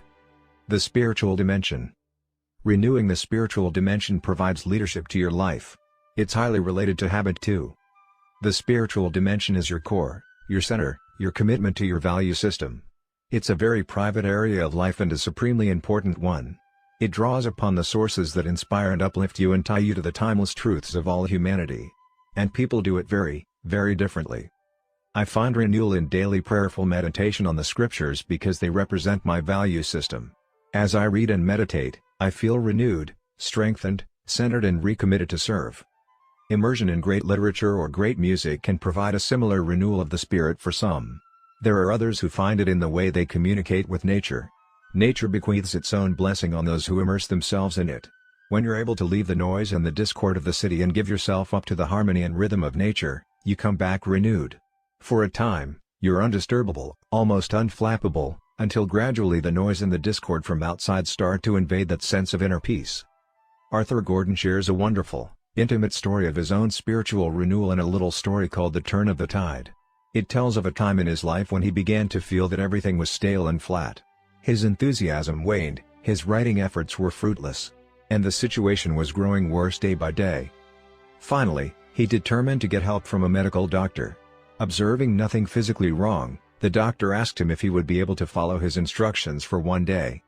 When Gordon replied that he could, the doctor told him to spend the following day in the place where he was happiest as a child. He could take food, but he was not to talk to anyone or to read or write or listen to the radio. He then wrote out 4 prescriptions and told him to open one at 9, 12, 3, and 6 o'clock. "Are you serious?" Gordon asked him. "You won't think I'm joking when you get my bill," was the reply. So the next morning, Gordon went to the beach. As he opened the first prescription, he read "Listen carefully." He thought the doctor was insane. How could he listen for 3 hours? But he had agreed to follow the doctor's orders, so he listened. He heard the usual sounds of the sea and the birds. After a while, he could hear the other sounds that weren't so apparent at first. As he listened, he began to think of lessons the sea had taught him as a child: patience, respect, and awareness of the interdependence of things. He began to listen to the sounds and the silence and to feel a growing peace. At noon, he opened the second slip of paper and read "Try reaching back." Reaching back to what? He wondered. Perhaps to childhood, perhaps to memories of happy times. He thought about his past, about the many little moments of joy. He tried to remember them with exactness. And in remembering, he found a growing warmth inside. At 3 o'clock, he opened the third piece of paper. Until now, the prescriptions had been easy to take. But this one was different. It said, "Examine your motives." At first he was defensive. He thought about what he wanted: success, recognition, security, and he justified them all. But then the thought occurred to him that those motives weren't good enough, and that perhaps therein was the answer to his stagnant situation. He considered his motives deeply. He thought about past happiness. And at last, the answer came to him. In a flash of certainty, he wrote, "I saw that if one's motives are wrong, nothing can be right. It makes no difference whether you are a mailman, a hairdresser, an insurance salesman, a housewife, whatever. As long as you feel you are serving others, you do the job well. When you are concerned only with helping yourself, you do it less well, a law as inexorable as gravity." When 6 o'clock came, the final prescription didn't take long to fill. "Write your worries on the sand," it said. He knelt and wrote several words with a piece of broken shell, then he turned and walked away. He didn't look back. He knew the tide would come in. Spiritual renewal takes an investment of time. But it's a quadrant 2 activity we don't really have time to neglect. The great reformer Martin Luther is quoted as saying, "I have so much to do today, I'll need to spend another hour on my knees." To him, prayer was not a mechanical duty but rather a source of power in releasing and multiplying his energies. Someone once inquired of a Far Eastern Zen master, who had a great serenity and peace about him no matter what pressures he faced, "How do you maintain that serenity and peace?" He replied, "I never leave my place of meditation." He meditated early in the morning, and for the rest of the day, he carried the peace of those moments with him in his mind and heart. The idea is that when we take time to draw on the leadership center of our lives, what life is ultimately all about, it spreads like an umbrella over everything else. It renews us, it refreshes us, particularly if we recommit to it. This is why I believe a personal mission statement is so important. If we have a deep understanding of our center and our purpose, we can review and recommit to it frequently. In our daily spiritual renewal, we can visualize and live out the events of the day in harmony with those values. Religious leader David O. McKay taught, "The greatest battles of life are fought out daily in the silent chambers of the soul." If you win the battles there, if you settle the issues that inwardly conflict, you feel a sense of peace, a sense of knowing what you're about. And you'll find that the public victories, where you tend to think cooperatively, to promote the welfare and good of other people, and to be genuinely happy for other people's successes, will follow naturally. The mental dimension. Most of our mental development and study discipline comes through formal education. But as soon as we leave the external discipline of school, many of us let our minds atrophy. We don't do any more serious reading, we don't explore new subjects in any real depth outside our action fields, we don't think analytically, we don't write, at least not critically or in a way that tests our ability to express ourselves in distilled, clear, and concise language. Instead, we spend our time watching TV. Continuing surveys indicate that television is on in most homes some 35 to 45 hours a week. That's as much time as many people put into their jobs, more than most put into school. It's the most powerful socializing influence there is. And when we watch, we're subject to all the values that are being taught through it. That can powerfully influence us in very subtle and imperceptible ways. Wisdom in watching television requires the effective self-management of Habit 3, which enables you to discriminate and to select the informing, inspiring, and entertaining programs which best serve and express your purpose and values. In our family, we limit television watching to around 7 hours a week, an average of about an hour a day. We had a family council at which we talked about it and looked at some of the data regarding what's happening in homes because of television. We found that by discussing it as a family when no one was defensive or argumentative, people started to realize the dependent sickness of becoming addicted to soap operas or to a steady diet of a particular program. I'm grateful for television and for the many high-quality educational and entertainment programs. They can enrich our lives and contribute meaningfully to our purposes and goals. But there are many programs that simply waste our time and minds, and many that influence us in negative ways if we let them. Like the body, television is a good servant but a poor master. We need to practice habit 3 and manage ourselves effectively to maximize the use of any resource in accomplishing our missions. Education. Continuing education, continually honing and expanding the mind is vital mental renewal. Sometimes that involves the external discipline of the classroom or systematized study programs, more often it does not. Proactive people can figure out many ways to educate themselves. It is extremely valuable to train the mind to stand apart and examine its own program. That, to me, is the definition of a liberal education: the ability to examine the programs of life against larger questions and purposes and other paradigms. Training, without such education, narrows and closes the mind so that the assumptions underlying the training are never examined. That's why it is so valuable to read broadly and to expose yourself to great minds. There's no better way to inform and expand your mind on a regular basis than to get into the habit of reading good literature. That's another high-leverage Quadrant 2 activity. You can get into the best minds that are now or that have ever been in the world. I highly recommend starting with a goal of a book a month, then a book every 2 weeks, then a book a week. The person who doesn't read is no better off than the person who can't read. Quality literature, such as the great books, the Harvard classics, autobiographies, National Geographic and other publications that expand our cultural awareness, and current literature in various fields can expand our paradigms and sharpen our mental saw, particularly if we practice habit 5 as we read and seek first to understand. If we use our own autobiography to make early judgments before we really understand what an author has to say, we limit the benefits of the reading experience. Writing is another powerful way to sharpen the mental saw. Keeping a journal of our thoughts, experiences, insights, and learnings promotes mental clarity, exactness, and context. Writing good letters communicating on the deeper level of thoughts, feelings, and ideas rather than on the shallow, superficial level of events also affects our ability to think clearly, to reason accurately, and to be understood effectively. Organizing and planning represent other forms of mental renewal associated with habits 2 and 3. It's beginning with the end in mind and being able mentally to organize to accomplish that end. It's exercising the visualizing, imagining power of your mind to see the end from the beginning and to see the entire journey, at least in principles, if not in steps. It is said that wars are won in the general's tent. Sharpening the saw in the first 3 dimensions, the physical, the spiritual, and the mental, is a practice I call the daily private victory. And I commend to you the simple practice of spending 1 hour a day every day doing it, an hour a day for the rest of your life. There's no other way you could spend an hour that would begin to compare with the daily private victory in terms of value and results. It will affect every decision, every relationship. It will greatly improve the quality, the effectiveness, of every other hour of the day, including the depth and restfulness of your sleep. It will build the long-term physical, spiritual, and mental strength to enable you to handle difficult challenges in life. In the words of Phillips Brooks, "Someday, in the years to come, you'll be wrestling with the great temptation, trembling under the great sorrow of your life.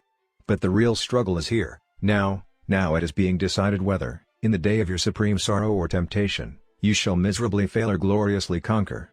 Character cannot be made except by a steady, long-continued process. The social/emotional dimension. While the physical, spiritual, and mental dimensions are closely related to habits 1, 2, and 3 centered on the principles of personal vision, leadership, and management, the social/emotional dimension focuses on habits 4, 5, and 6 centered on the principles of interpersonal leadership, empathic communication, and creative cooperation. The social and the emotional dimensions of our lives are tied together because our emotional life is primarily, but not exclusively, developed out of and manifested in our relationships with others. Renewing our social/emotional dimension does not take time in the same sense that renewing the other dimensions does. We can do it in our normal everyday interactions with other people. But it definitely requires exercise. We may have to push ourselves because many of us have not achieved the level of private victory and the skills of public victory necessary for habits 4, 5, and 6 to come naturally to us in all our interactions. Suppose that you are a key person in my life. You might be my boss, my subordinate, my coworker, my friend, my neighbor, my spouse, my child, a member of my extended family, anyone with whom I want or need to interact. Suppose we need to communicate together, to work together, to discuss a jugular issue, to accomplish a purpose or solve a problem. But we see things differently, we're looking through different glasses. You see the young lady, and I see the old woman. So I practice habit 4. I come to you and I say, I can see that we're approaching this situation differently. Why don't we agree to communicate until we can find a solution we both feel good about? Would you be willing to do that? Most people would be willing to say yes to that. Then I move to habit 5. Let me listen to you first. Instead of listening with intent to reply, I listen empathically in order to deeply, thoroughly understand your paradigm. When I can explain your point of view as well as you can, then I focus on communicating my point of view to you so that you can understand it as well. Based on the commitment to search for a solution that we both feel good about and a deep understanding of each other's points of view, we move to habit 6. We work together to produce third alternative solutions to our differences that we both recognize are better than the ones either you or I proposed initially. Success in habits 4, 5, and 6 is not primarily a matter of intellect, it's primarily a matter of emotion. It's highly related to our sense of personal security. If our personal security comes from sources within ourselves, then we have the strength to practice the habits of public victory. If we are emotionally insecure, even though we may be intellectually very advanced, practicing habits 4, 5, and 6 with people who think differently on jugular issues of life can be terribly threatening. Where does intrinsic security come from? It doesn't come from what other people think of us or how they treat us. It doesn't come from the scripts they've handed us. It doesn't come from our circumstances or our position. It comes from within. It comes from accurate paradigms and correct principles deep in our own mind and heart. It comes from inside-out congruence, from living a life of integrity in which our daily habits reflect our deepest values. I believe that a life of integrity is the most fundamental source of personal worth. I do not agree with the popular success literature that says that self-esteem is primarily a matter of mindset, of attitude that you can psych yourself into peace of mind. Peace of mind comes when your life is in harmony with true principles and values and in no other way. There is also the intrinsic security that comes as a result of effective interdependent living. There is security in knowing that win/win solutions do exist, that life is not always either/or, that there are almost always mutually beneficial third alternatives. There is security in knowing that you can step out of your own frame of reference without giving it up, that you can really, deeply understand another human being. There is security that comes when you authentically, creatively and cooperatively interact with other people and really experience these interdependent habits. There is intrinsic security that comes from service, from helping other people in a meaningful way. One important source is your work, when you see yourself in a contributive and creative mode, really making a difference. Another source is anonymous service. No one knows it and no one necessarily ever will. And that's not the concern. The concern is blessing the lives of other people. Influence, not recognition, becomes the motive. Viktor Frankl focused on the need for meaning and purpose in our lives, something that transcends our own lives and taps the best energies within us. The late Dr. Hans Selye, in his monumental research on stress, basically says that a long, healthy, and happy life is the result of making contributions, of having meaningful projects that are personally exciting and contribute to and bless the lives of others. His ethic was earn thy neighbor's love. In the words of George Bernard Shaw, this is the true joy in life, that being used for a purpose recognized by yourself as a mighty one. That being a force of nature, instead of a feverish, selfish little clod of ailments and grievances complaining that the world will not devote itself to making you happy. I am of the opinion that my life belongs to the whole community, and as long as I live it is my privilege to do for it whatever I can. I want to be thoroughly used up when I die. For the harder I work, the more I live. I rejoice in life for its own sake. Life is no brief candle to me. It's a sort of splendid torch which I've got to hold up for the moment, and I want to make it burn as brightly as possible before handing it on to future generations. And Eldon Tanner has said, service is the rent we pay for the privilege of living on this earth. And there are so many ways to serve. Whether or not we belong to a church or service organization or have a job that provides meaningful service opportunities, not a day goes by that we can't at least serve one other human being by making deposits of unconditional love. Scripting others. Most people are a function of the social mirror, scripted by the opinions, the perceptions, the paradigms of the people around them. As interdependent people, you and I come from a paradigm which includes the realization that we are a part of that social mirror. We can choose to reflect back to others a clear, undistorted vision of themselves. We can affirm their proactive nature and treat them as responsible people. We can help script them as principle-centered, value-based, independent, worthwhile individuals. And, with the abundance mentality, We realize that giving a positive reflection to others in no way diminishes us. It increases us because it increases the opportunities for effective interaction with other proactive people. At some time in your life, you probably had someone believe in you when you didn't believe in yourself. They scripted you. Did that make a difference in your life? What if you were a positive scripter, an affirmer, of other people? When they're being directed by the social mirror to take the lower path, you inspire them toward a higher path because you believe in them. You listen to them and empathize with them. You don't absolve them of responsibility, you encourage them to be proactive. Perhaps you are familiar with the musical, Man of La Mancha. It's a beautiful story about a medieval knight who meets a woman of the street, a prostitute. She's being validated in her lifestyle by all of the people in her life. But this poet knight sees something else in her, something beautiful and lovely. He also sees her virtue, and he affirms it, over and over again. He gives her a new name, Dulcinea, a new name associated with a new paradigm. At first, she utterly denies it. Her old scripts are overpowering. She writes him off as a wild-eyed fantasizer. But he is persistent. He makes continual deposits of unconditional love, and gradually it penetrates her scripting. It goes down into her true nature, her potential, and she starts to respond. Little by little, she begins to change her lifestyle. She believes it and she acts from her new paradigm, to the initial dismay of everyone else in her life. Later, when she begins to revert to her old paradigm, he calls her to his deathbed and sings that beautiful song, The Impossible Dream, looks her in the eyes, and whispers, "Never forget, your Dulcinea."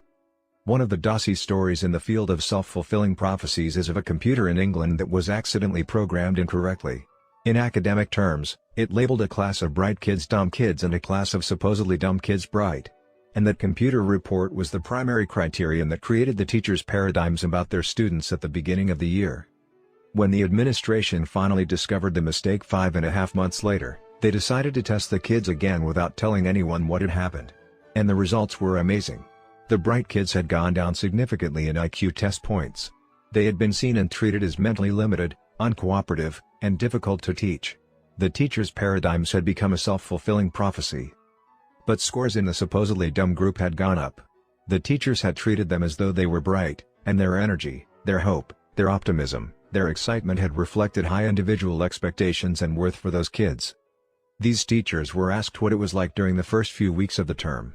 For some reason, our methods weren't working, they replied. So we had to change our methods.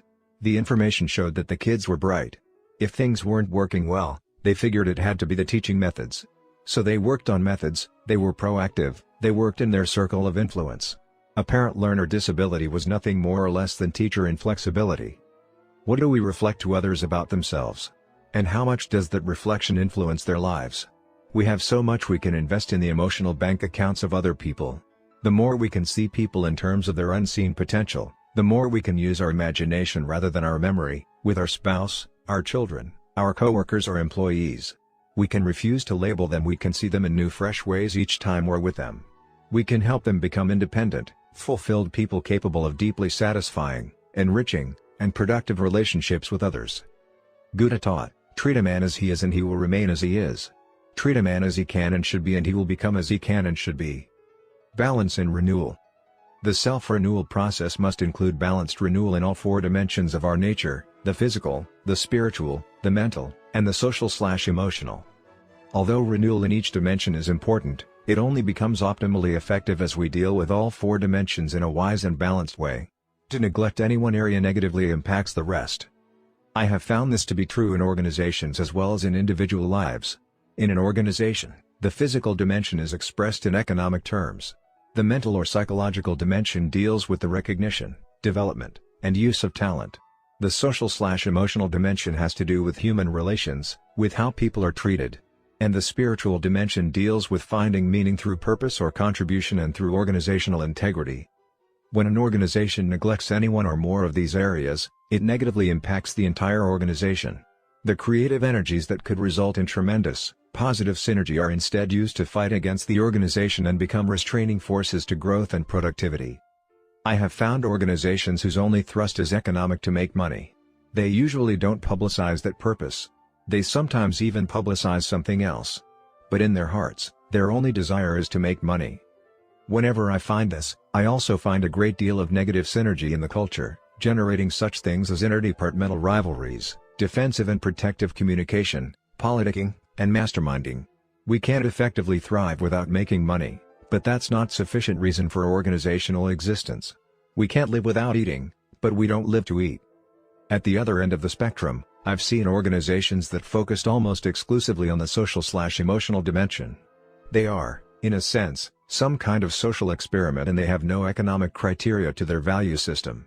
They have no measure or gauge of their effectiveness, and as a result, they lose all kinds of efficiencies and eventually their viability in the marketplace. I have found many organizations that develop as many as 3 of the dimensions. They may have good service criteria, good economic criteria, and good human relations criteria, but they are not really committed to identifying, developing, utilizing, and recognizing the talent of people. And if these psychological forces are missing, the style will be a benevolent autocracy, and the resulting culture will reflect different forms of collective resistance, adversarialism, excessive turnover, and other deep, chronic, cultural problems. Organizational as well as individual effectiveness requires development and renewal of all 4 dimensions in a wise and balanced way. Any dimension that is neglected will create negative force field resistance that pushes against effectiveness and growth. Organizations and individuals that give recognition to each of these 4 dimensions in their mission statement provide a powerful framework for balanced renewal. This process of continuous improvement is the hallmark of the total quality movement and a key to Japan's economic ascendancy. Synergy and renewal. Balanced renewal is optimally synergetic. The things you do to sharpen the saw in any one dimension have positive impact in other dimensions because they are so highly interrelated. Your physical health affects your mental health. Your spiritual strength affects your social/emotional strength. As you improve in one dimension, you increase your ability in other dimensions as well. The 7 habits of highly effective people create optimum synergy among these dimensions. Renewal in any dimension increases your ability to live at least one of the 7 habits. And although the habits are sequential, improvement in one habit synergetically increases your ability to live the rest. The more proactive you are, habit 1, the more effectively you can exercise personal leadership, habit 2, and management, habit 3, in your life. The more effectively you manage your life, habit 3, the more quadrant 2 renewing activities you can do, habit 7. The more you seek first to understand, habit 5, the more effectively you can go for synergetic win/win solutions, habits 4 and 6. The more you improve in any of the habits that lead to independence, habits 1, 2, and 3, the more effective you will be in interdependent situations, habits 4, 5, and 6. And renewal, habit 7, is the process of renewing all the habits. As you renew your physical dimension, you reinforce your personal vision, habit 1, the paradigm of your own self-awareness and free will, of proactivity, of knowing that you are free to act instead of being acted upon, to choose your own response to any stimulus. This is probably the greatest benefit of physical exercise. Each daily private victory makes a deposit in your personal intrinsic security account. As you renew your spiritual dimension, you reinforce your personal leadership, habit 2. You increase your ability to live out of your imagination and conscience instead of only your memory, to deeply understand your innermost paradigms and values, to create within yourself a center of correct principles, to define your own unique mission in life, to rescript yourself to live your life in harmony with correct principles, and to draw upon your personal sources of strength. The rich private life you create in spiritual renewal makes tremendous deposits in your personal security account. As you renew your mental dimension, you reinforce your personal management, habit 3. As you plan, you force your mind to recognize high leverage quadrant 2 activities, priority goals, and activities to maximize the use of your time and energy, and you organize and execute your activities around your priorities. As you become involved in continuing education, you increase your knowledge base and you increase your options. Your economic security does not lie in your job, it lies in your own power to produce, to think, to learn, to create, to adapt. That's true financial independence. It's not having wealth, it's having the power to produce wealth. It's intrinsic.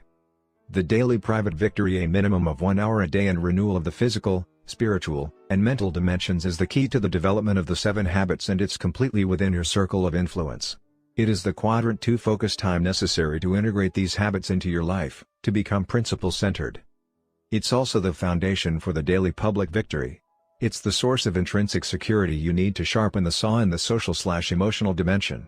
It gives you the personal strength to focus on your circle of influence in interdependent situations, to look at others through the abundance mentality paradigm, to genuinely value their differences and to be happy for their success.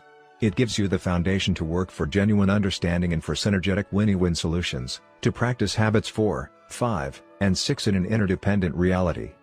The upward spiral. Renewal is the principle and the process that empowers us to move on an upward spiral of growth and change, of continuous improvement.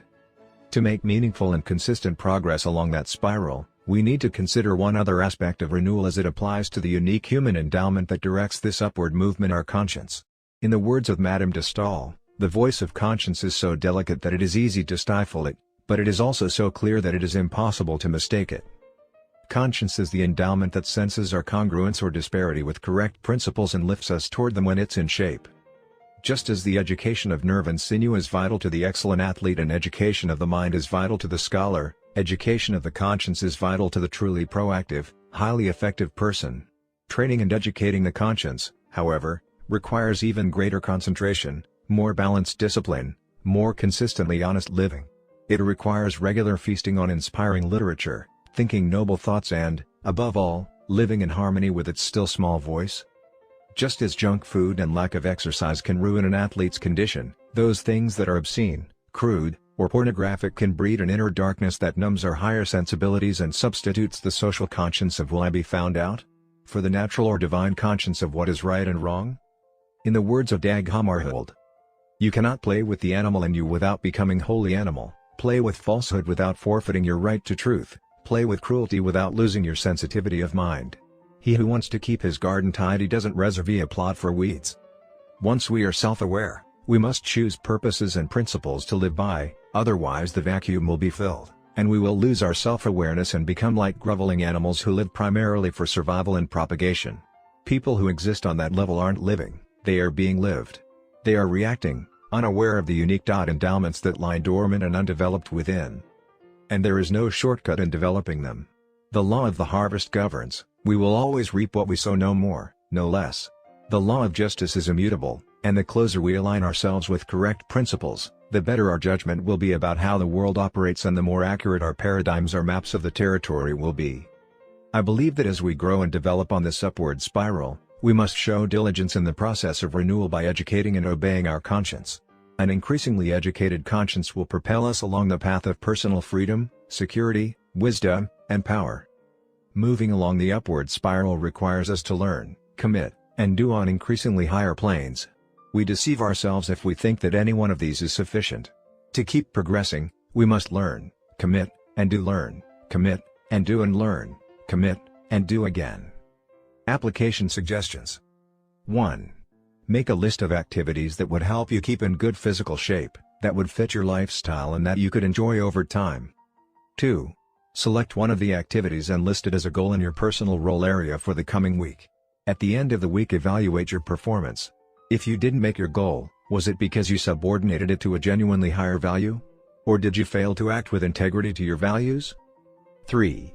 Make a similar list of renewing activities in your spiritual and mental dimensions. In your social-emotional area, list relationships you would like to improve or specific circumstances in which public victory would bring greater effectiveness. Select one item in each area to list as a goal for the week. Implement and evaluate. 4. Commit to write down specific sharpen the saw activities in all 4 dimensions every week, to do them, and to evaluate your performance and results. Inside out again. The Lord works from the inside out. The world works from the outside in. The world would take people out of the slums. Christ takes the slums out of people, and then they take themselves out of the slums. The world would mold men by changing their environment. Christ changes men, who then change their environment. The world would shape human behavior, but Christ can change human nature. Ezra Taft Benson. I would like to share with you a personal story which I feel contains the essence of this book. In doing so, it is my hope that you will relate to the underlying principles it contains. Some years ago, our family took a sabbatical leave from the university where I taught so that I could write. We lived for a full year in Laie on the north shore of Oahu, Hawaii. Shortly after getting settled, we developed a living and working routine which was not only very productive but extremely pleasant. After an early morning run on the beach, we would send 2 of our children, barefoot and in shorts, to school. I went to an isolated building next to the cane fields where I had an office to do my writing. It was very quiet, very beautiful, very serene, no phone, No meetings, no pressing engagements.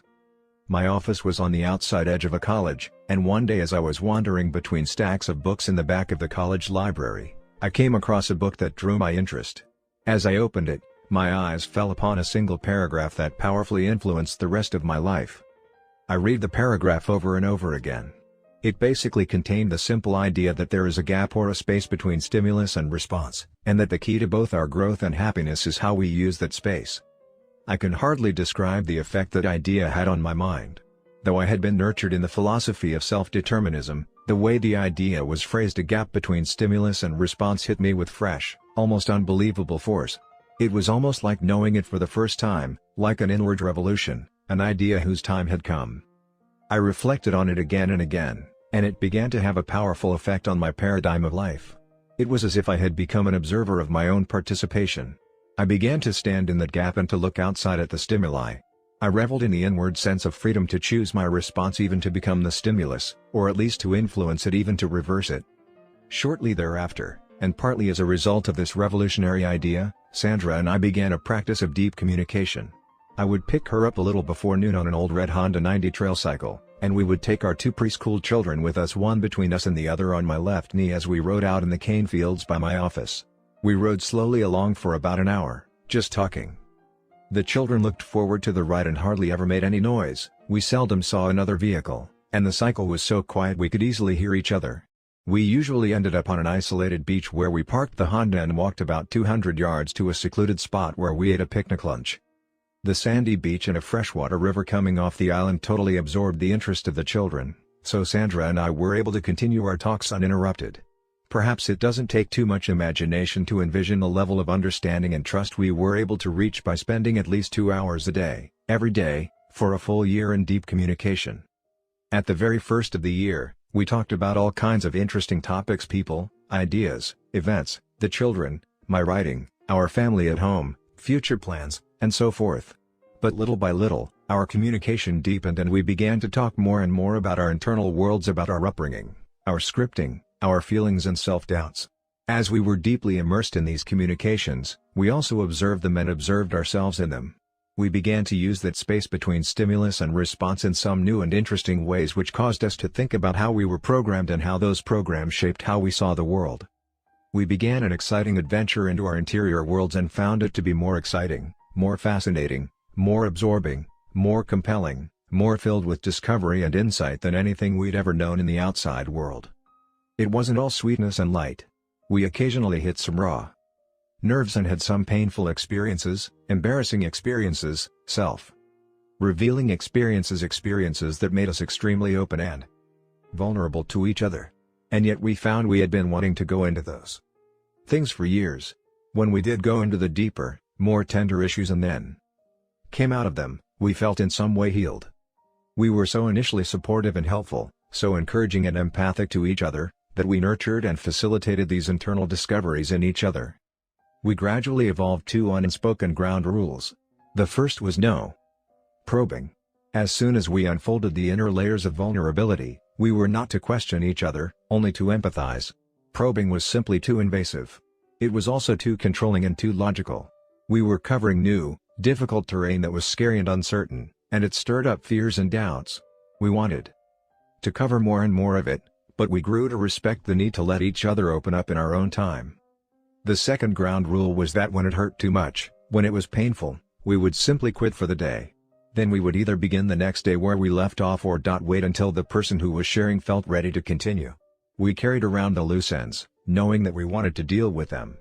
But because we had the time and the environment conducive to it, and because we were so excited to observe our own involvement and to grow within our marriage, we simply knew that sooner or later we would deal with all those loose ends and bring them to some kind of closure. The most difficult, and eventually the most fruitful part of this kind of communication came when my vulnerability and Sandra's vulnerability touched. Then, because of our subjective involvement, we found that the space between stimulus and response was no longer there. A few bad feelings surfaced. But our deep desire and our implicit agreement was to prepare ourselves to start where we left off and deal with those feelings until we resolved them. One of those difficult times had to do with a basic tendency in my personality. My father was a very private individual, very controlled and very careful. My mother wasn't as very public, very open, very spontaneous. I find both sets of tendencies in me, and when I feel insecure, I tend to become private, like my father. I live inside myself and safely observe. Sandra is more like my mother, social, authentic, and spontaneous. We had gone through many experiences over the years in which I felt her openness was inappropriate, and she felt my constraint was dysfunctional, both socially and to me as an individual, because I would become insensitive to the feelings of others. All of this and much more came out during those deep visits. I came to value Sandra's insight and wisdom and the way she helped me to be a more open, giving, sensitive, social person. Another of those difficult times had to do with what I perceived to be a hang-up Sandra had, which had bothered me for years. She seemed to have an obsession about Frigidaire appliances which I was at an absolute loss to understand. She would not even consider buying another brand of appliance. Even when we were just starting out and on a very tight budget, she insisted that we drive the 50 miles to the big city where Frigidaire appliances were sold, simply because no dealer in our small university town carried them at that time. This was a matter of considerable agitation to me. Fortunately, the situation came up only when we purchased an appliance. But when it did come up, it was like a stimulus that triggered off a hot-button response. This single issue seemed to be symbolic of all irrational thinking, and it generated a whole range of negative feelings within me. I usually resorted to my dysfunctional private behavior. I suppose I figured that the only way I could deal with it was not to deal with it, otherwise, I felt I would lose control and say things I shouldn't say. There were times when I did slip and say something negative, and I had to go back and apologize. What bothered me the most was not that she liked Frigidaire, but that she persisted in making what I considered utterly illogical and indefensible statements to defend Frigidaire which had no basis in fact whatsoever. If she had only agreed that her response was irrational and purely emotional, I think I could have handled it. But her justification was upsetting. It was sometime in early spring when the Frigidaire issue came up. All our prior communication had prepared us. The ground rules had been deeply established not to probe and to leave it alone if it got to be too painful for either or both. I will never forget the day we talked it through. We didn't end up on the beach that day, we just continued to ride through the cane fields, perhaps because we didn't want to look each other in the eye. There had been so much psychic history and so many bad feelings associated with the issue, and it had been submerged for so long. It had never been so critical as to rupture the relationship. When you're trying to cultivate a beautiful unified relationship, any divisive issue is important. Sandra and I were amazed at what we learned through the interaction. It was truly synergistic. It was as if Sandra were learning, almost for the first time herself, the reason for her so-called hang-up. She started to talk about her father, about how he had worked as a high school history teacher and coach for years, and how, to help make ends meet, he had gone into the appliance business. During an economic downturn, he had experienced serious financial difficulties, and the only thing that enabled him to stay in business during that time was the fact that Frigidaire would finance his inventory. Sandra had an unusually deep and sweet relationship with her father. When he returned home at the end of a very tiring day, he would lie on the couch, and Sandra would rub his feet and sing to him. It was a beautiful time they enjoyed together almost daily for years. He would also open up and talk through his worries and concerns about the business, and he shared with Sandra his deep appreciation for Frigidaire financing his inventory so that he could make it through the difficult times. This communication between father and daughter had taken place in a spontaneous way during very natural times, when the most powerful kind of scripting takes place. During those relaxed times, guards are down and all kinds of images and thoughts are planted deep in the subconscious mind. Perhaps Sandra had forgotten about all of this until the safety of that year of communication, when it could come out also in very natural and spontaneous ways.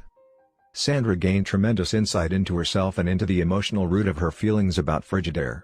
I also gained insight and a whole new level of respect.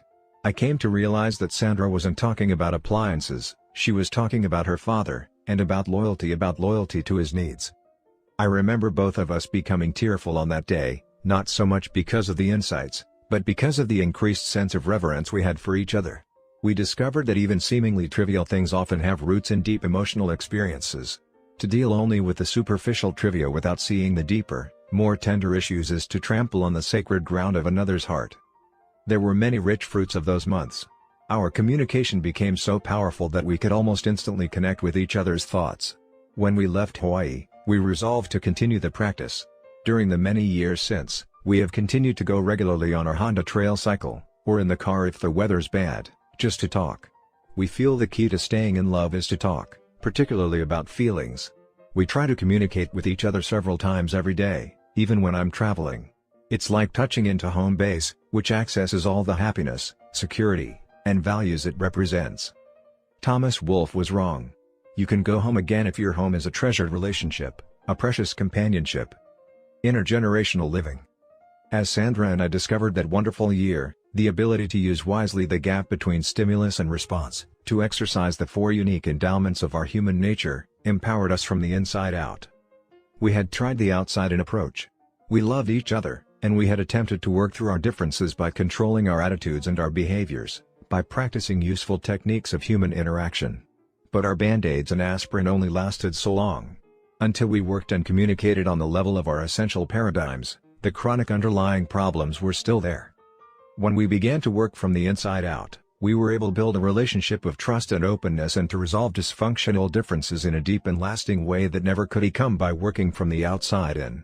The delicious fruits: a rich win-slash-win relationship, a deep understanding of each other, and a marvelous synergy grew out of the roots we nurtured as we examined our programs, re-scripted ourselves, and managed our lives so that we could create time for the important Quadrant 2 activity of communicating deeply with each other.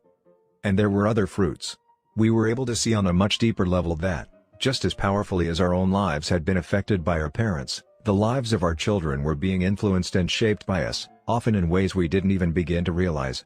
Understanding the power of scripting in our own lives, we felt a renewed desire to do everything we could to make certain that what we passed on to future generations, by both precept and example, was based on correct principles. I have drawn particular attention in this book to those scripts we have been given which we proactively want to change. But as we examine our scripting carefully, many of us will also begin to see beautiful scripts, positive scripts that have been passed down to us which we have blindly taken for granted. Real self-awareness helps us to appreciate those scripts and to appreciate those who have gone before us and nurtured us in principle-based living, mirroring back to us not only what we are, but what we can become. There is transcendent power in a strong intergenerational family. An effectively interdependent family of children, parents, grandparents, aunts, uncles, and cousins can be a powerful force in helping people have a sense of who they are and where they came from and what they stand for. It's great for children to be able to identify themselves with the tribe, to feel that many people know them and care about them, even though they're spread all over the country.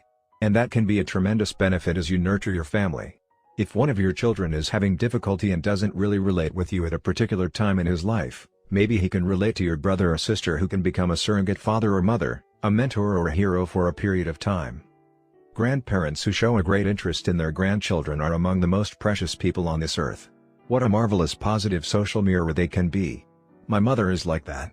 Even now, in her late 80s, she takes a deep personal interest in every one of her descendants. She writes us love letters. I was reading one the other day on a plane with tears streaming down my cheeks.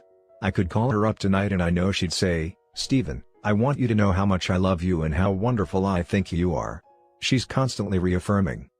A strong intergenerational family is potentially one of the most fruitful, rewarding, and satisfying interdependent relationships. And many people feel the importance of that relationship. Look at the fascination we all had with roots some years ago. Each of us has roots and the ability to trace those roots, to identify our ancestors.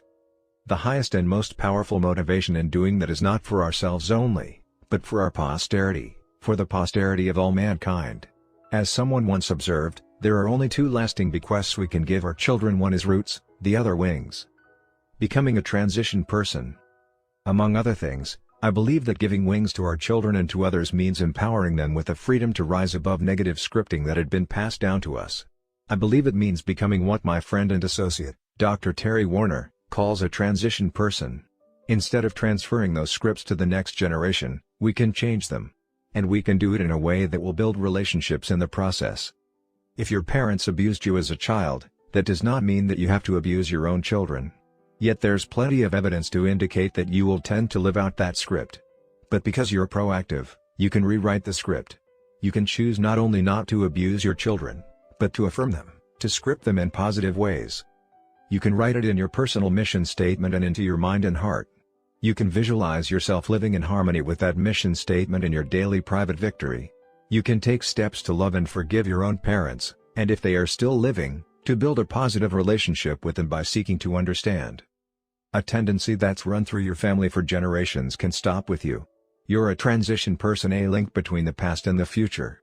And your own change can affect many, many lives downstream.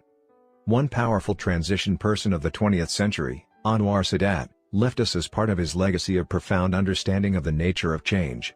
Sadat stood between a past that had created a huge wall of suspicion, fear, hate and misunderstanding between Arabs and Israelis, and a future in which increased conflict and isolation seemed inevitable. Efforts at negotiation had been met with objections on every scale, even to formalities and procedural points, to an insignificant comma or period in the text of proposed agreements. While others attempted to resolve the tense situation by hacking at the leaves, Sadat drew upon his earlier centering experience in a lonely prison cell and went to work on the root.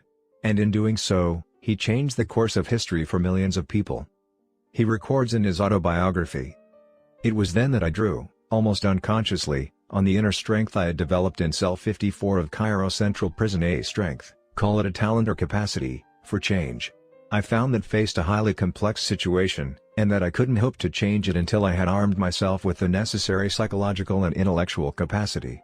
My contemplation of life and human nature in that secluded place had taught me that he who cannot change the very fabric of his thought will never be able to change reality, and will never, therefore, make any progress. Real change comes from the inside out. It doesn't come from hacking at the leaves of attitude and behavior with quick-fix personality ethic techniques. It comes from striking at the root, the fabric of our thought, the fundamental, essential paradigms, which give definition to our character and create the lens through which we see the world. In the words of Amiel, moral truth can be conceived in thought. One can have feelings about it. One can will to live it. But moral truth may have been penetrated and possessed in all these ways, and escape us still. Deeper even than consciousness there is our being itself, our very substance, our nature. Only those truths which have entered into this last region, which have become ourselves, become spontaneous and involuntary as well as voluntary, unconscious as well as conscious, are really our life, that is to say, something more than property. So long as we are able to distinguish any space whatever between truth and us, we remain outside it. The thought, the feeling, the desire or the consciousness of life may not be quite life. To become divine is then the aim of life. Then only can truth be said to be ours beyond the possibility of flaws. It is no longer outside us, nor in a sense even in us, but we are it, and it is we. Achieving unity, oneness with ourselves, with our loved ones, with our friends and working associates, is the highest and best and most delicious fruit of the 7 habits. Most of us have tasted this fruit of true unity from time to time in the past, as we have also tasted the bitter, lonely fruit of disunity, and we know how precious and fragile unity is. Obviously, building a character of total integrity and living the life of love and service that creates such unity isn't easy. It isn't quick fix. But it's possible. It begins with the desire to center our lives on correct principles, to break out of the paradigms created by other centers and the comfort zones of unworthy habits. Sometimes we make mistakes, we feel awkward. But if we start with a daily private victory and work from the inside out, the results will surely come. As we plant the seed and patiently weed and nourish it, we begin to feel the excitement of real growth and eventually taste the incomparably delicious fruits of a congruent, effective life. Again, I quote Emerson, "That which we persist in doing becomes easier, not that the nature of the task has changed, but our ability to do has increased." By centering our lives on correct principles and creating a balanced focus between doing and increasing our ability to do, we become empowered in the task of creating effective, useful, and peaceful lives, for ourselves, and for our posterity. A personal note. As I conclude this book, I would like to share my own personal conviction concerning what I believe to be the source of correct principles. I believe that correct principles are natural laws, and that God, the Creator and Father of us all, is the source of them, and also the source of our conscience. I believe that to the degree people live by this inspired conscience, they will grow to fulfill their natures. To the degree that they do not, they will not rise above the animal plane. I believe that there are parts to human nature that cannot be reached by either legislation or education, but require the power of God to deal with. I believe that as human beings, we cannot perfect ourselves. To the degree to which we align ourselves with correct principles, divine endowments will be released within our nature in enabling us to fulfill the measure of our creation. In the words of Teilhard de Chardin, we are not human beings having a spiritual experience. We are spiritual beings having a human experience. I personally struggle with much of what I have shared in this book. But the struggle is worthwhile and fulfilling. It gives meaning to my life and enables me to love, to serve, and to try again. Again, T. Eliot expresses so beautifully my own personal discovery and conviction: we must not cease from exploration. And the end of all our exploring will be to arrive where we began and to know the place for the first time. Afterward, questions I am often asked. Frankly, I've always been embarrassed by personal questions like some in this afterword. But I am asked them so often and with such interest that I've gone ahead and included them here. Many of these questions and answers were also included in Living the 7 Habits. The 7 Habits was published in 1989. Given your experiences in the many years that have followed, what would you change, add, or subtract? I'm not responding lightly, but frankly I wouldn't change anything. I might go deeper and apply wider, but I have had the opportunity to do that in some of the books released since then. For example, over 250,000 individuals were profiled showing Habit 3, Put First Things First, as the habit most neglected. So, the First Things First book, published 1996, went deeper into Habits 2 and 3 but also added more substance and illustrations for all the other habits. The 7 Habits of Highly Effective Families applied the 7 Habits framework of thinking into building strong, happy, highly effective families. Also, my son, Sean, applied the framework to the unique needs, interests and challenges of teens in a very visually attractive, entertaining, and edifying way in the 7 Habits of Highly Effective Teens. We have also had tens of thousands of people tell us of the significant impact of becoming the creative force of their own lives through internalizing the 7 Habits. 76 of them shared the details of their fascinating stories of courage and inspiration in living the 7 Habits, showing the transforming power of the principles in all kinds of personal, family, and organizational settings regardless of their circumstances, organizational position, or prior life experiences. What have you learned about the 7 Habits since the book's release? I have learned or had reinforced many things. I'll briefly mention 10 learnings. 1. The importance of understanding the difference between principles and values. Principles are natural laws that are external to us and that ultimately control the consequences of our actions. Values are internal and subjective and represent that which we feel strongest about in guiding our behavior. Hopefully we will come to value principles, so that we get the results we want now in a way that enables us to get even greater results in the future, which is how I define effectiveness. Everyone has values, even criminal gangs have values. Values govern people's behavior but principles govern the consequences of those behaviors. Principles are independent of us. They operate regardless of our awareness of them, acceptance of them, liking of them, belief in them, or obeying of them. I have come to believe that humility is the mother of all virtues. Humility says we are not in control, principles are in control, therefore we submit ourselves to principles. Pride says that we are in control, and since our values govern our behavior, we can simply do life our way. We may do so, but the consequences of our behavior flow from principles, not our values. Therefore we should value principles. 2. From experiences all over the world with this material I have come to see the universal nature of the principles undergirding this material. Illustrations and practices may vary and are culturally specific, but the principles are the same. I have found the principles contained in the 7 Habits in all 6 major world religions and have actually drawn upon quotations from sacred writings of those religions when teaching in those cultures. I have done this in the Middle East, India, Asia, Australia and the South Pacific, South America, Europe, North America, Africa, and among Native Americans and other indigenous peoples. All of us, men and women alike, face similar problems, have similar needs, and internally resonate with the underlying principles. There is an internal sense of the principle of justice or win-win. There is an internal moral sense of the principle of responsibility, of the principle of purpose, of integrity, of respect, of cooperation, of communication, of renewal. These are universal. But practices are not. They are situationally specific. Every culture interprets universal principles in unique ways. 3. I have come to see the organizational implications of the 7 Habits, although, in the strict technical sense, an organization does not have habits. Its culture has norms or mores or social codes, which represent habits. An organization also has established systems, processes, and procedures. These represent habits. In fact, in the last analysis, all behavior is personal. It is individual even though it often is part of collective behavior in the form of decisions made by management regarding structure and systems, processes and practices. We have worked with thousands of organizations in most every industry and profession and have found that the same basic principles contained in the 7 Habits apply and define effectiveness. 4. You can teach all 7 habits by starting with any one habit. And you can also teach one habit in a way that leads to the teaching of the other 6. It's like a hologram where the whole is contained in a part and the part is contained in a whole. 5. Even though the 7 habits represents an inside-out approach, it works most successfully when you start with the outside challenge and then take the inside-out approach. In other words, if you are having a relationship challenge, say a breakdown of communication and trust, this will define the nature of the needed inside-out approach in winning the kind of private victory that enables the public victory meeting that challenge. This is the reason I often teach habits 4, 5, and 6 before I teach habits 1, 2, and 3.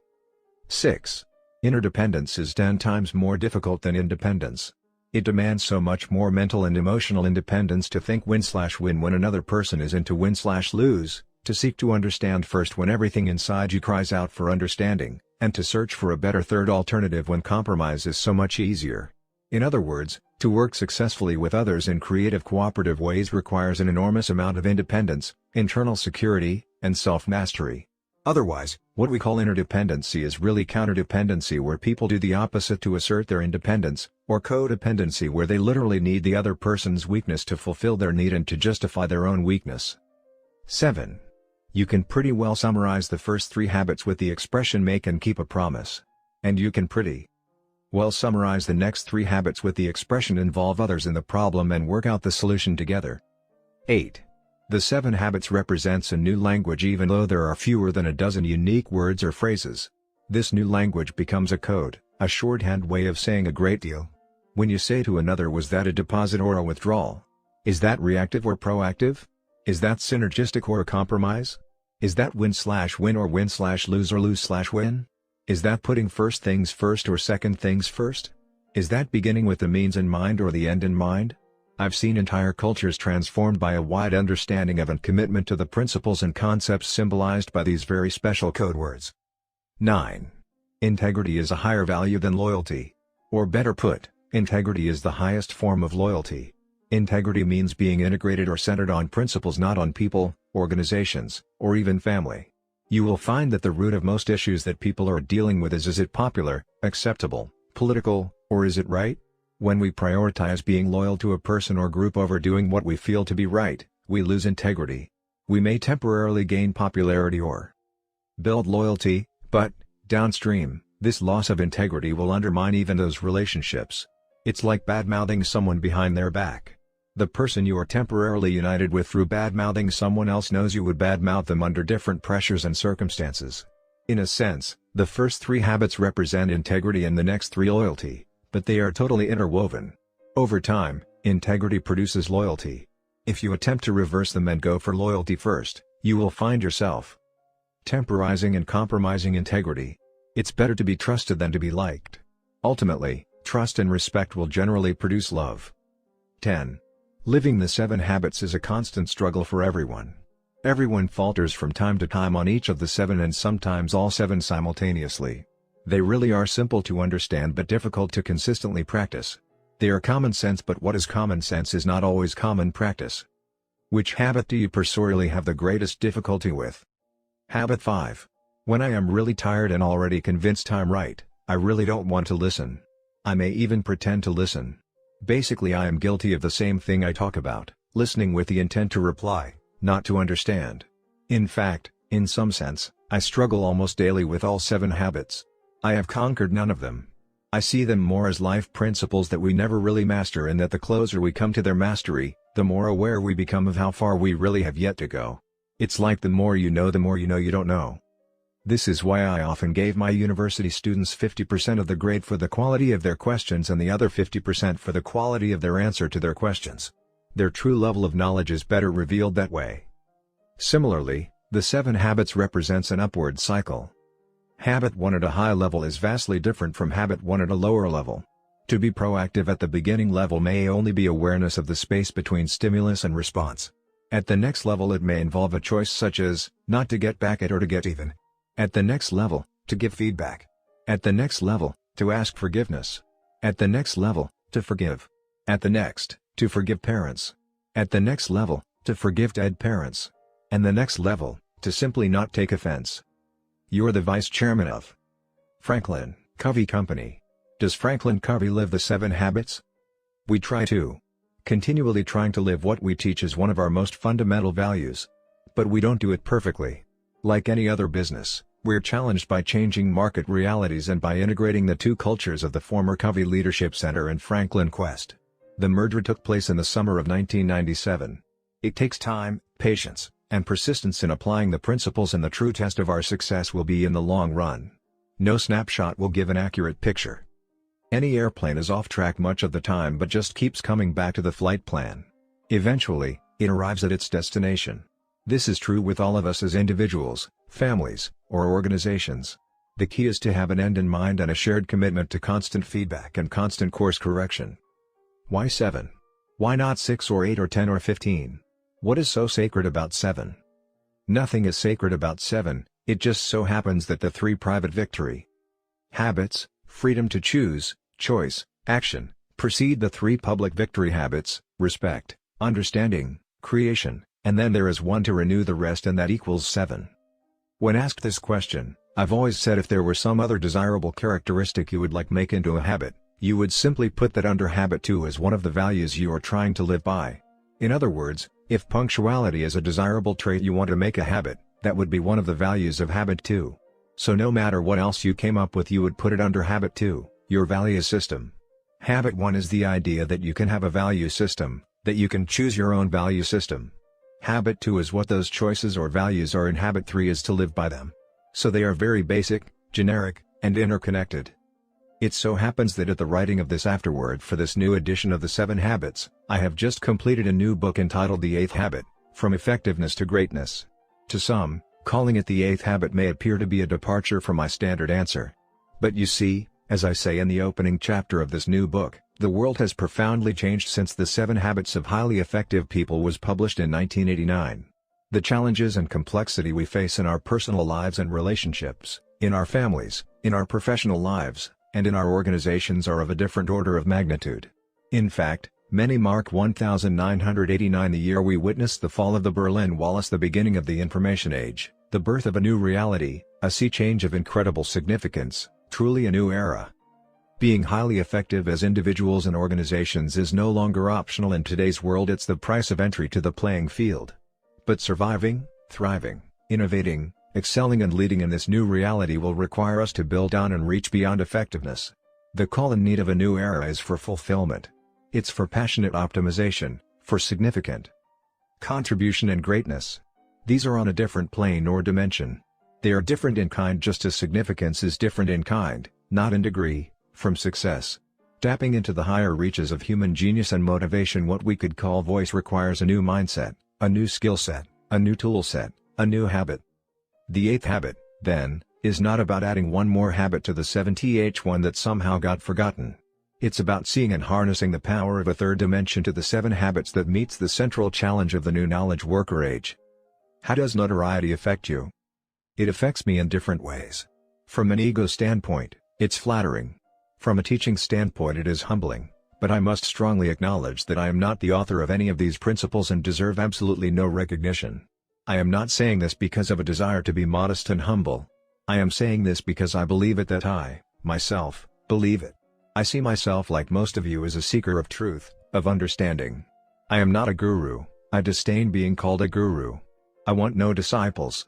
I am only trying to promote a discipleship toward principles that are already in people's hearts, that people will live true to their conscience.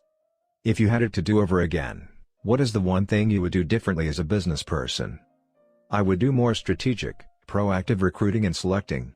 When you are buried by the urgent and have 1,000 balls in the air, it is so easy to put people that appear to have solutions into key positions. The tendency is to not look deeply into their backgrounds and patterns, to do due diligence, nor is it to carefully develop the criteria that needs to be met in the particular roles or assignments. I am convinced that when recruiting and selecting is done strategically, that is, thinking long-term and proactively, not based upon the pressures of the moment, it pays enormous long-term dividends. Someone once said, "That which we desire most earnestly we believe most easily."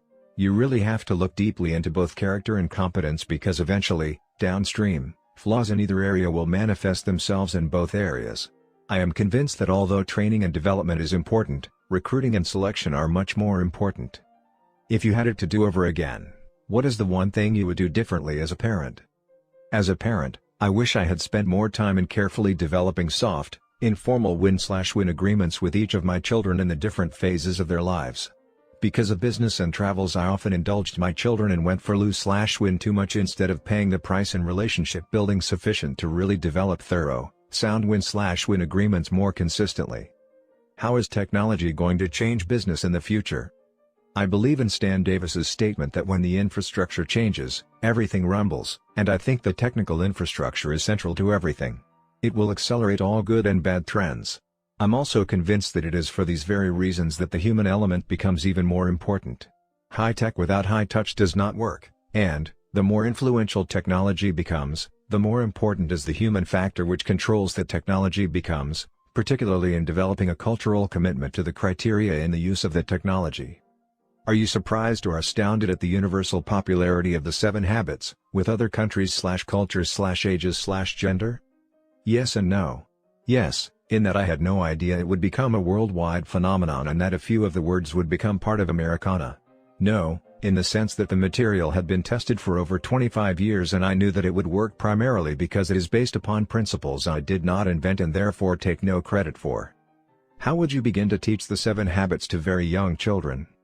I think I would live by Albert Schweitzer's 3 basic rules for raising children. First, example; second, example; third, example. But I wouldn't go quite that far. I would say, first, example; second, build a caring and affirming relationship; and third, teach some of the simple ideas underlying the habits in the language of children. Help them gain a basic understanding and vocabulary of the 7 Habits and show them how to process their own experiences through the principles. Let them identify what particular principles and habits are being illustrated in their lives. My boss, spouse, child, friend, etc., really needs the 7 Habits. How would you recommend I get them to read it? People don't care how much you know until they know how much you care. Build a relationship of trust and openness based upon a character example of trustworthiness and then share how the 7 Habits have helped you. Simply let them see the 7 Habits in action through your life. Then, at the appropriate time, you might invite them to participate in a training program or share your book as a gift or teach some of the basic ideas when the occasion calls for it. What is your background and how did you come to write the 7 Habits? It was implicitly understood that I would follow in my father's footsteps and go into the family business. However, I found that I enjoyed teaching and training leaders even more than business. I became deeply interested and involved in the human side of organizations when I was at Harvard Business School. Later I taught business subjects at Brigham Young University and did consulting, advising, and training on the side for several years. During that time, I became interested in creating integrated leadership and management development programs around a sequential imbalance of principles. These eventually evolved into the 7 Habits, and then while applying it to organizations it evolved into the concept of principle-centered leadership. I decided to leave the university and go full-time into training executives from all different kinds of organizations. After a year of following a very carefully developed curriculum came the development of a business that has enabled us to take the material to people throughout the world. What is your response to the people who claim to have the true formula for success? I would say 2 things. First, if what they are saying is based on principles or natural laws, I want to learn from them and I commend them. Second, I would say we are probably using different words to describe the same basic principles or natural laws. Are you really bald or do you shave your head for efficiency's sake? Hey, listen, while you're busy blow-drying your hair, I'm out serving the customers. In fact, the first time I heard the expression, "bald is beautiful," I kicked the slats out of my crib.